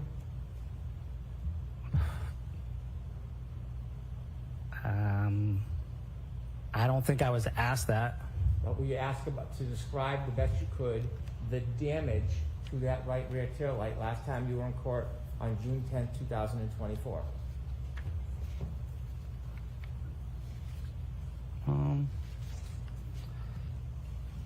I don't think I was told to describe it in depth. Were you asked questions about the damage to that rear taillight last time you were in court? I was. And when you described the damage, did you do your best of your ability to give as much detail as possible? I did. Did you qualify your memory at that time, saying to the best of my ability and recollection? I did. And when you qualify as a police officer with the best ability and recollection, that is recognizing that time had passed. Time has passed, yep. That you had a report, that you could refresh your memory. Correct. And did you refresh your memory with that report before you testified last time? I did. And when you qualified that it was to the best of your ability and recollection, that account for the fact that when you looked at the report, there was no detail other than your commentary in your report that the vehicle had damage to the right rear taillight. Correct. And so when you qualified, you were considering human factors like time had passed. Correct. That your report was respectfully scant. Correct. But you had heard a lot about this case since that point, hadn't you? Correct. And so considering your memory in June of 2024, when you qualified your answer, was it considering all of those different factors that had passed in between that time? Can you rephrase that? Yes. When you decided to qualify your answer and you said to the best ability and recollection, and then you went on to describe what you remember from the break of the taillight, the reason why you used that qualification to the best ability and recollection, is it because of those human factors that had passed? I would suppose so. And sir, since the time you came into court on June 10, 2024, have you spoken to anybody from the defense about this case? Yes. How many times have you spoken to somebody from the defense about this case after you gave your testimony on June 10, 2024? Once. Where did you speak? Who did you speak to? Attorney Jackson. Did you speak to him in person or on the phone? In person. Okay, okay. You're not hesitating, are you? No. Where did you speak to him in person? At his hotel. How did you know where Attorney Jackson was staying? He told me. Did you find it odd to go visit an attorney at their hotel and talk about a case? It was in their conference room. Find it odd. Go to somebody's hotel to speak to them about a case. No. Without saying the name of the hotel, where was the hotel located? Boston. And where were you located? I don't feel comfortable telling you. Sorry. Did you have to drive? I did. So you took the effort to go to see Mr. Jackson at his request. Did you know who Mr. Jackson was? I did. Did you see him on TV? I did. When you went there to the hotel in the conference room, who else was there? Attorney Little. Okay. Who else? I'm not sure of the other gentleman's name. It was one of the gentlemen right here on the end? The The good-looking one down there on the right? No, it was not. Somebody else? Somebody else. Okay. Was there anybody else there? No. When you were in that conference room, were you shown your police report? No. Were you shown your testimony from last time you came to the court? No. The photograph of the vehicle in Sally Port, the vehicle with the missing glass, were you shown that? No. Had you ever seen that photo before? Of course. And you saw it at the last event you testified at, right? Correct. And when you were shown that photo during your prior testimony, you never, ever suggested that that was in any way different than what you had seen in Dayton. Nobody asked me that. You were asked to describe the damage, and you were shown that photograph. You never, ever suggested that there was a difference in the damage as you see it in that photo compared to what you remember, did you? I don't think anybody asked me to describe that. Did you ever make a note or say anything that is dissimilar to what you remember at the last event that you testified at? I testified that that was not the taillight the day that I saw it. That's what you testified at the last event? Did. Yes? Yes. You said that photo does not depict what you saw? Correct. Yes? Yes. And when you testified to that at the last event, who was asking you that question? District Attorney Lally. Okay. And you remember making that comment under oath? I do. Do you remember that as well as your memory about what the taillight looked like back in Dayton? I do. When you were asked questions about that taillight, you had described the taillight as not completely damaged, it was cracked, and there was a piece missing but not completely damaged. Remember that testimony? I do. And is that accurate testimony? It's accurate.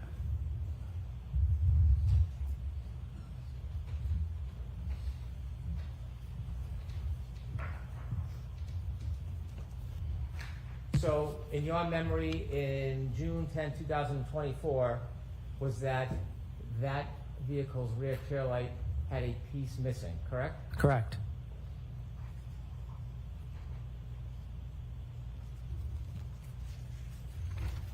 You said that your memory about the damage to the taillight, as you recall it when you were in Dayton back on January 29, 2022,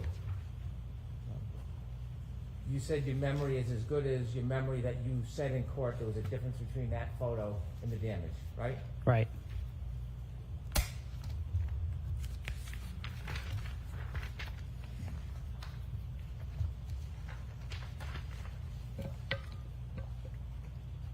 Have you ever read your testimony from your last proceeding? Never. But you have a specific memory of discussing that specific photograph? Yes? Yes.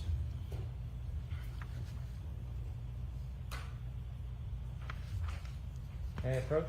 Yes.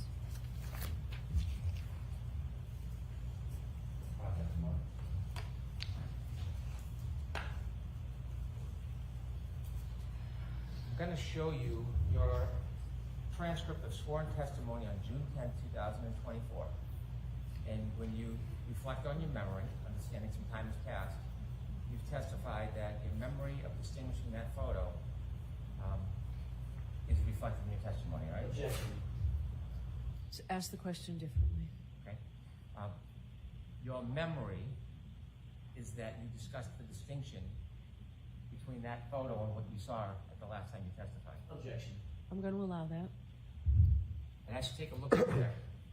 Could you show me anywhere in your testimony, anywhere, where you made any statement about that photo being inconsistent with what you saw in Dayton on January 29, 2022?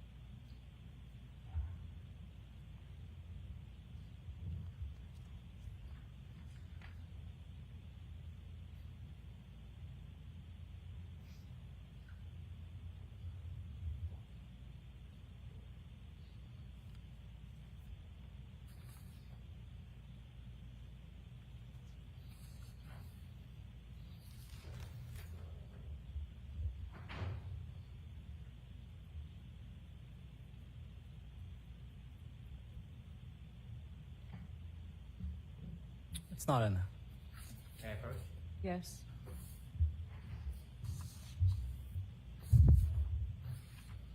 I can put it back on. Thank you.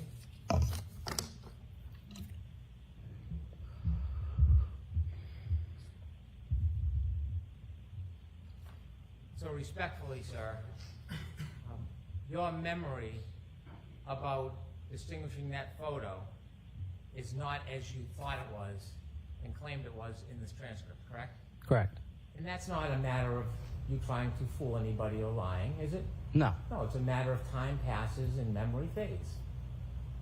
Yes? Yes. And that's one real example why the Academy, they teach you when you write reports to be as detailed as you can. To accommodate the fact that memories can fade. Right? Correct. Memories can change.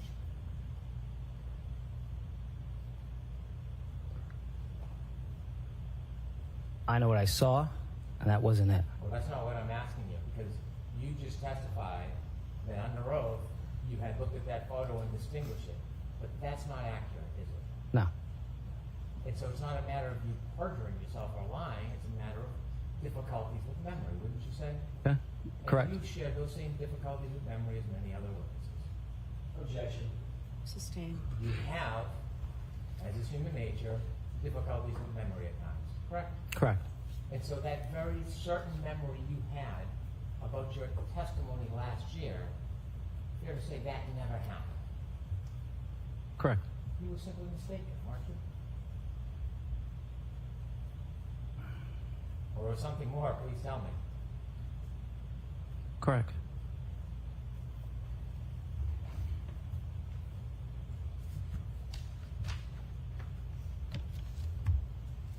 When you met with the attorneys in Boston, what'd you talk about? It was just a way for them to meet with me and see me face to face, and then ask me how I would be subpoenaed, who would they need to send a court summons to, what my schedule was like coming up in the next month, months. Those things all could have been accomplished by phone, correct? Could have. So the face-to-face meeting, what did you talk about? Objection. I'm going to allow it. Over here. What did you talk about? Excuse me. So that. Brennan said over here. Did you hear that, folks? Hank Brennan said over here. Alan Jackson was incredulous. He was like, is he telling my witness to look over here? Oh, Brennan's got him. Because Brennan thought Alan Jackson was coaching the witness. Oh my word. That the witness had a bad memory and did not recollect accurate details about Karen Reed's broken taillight in the John O'Keefe retrial. Oh, glorious. Oh, Hank Brennan. Oh, Hank Brennan, we love you. You are a super towel. That was glorious. I cannot believe that moment just happened. The sidebar just there was glorious. Oh, goodness. 322 defense meeting at the Omni. Oh, my word, ladies and gentlemen. Oh, goodness, what a moment. Oh, moment after moment. We're going to be back in a second here. Get ready. Oh, moment after moment after moment in the John O'Keefe and Karen Reed retrial. Get ready, folks. We're about to come back into session. Hank Brennan just caught a defense witness looking over at Alan Jackson. And then Hank said, look, over here. And AJ demanded a sidebar. Moments. Scenes.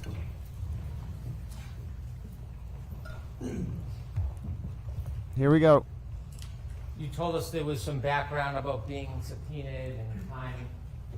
Substantively, what did you talk about with the attorneys when you met them at their hotel conference?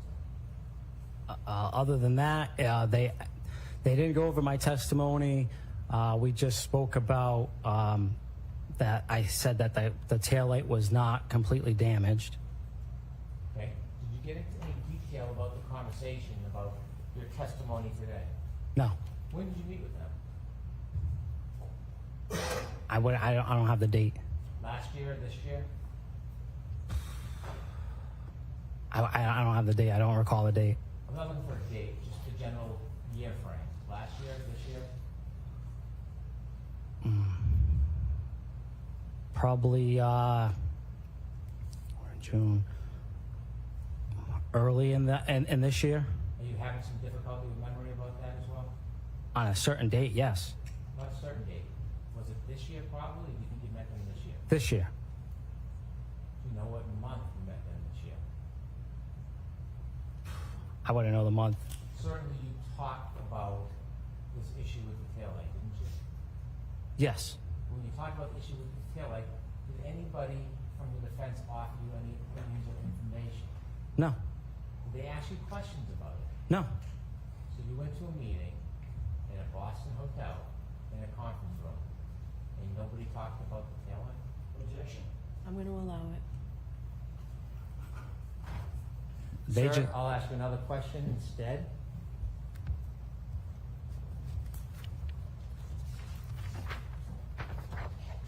Have you had an opportunity to see other evidence of that taillight being damaged that morning before you saw it? On the 29th of January? No. The video that was shown to you with the tow truck, had you seen that before today? Yes. Who showed it to you? From seeing it on TV and... Was it shown to you during your conference room meeting at the hotel? It was not. So you looked and studied and watched this case a little bit? With all due respect, sir, I don't live under a rock. It's all over social media and the news. You can't avoid it. I'm not criticizing you or discounting you. I'm just asking you. Have you been exposed to this case since you made those observations indicted on January 29, 2022? I have. Have you seen other video footage and evidence about that taillight since January 29, 2022? I have. Have you seen other information since you last testified last summer about the taillight? I have. And seeing this extraneous information, this other information, do you think that played a part in some of your difficult memory? Objection. I'm going to allow that. Your Honor, can we approach? Okay. Yeah, if you approach after she already allowed it, you're screwed. Oh, Hank Brennan is just destroying this witness.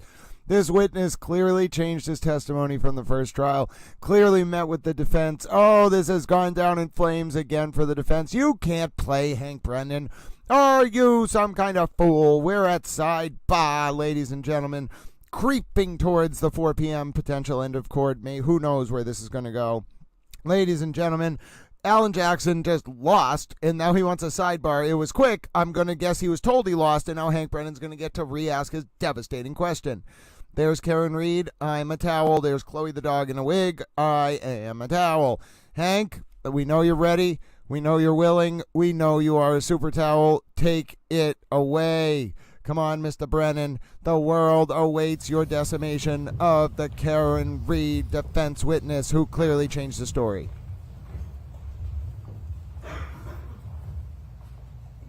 You've seen quite a bit of information about this case and the issue regarding the taillight since you first made the observations back in 2022. Wouldn't that be fair to say? It would be fair to say. And based on all the additional information you've read and seen, would you agree it's had some effect on your memory? I guess. No, I don't want you to guess. You testified that you made explanations at the last trial that you didn't make, right? Correct. You had a memory as you testified in direct examination under oath, and you tried your best about things that just didn't happen, right? Right. Would you agree that you have some difficulty with your memory? I'd agree. I want to show you some evidence of that taillight before you had a chance to see it indictment. If we could have the ring video at 5:07:58, please.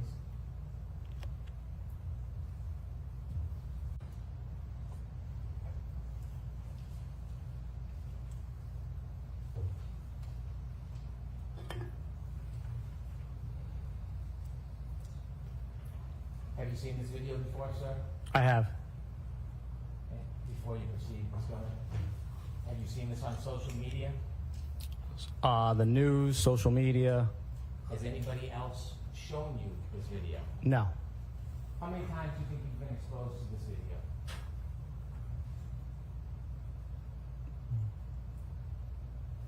Too many to count. Because you were involved in this case, and I'm going to say as a predicate, there were no orders for you not to look at anything. I'm not suggesting any impropriety. But because you were involved in this case and issues regarding the taillight, do you think you had a particular interest when things like this came on TV and social media to take a look to compare it to your memory? Did I have a Yes. particular interest? No, I didn't follow this case But you've seen this many, many times. because of what is out there on social media and the news. I understand. Who's by this, please? Thank you.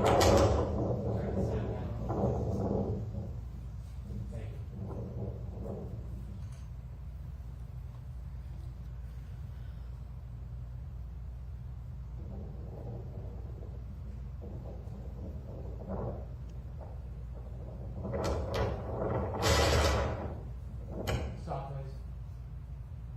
Do you see that white part of the back rear right taillight? Objection. I'm going to allow it. You see that? Sir? Can you zoom in a little bit more? I can. You can or cannot? I can. You can. C-A-N can? Yes. Thank you. Continue, please. Continue. Stop. Can you bring it back to stop? Back more. Open, right there. Zoom, please. You see, sir?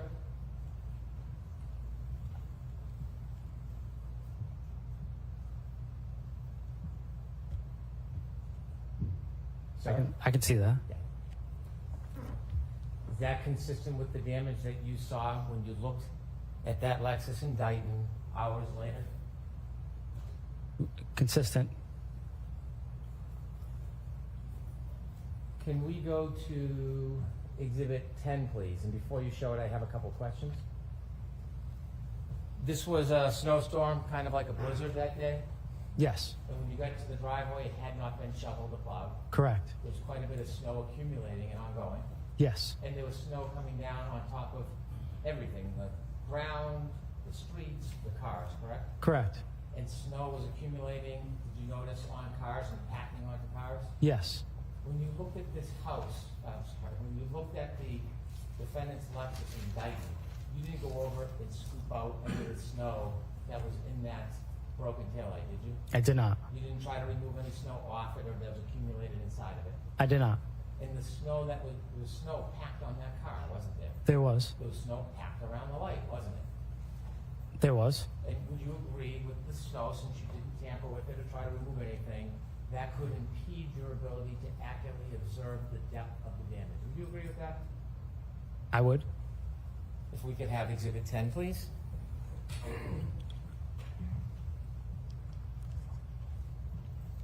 Does that appear to be the same Lexus you looked at when it was in Dayton? And it's a far view, so I don't want you to guess. If you're not sure, you can tell me.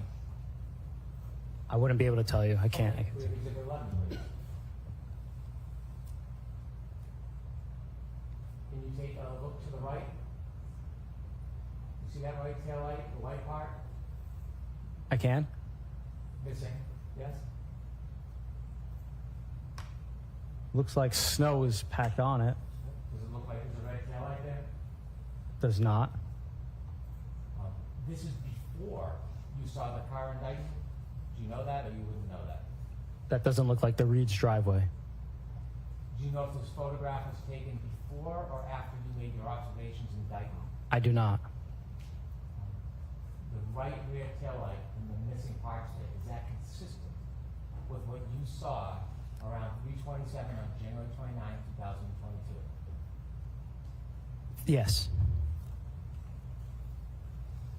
I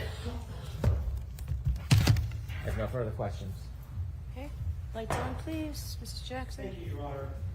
I'll be brief.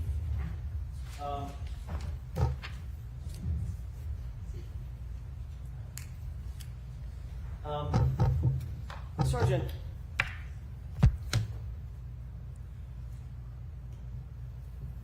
did you you celebrate your birthday 2 years ago? I did. Kind of a big deal. It's your birthday, right? Yes. What day of the week was your birthday 2 years ago? No idea. Do you have a difficult memory, sir? Yes. The fact that you had a birthday, you recall, correct? Correct. The day of the week of that birthday may fall by the wayside in your mind, right? Right. Sustain us to the form, Mr. Jackson, is Of your course. witness. The fact that you can't remember the day of the week, does that mean that you have a bad memory? Objection. I'm going to allow it. Correct. You remember being in Dighton, correct? Being called out to Dighton, to the residents of the Reeds. Correct. Do you remember the time? I do. Do you remember the weather? I do. Do you remember who you met there? I do. Do you remember the conversations that you had? I do. Do you remember the phone calls that you received? I do. The first one? I do. The second one? I do. Do you remember being in the garage and speaking with someone? I do. Do you remember it was this lady, pretty lady right here in the blue? I do. Do you remember meeting Mr. Reed? Briefly. Handsome gentleman with the gold tie? I do. You remember all that, right? Do you remember the SUV? I do. Do you remember the condition of the taillight? I do.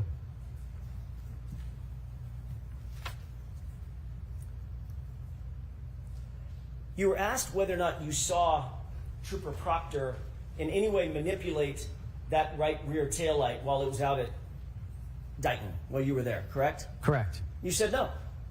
Honestly, I never saw him touch it, right? Correct. Were you in the Sally Port in Canton PD? I'm sorry, in Canton, in the Sally Port at the police station? I wasn't. At 5:30 p.m.? Objection. Sustain. At any point, did you ever go to the Sally Port at Canton PD that day? I did not. Do you have any idea what did or didn't happen inside the Sally Port? Objection. Sustain. You were asked by Mr. Brennan, you could have taken photos had you wanted to, correct? Correct. And certainly you could have, right? Correct. Was that your vehicle that was being seized? No. You were simply there to assist another officer, right? Objection. The form, Mr. Jackson. Of course. What were you there to do? Just to assist another agency. Would it have been normal protocol for you to photograph that vehicle? No. Did you see Trooper Proctor photograph the vehicle? No. Did you see Sergeant Buchanan photograph the vehicle? No.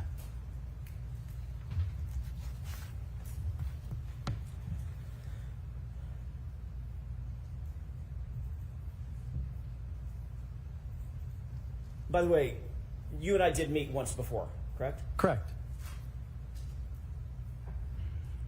Was that before or after you testified last year at another hearing? After. And you were called by whom last year at the other hearing? The defense or the Commonwealth? The Commonwealth. You testified for them? Correct. Objection. Move to strike. So that's stricken. It's beyond the scope. Did the Commonwealth ever contact you after your testimony at the hearing last year? They did not. Did they ever call you on the telephone? After? Correct. No. Did they ever send you a subpoena? No. And you testified last year that the taillight was cracked, but not, or damaged, but not completely broken, correct? Objection. Sustained. You and I met in a hotel in a conference room, correct? Correct. Anything sketchy or nefarious about that? No. Did I introduce myself to you? You did. You happen to know I live in Los Angeles? Correct. I don't have a house, right? Correct. I don't have an office out here, correct? Objection. Sustained. Do you know whether or not I have an office? I do not. Do you remember me asking you if you would mind meeting at a hotel where I was staying in a conference room? I do. Okay. Do you have any problem with that? Nope. Did you find that unusual? No.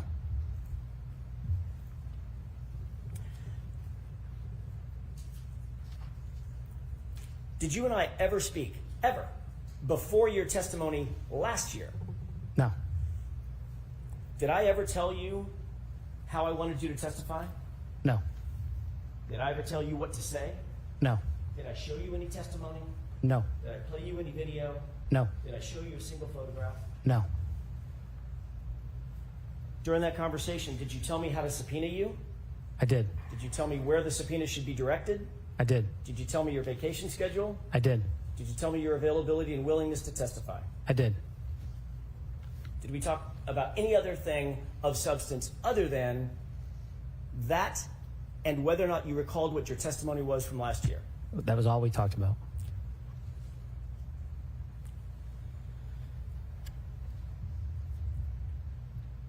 As you sit here, Sergeant Barrows, do you have any difficulty recalling what the condition of that taillight was on January 29th, 2022 at about 3 or 3:15 in the afternoon when you saw the vehicle? Any No. difficulty whatsoever? No. You remember the condition of that taillight? I do. Was the condition of that taillight the same as the photo that I showed you on my direct examination? No. Thank you. That's all. You would agree that your memory has changed since last time you testified in this courthouse? Yes. In the photo I showed you, the close-up with the missing right rear taillight, is that consistent with your memory of what you saw in Dayton on January 29, 2022? Objection. I'm going to allow it. It was opened up. It was opened up. Is it consistent with what you saw on January 29, 2022? It is. Thank you. All right, Sergeant, you are all set. Sir. Thank you.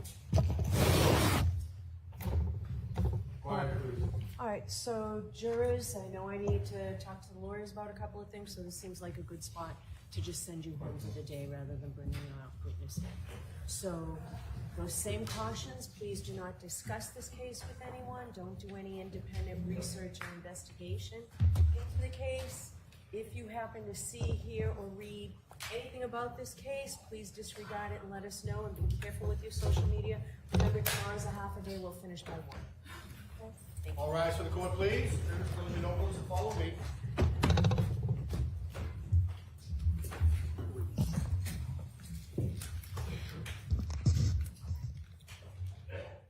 My name's Grant Smith Ellis. We're going to wait for the jurors to exit, and then, ladies and gentlemen, the judge can only needs to talk to the lawyers. Will it be an open session? Stick around, find out. I'm a towel. I'm here. I'm monitoring. You're a towel. I'm a towel. We're all towels. Yes, ladies and gentlemen, we expect court to be coming back into session any second now.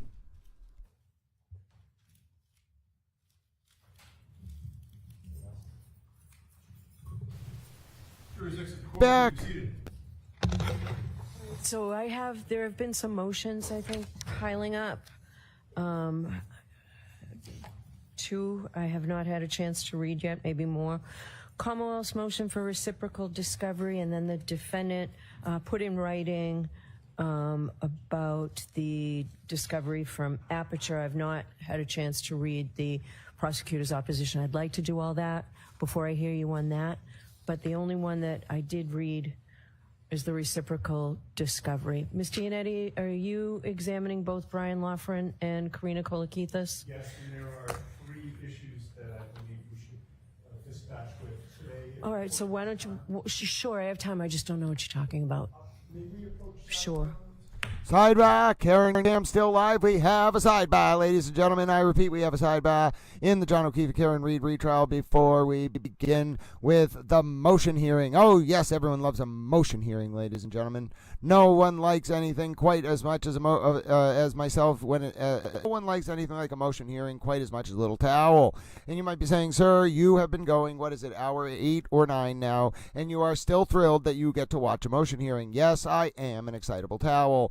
Yes, ladies and gentlemen, you heard we have a half day of court tomorrow. Ladies and gentlemen, you know what that means. Maybe we'll start towel stream extra early. Little bonus morning towel stream. I get to spend some time with my favorite people. Who knows what witness is up next, ladies and gentlemen. We are waiting for the end of the day motion arguments. Only one of the 3 motions that have been filed in the case. So basically, Hank Brennan has already responded to this ridiculous Rule 14 discovery motion from the Reed defense, which is related to a report that Dr. Judson Welcher is producing in rebuttal in response to ARCA's report. But Hank Brennan was allowed to call this witness as a sanction for Reed violating Rule 14. So Judge Cannoni is clearly just going to say, have the witness get it done as quickly as possible. Then there's a motion about, I think there's more Rule 14 related to 2 of these witnesses we're going to listen to. And then there was a motion Oh, goodness, there was a state motion this morning. Judge Cannoni just mentioned it. Oh, there was, of course, the proposed jury instructions. We won't deal with those, but we're flying through this case, folks. Folks, we are flying through this case. Depending on how long Aperture takes, we could well be done with this case in the next few days, folks. We could be into deliberations next week. Ladies and gentlemen, the Karen Reed case is flying by. No one expected this, ladies and gentlemen. No one expected it all. The captions are kind of funny. Oh, goodness, ladies and gentlemen, this is absolutely fascinating. The Karen Reed defense has very little left in the tank. I think they have less left in the tank than Little Towel. Oh, goodness, Alan Jackson was humiliated today. Yes, of course, Deaf Otter, I appreciate you all. I think, have you ever been in a shipwreck in a storm? Ladies and gentlemen, I hope it's a fate none of you that has befallen none of you. But it's kind of like getting hit with waves every once in a while, and you just got to persevere. And the other thing is, ladies and gentlemen, did I ever tell you the parable? It's a really good parable. I think I learned it from the West Wing. About the man whose house was threatened by floodwaters. Well, this very religious man whose house was threatened by floodwaters, ladies and gentlemen, he was praying and he was very worried, and he said, I am a religious man. I believe in God. I know that God will save me from these floodwaters. So he built a little levee around his house, and he waited for the floodwaters to rise. And as they breached the levee, ladies and gentlemen, and began to flood his house, the old man said to himself, I'm a religious man. I pray. I believe in God. God will save me. And a man in a rowboat came up to the house, and he said, Sir, I'm here to save you from the floodwaters. Get into my rowboat. And the old man said, No, I'm a religious man. I believe in God. I pray God will save me. Well, the floodwaters rose higher, ladies and gentlemen, and then the man was on the second floor of his house. And by that point, ladies and gentlemen, it required a literal tugboat to come to his house. And the tugboat pulled up and said, Sir, the storm waters are rising. Get into this tugboat. And the man said, No, I'm a religious man. I pray. I believe in God. God will save me. Well, ladies and gentlemen, the waters continued to rise, and wouldn't you know it, the man found himself on the roof of his house, flood waters rising, torrents around him, ladies and gentlemen, no towels to save him, and lo and behold, a helicopter flies down. And the helicopter says, ladies and gentlemen, the man in the helicopter reaches out and says, Old man, we are here to save you. This is your last chance. The floodwaters are going to kill you. And the old man says, No, I am a religious man. I believe in God. God will save me. Well, ladies and gentlemen, the old man drowned in that flood, unfortunately, and when he got up to the pearly gates, he said to St. Peter, St. Peter, I was a good man. I prayed. I believed in God. Why didn't you save me? And God looks back and says, Well, I sent you a rowboat, a tugboat, and a helicopter, and you turned them all down. What are you doing here? Oh, goodness, ladies and gentlemen. Oh, goodness, ladies and gentlemen. I am a little towel, and I have proverbs for days, ladies and gentlemen. Oh, I've never heard the balloon story, but I am sure if it is some kind of, if it's related in some way to my wonderful proverb, then I would love to hear the balloon story. Now, that was not a Shaggy Dog story, ladies and gentlemen. That had some really, really, really good, oh, goodness, this is interesting. So apparently, Nick Barros was hit by a drunk driver, the person who just testified, and it's weird. Another police officer in the orbit of this case, Guarino, was hit by a drunk driver. There's some weird stuff going on here, ladies and gentlemen. Ladies and gentlemen, people getting hit by drunk drivers in this way is a little weird in the orbit of this case. But yes, ladies and gentlemen, I did enjoy telling my parable, and it looks like I talked us, hopefully, through the sidebar. I don't know if we're going to get a motion hearing, because court doesn't end until 4:30. Hank Brennan is discussing. Hank Brennan is being a Hank Brennan. I am being a Towel. You can call him Hank. You can call me Towel. Murder by Maestro. Oh, goodness, my dear friend. Hello. Also, I'm so glad you liked my parable, Suzanne. Murder by Maestro, did you hear my parable about the guy in the boat and the tugboat and the helicopter? I thought it was a really good parable. But yes, goodness, ladies and gentlemen, we have had a day on Towel Stream, and we have an end of the day motion hearing still yet to come. I am sitting around, I'm waiting, I'm monitoring. We're looking live at the O'Keefe family, ladies and gentlemen, waiting for the motion hearing to begin. We are flying through the case, the defense case. We are still in court. We are still live, ladies and gentlemen. By the way, we found out we have a litany of nurses. For someone who asked earlier, not only does 100% of Towel Chat love nurses, we have a decent amount of nurses in Towel Chat, ladies and gentlemen. I think it was somewhere between 20 to 50 or something. So God bless all the nurses out there. Oh, elevate the process. I'm so glad you enjoyed my parable. I got it from the West Wing. It is still a good parable. Now, here's the plan, ladies and gentlemen. We're going to finish up, hopefully, with a end of the day motion hearing. You can hear them in horse racing announcer towel mode, and this keeps me going and happy. So what we'll do, ladies and gentlemen, is as soon as court ends, we'll do our recap. It'll be truncated. We'll try to get it down to 30 minutes to an hour like we did over lunch. There was a lot to get, but at the same time, I think we can truncate it. We can get it done. We can quickly go about our business. And then, ladies and gentlemen, we will be back for just a half day tomorrow, so maybe we'll start Towel Stream early. I'm thinking a 7 a.m. start. If we only got a half day of court, what better than spending 2 hours with little Towel in the morning? Oh, ladies and gentlemen, yes, we love doing the recap. I don't always get the recap done and uploaded and clipped. Did you know I actually, for the first time ever last night, just fell asleep? Fell asleep, ladies and gentlemen, without doing the recap. But I want to let you know I'm fine. Towel is doing just fine. Everything is okay. I'm so glad all of you have been comforting to little Towels. I'm so glad Murder by Maestro loved my parable. Did you know Murder by Maestro speaks binary? And Murder by Maestro is a 0001 100. No, don't you dare. How dare you? How dare you? No, you cannot tell us right now. Listen, I'm thrilled that you are so helpful, but you may not tell us about anything when I'm saying Murder by Maestro speaks binary and is a 0001 1001-year-old Towel in binary. Now, you might want to ask, what's the difference between Towel years and binary years and human years? Well, basically, everyone is 27 in Towel years, and then I'm 42, and Murder by Maestro is 0001 1001 years old in binary. It's up to you to figure out what that actually translates to. If you figure out what that translates to in binary, I'm going to start speaking hexadecimal. 1, to flex on Bob Alessi, and 2, because then you'll make it even more difficult for you to understand what I'm saying, because I'll be speaking in hexadecimal, which is even more difficult to translate or transliterate than binary. Oh, ladies and gentlemen, I am a Towel. Oh, goodness, yes, that's what makes it so weird, bossy Texas chick. So you have a state trooper who got hit by a drunk driver related to this case while it was going on, and then you had Nicholas Barros, that witness, hit by a drunk driver. There's some weird stuff going on, ladies and gentlemen. But yes, I'll tell you, Hank Brennan just dominated that witness. Yes, Carol Jones, I did fall asleep at that. I think that was healthy for a little Towel, ladies and gentlemen. We are at a protracted sidebar. I don't think Bob Alessi's going to do ARC. I hope not.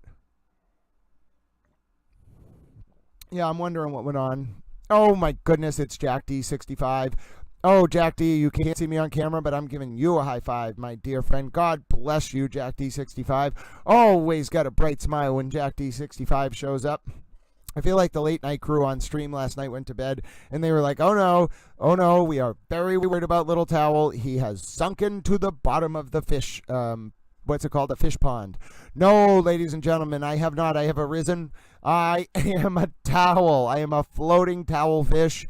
And yes, ladies and gentlemen, I can become apoplectically existential. Do you think that's the first time in the history of the English lexicon anyone has used the terms apoplectically existential together? Or existentially apoplectic? Either way, do you think that's the first time that couplet has been used together? Existentially apoplectic or apoplectically existential? Try to say that 27 times fast. Well, first of all, I don't think anyone can say anything 27 times fast. And second of all, who gave me a microphone and allowed me to just speak to a bunch of countries around the world? I am not certain that this should be allowed.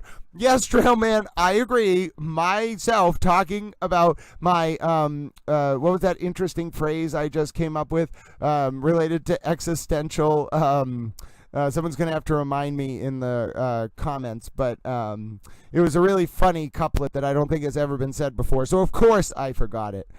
Oh, ladies and gentlemen, don't worry, Milana. I am here. I am no one. There is nothing wrong. There is no bear chasing me through the woods. And, ladies and gentlemen, if there were a bear chasing me through the woods, I will tell you right now that there is a super towel out there with a stick who would save me.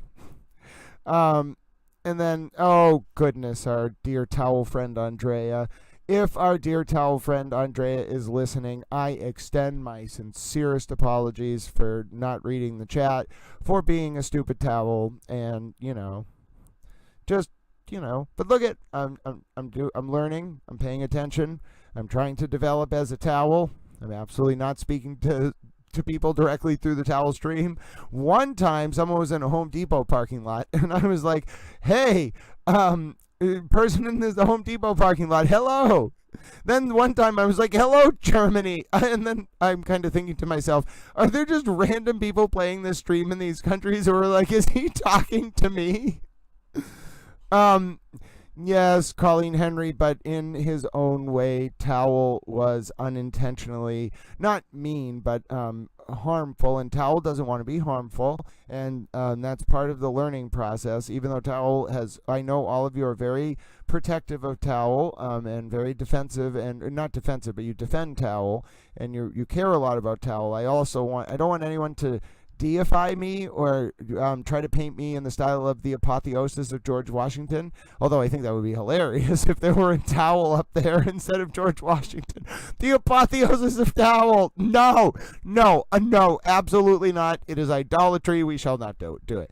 But also, I don't want you to deify me. I am just a person. I may, I think I am in some ways a lot to a lot of you, and I want to live up to this. Sort of I don't know, something that inspires you to want to help others and inspires you to want to be around your towel friends. And you see an extension, I think, of a lot of my personality in this community, which I'm thrilled with. But I don't want you to blindly follow me. I don't want you to think I'm inviolable or incapable of fault. I'm not. I'm a human. I walk this earth just like everybody else, and I'm not perfect. And if I were, I don't think I would like that. I have learned, because even though I thought over my life there were times where I thought I was doing the right thing, and I unintentionally did something that was harmful, and it's not on purpose.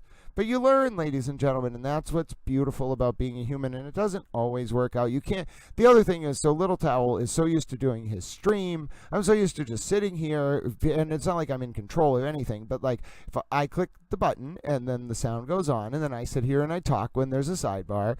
And so you can't be a master of the universe. There is a grand chessboard, and it's one thing to understand and analyze it, but there's no point in playing on it. You just put yourself out there, you be authentic, you be who you are, and you love as hard as you can, and that's it. That's all you can do as a human being, and treasure the small moments and the people around you. And so for me, I think that a lot of people, and I appreciate all of your support and kind words, but just know I am a human like everyone else, and if we didn't have our bad days, there wouldn't be good days, and we have to learn from our experiences. That's Little Towel's moral lesson. Now, are we done for the day? You wouldn't even let us see the motion hearing? How dare you? We're sitting down. Hold on. Sitting down can sometimes mean that we are going to have a motion argument. I like motion arguments. Come on, give Little Towel the motion argument. He wants to see. Oh, no. Wait a minute. Come on, motion argument? No. Don't deprive us of the motion argument. Hold on. Hold on.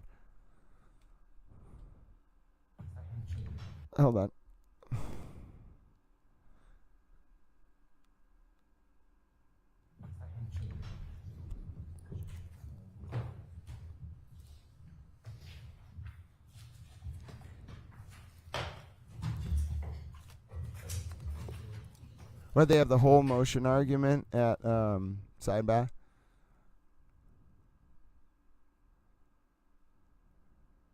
All right, folks. Looks like they had the whole motion argument at Sidebar.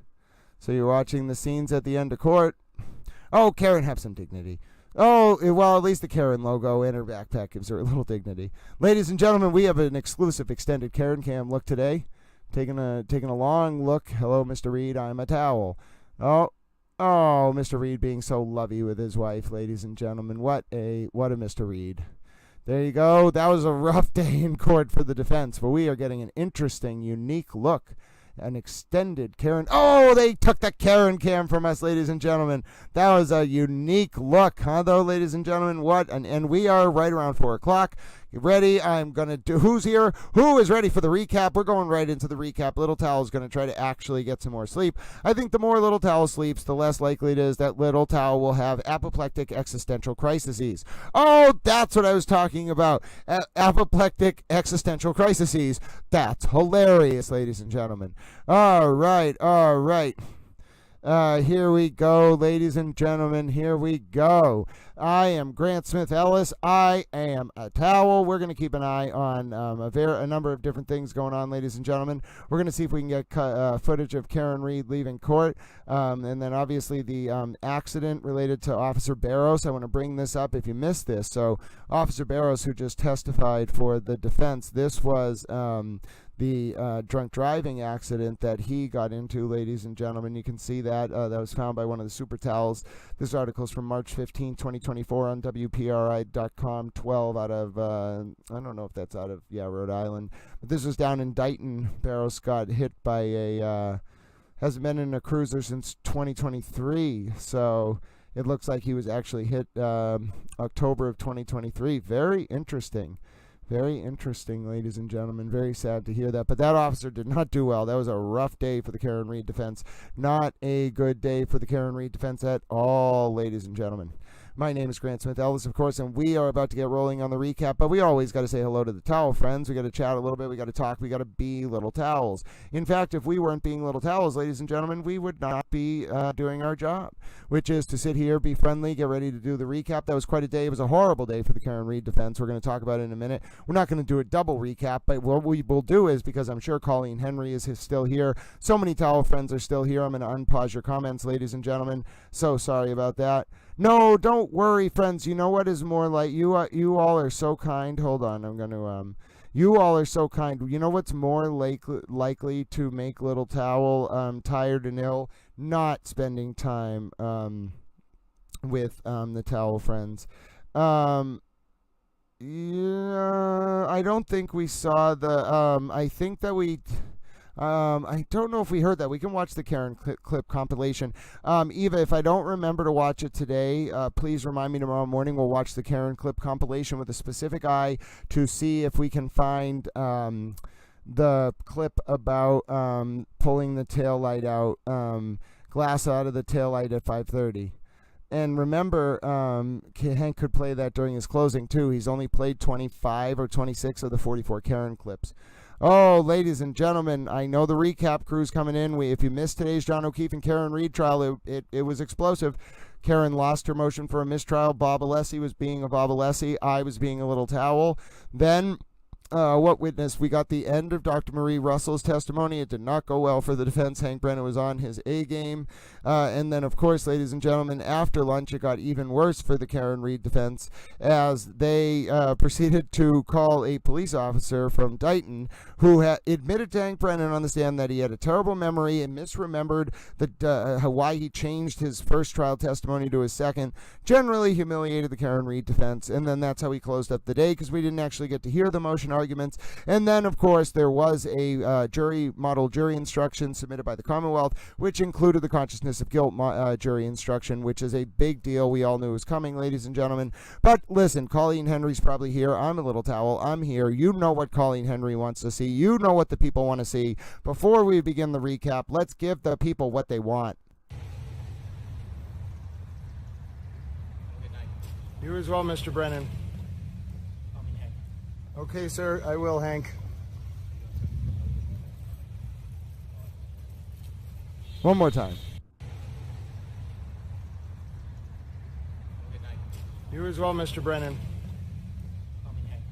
Okay, sir, I will, Hank.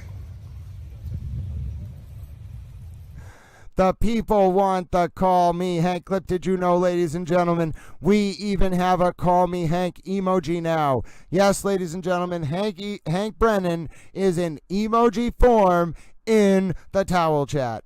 And yes, ladies and gentlemen, the fact that Hank Brennan said I can call him Hank does warm my soul. I realize now I can watch that clip all the time and be like, oh, well, at least Hank Brennan said I can call him Hank. You know, ladies and gentlemen, there's a lot of things that happen to you in life. You go through school, you meet family, you meet friends, you have moments, you do things. But, you know, ladies and gentlemen, can everyone in the world say that Hank Brennan said that they could call him Hank? No, ladies and gentlemen, that was for Little Towel and the Towel Friends. It wasn't just me. That was a moment for all of us. Look at how it brightens Little Towel's day. Ladies and gentlemen, forget antidepressants. You just have to play the Call Me Hank clip, and I'm just like, oh, yeah, Hank Brennan said I could call him Hank. I'm a Little Towel. There you go, ladies and gentlemen. I'll become a beaming Little Towel. So there you go. Just remind me, if Towel ever becomes apoplectic, oh, that's what it was. If Towel ever becomes apoplectically existential, then all you have to do is say, Towel, let's watch the Call Me Hank clip, and then not have an existential crisis. And it wasn't really a crisis. I was just being a towel. But anyway, ladies and gentlemen, the idiom of the day. We now have a word of the day and an idiom of the day. The idiom of the day, it's not really an idiom, it's more of a poetic couplet. Apoplectically existential or existentially apoplectic. You pick whichever version you like. I personally like both of them. Oh, goodness, we are happy towels. Now, all right, we know, ladies and gentlemen, yes, I was in the presence of Hank Brennan's greatness, and I enjoyed every minute of it. Now, we know, ladies and gentlemen, it's time for the towel recap. All right, ready your towels. I love being a towel as well, Dee Dee. We have so many wonderful towel friends. Oh, my goodness, ladies and gentlemen, I have news. Oh, we've done, ladies and gentlemen, we get to say the phrase I didn't get to say yesterday. Hold on. I have to open a new window so we can just perpetually keep this up so I can laugh at Ted Daniel. Ladies and gentlemen, do you see those numbers right there? Listen, this is not all about numbers for Little Towel, but I just want Ted Daniel to eat his heart out because I think it is freaking hilarious. So, ladies and gentlemen, can we send a special message, a special hello to Boston 25 on day 3 of the Towel versus Boston 25 challenge? I am thrilled to report, Little Towels, that I think we have taken the lead. Oh, yes, ladies and gentlemen, look at this. Look at what is on your towel screen. Do you see that? Ted Daniel, eat your heart out. It's 2-1. After 3 days of keeping track on X, ladies and gentlemen, I am thrilled to announce that it is 2-1. Little Towel, the Towel Stream, the Towel Friends have beaten Boston 25 on the X platform. We are at 15.2 thousand. Boston 25 is at 10.6, ladies and gentlemen. And Jen Coffindaffer coming in with a very respectable 4.6. And we will give Kevin, who we like on the whole, a respectable honorable mention at 2.6 thousand.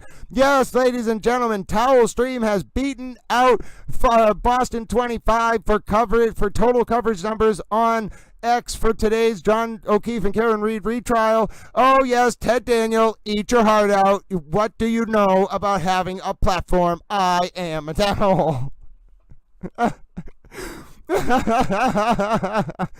There is nothing I like more than laughing at Ted Daniel. You don't understand. Hey, Ted Daniel, I'm talking about you now.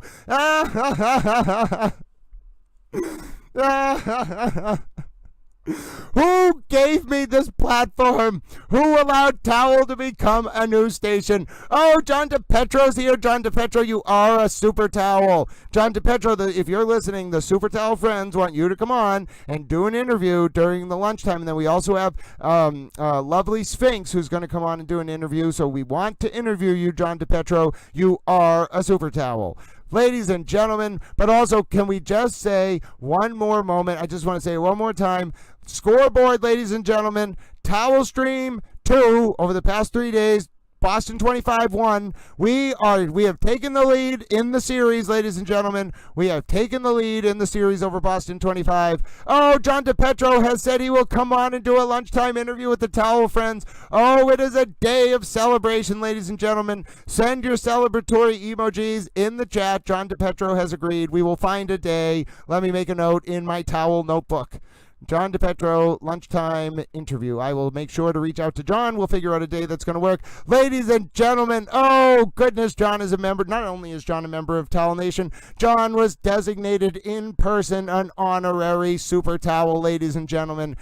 To elevate the process, a few unique other towels have been designated a Super Towel in person, and John DePetro stands among Mount Towelmore, ladies and gentlemen. Oh no, Mount Towelmore, where did that one come from? Who allowed me to have a microphone? DePetro. So DePetro. Yeah, I'm saying John DePetro, right? DePetro. Hold on. So I hope you want to know, this is one of those things where, John, I know you might be more helping people spell it, but I actually need to learn phonetic pronunciation. So if I'm saying your name wrong, tell me that as well. But I've always heard it as John DePetro. So please let me know if I'm getting that right. Karen will never be a Super Towel. Yes, John. And by the way, you all came in at a good time because we're about to start our recap. I just had to take a little moment to talk about how we have been tracking for 3 days on this stream the total number of views on the X, because I want to say every day, Ted Daniel, eat your heart out. And ladies and gentlemen, after 3 days, Towel Stream 1, day 1, Towel and all the Towel friends, Ted Daniel and Boston 25 took us on day 2. But on day 3, Towel and the Towel friends take a 2-1 series lead, coming through with the 15.3 to 10.2 something K lead, thousand lead. We are up, ladies and gentlemen. We are Towel friends, and now we have an interview with John DePetro scheduled, and we also have an interview with the Super Towel lovely Sphinx as well coming up. So, all right, let's compose ourselves. Let's get ready for the recap. We got to talk about how the day started, the mistrial motion, the loss of the mistrial motion for the defense, the consciousness of guilt, proposed jury instruction. We have to be little towels. Oh, it's so great to see all of you Towel friends. You're all jumping in the chat. Listen, I feel like I'm going to have to designate someone to make other people honorary towels, because I wanted to add Ghosts as an honorary towel before we start. And I think I saw someone else I wanted to add in there as an honorary towel, but you all were just flying by. All right, so folks, let's get ready for the recap. I think, oh, by the way, my new microphone will be here tomorrow. We are going to be Super Towels with a new Super Towel microphone tomorrow, and then I'm going to get work on the headphones, and then I'm going to work on getting a new dedicated streaming computer. And by the time we move on to our coverage of the next few cases, ladies and gentlemen, we will be Super Towels. But for now, we are focused, we are intent. The Karen Reed and John O'Keefe retrial is flying by. The defense case is almost done. There's only a few more witnesses to go. Hank Brennan has a rebuttal witness. We got a few outstanding Rule 14 motions, but we're pretty much done. We've even seen the state will be moving for the consciousness of guilt jury instruction on the basis of witness intimidation, exactly as predicted by Little Towel. So ladies and gentlemen, we are going to begin right now, and Paula, I'll try to remember that question for John if he doesn't see it now. Okay, so let's begin, ladies and gentlemen. Let's begin the recap. You know what I have to do if we're going to do that, though. First, I have to take a breath. I got to compose myself, and then I got to note the timestamp the recap begins, because, as you know, ladies and gentlemen, it takes me a substantial amount of time to do these recaps. Oh, all right. So instead of recording them, I note the beginning of the timestamp, and we go from there. So we're going to start at 4:13. All right. Getting the recap. Now's the moment. Hello, Towel friends. My name is Grant Smith Ellis. It is absolutely wonderful to be with you all today after day 27 of the John O'Keefe and Karen Reed retrial. There was just bombshell after bombshell after bombshell. First, the state submitted their proposed model jury instructions as the defense case begins to get near its end. And ladies and gentlemen, the state will be moving for the consciousness of guilt jury instruction against Karen Reed in regards to witness intimidation and evidence destruction. Oh, ladies and gentlemen, that is bad as can possibly be. But if that weren't bad enough, ladies and gentlemen, you may have heard it from reporters in the courtroom like the wonderful and venerated John DePetro or myself, Little Towel, that there is a sentiment among this jury of pervasive dislike and disdain for Karen from all the jurors, a young jury, a jury who appears not to have been poisoned by the FKR, Free Karen Reed virus, ladies and gentlemen. My goodness, let me tell you folks, you could palpably sense the Karen Reed defense sinking. You could see the good ship Hinden Reed collapsing in real time.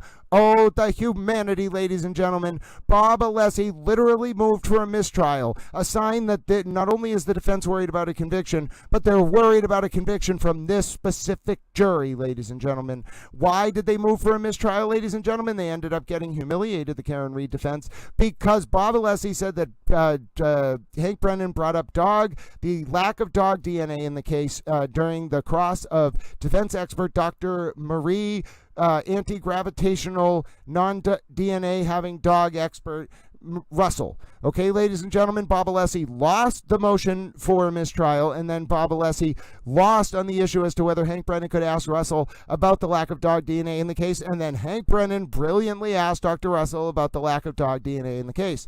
But that wasn't it, ladies and gentlemen. We then came back from lunch, and a Dighton police officer who tried to testify for the defense got his soul ripped out by Hank Brennan and was forced to basically prostrate himself in front of Mr. Brennan and apologize for his lack of memory. He basically, the police officer testifying for the defense, got up there and told Hank Brennan that he had a terrible memory, had no idea really what he was testifying about, and that his testimony changed and that his memory was bad.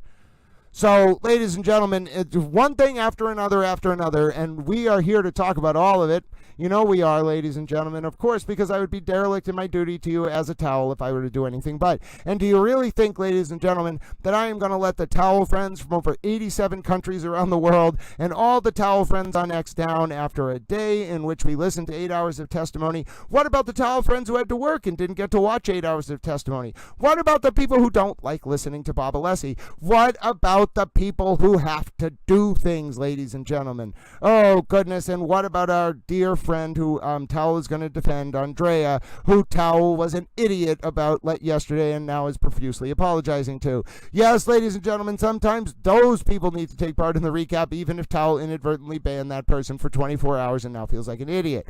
Okay, ladies and gentlemen, so that is why we do our recaps, and we're going to start right away with the thing that began the day, ladies and gentlemen. We're going to take a look at the model jury instruction as proposed by the Commonwealth, ladies and gentlemen. We have so many towel friends in the chat. There is nothing better, ladies and gentlemen, than being able to look at the moment that the consciousness of guilt instruction was announced in the John O'Keefe and Karen Reed retrial. Oh, ladies and gentlemen, you can see it there. I'm going to zoom in on it for you right now. We're going to read the operative part, ladies and gentlemen. We are going to read it. I have the file right here for you. It is a PDF file. I am a towel, and you can see it is a bunch of pages, but we are going to narrow in on an operative part.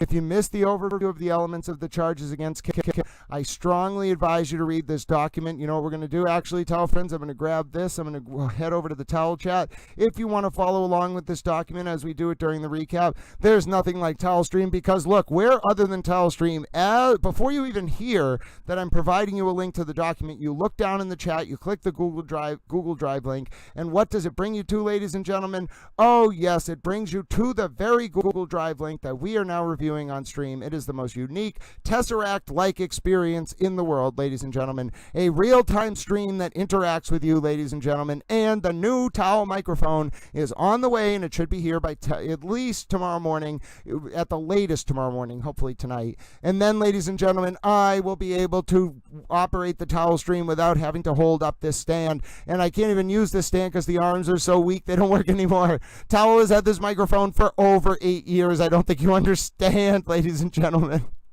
It cost like $30. It lived a good life. God bless you, little microphone.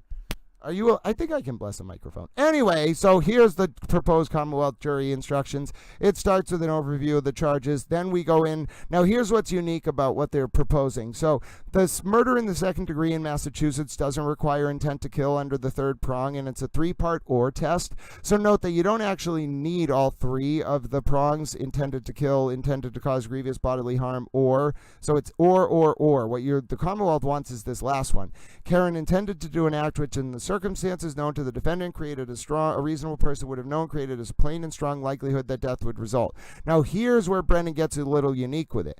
We go down to the bottom of the page, right, little towels? Hold on one second. Don't think I'm not moving those numbers away. Ted Daniel, I am up 2-1 on the scoreboard, and you will enjoy every minute of it. Anyway, ladies and gentlemen, I apparently talked about Sue O'Connell on the stream the other day, and someone told me I didn't read it. She responded. That means the traditional media is like, oh no, he is bigger than our stations. We have to watch him when he talks about us. So, Sue O'Connell, you rub the arms of Karen Reed's parents, and I have video of it. And I have a bigger platform than your station. Ha ha.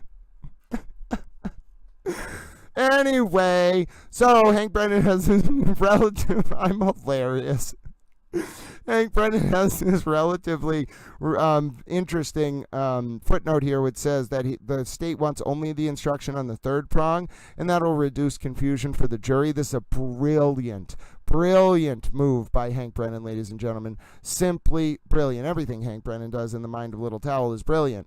Oh, but ladies and gentlemen, there's a certain point where Hank Brennan's brilliance just comes through and just totally blows me away. And limiting the jury to just consideration of the third prong of the malice second-degree murder.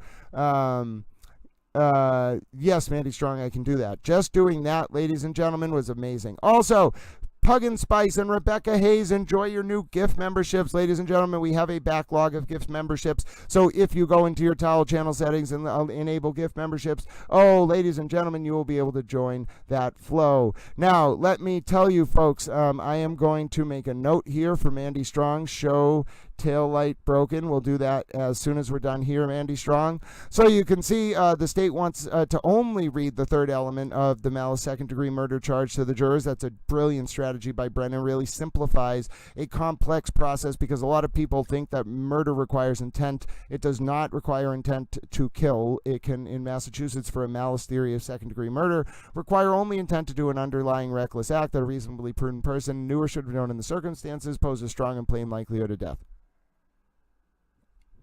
All right, so now we can take a look.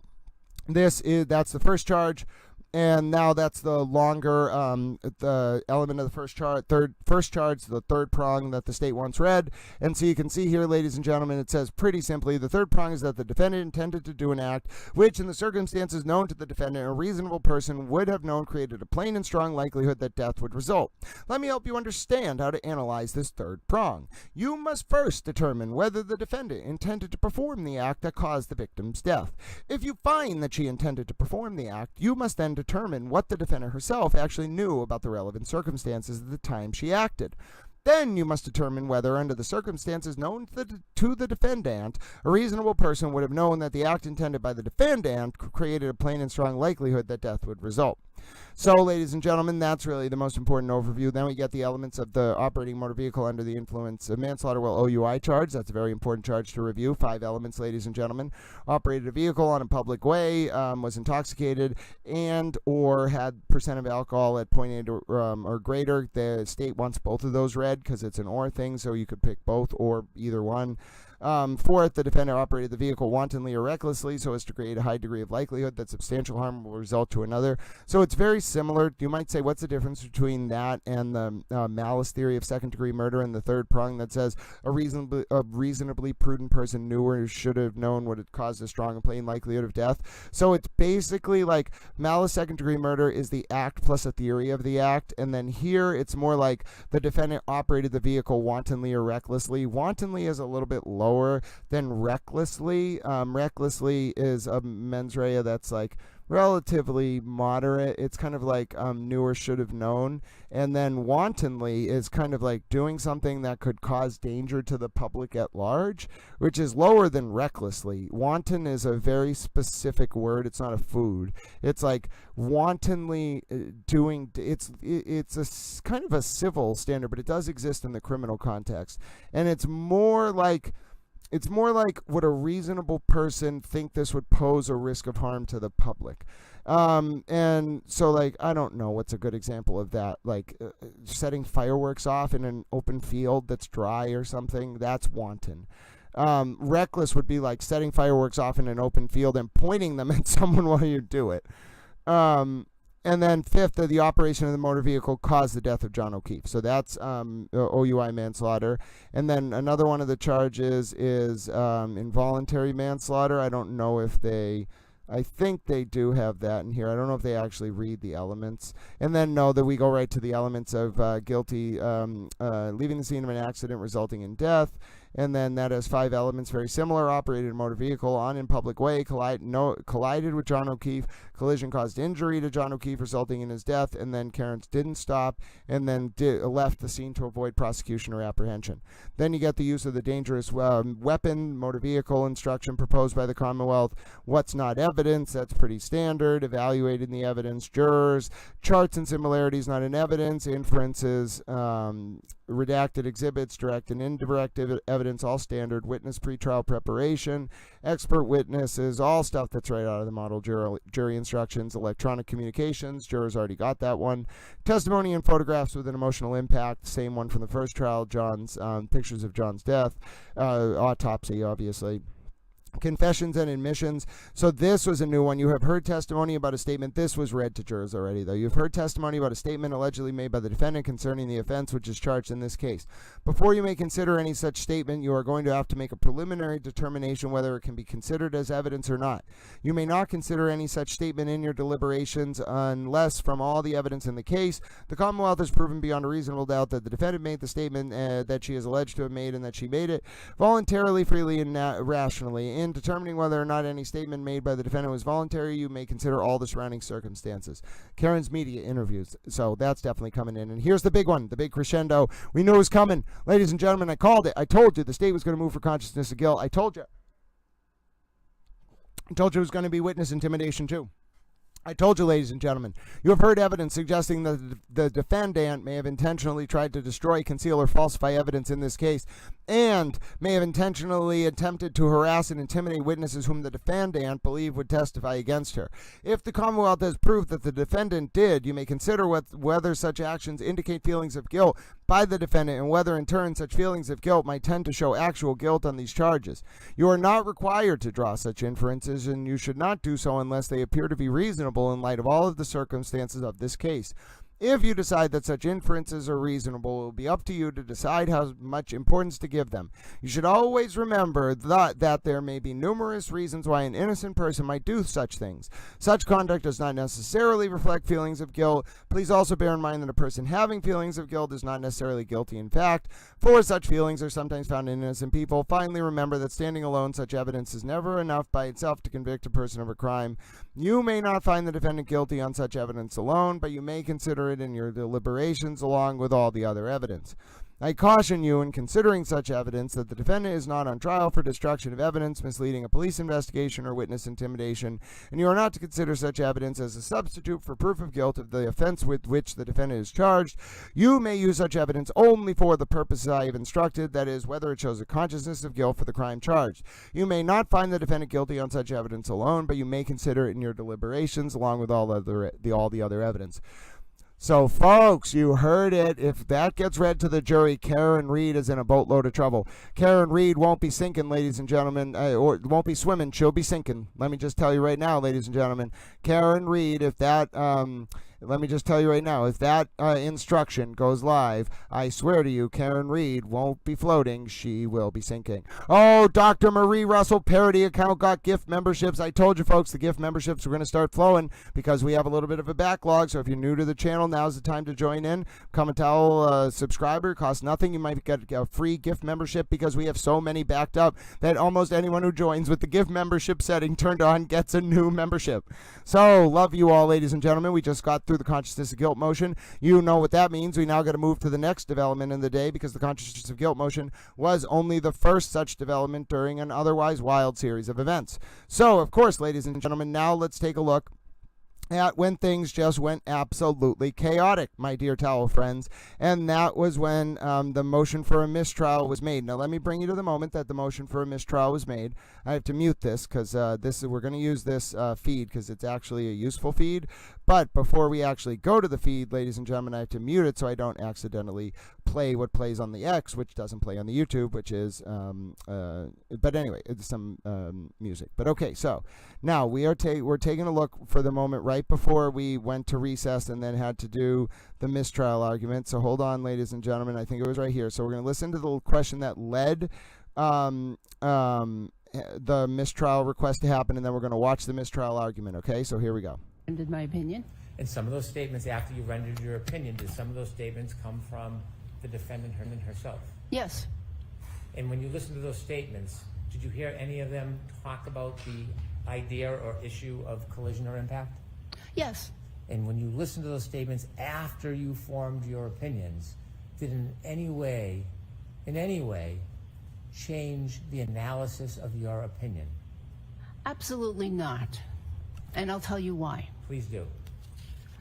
Because she had, the defendant had undergone a very stressful event, finding her loved one in the snow. And so after a stressful event, many people suffer from what's called an acute grief reaction. It's very common. And they do things that seem to be irrational. They ramble. They act bizarrely. They make statements that are irrational, that don't make sense, and they oftentimes tend to blame themselves for whatever has happened. I've seen this many, many, many times in the emergency department. Does this happen moments after a stressful event? Oh, yes. Does it happen months later when you go on 20/20 or Nightline? I've never seen that situation. No. Does it happen a year later when you go and speak to documentarians and be interviewed? Is that the same kind of condition you see a year and a half later? A grief reaction can last years. It usually is very brief, but it can last years. Now, when you looked at the clothes in this case, Mr. O'Keefe's clothes, you are aware that those clothes were swabbed for DNA traces, weren't you? Yes, I'm aware that some of the clothes were swabbed for DNA. Could we have Exhibit 147B, please?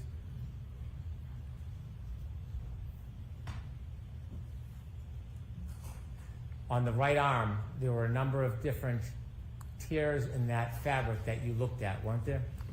Yes, there were a number of small round holes in that fabric. You're aware, aren't you, that those holes were swabbed for traces of dog DNA? Objection, Your Honor. I'd like to approach, please. Okay, come on up. Get ready, folks, because now we go to protracted sidebar, and watch what happens. Hold on, watch what happens the second we come back from sidebar. Bob Alessi becomes a Bob Alessi. Baltimore, 40 days. Hold on. We're Bob Alessi become a Bob Alessi. Hold on. Where is it now? It's not that much further. What did I say? Oh, so the jury ends up. Okay, so hold on. So the jury gets sent off for morning recess. Hold on, I can't take a call right now. I'm sorry. Okay, let's listen. No, Watch I don't this. have to talk. Thanks, Judge.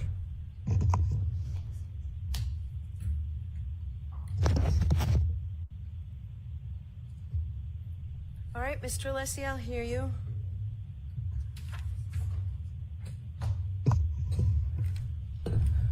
Mr. Alessi, I'll hear you.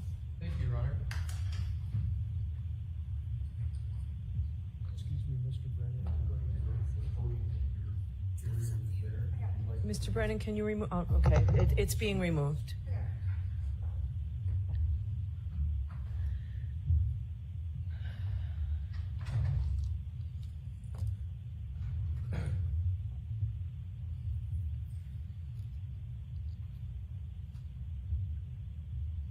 Thank you, Your Honor. Attorney Brennan, just with regard to Dr. Russell, in open court in front of the jury, used the concept of DNA in this case. He has introduced it and brought it in for the very first time in front of the jury. He has done so intentionally. He intentionally brought up DNA. based upon that intentional mention, the defense moves strongly, vigorously for a mistrial with prejudice. A mistrial with prejudice. There has been no mention in this trial of DNA with regard to the topic, with regard to what Mr. Brennan has raised. There has been none. Specifically, the prosecution had, in the first trial, had a witness, Terry Kuhn, with regard to DNA. For whatever reason, the prosecution has chosen not to bring that witness in who would testify perhaps to DNA. As a result of that strategic decision that the prosecution made, there's been no mention. I want to be very clear. The defense has been incredibly assiduous and meticulous about not mentioning DNA in any fashion, directly or indirectly. With regard to the hoodie, shirt, and the hole, the only thing that was adduced in direct examination was a mechanical function simply of Dr. Russell testifying that a dog tooth went in and came out and caused a certain mechanical effect on the yarn. Nothing even close to the mention of DNA. With regard to representations that Attorney Brennan has made that somehow there was a hearing that we were on notice, it is completely incorrect. Show me the hearing, show me the transcript where that has been discussed. The prosecution has also said, we're going to, or we always intended to bring on rebuttal Dr. Crosby, who would talk about the supposed absence of DNA, the alleged absence of it. The problem with that of trying to rescue the mistrial that the prosecution has caused with prejudice is that Dr. Crosby could never testify about such a topic, because I would object and object because there would be no foundation, because the prosecution strategically chose not to bring in the foundation whatsoever in this trial. The fact that they did it in another trial, or perhaps did it, is irrelevant to this trial, as Your Honor has admonished several times. What happened this is a new trial, and whatever happens in the first trial is the first trial. So in conclusion, Your Honor, because of the conduct of the prosecution, and specifically the intentional mention of DNA, the prosecution has put in the jury's mind that topic that is irremediable. That cannot be reversed. That cannot be cured. That cannot be ameliorated with a jury instruction. That cannot be dislodged. The prosecution has to suffer the consequences of its own intentional actions of bringing up that topic. Ms. Reed is entitled, under the Constitution, under the Massachusetts Declaration of Rights, to a fair trial. And what has just happened is antithetical, abhorrent to a fair trial. The only remedy is a mistrial with prejudice.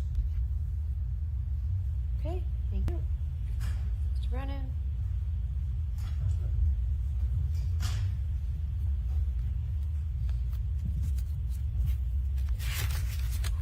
Inquiring of Dr. Russell about the absence of dog DNA is not only proper and permissible, it's essential, and the Commonwealth is entitled on cross-examination to explore theories and facades that the defense creates if there is actual evidence that undermines or contradicts the representations that they are trying to portray to this jury.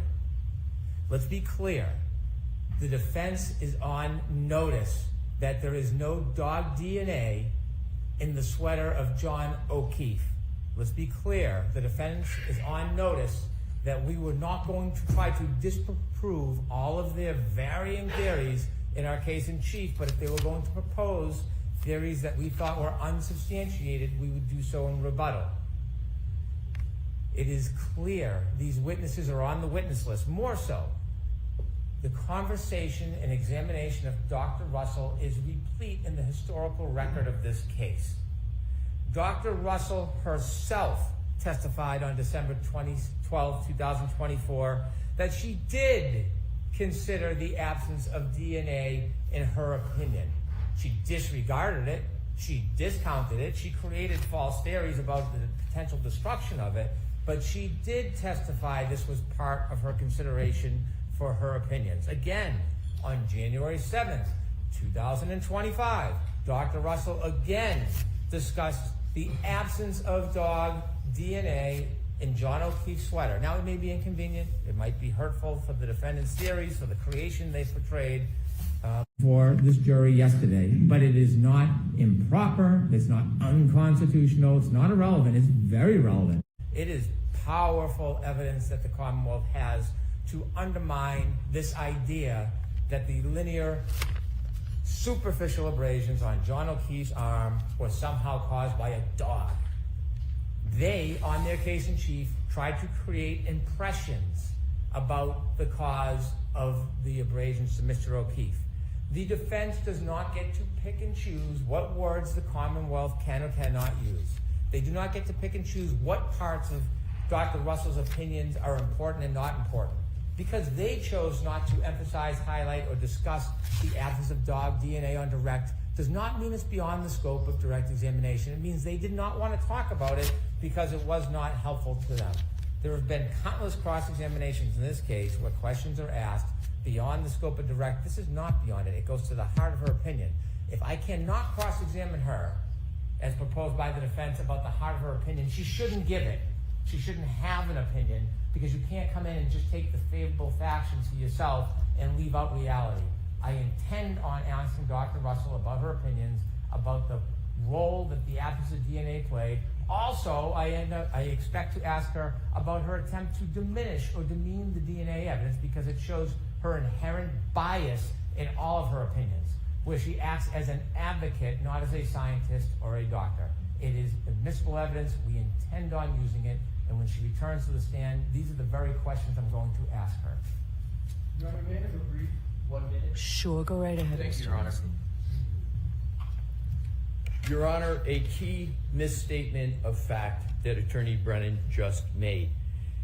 He said that Dr. Russell talked in prior proceedings and hearings about dog DNA. The record is abundantly clear. She only did so in response to a question from Mr. Brennan. I have the transcripts right with me. She never raised it affirmatively. She gave her opinion that these wounds were to a reasonable degree of medical certainty from a dog. Mr. Brennan on cross said, did you consider, and this is in a prior proceeding, did you consider DNA? She gave her answer. She didn't raise it. I heard it. I was there. Your Honor was there. So this impression that Mr. Brennan is trying to give, that somehow the defense brought this topic up before, is incorrect. The second point, Mr. Brennan needs to have a good faith basis to ask the question. To have a good faith basis, he has to have some admissible evidence that he's got for it. He has no admissible evidence on dog DNA with regard to the arm. He knows he doesn't. He strategically chose not to bring that evidence in this case. Now he's saying he wants to use it. That would be improper in this trial for that reason. The other 2 points quickly. Mr. Brennan alleges an absence of dog DNA with regard to these wounds in the right arm. There was no swabbing of the wounds of the right arm of Mr. O'Keefe. That is a major, major investigative flaw in this case. That should not be befallen upon the defendant. Secondly, there are, with regard to the hoodie that was one, I believe, swab taken, and we don't know much about it, but what we do know about it is there are horrible, tremendous chain of custody and care with regard to the hoodie, conceded, virtually left on the floor of the ambulance, left on the floor of the hospital, carried around by Mr. Proctor for weeks, maybe even months, not submitted for testing for months.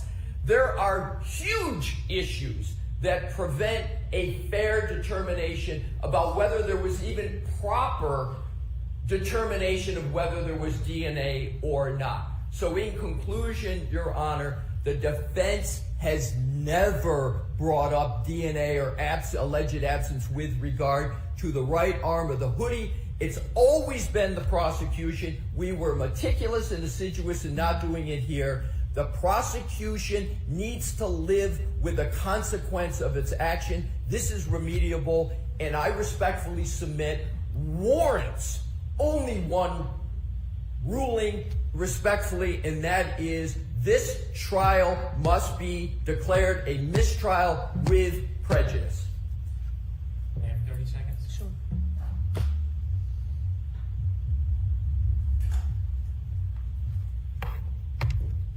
The defense can pound their fists and yell as loudly as they want, but they can't change truth and reality. Whatever the motivation is for wanting a mistrial can't be based on a claim that the prosecution raised DNA for the first time with Dr. Russell at the Lanigan hearing. If we actually look at facts and reality, rather than making false claims about everybody in the courtroom and everybody else who comes in here, what we'll see in the transcript, and this is the December 22nd, December 12, 2024 transcript, I direct the court to the direct examination of the attorney who just accused the government of raising it for the first time. Despite his words, we have page 83, line 21. We have page 122, line 14. We have page 124, line 14. These are the words of Attorney Alisi on direct examination. And there are more. There are more. But that is enough for the court to understand that the representations are wholly mistaken by Attorney Alisi. Wholly. All right, thank you. We'll give everybody a half an hour. All right. Oh my goodness. Well, so much for Towel being asleep. Ladies and gentlemen, Towel's back. Oh, ladies and gentlemen, we've had a mistrial motion. The defense is desperate. Oh goodness, ladies and gentlemen, the Karen Reed defense is desperate. That was how Towel reacted in real. That was how Towel reacted in real time. And yes, my microphone is going. I think we have all let Towel know his microphone is going. But how do you think that went? Do you think Bob Alessi won? Oh, goodness, ladies and gentlemen. At 11:40, we came back into session. Are you ready for this? What do you think happened to his moments? On the mistrial motion. Oh my word, big moments in this retrial, ladies and gentlemen. I expect it to be denied. The votes are in, ladies and gentlemen. 96-4. 96-4, little towels. Oh goodness, mistrial motion. 96-4%, thinking that it will be denied. Little towels are voting. Little towels are. Here we go. With bated breath, ladies and gentlemen. Yeah, the Owlings incoming. Here we go.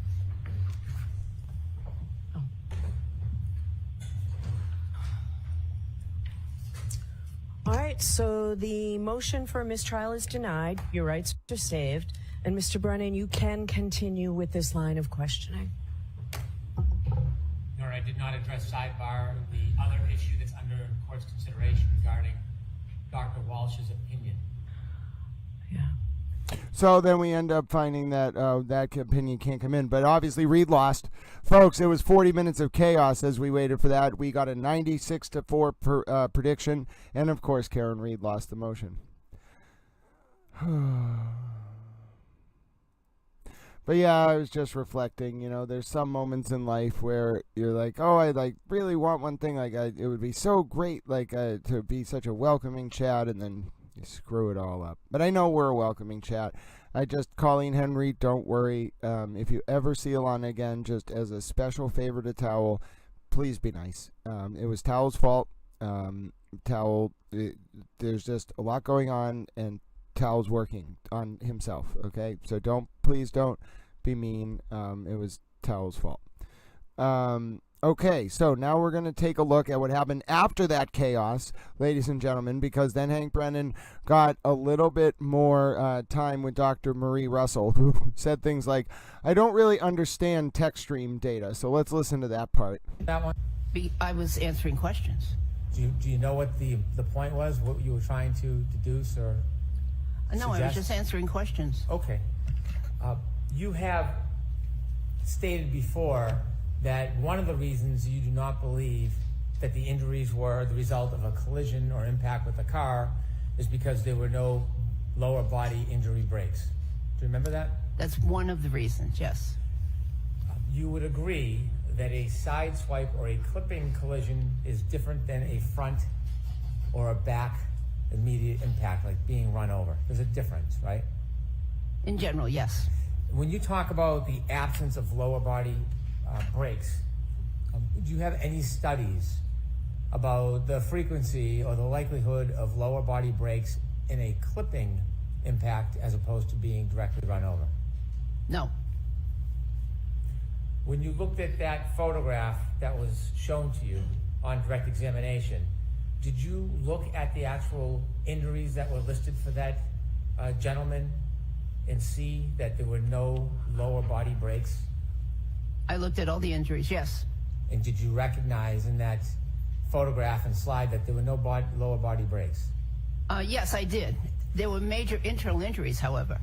When you considered the information in this case, did you have an opportunity beyond that photograph to look at Dr. Welcher's videos about impacting a vehicle driving backwards? Did you watch those videos? I saw an image. I saw an image. Did you see a video when Dr. Welcher put blue paint on his arm and showed the height and the location when it touched Alexis? Did you see that? Objection, Your Honor. I'm going to allow that. Yes, I saw that image. Did you consider what's called the text stream data? Do you know what text stream data is? What? Text stream, the black box that shows the operation of a car, how fast, how slow, acceleration. Did you look at any of that information before you formed your opinion? I looked at it, but I honestly did not understand it. Did you ask anybody to help you interpret that data before you drew an opinion that the injuries were not consistent with the collision? Well, first of all, my opinion came long before that report ever came out. So the answer to that is no. When you have an opinion, if there's new evidence that is contradictory or maybe undermines your theory, do you have an open mind to reconsider your theory? Yes, I do. Did you want to understand that information about the text stream data and the information that was available regarding this allegation? Did you want to understand that before you came back and offered the same opinion you had before that information was available? I didn't understand it, and I didn't know that if any of the attorneys understood it, actually.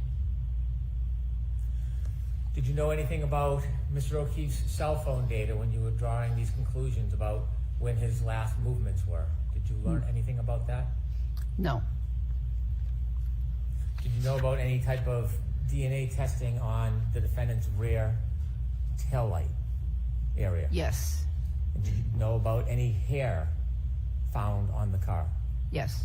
Did you consider those things when you excluded the collision or impact as the cause of those wounds? Well, I considered that. However, he had, my understanding is he had been in and out of that car, on many occasions, and so therefore there would be reason for either skin cells or DNA or possibly other, hair, fabric to be on that car. So when you consider testing your conclusions, do you look at it as an advocate or do you look at it as a scientist or a doctor and try to value how little or how strong that evidence is? I'm looking at it as a neutral party, a doctor, a scientist. So you're not looking at it as an advocate to try to discourage the strength or weakness of evidence? Excuse me? You're not looking at it as an advocate? You're looking at it as an independent professional? I'm not an advocate at all. When you talked about John O'Keefe's sweatshirt, can we put that up, Ms. Gilman, please?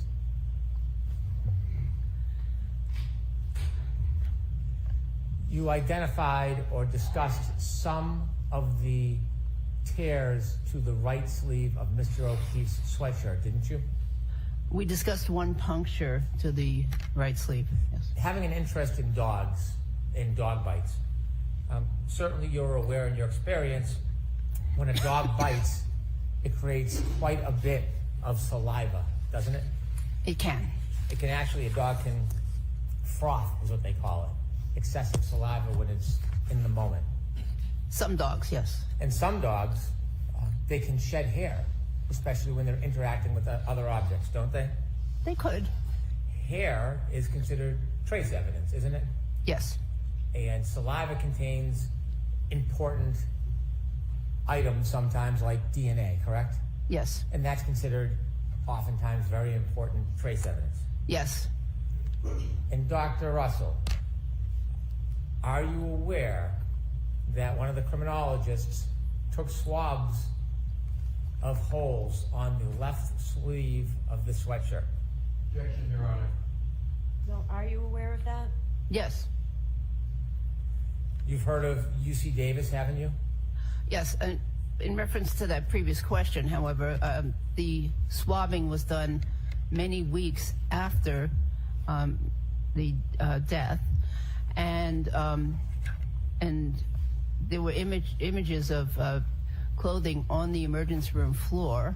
So, yes, I am aware that there were some swabs taken at some point. Is that gratuitous answer part of your advocacy or part of your medical objective opinion?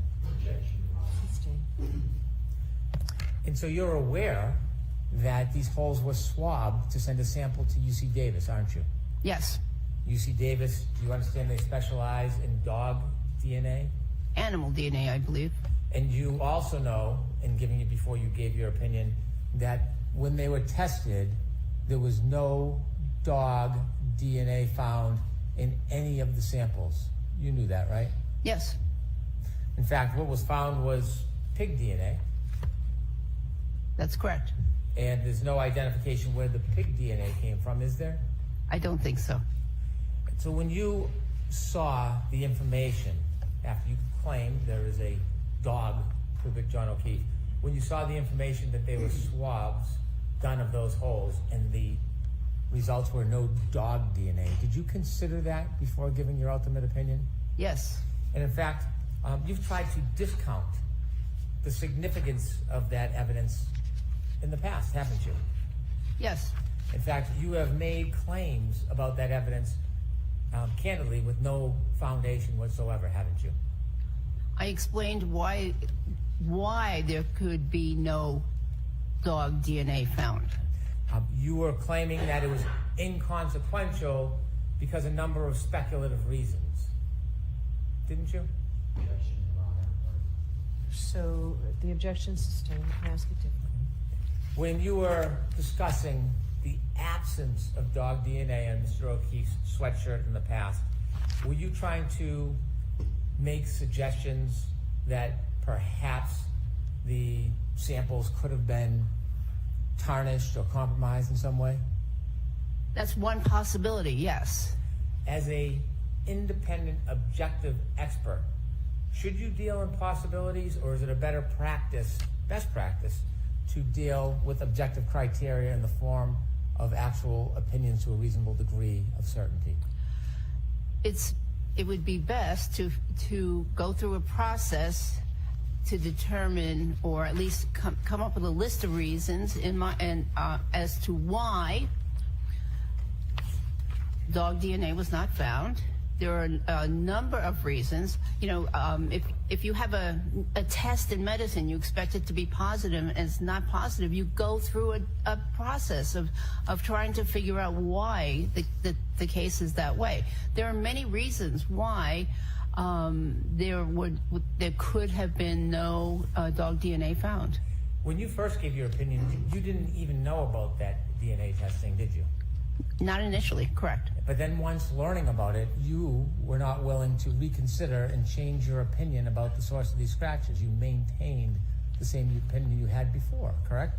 I reconsidered, however, my opinion did not change. What you suggested is there's possibilities, is the word you would use, possibilities why there were errors with the DNA, yes?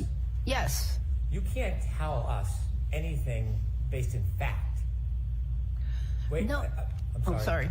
You can't tell us anything based in fact to support the claim that something was wrong with the testing of this DNA, can you? Not in fact, but again, you have to go through a process. If you expect a certain diagnosis or a certain finding on a lab test and it doesn't materialize, and you wonder why, and you want to know, was the test done correctly, you know, was the specimen handled correctly, et cetera, et cetera. There's a process. And in that process, you found no evidence whatsoever, none, zero, to support any claim of compromise of that DNA process, did you? Well, ideally, the swabbing should have happened immediately or very soon after the incident. So there was a delay in processing or swabbing to begin with, and then of course, I don't know about the transportation or the chain of custody. You were a medical examiner, weren't you? Yes. When you were a medical examiner, when you examined a person or their body, you did everything you thought was reasonably necessary based on the information you had, correct? Yes. Did you know at the time Dr. Scortabello did the autopsy, there was no claim whatsoever that a dog caused these wounds? Yes. Did you know that claim didn't come about until over a year later? No. And did you know that in response to that claim, that's why this was done at a later time? Did you know that? Still, for a complete investigation, this should have been considered by investigators early on. Even where there was absolutely no claim or evidence whatsoever that a dog caused these wounds? Well, again, a complete investigation. You can't tell us one step that went wrong with that DNA process, can you? The process, no. In fact, you have admittedly very little experience with DNA. I have little personal experience with DNA. And yet, although you're not an advocate, you are willing to advocate trying to undermine the strength of that evidence, aren't you? No, I am a scientist, and I'm trying to understand why it could have been negative.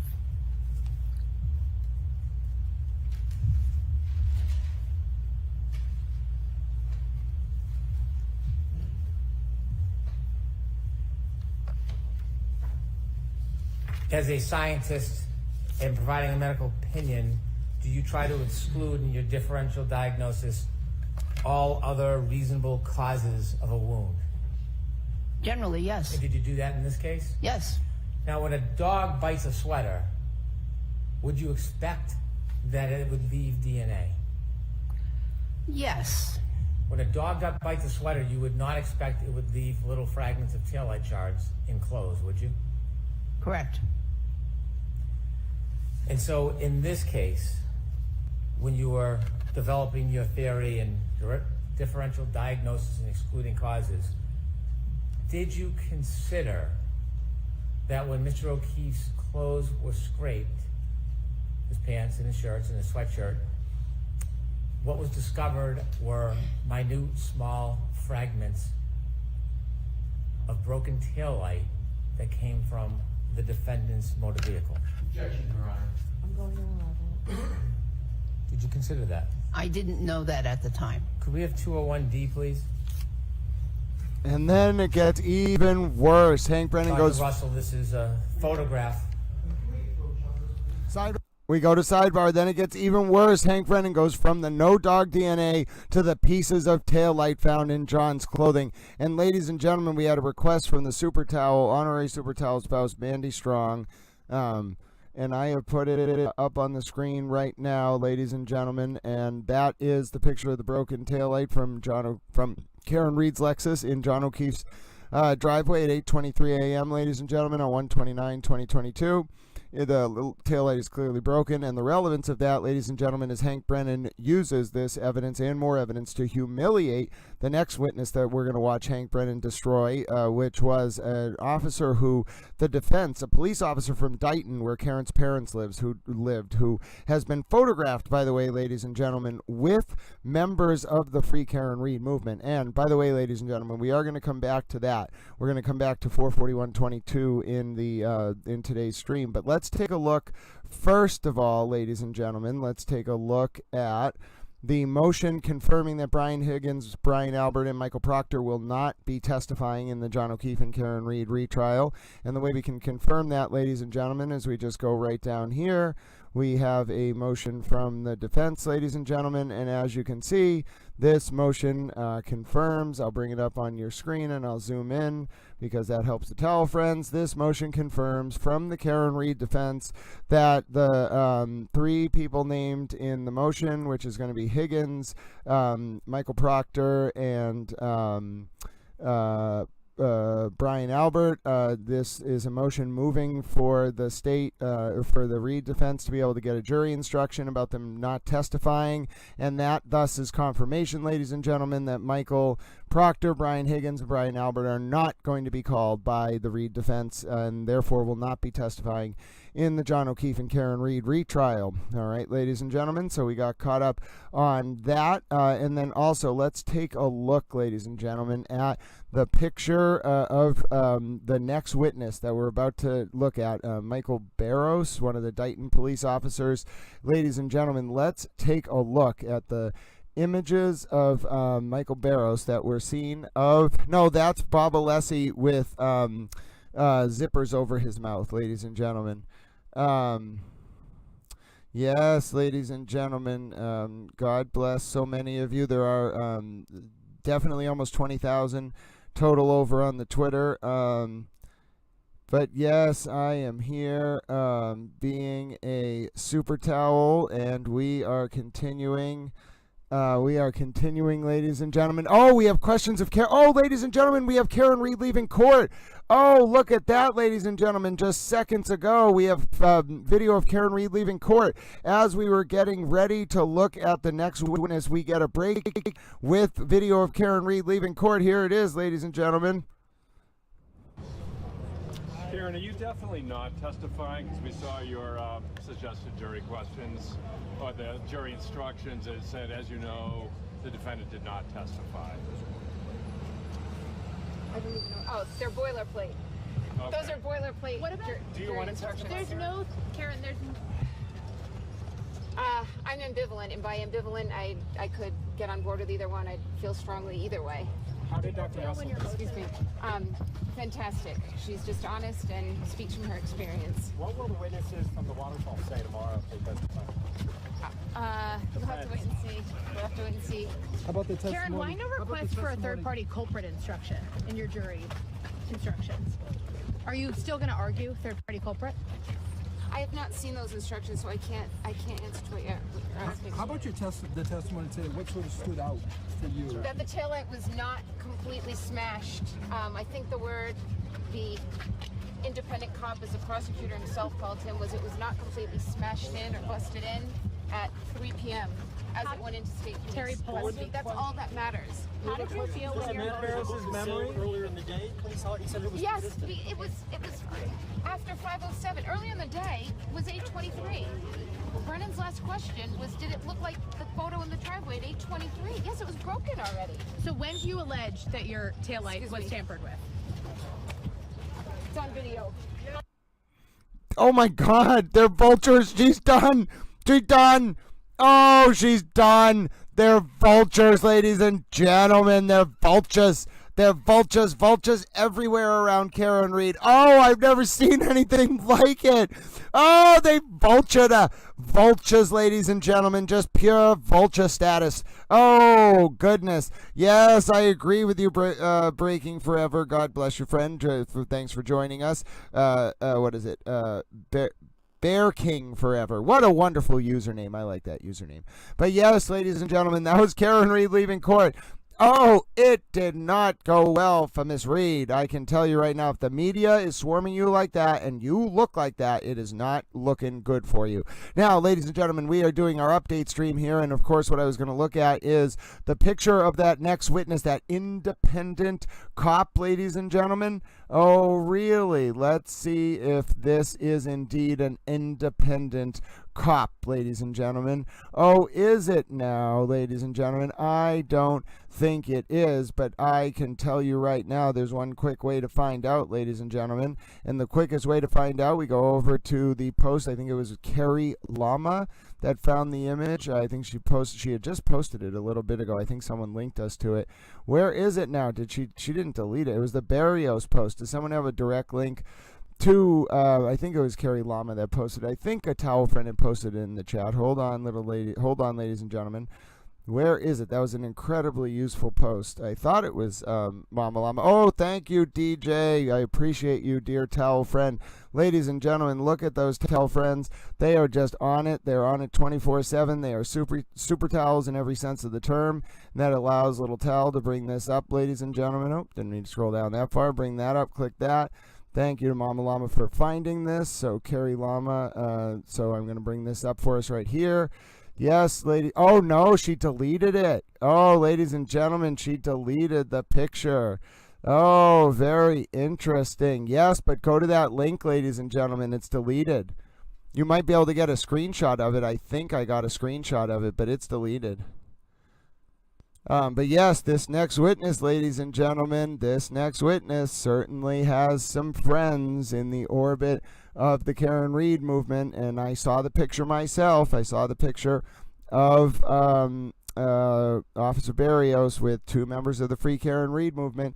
Now, how did Hank Brennan do on his cross of Officer Barrios? Well, let's just say Officer Barrios went down in flames, and basically he admitted he has a terrible memory and had no idea what he was testifying to. And so I have the literal moment that Hank Brennan's cross starts, which is 3:35 p.m. Eastern. So we just jump ahead. Look at how we jump ahead. We don't have to listen to Bob Alessi being a Bob Alessi. We just get to jump right ahead to 3:35 p.m., ladies and gentlemen. And now this should be the start of Hank Brennan's cross. I'll be able to tell you. I can't. I had it at 3:35. No, Hank Cross is done at 3:35. It starts at 3:04. All right, ladies and gentlemen, you're going to get to watch Mr. Hank Brennan do his cross of this officer, and let me just tell you, it goes really bad, really fast for the Karen Reed defense.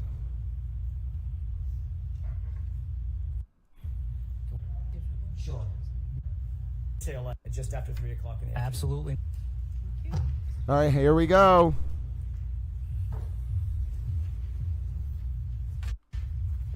Good afternoon, sir. Good afternoon. Have we met before? We have not. Do you still work in Dighton? I do. At the time you went to the Reed residence, you did not know the occupants? I did not.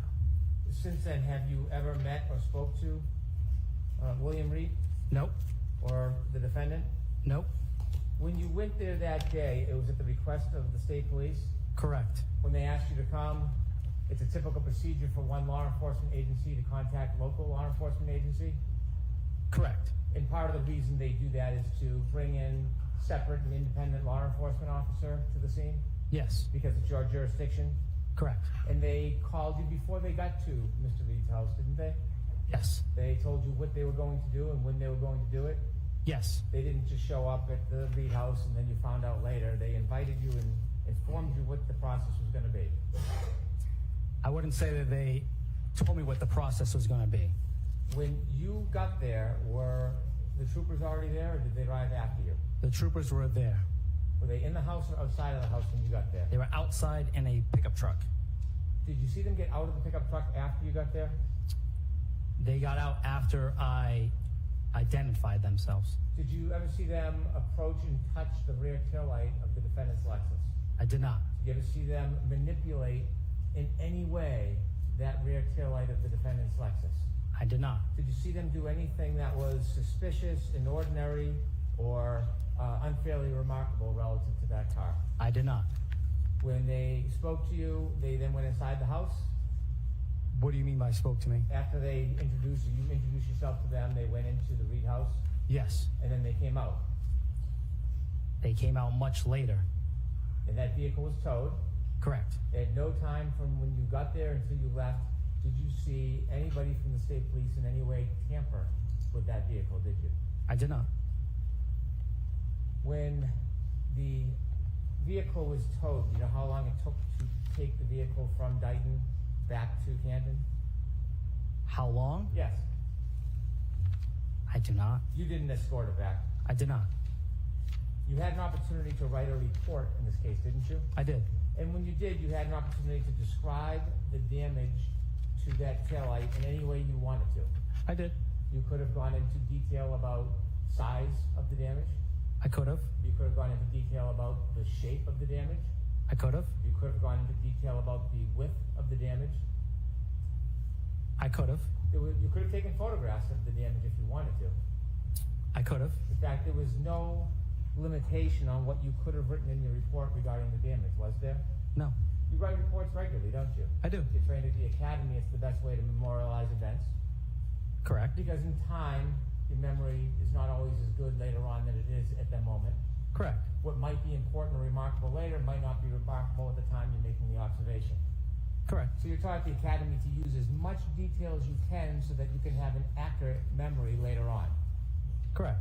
Because oftentimes, well, you respond to a number of different events and incidents, don't you? I do. You write a lot of reports. Not necessarily now in this position that I'm in, but... Did you at the time? At the time, correct. Yeah. And so it's sometimes difficult to remember the details of all events, and you use the report to refresh your memory. Correct. When you wrote your report, and you could have put as much detail as you wanted. Hold on, we have to pause, ladies and gentlemen, because I found what I wanted to show you. Thank you to every single towel friend who reached out, ladies and gentlemen. You are all super towels, and let me just show you right now, ladies and gentlemen. We have the image. Here it is, folks. Does that look familiar to you? Does that look like an FKR account potentially posting a picture of Officer Burris, ladies and gentlemen? Barrios with FKR supporters, ladies and gentlemen. Oh, goodness, ladies and gentlemen. That, I don't know when that post was made by True Crime Gal, who's, I think, one of the FKR accounts. But, ladies and gentlemen, that is a bad, bad sign. Are you seeing what I'm seeing? Thank you to DJ.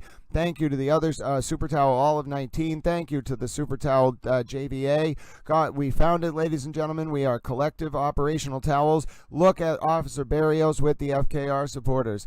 Ladies and gentlemen, generally, I'm a member of the media. I don't have ex parte contact with prosecutors, but I'm just putting this out there, ladies and gentlemen. I filed it under things in the John O'Keefe and Karen retrial that make me say, and there it is, ladies and gentlemen. You can see it.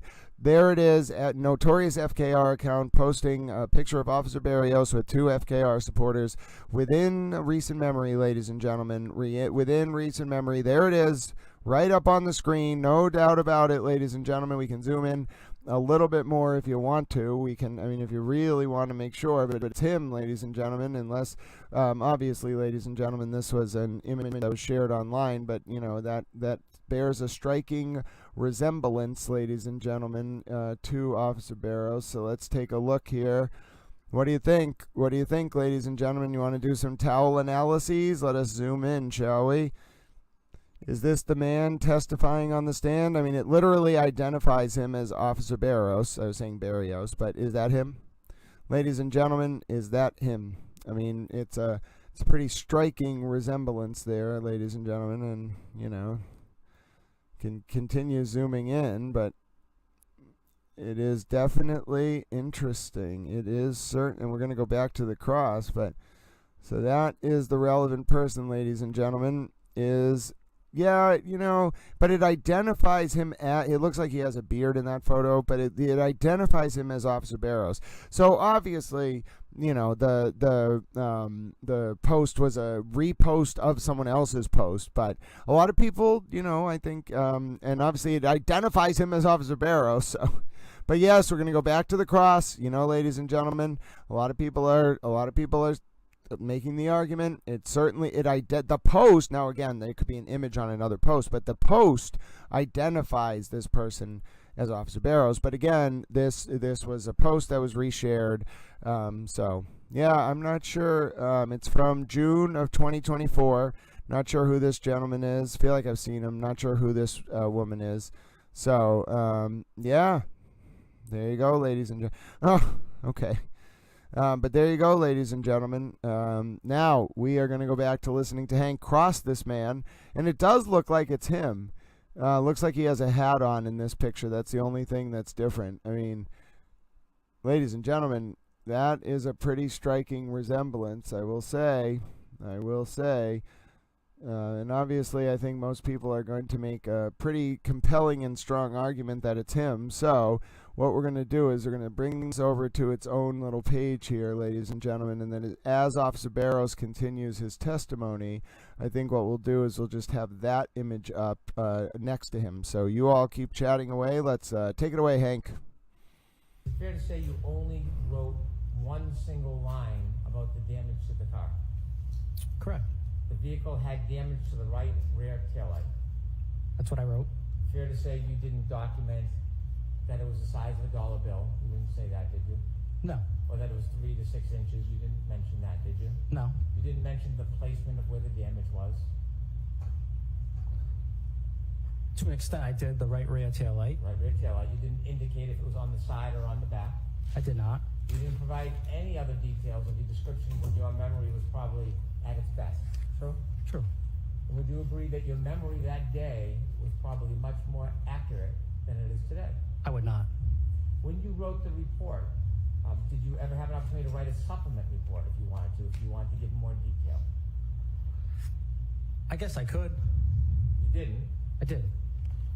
Inevitably, you were a witness at trial.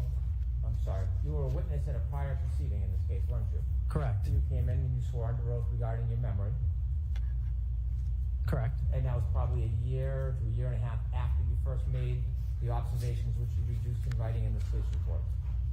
Correct. And when you made those observations, that was on January 29, 2022? Correct. When you came into court and you testified, that was on June 10, 2024. If that was the date. You were asked questions to use your best memory to describe the damage to that taillight last time you swore under oath to tell the truth, weren't you?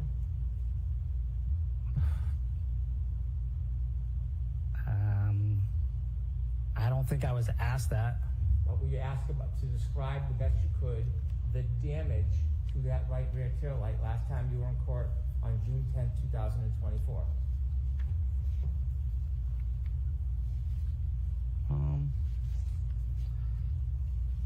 I don't think I was told to describe it in depth. Were you asked questions about the damage to that rear taillight last time you were in court? I was. And when you described the damage, did you do your best of your ability to give as much detail as possible? I did. Did you qualify your memory at that time, saying to the best of my ability and recollection? I did. And when you qualify as a police officer with the best ability and recollection, that is recognizing that time had passed. Time has passed, yep. That you had a report, that you could refresh your memory. Correct. And did you refresh your memory with that report before you testified last time? I did. And when you qualified that it was to the best of your ability and recollection, that account for the fact that when you looked at the report, there was no detail other than your commentary in your report that the vehicle had damage to the right rear taillight. Correct. And so when you qualified, you were considering human factors like time had passed. Correct. That your report was respectfully scant. Correct. That you had heard a lot about this case since that point, hadn't you? Correct. And so considering your memory in June of 2024, when you qualified your answer, was it considering all of those different factors that had passed in between that time?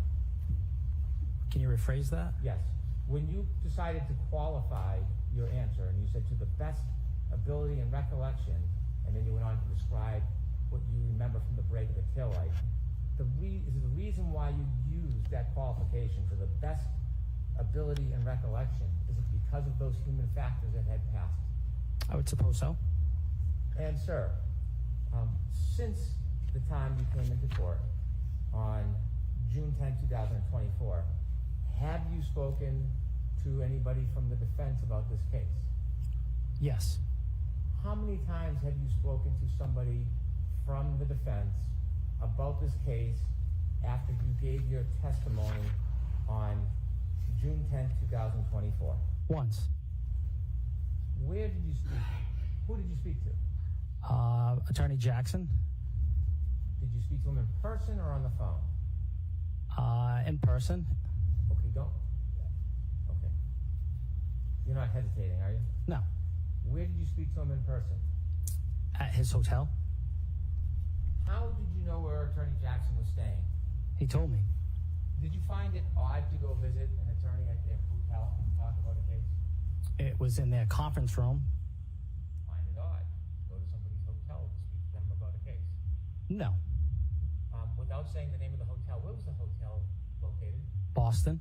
And where were you located? I don't feel comfortable telling you. Sorry. Did you have to drive? I did. So you took the effort to go to see Mr. Jackson at his request. Did you know who Mr. Jackson was? I did. Did you see him on TV? I did. When you went there to the hotel in the conference room, who else was there? Attorney Little. Okay. Who else? I'm not sure of the other gentleman's name. It was one of the gentlemen right here on the end? The, The good-looking one down there on the right? oh, it was not. Somebody else? Somebody else. Okay. Was there anybody else there? No. When you were in that conference room, were you shown your police report? No. Were you shown your testimony from the last time you came into court? No. The photograph of the vehicle in Sally Port, the vehicle with the missing glass, were you shown that? No. Had you ever seen that photo before? Of course. And you saw it at the last event you testified at, right? Correct. And when you were shown that photo during your prior testimony, you never, ever suggested that that was in any way different than what you had seen in Dayton. Nobody asked me that. You were asked to describe the damage, and you were shown that photograph. You never, ever suggested that there was a difference in the damage as you see it in that photo compared to what you remember, did you? I don't think anybody asked me to describe that. Did you ever make a note or say anything that is dissimilar to what you remember at the last event that you testified at? I testified that that was not the taillight the day that I saw it. That's what you testified at the last event? Did. Yes? Yes. You said that photo does not depict what you saw? Correct. Yes? Yes. And when you testified to that at the last event, who was asking you that question? District Attorney Lally. Okay. And you remember making that comment under oath? I do. Do you remember that as well as your memory about what the taillight looked like back in Dayton? I do. When you were asked questions about that taillight, you had described the taillight as not completely damaged, it was cracked, and there was a piece missing but not completely damaged.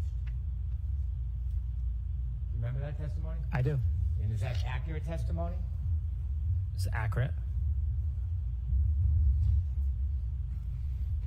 All right, now, friends, we're going to continue this cross, but I just want to let you know, Towel friends, thanks to the Super Towel themselves, DJ, we, ladies and gentlemen, were able to get a copy of the original post. There it is, ladies and gentlemen. Take a look. I have to cover your comments for a second.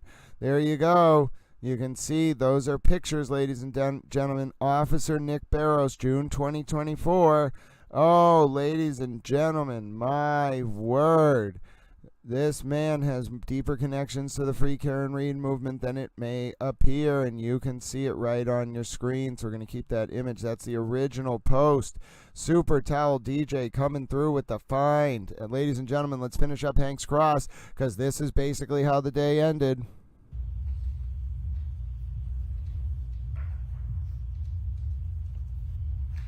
So, in your memory, in June 10, 2024, was that vehicle's rear tail light had a piece missing, correct? Correct.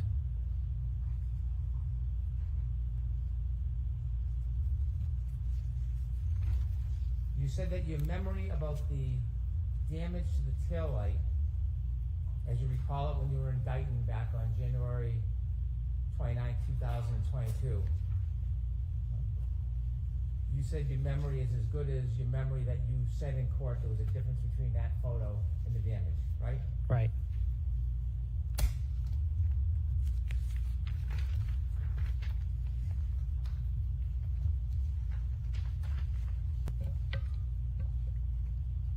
Have you ever read your testimony from your last proceeding? Never. But you have a specific memory of discussing that specific photograph? Yes? Yes.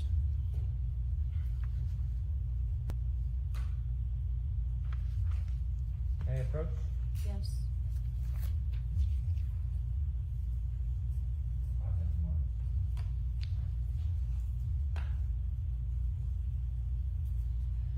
I'm going to show you your transcript of sworn testimony on June 10, 2024.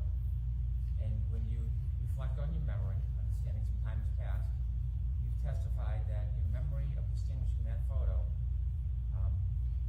is reflected in your testimony, right? Yes. So ask the question differently. Okay. Your memory is that you discussed the distinction between that photo and what you saw at the last time you testified. Objection. I'm going to allow that. And I should take a look at there. Could you show me anywhere in your testimony?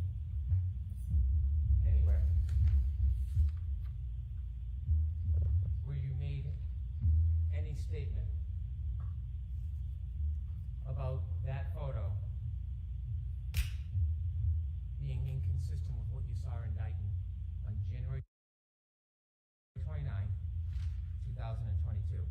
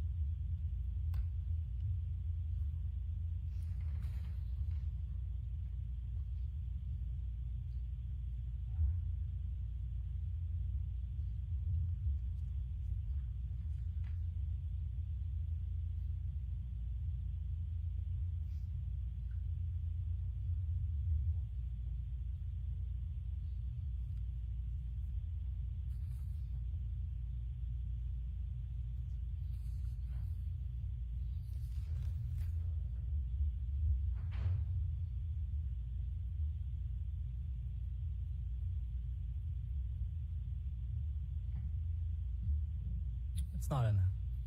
Can I approach? Yes.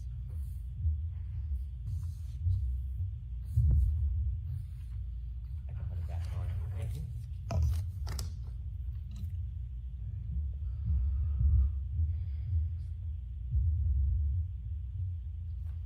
So respectfully, sir, your memory about distinguishing that photo is not as you thought it was and claimed it was in this transcript, correct?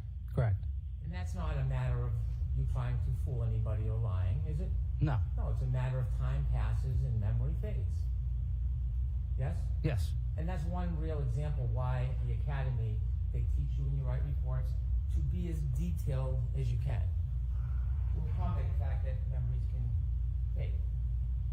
Right? Correct. Memories can change.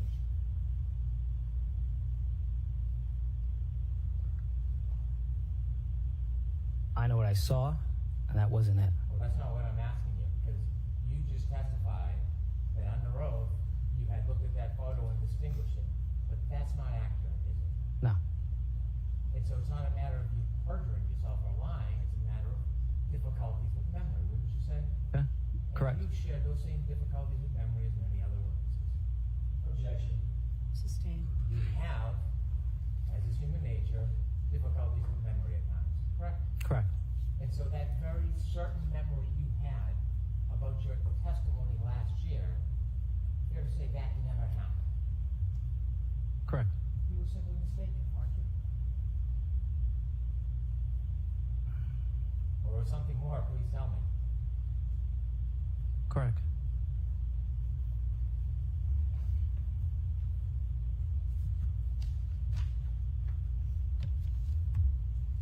When you met with the attorneys in Boston, what'd you talk about?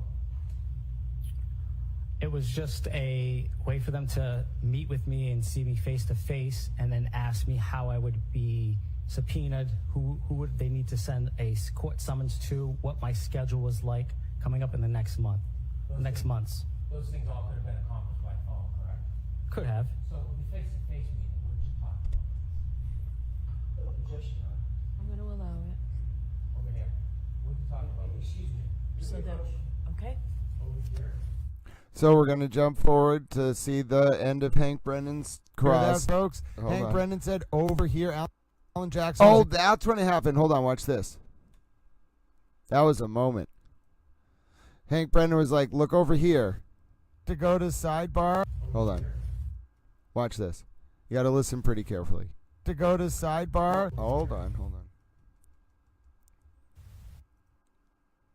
To go to Sidebar. No, I want to go a little bit prior back.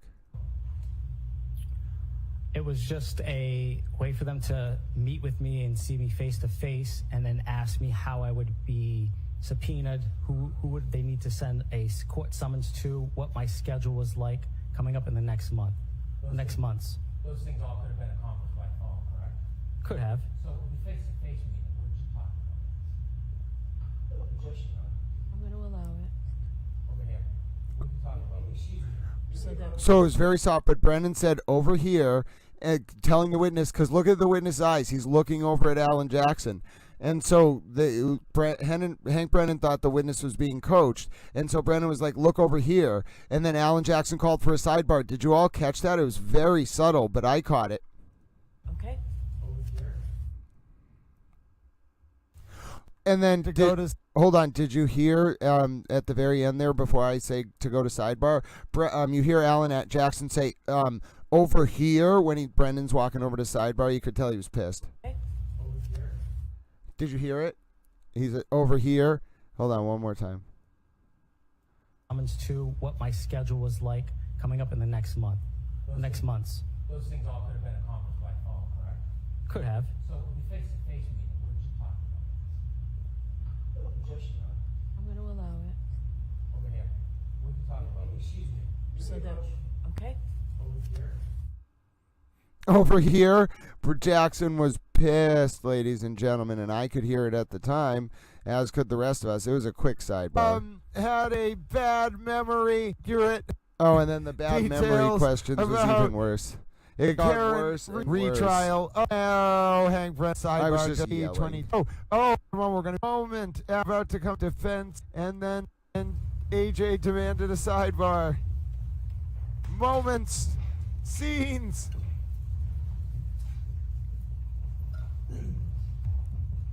Here we go.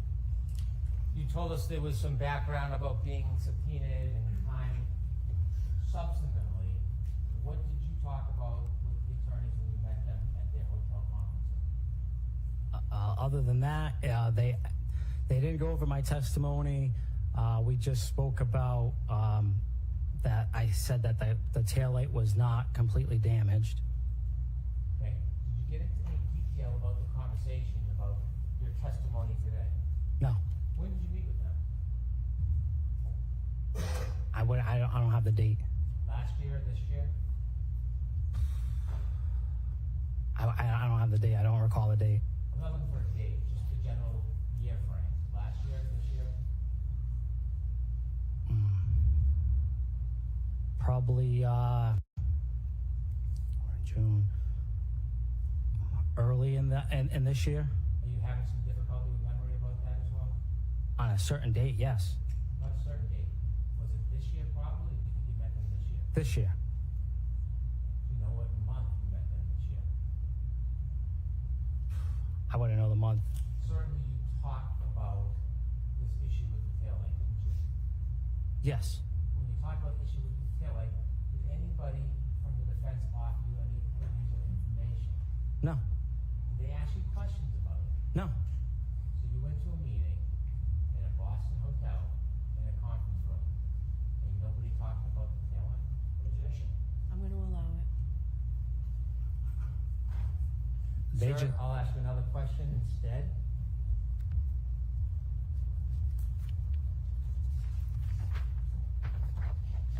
Have you had an opportunity to see other evidence of that taillight being damaged that morning before you saw it? On the 29th of January? No. The video that was shown to you with the tow truck, had you seen that before today? Yes. Who showed it to you?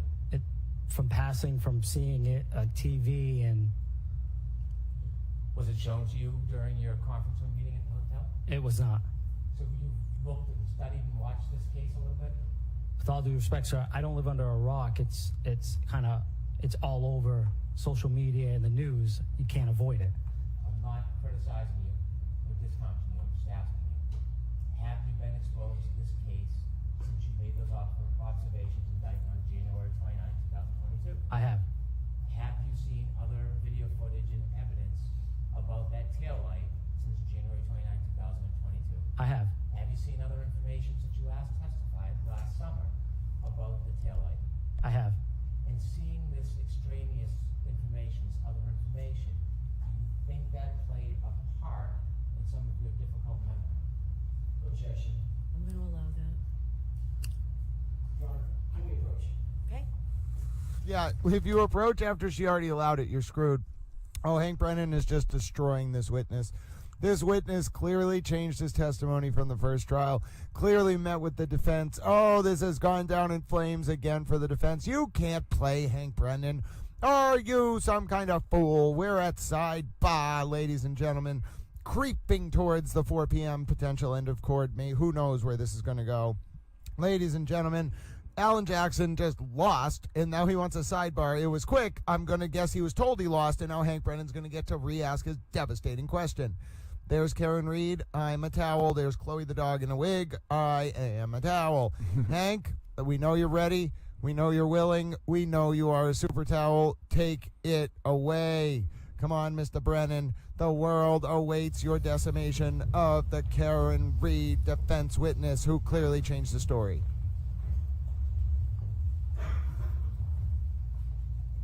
You've seen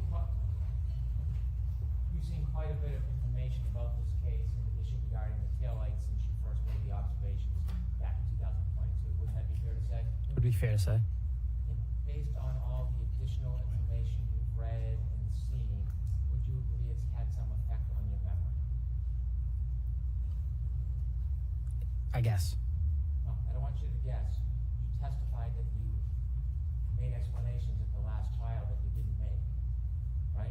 Correct. You had a memory as you testified in direct examination under oath, and you tried your best about things that just didn't happen, right? Right. Would you agree that you have some difficulty with your memory? I'd agree.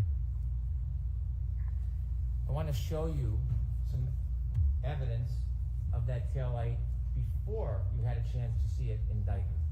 If we could have the ring video at 5:07:58, please.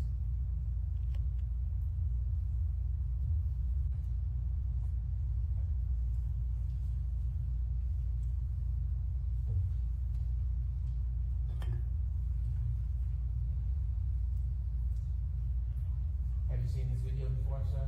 I have. Okay. Before you proceed, Ms. Gomez, have you seen this on social media? The news, social media. Has anybody else shown you this video? No. How many times do you think you've been exposed to this video?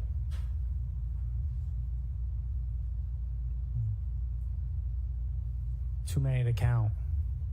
Because you were involved in this case, and I'm going to say as a predicate, there were no orders for you not to look at anything. I'm not suggesting any impropriety. But because you were involved in this case and issues regarding the taillight, do you think you had a particular interest when things like this came on TV and social media to take a look compared to your memory? Did I have a Yes. particular interest? No, I didn't follow this case But you've seen this many, many times. because of what is out there on social media and the news. I understand. Who's way this way?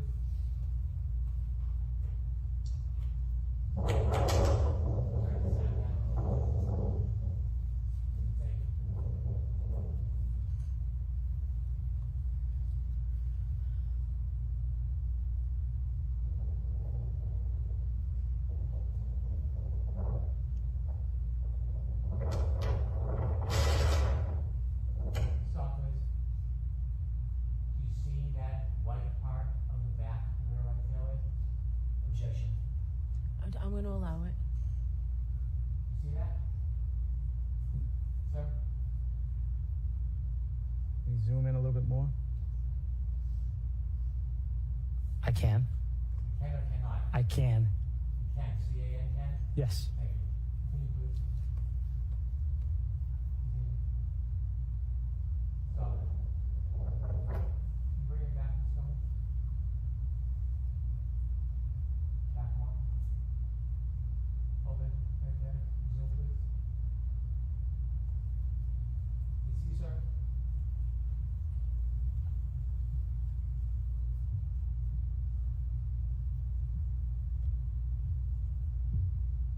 I can see that. Is that consistent with the damage that you saw when you looked at that Lexus in Dayton hours later? Consistent. Can we go to Exhibit 10, please? And before you show it, I have a couple questions. This was a snowstorm, kind of like a blizzard that day. Yes. And when you got to the driveway, it had not been shoveled or plowed. Correct. There was quite a bit of snow accumulating and ongoing. Yes. And there was snow coming down on top of everything, the ground, the streets, the cars, correct? Correct. And snow was accumulating, did you notice, on cars and packing onto cars? Yes. When you looked at this house, when you looked at the defendant's Lexus in Dayton, you didn't go over and scoop out any of the snow that was in that broken taillight, did you? I did not. You didn't try to remove any snow off it or that was accumulated inside of it? I did not. And the snow there was snow packed on that car, wasn't there? There was. There was snow packed around the light, wasn't it? There was. And would you agree with the snow, since you didn't tamper with it or try to remove anything, that could impede your ability to accurately observe the depth of the damage? Would you agree with that? I would. If we could have Exhibit 10, please.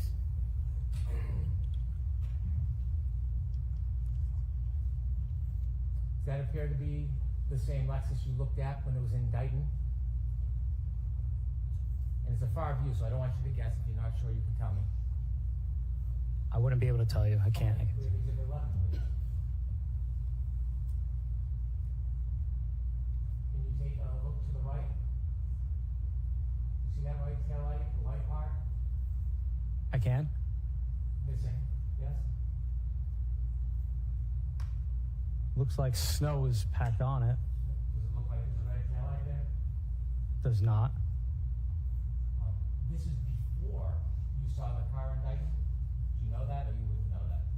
That doesn't look like the Reed's driveway. Do you know if this photograph was taken before or after you made your observations in Dayton? I do not. The right rear tail light and the missing parts there, is that consistent with what you saw around 3:27 on January 29, 2022? Yes.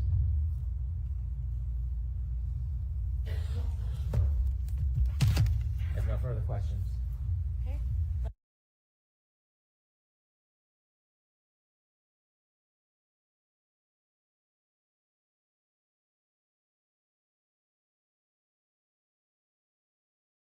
No.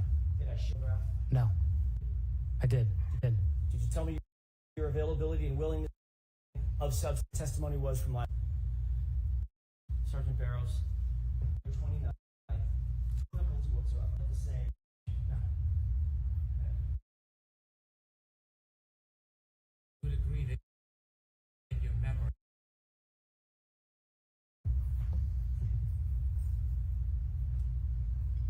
agree that your memory has changed since last time you testified in this courthouse? Yes. In the photo I showed you, the close-up with the missing right rear tail light, is that consistent with your memory of what you saw in Dayton on January 29, 2022? Objection. I'm going to allow it. It was opened up. It was opened up. Is it consistent with what you saw on January 29, 2022? It is. Thank you. That was the end. All of 19, there's only one defense amended witness list, and it just has Trooper Proctor's friends on it. So there's no witnesses other than Trooper Proctor's friend, only one of which was called, and the defense witness list. And by the way, you don't actually submit a defense and prosecution witness list, you submit a combined witness list. But anyone on the combined witness list is on the formal trial witness list, along with Michael Proctor's friend, who already was called. So, ladies and gentlemen, you saw it. You saw the full Hank Brennan decimation, and that was how the day ended, ladies and gentlemen. And obviously, Officer Barros, we have the pic right here, ladies and gentlemen. You can see it. No, I think more, Wicked Uma, you're talking about the video where they pick up the car, where they originally arrived to pick up the car after 12 p.m. on 1/29/2022. I wouldn't say he packs it. He more kind of like, what I think him or his father wipes snow off it at some point. I mean, we can watch that video if you want. So hold on 1 second, Wicked Uma. Let's finish the recap, Wicked Uma, and then we can watch the question. I guess it's actually related to Barros's testimony. So hold on, Wicked Uma, you have a question. I'm glad it got paused on the screen because, my dear towel friend, as a result of it getting paused on the screen, I was able to see it, bring it up, and I don't want Bailey's comment to get missed, ladies and gentlemen. Bailey is a super towel.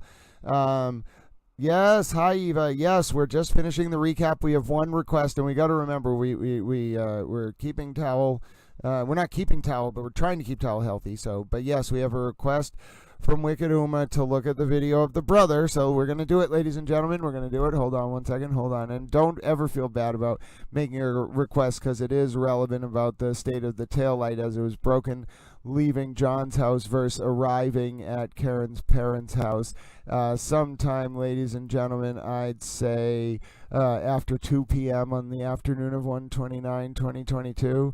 So let me just pull this up for you. Hold on 1 second. Hold on. Let me see if I got the video. Is this, I have to check to make sure this is the actual video. Hold on. Let's see. Hold on. This is just the testimony. That's not what we want.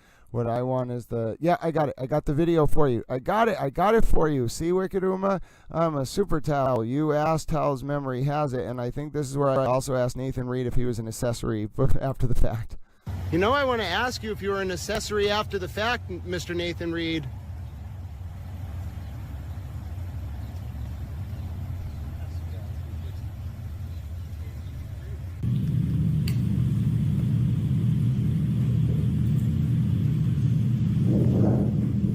Could you stop that video? Do you know who that is? I believe that's the defendant. Continue, please.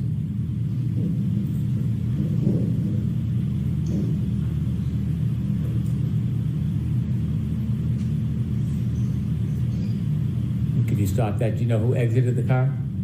I believe that's Mr. Reed. Okay, continue, please.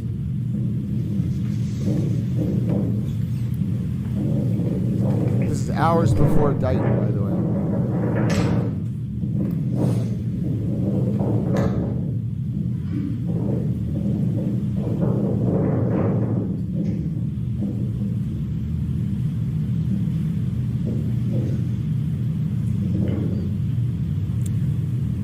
Thank you.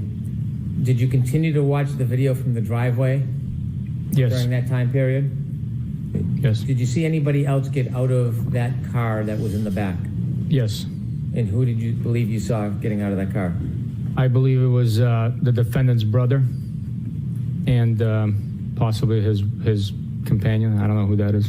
Did you have a chance to watch the video? Yes, I did.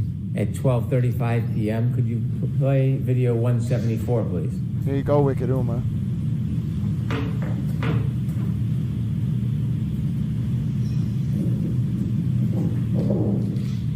Yeah, he doesn't really pack it. Yeah, he brushes off the windshield. and he avoids brushing off the tail light. That's what he does. He brushes off everything but the tail light area. And then he cleans the front of the car.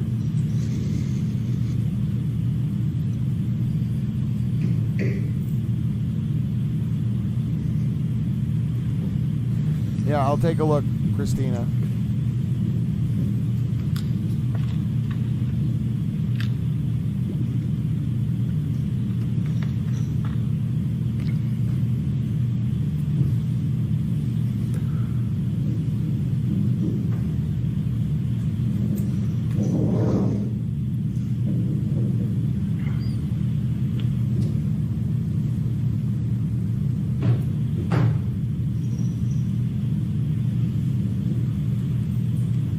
Thank you. Did you? So you can see right there, it's very clear that Nathan Reed continues. You look at video from 1240. Yes, I did. Could we have video 171? Bill and Nathan Reed. Maybe Karen.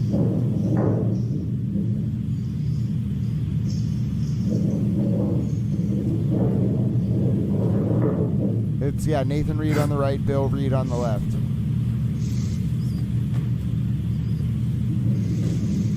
Again, wiping everything but the taillight.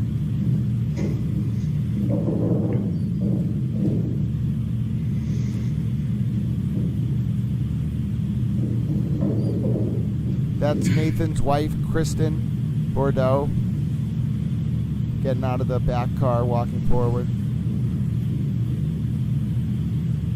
Caitlin Bordeaux.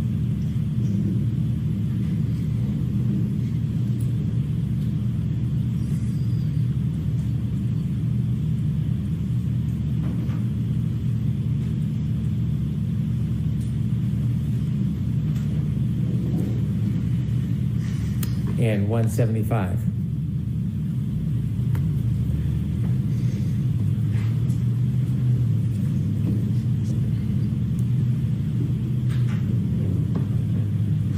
Nathan Reed again.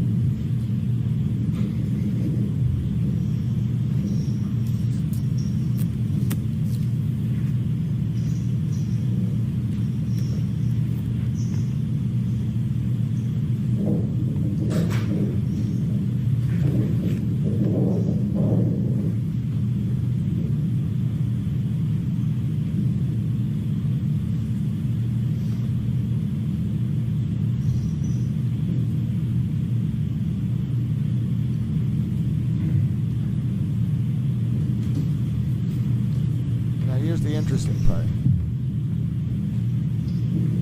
Not this part, but wait till you hear what the trooper says next.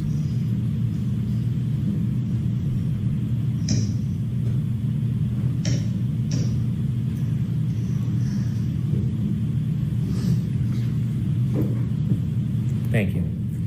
Did you look for further video to see if there was any video for the time around when the Lexus was taken from Meadows that morning? Yes. Was there any video that was produced that shows the time around before and the time that Lexus was removed from that driveway that morning? There was no video, no. Boom, they deleted that video of them leaving too. 17 videos from 5:07 to 12:18, and then that video as well. Oh my goodness, Towel friends. Wow, wow, wow, wow. And yes, Bill Reed did admitting to wiping snow off the bumper when I was outside court with him that day, ladies and gentlemen. My name is Grant Smith Ellis, by the way, and it has been a long day. It has been a long day.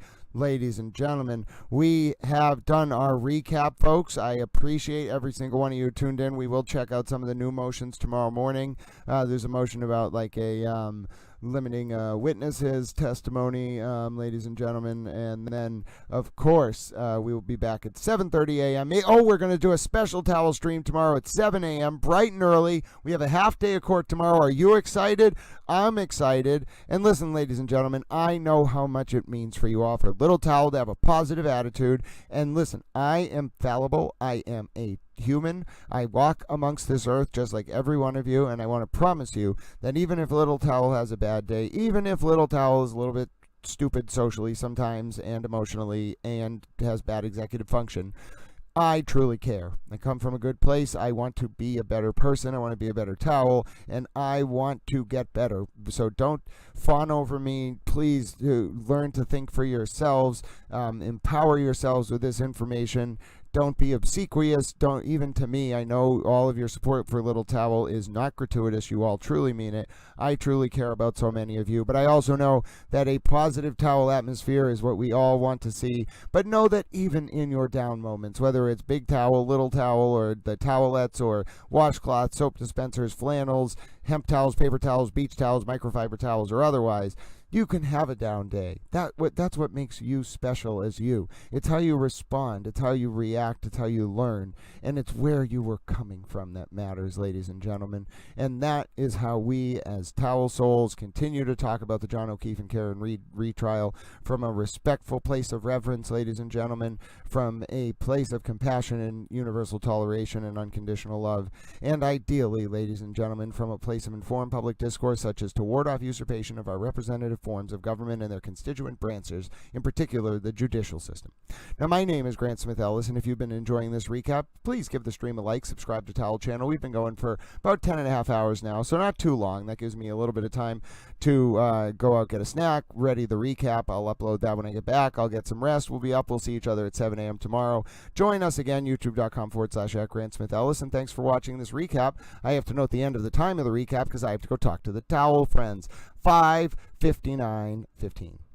It's actually going to be 5:59:20 because that's even better. So that's not bad. Our recap started at 5:13. We were done at 5:59 and 30 seconds.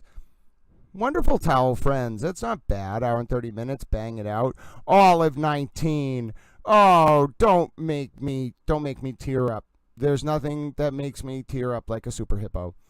Little Towels, you know what? That little super towel hippo, look at him. He's saying to Little Towel, you are a rock star. Well, you, Little Towel hippo, you're a rock star. Look at, ladies and gentlemen, look at me giving that Little Towel hippo a Little Towel hippo rub. Oh, God bless you, Little Towel hippo.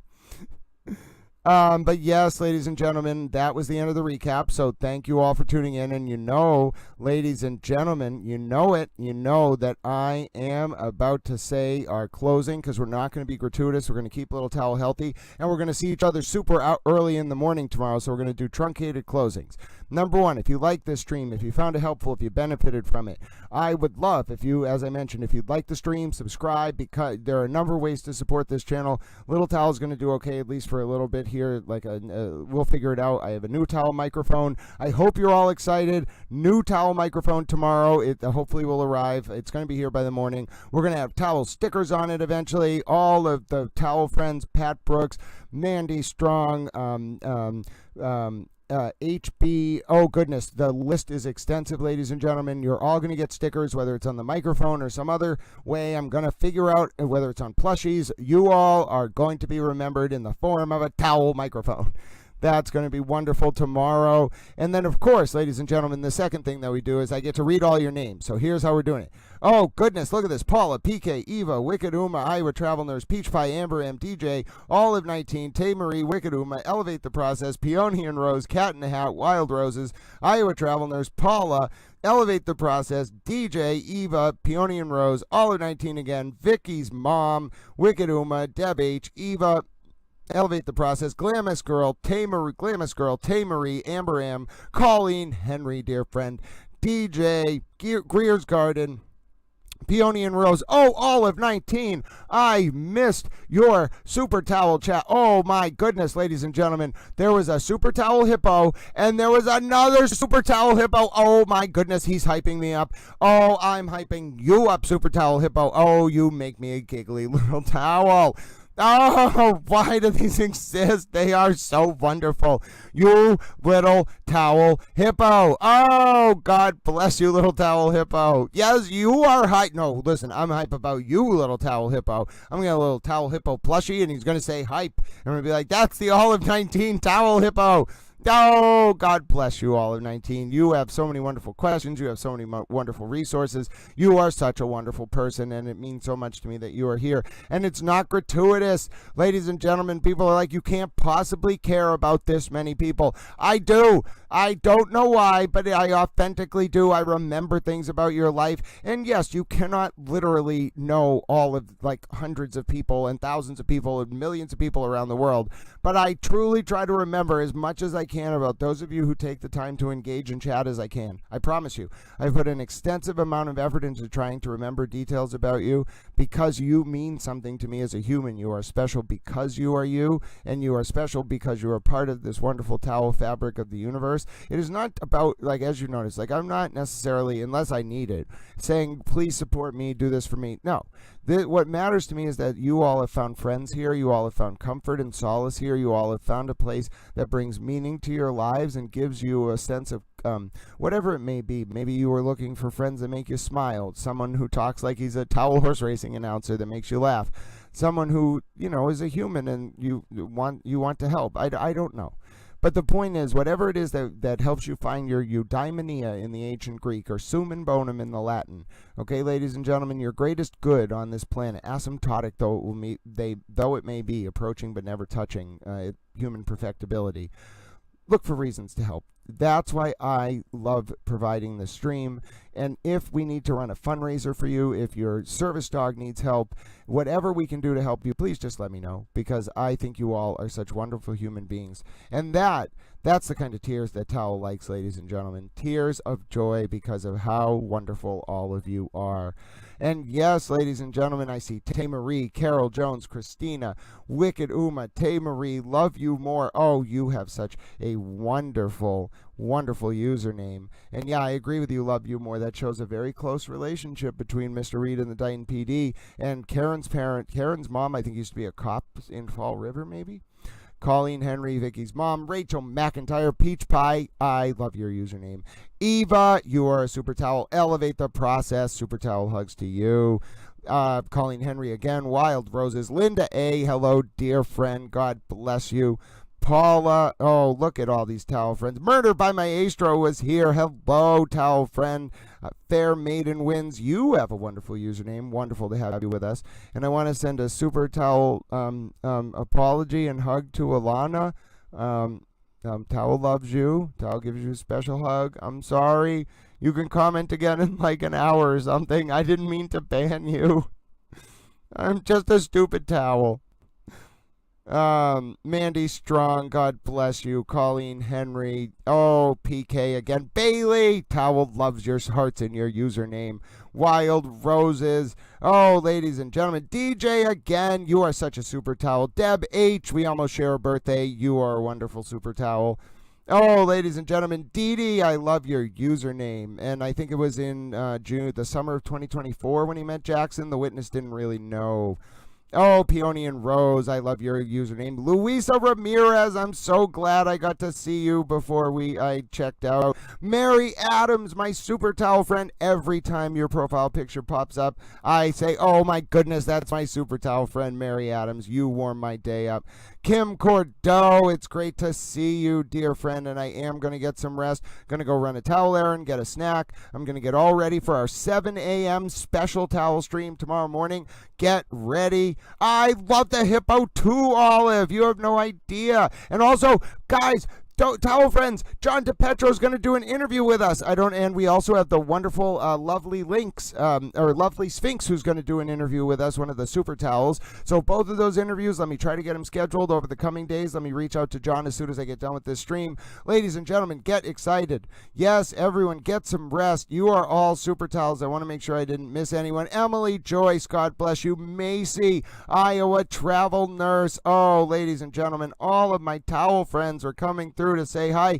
Oh, it's the super towel spouse herself, Mandy Strong. I see Lisa in there. God bless you, Lisa. You are a super towel. And trust me when I say that, dear friend, you have an ally in super towel. You will always have friends here, my dear friend. Ange Whittick, towel salute to you, dear friend. You have a great night's rest. It means so much to me you're still here. And can we take a little bit of a second because the emoji needed to load up? Mandy Strong sent an emoji of a lemon towel and a little, either a grape towel or a young pear towel. The lemon towel is wearing super cool sunglasses. I imagine that is what Mandy Strong is like when she sits around being a super towel honorary spouse. And ladies and gentlemen, they are waving at me and lifting their sunglasses because I am a super towel. Oh, you little lemon, you are wonderful. And you and your little grape baby, you two have a wonderful night. I would like to get plushies of you at some point. Until then, I hope you all be very safe. You know, you have a wonderful night. You're both wonderful towels.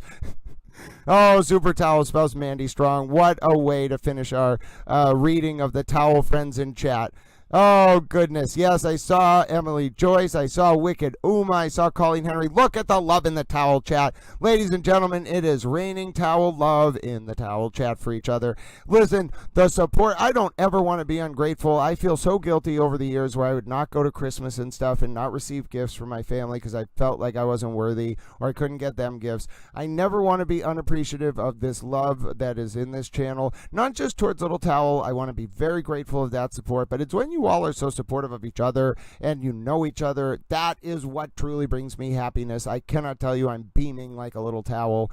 That is what will always recharge Little Towel's batteries. 10 hours in, 11 hours in, it doesn't matter, ladies and gentlemen. And if you're wondering, we got to, 18.6 thousand, ladies and gentlemen, it looks like on the towel stream over on YouTube. What a day, ladies and gentlemen. We blew away the competition, which is Boston 25, by multiple thousands. And ladies and gentlemen, we are a news network, Towel News Network. Oh, goodness. Yes, I'm timed out till 7 a.m., ladies and gentlemen. I'm going to bed. Everyone, get your rest. JVA, I'm so glad I got to see you in the comments before I got to go to bed. You have a great night. We do support each other. Towel loves each and every one of you. Positivity, love, and compassion will get us through, even though we're human, even though we have to learn, and even though the good times wouldn't mean anything without the bad. Now, ladies and gentlemen, you also know that I like to close Towel Stream. Laura Lee Smith, I'm so glad you got to pop in. God bless you, my dear friend. I mean it. People were like, you say God bless you to your Towel followers. Do you mean it? Yes, I do. I really mean it. I'm being serious. I'm not mocking anyone. I literally mean it. I am authentic to a fault. It's just how I am. I'm not trying to be manipulative. I really do care. D Nice, yes, we'll see you at 7 a.m. It's going to be a hot one. Turn on your air conditioners, get your fans, get the Chewbacca and Stay Puft Marshmallow Man to prevent the fan from making you dizzy. Now, ladies and gentlemen, we also like to end the towel stream in a certain way, which is this. If you really benefited today, if this public information service rooted in the values of Lord Reith, who founded the British Broadcasting Corporation, centered around educating, informing, and entertaining the public, if that matters to you. Oh, Super Towel at Drew Drops, you're sleeping, but hello to you as well. Oh, PK, I know, dear friend, it does help us find people around the world. Cat in a Hat is a good example. Oh, Super Towel hugs to all of you. But if you benefited from this public information service, if you learned something, if you became educated, informed, if you were entertained, if you really want to pay it forward, you know what the best thing you can do is? Look for reasons to be a helper. Look for reasons to do small acts of service for people around you, small acts of kindness. Look for reasons to do things like donate to homeless veterans, say hello to a neighbor on the street, call a friend even if you're perhaps fighting because they're kind of an idiot. Love your fellow towels, love your fellow neighbors. Give your family members you haven't seen in a while a hug. Ladies and gentlemen, donate 200 tomato plants like Francis Futrell once did and have them designated honorary towels. It is possible, ladies and gentlemen, for us to bring about a brighter, better future based on not expanding, preserving, and demonstrating our power, the current realpolitik, but a new digital epoch, heralded by Aquarius the water bearer carrying a towel, defined by expanding, preserving, and demonstrating our capacity to engage in unconditional love as made manifest in small acts of service. Ladies and gentlemen, isn't that special? Doesn't that make this place something special? And if that is something that means something to you, look for reasons to pay it forward and let those acts of kindness and unconditional love and toleration ripple outwards into the world and eventually through 6 degrees of non-Chewbacca based authentic separation. Ladies and gentlemen, we will do it. The digital epoch will arrive and it will be defined by principles of a better, brighter tomorrow. It's possible, and it's because of all of you. I believe it, and that's why it's possible, because we believe it. Oh, Luisa Ramirez, that's the nicest compliment anyone has ever said to me. And, ladies and gentlemen, Colleen Henry would be remiss. You could tell Towel is getting back to his towel self, because what are we going to close with? There is no better way. We already played it at the beginning of the recap, but I am not, ladies and gentlemen, going to turn down an opportunity to play the clip, to play me out. Well, we'll say goodbye to the friends on X after this clip, and then I'll say goodbye to the friends on YouTube. But to play me out after almost 11 hours on Towel Stream, your dedicated public servant on this public information service. I'm not actually. I guess if you run a public information service, you can technically be classified as a public servant. But yes, ladies and gentlemen, you know the clip you want to see. I know the clip you want to see, and there's only one way. Yes, ladies and gentlemen, there is only one way we can end this day, and it's coming up. Oh, yes, ladies and gentlemen, it's coming up. It is going to play. It is going to make us all very happy towels, and I know that in particular, Colleen Henry is going to be a happy towel. Oh, the missing witness. Oh, okay, hold on. We have to answer the missing witness question. So if neither side calls a witness, you can propose to the judge that you have an instruction where the other side has an adverse inference against them because the witness wasn't called. It's a very hard thing to win. We'll go over it in the morning. There are reporter's notes related to this. It's actually a jury instruction. And now this is the Karen Reed defense confirming that she is not going to call Brian Albert, Brian Higgins, or Michael Proctor. And then also Karen's proposed model and jury instructions had something where she won't be testifying, which we knew was coming. So yes, Kimmy Loves and stuff, thank you for that wonderful last question. But you know, folks, we're being played out here. The towel is being played off the stage, and you know what's coming. You as well, Mr. Brennan. Okay, sir, I will, Hank.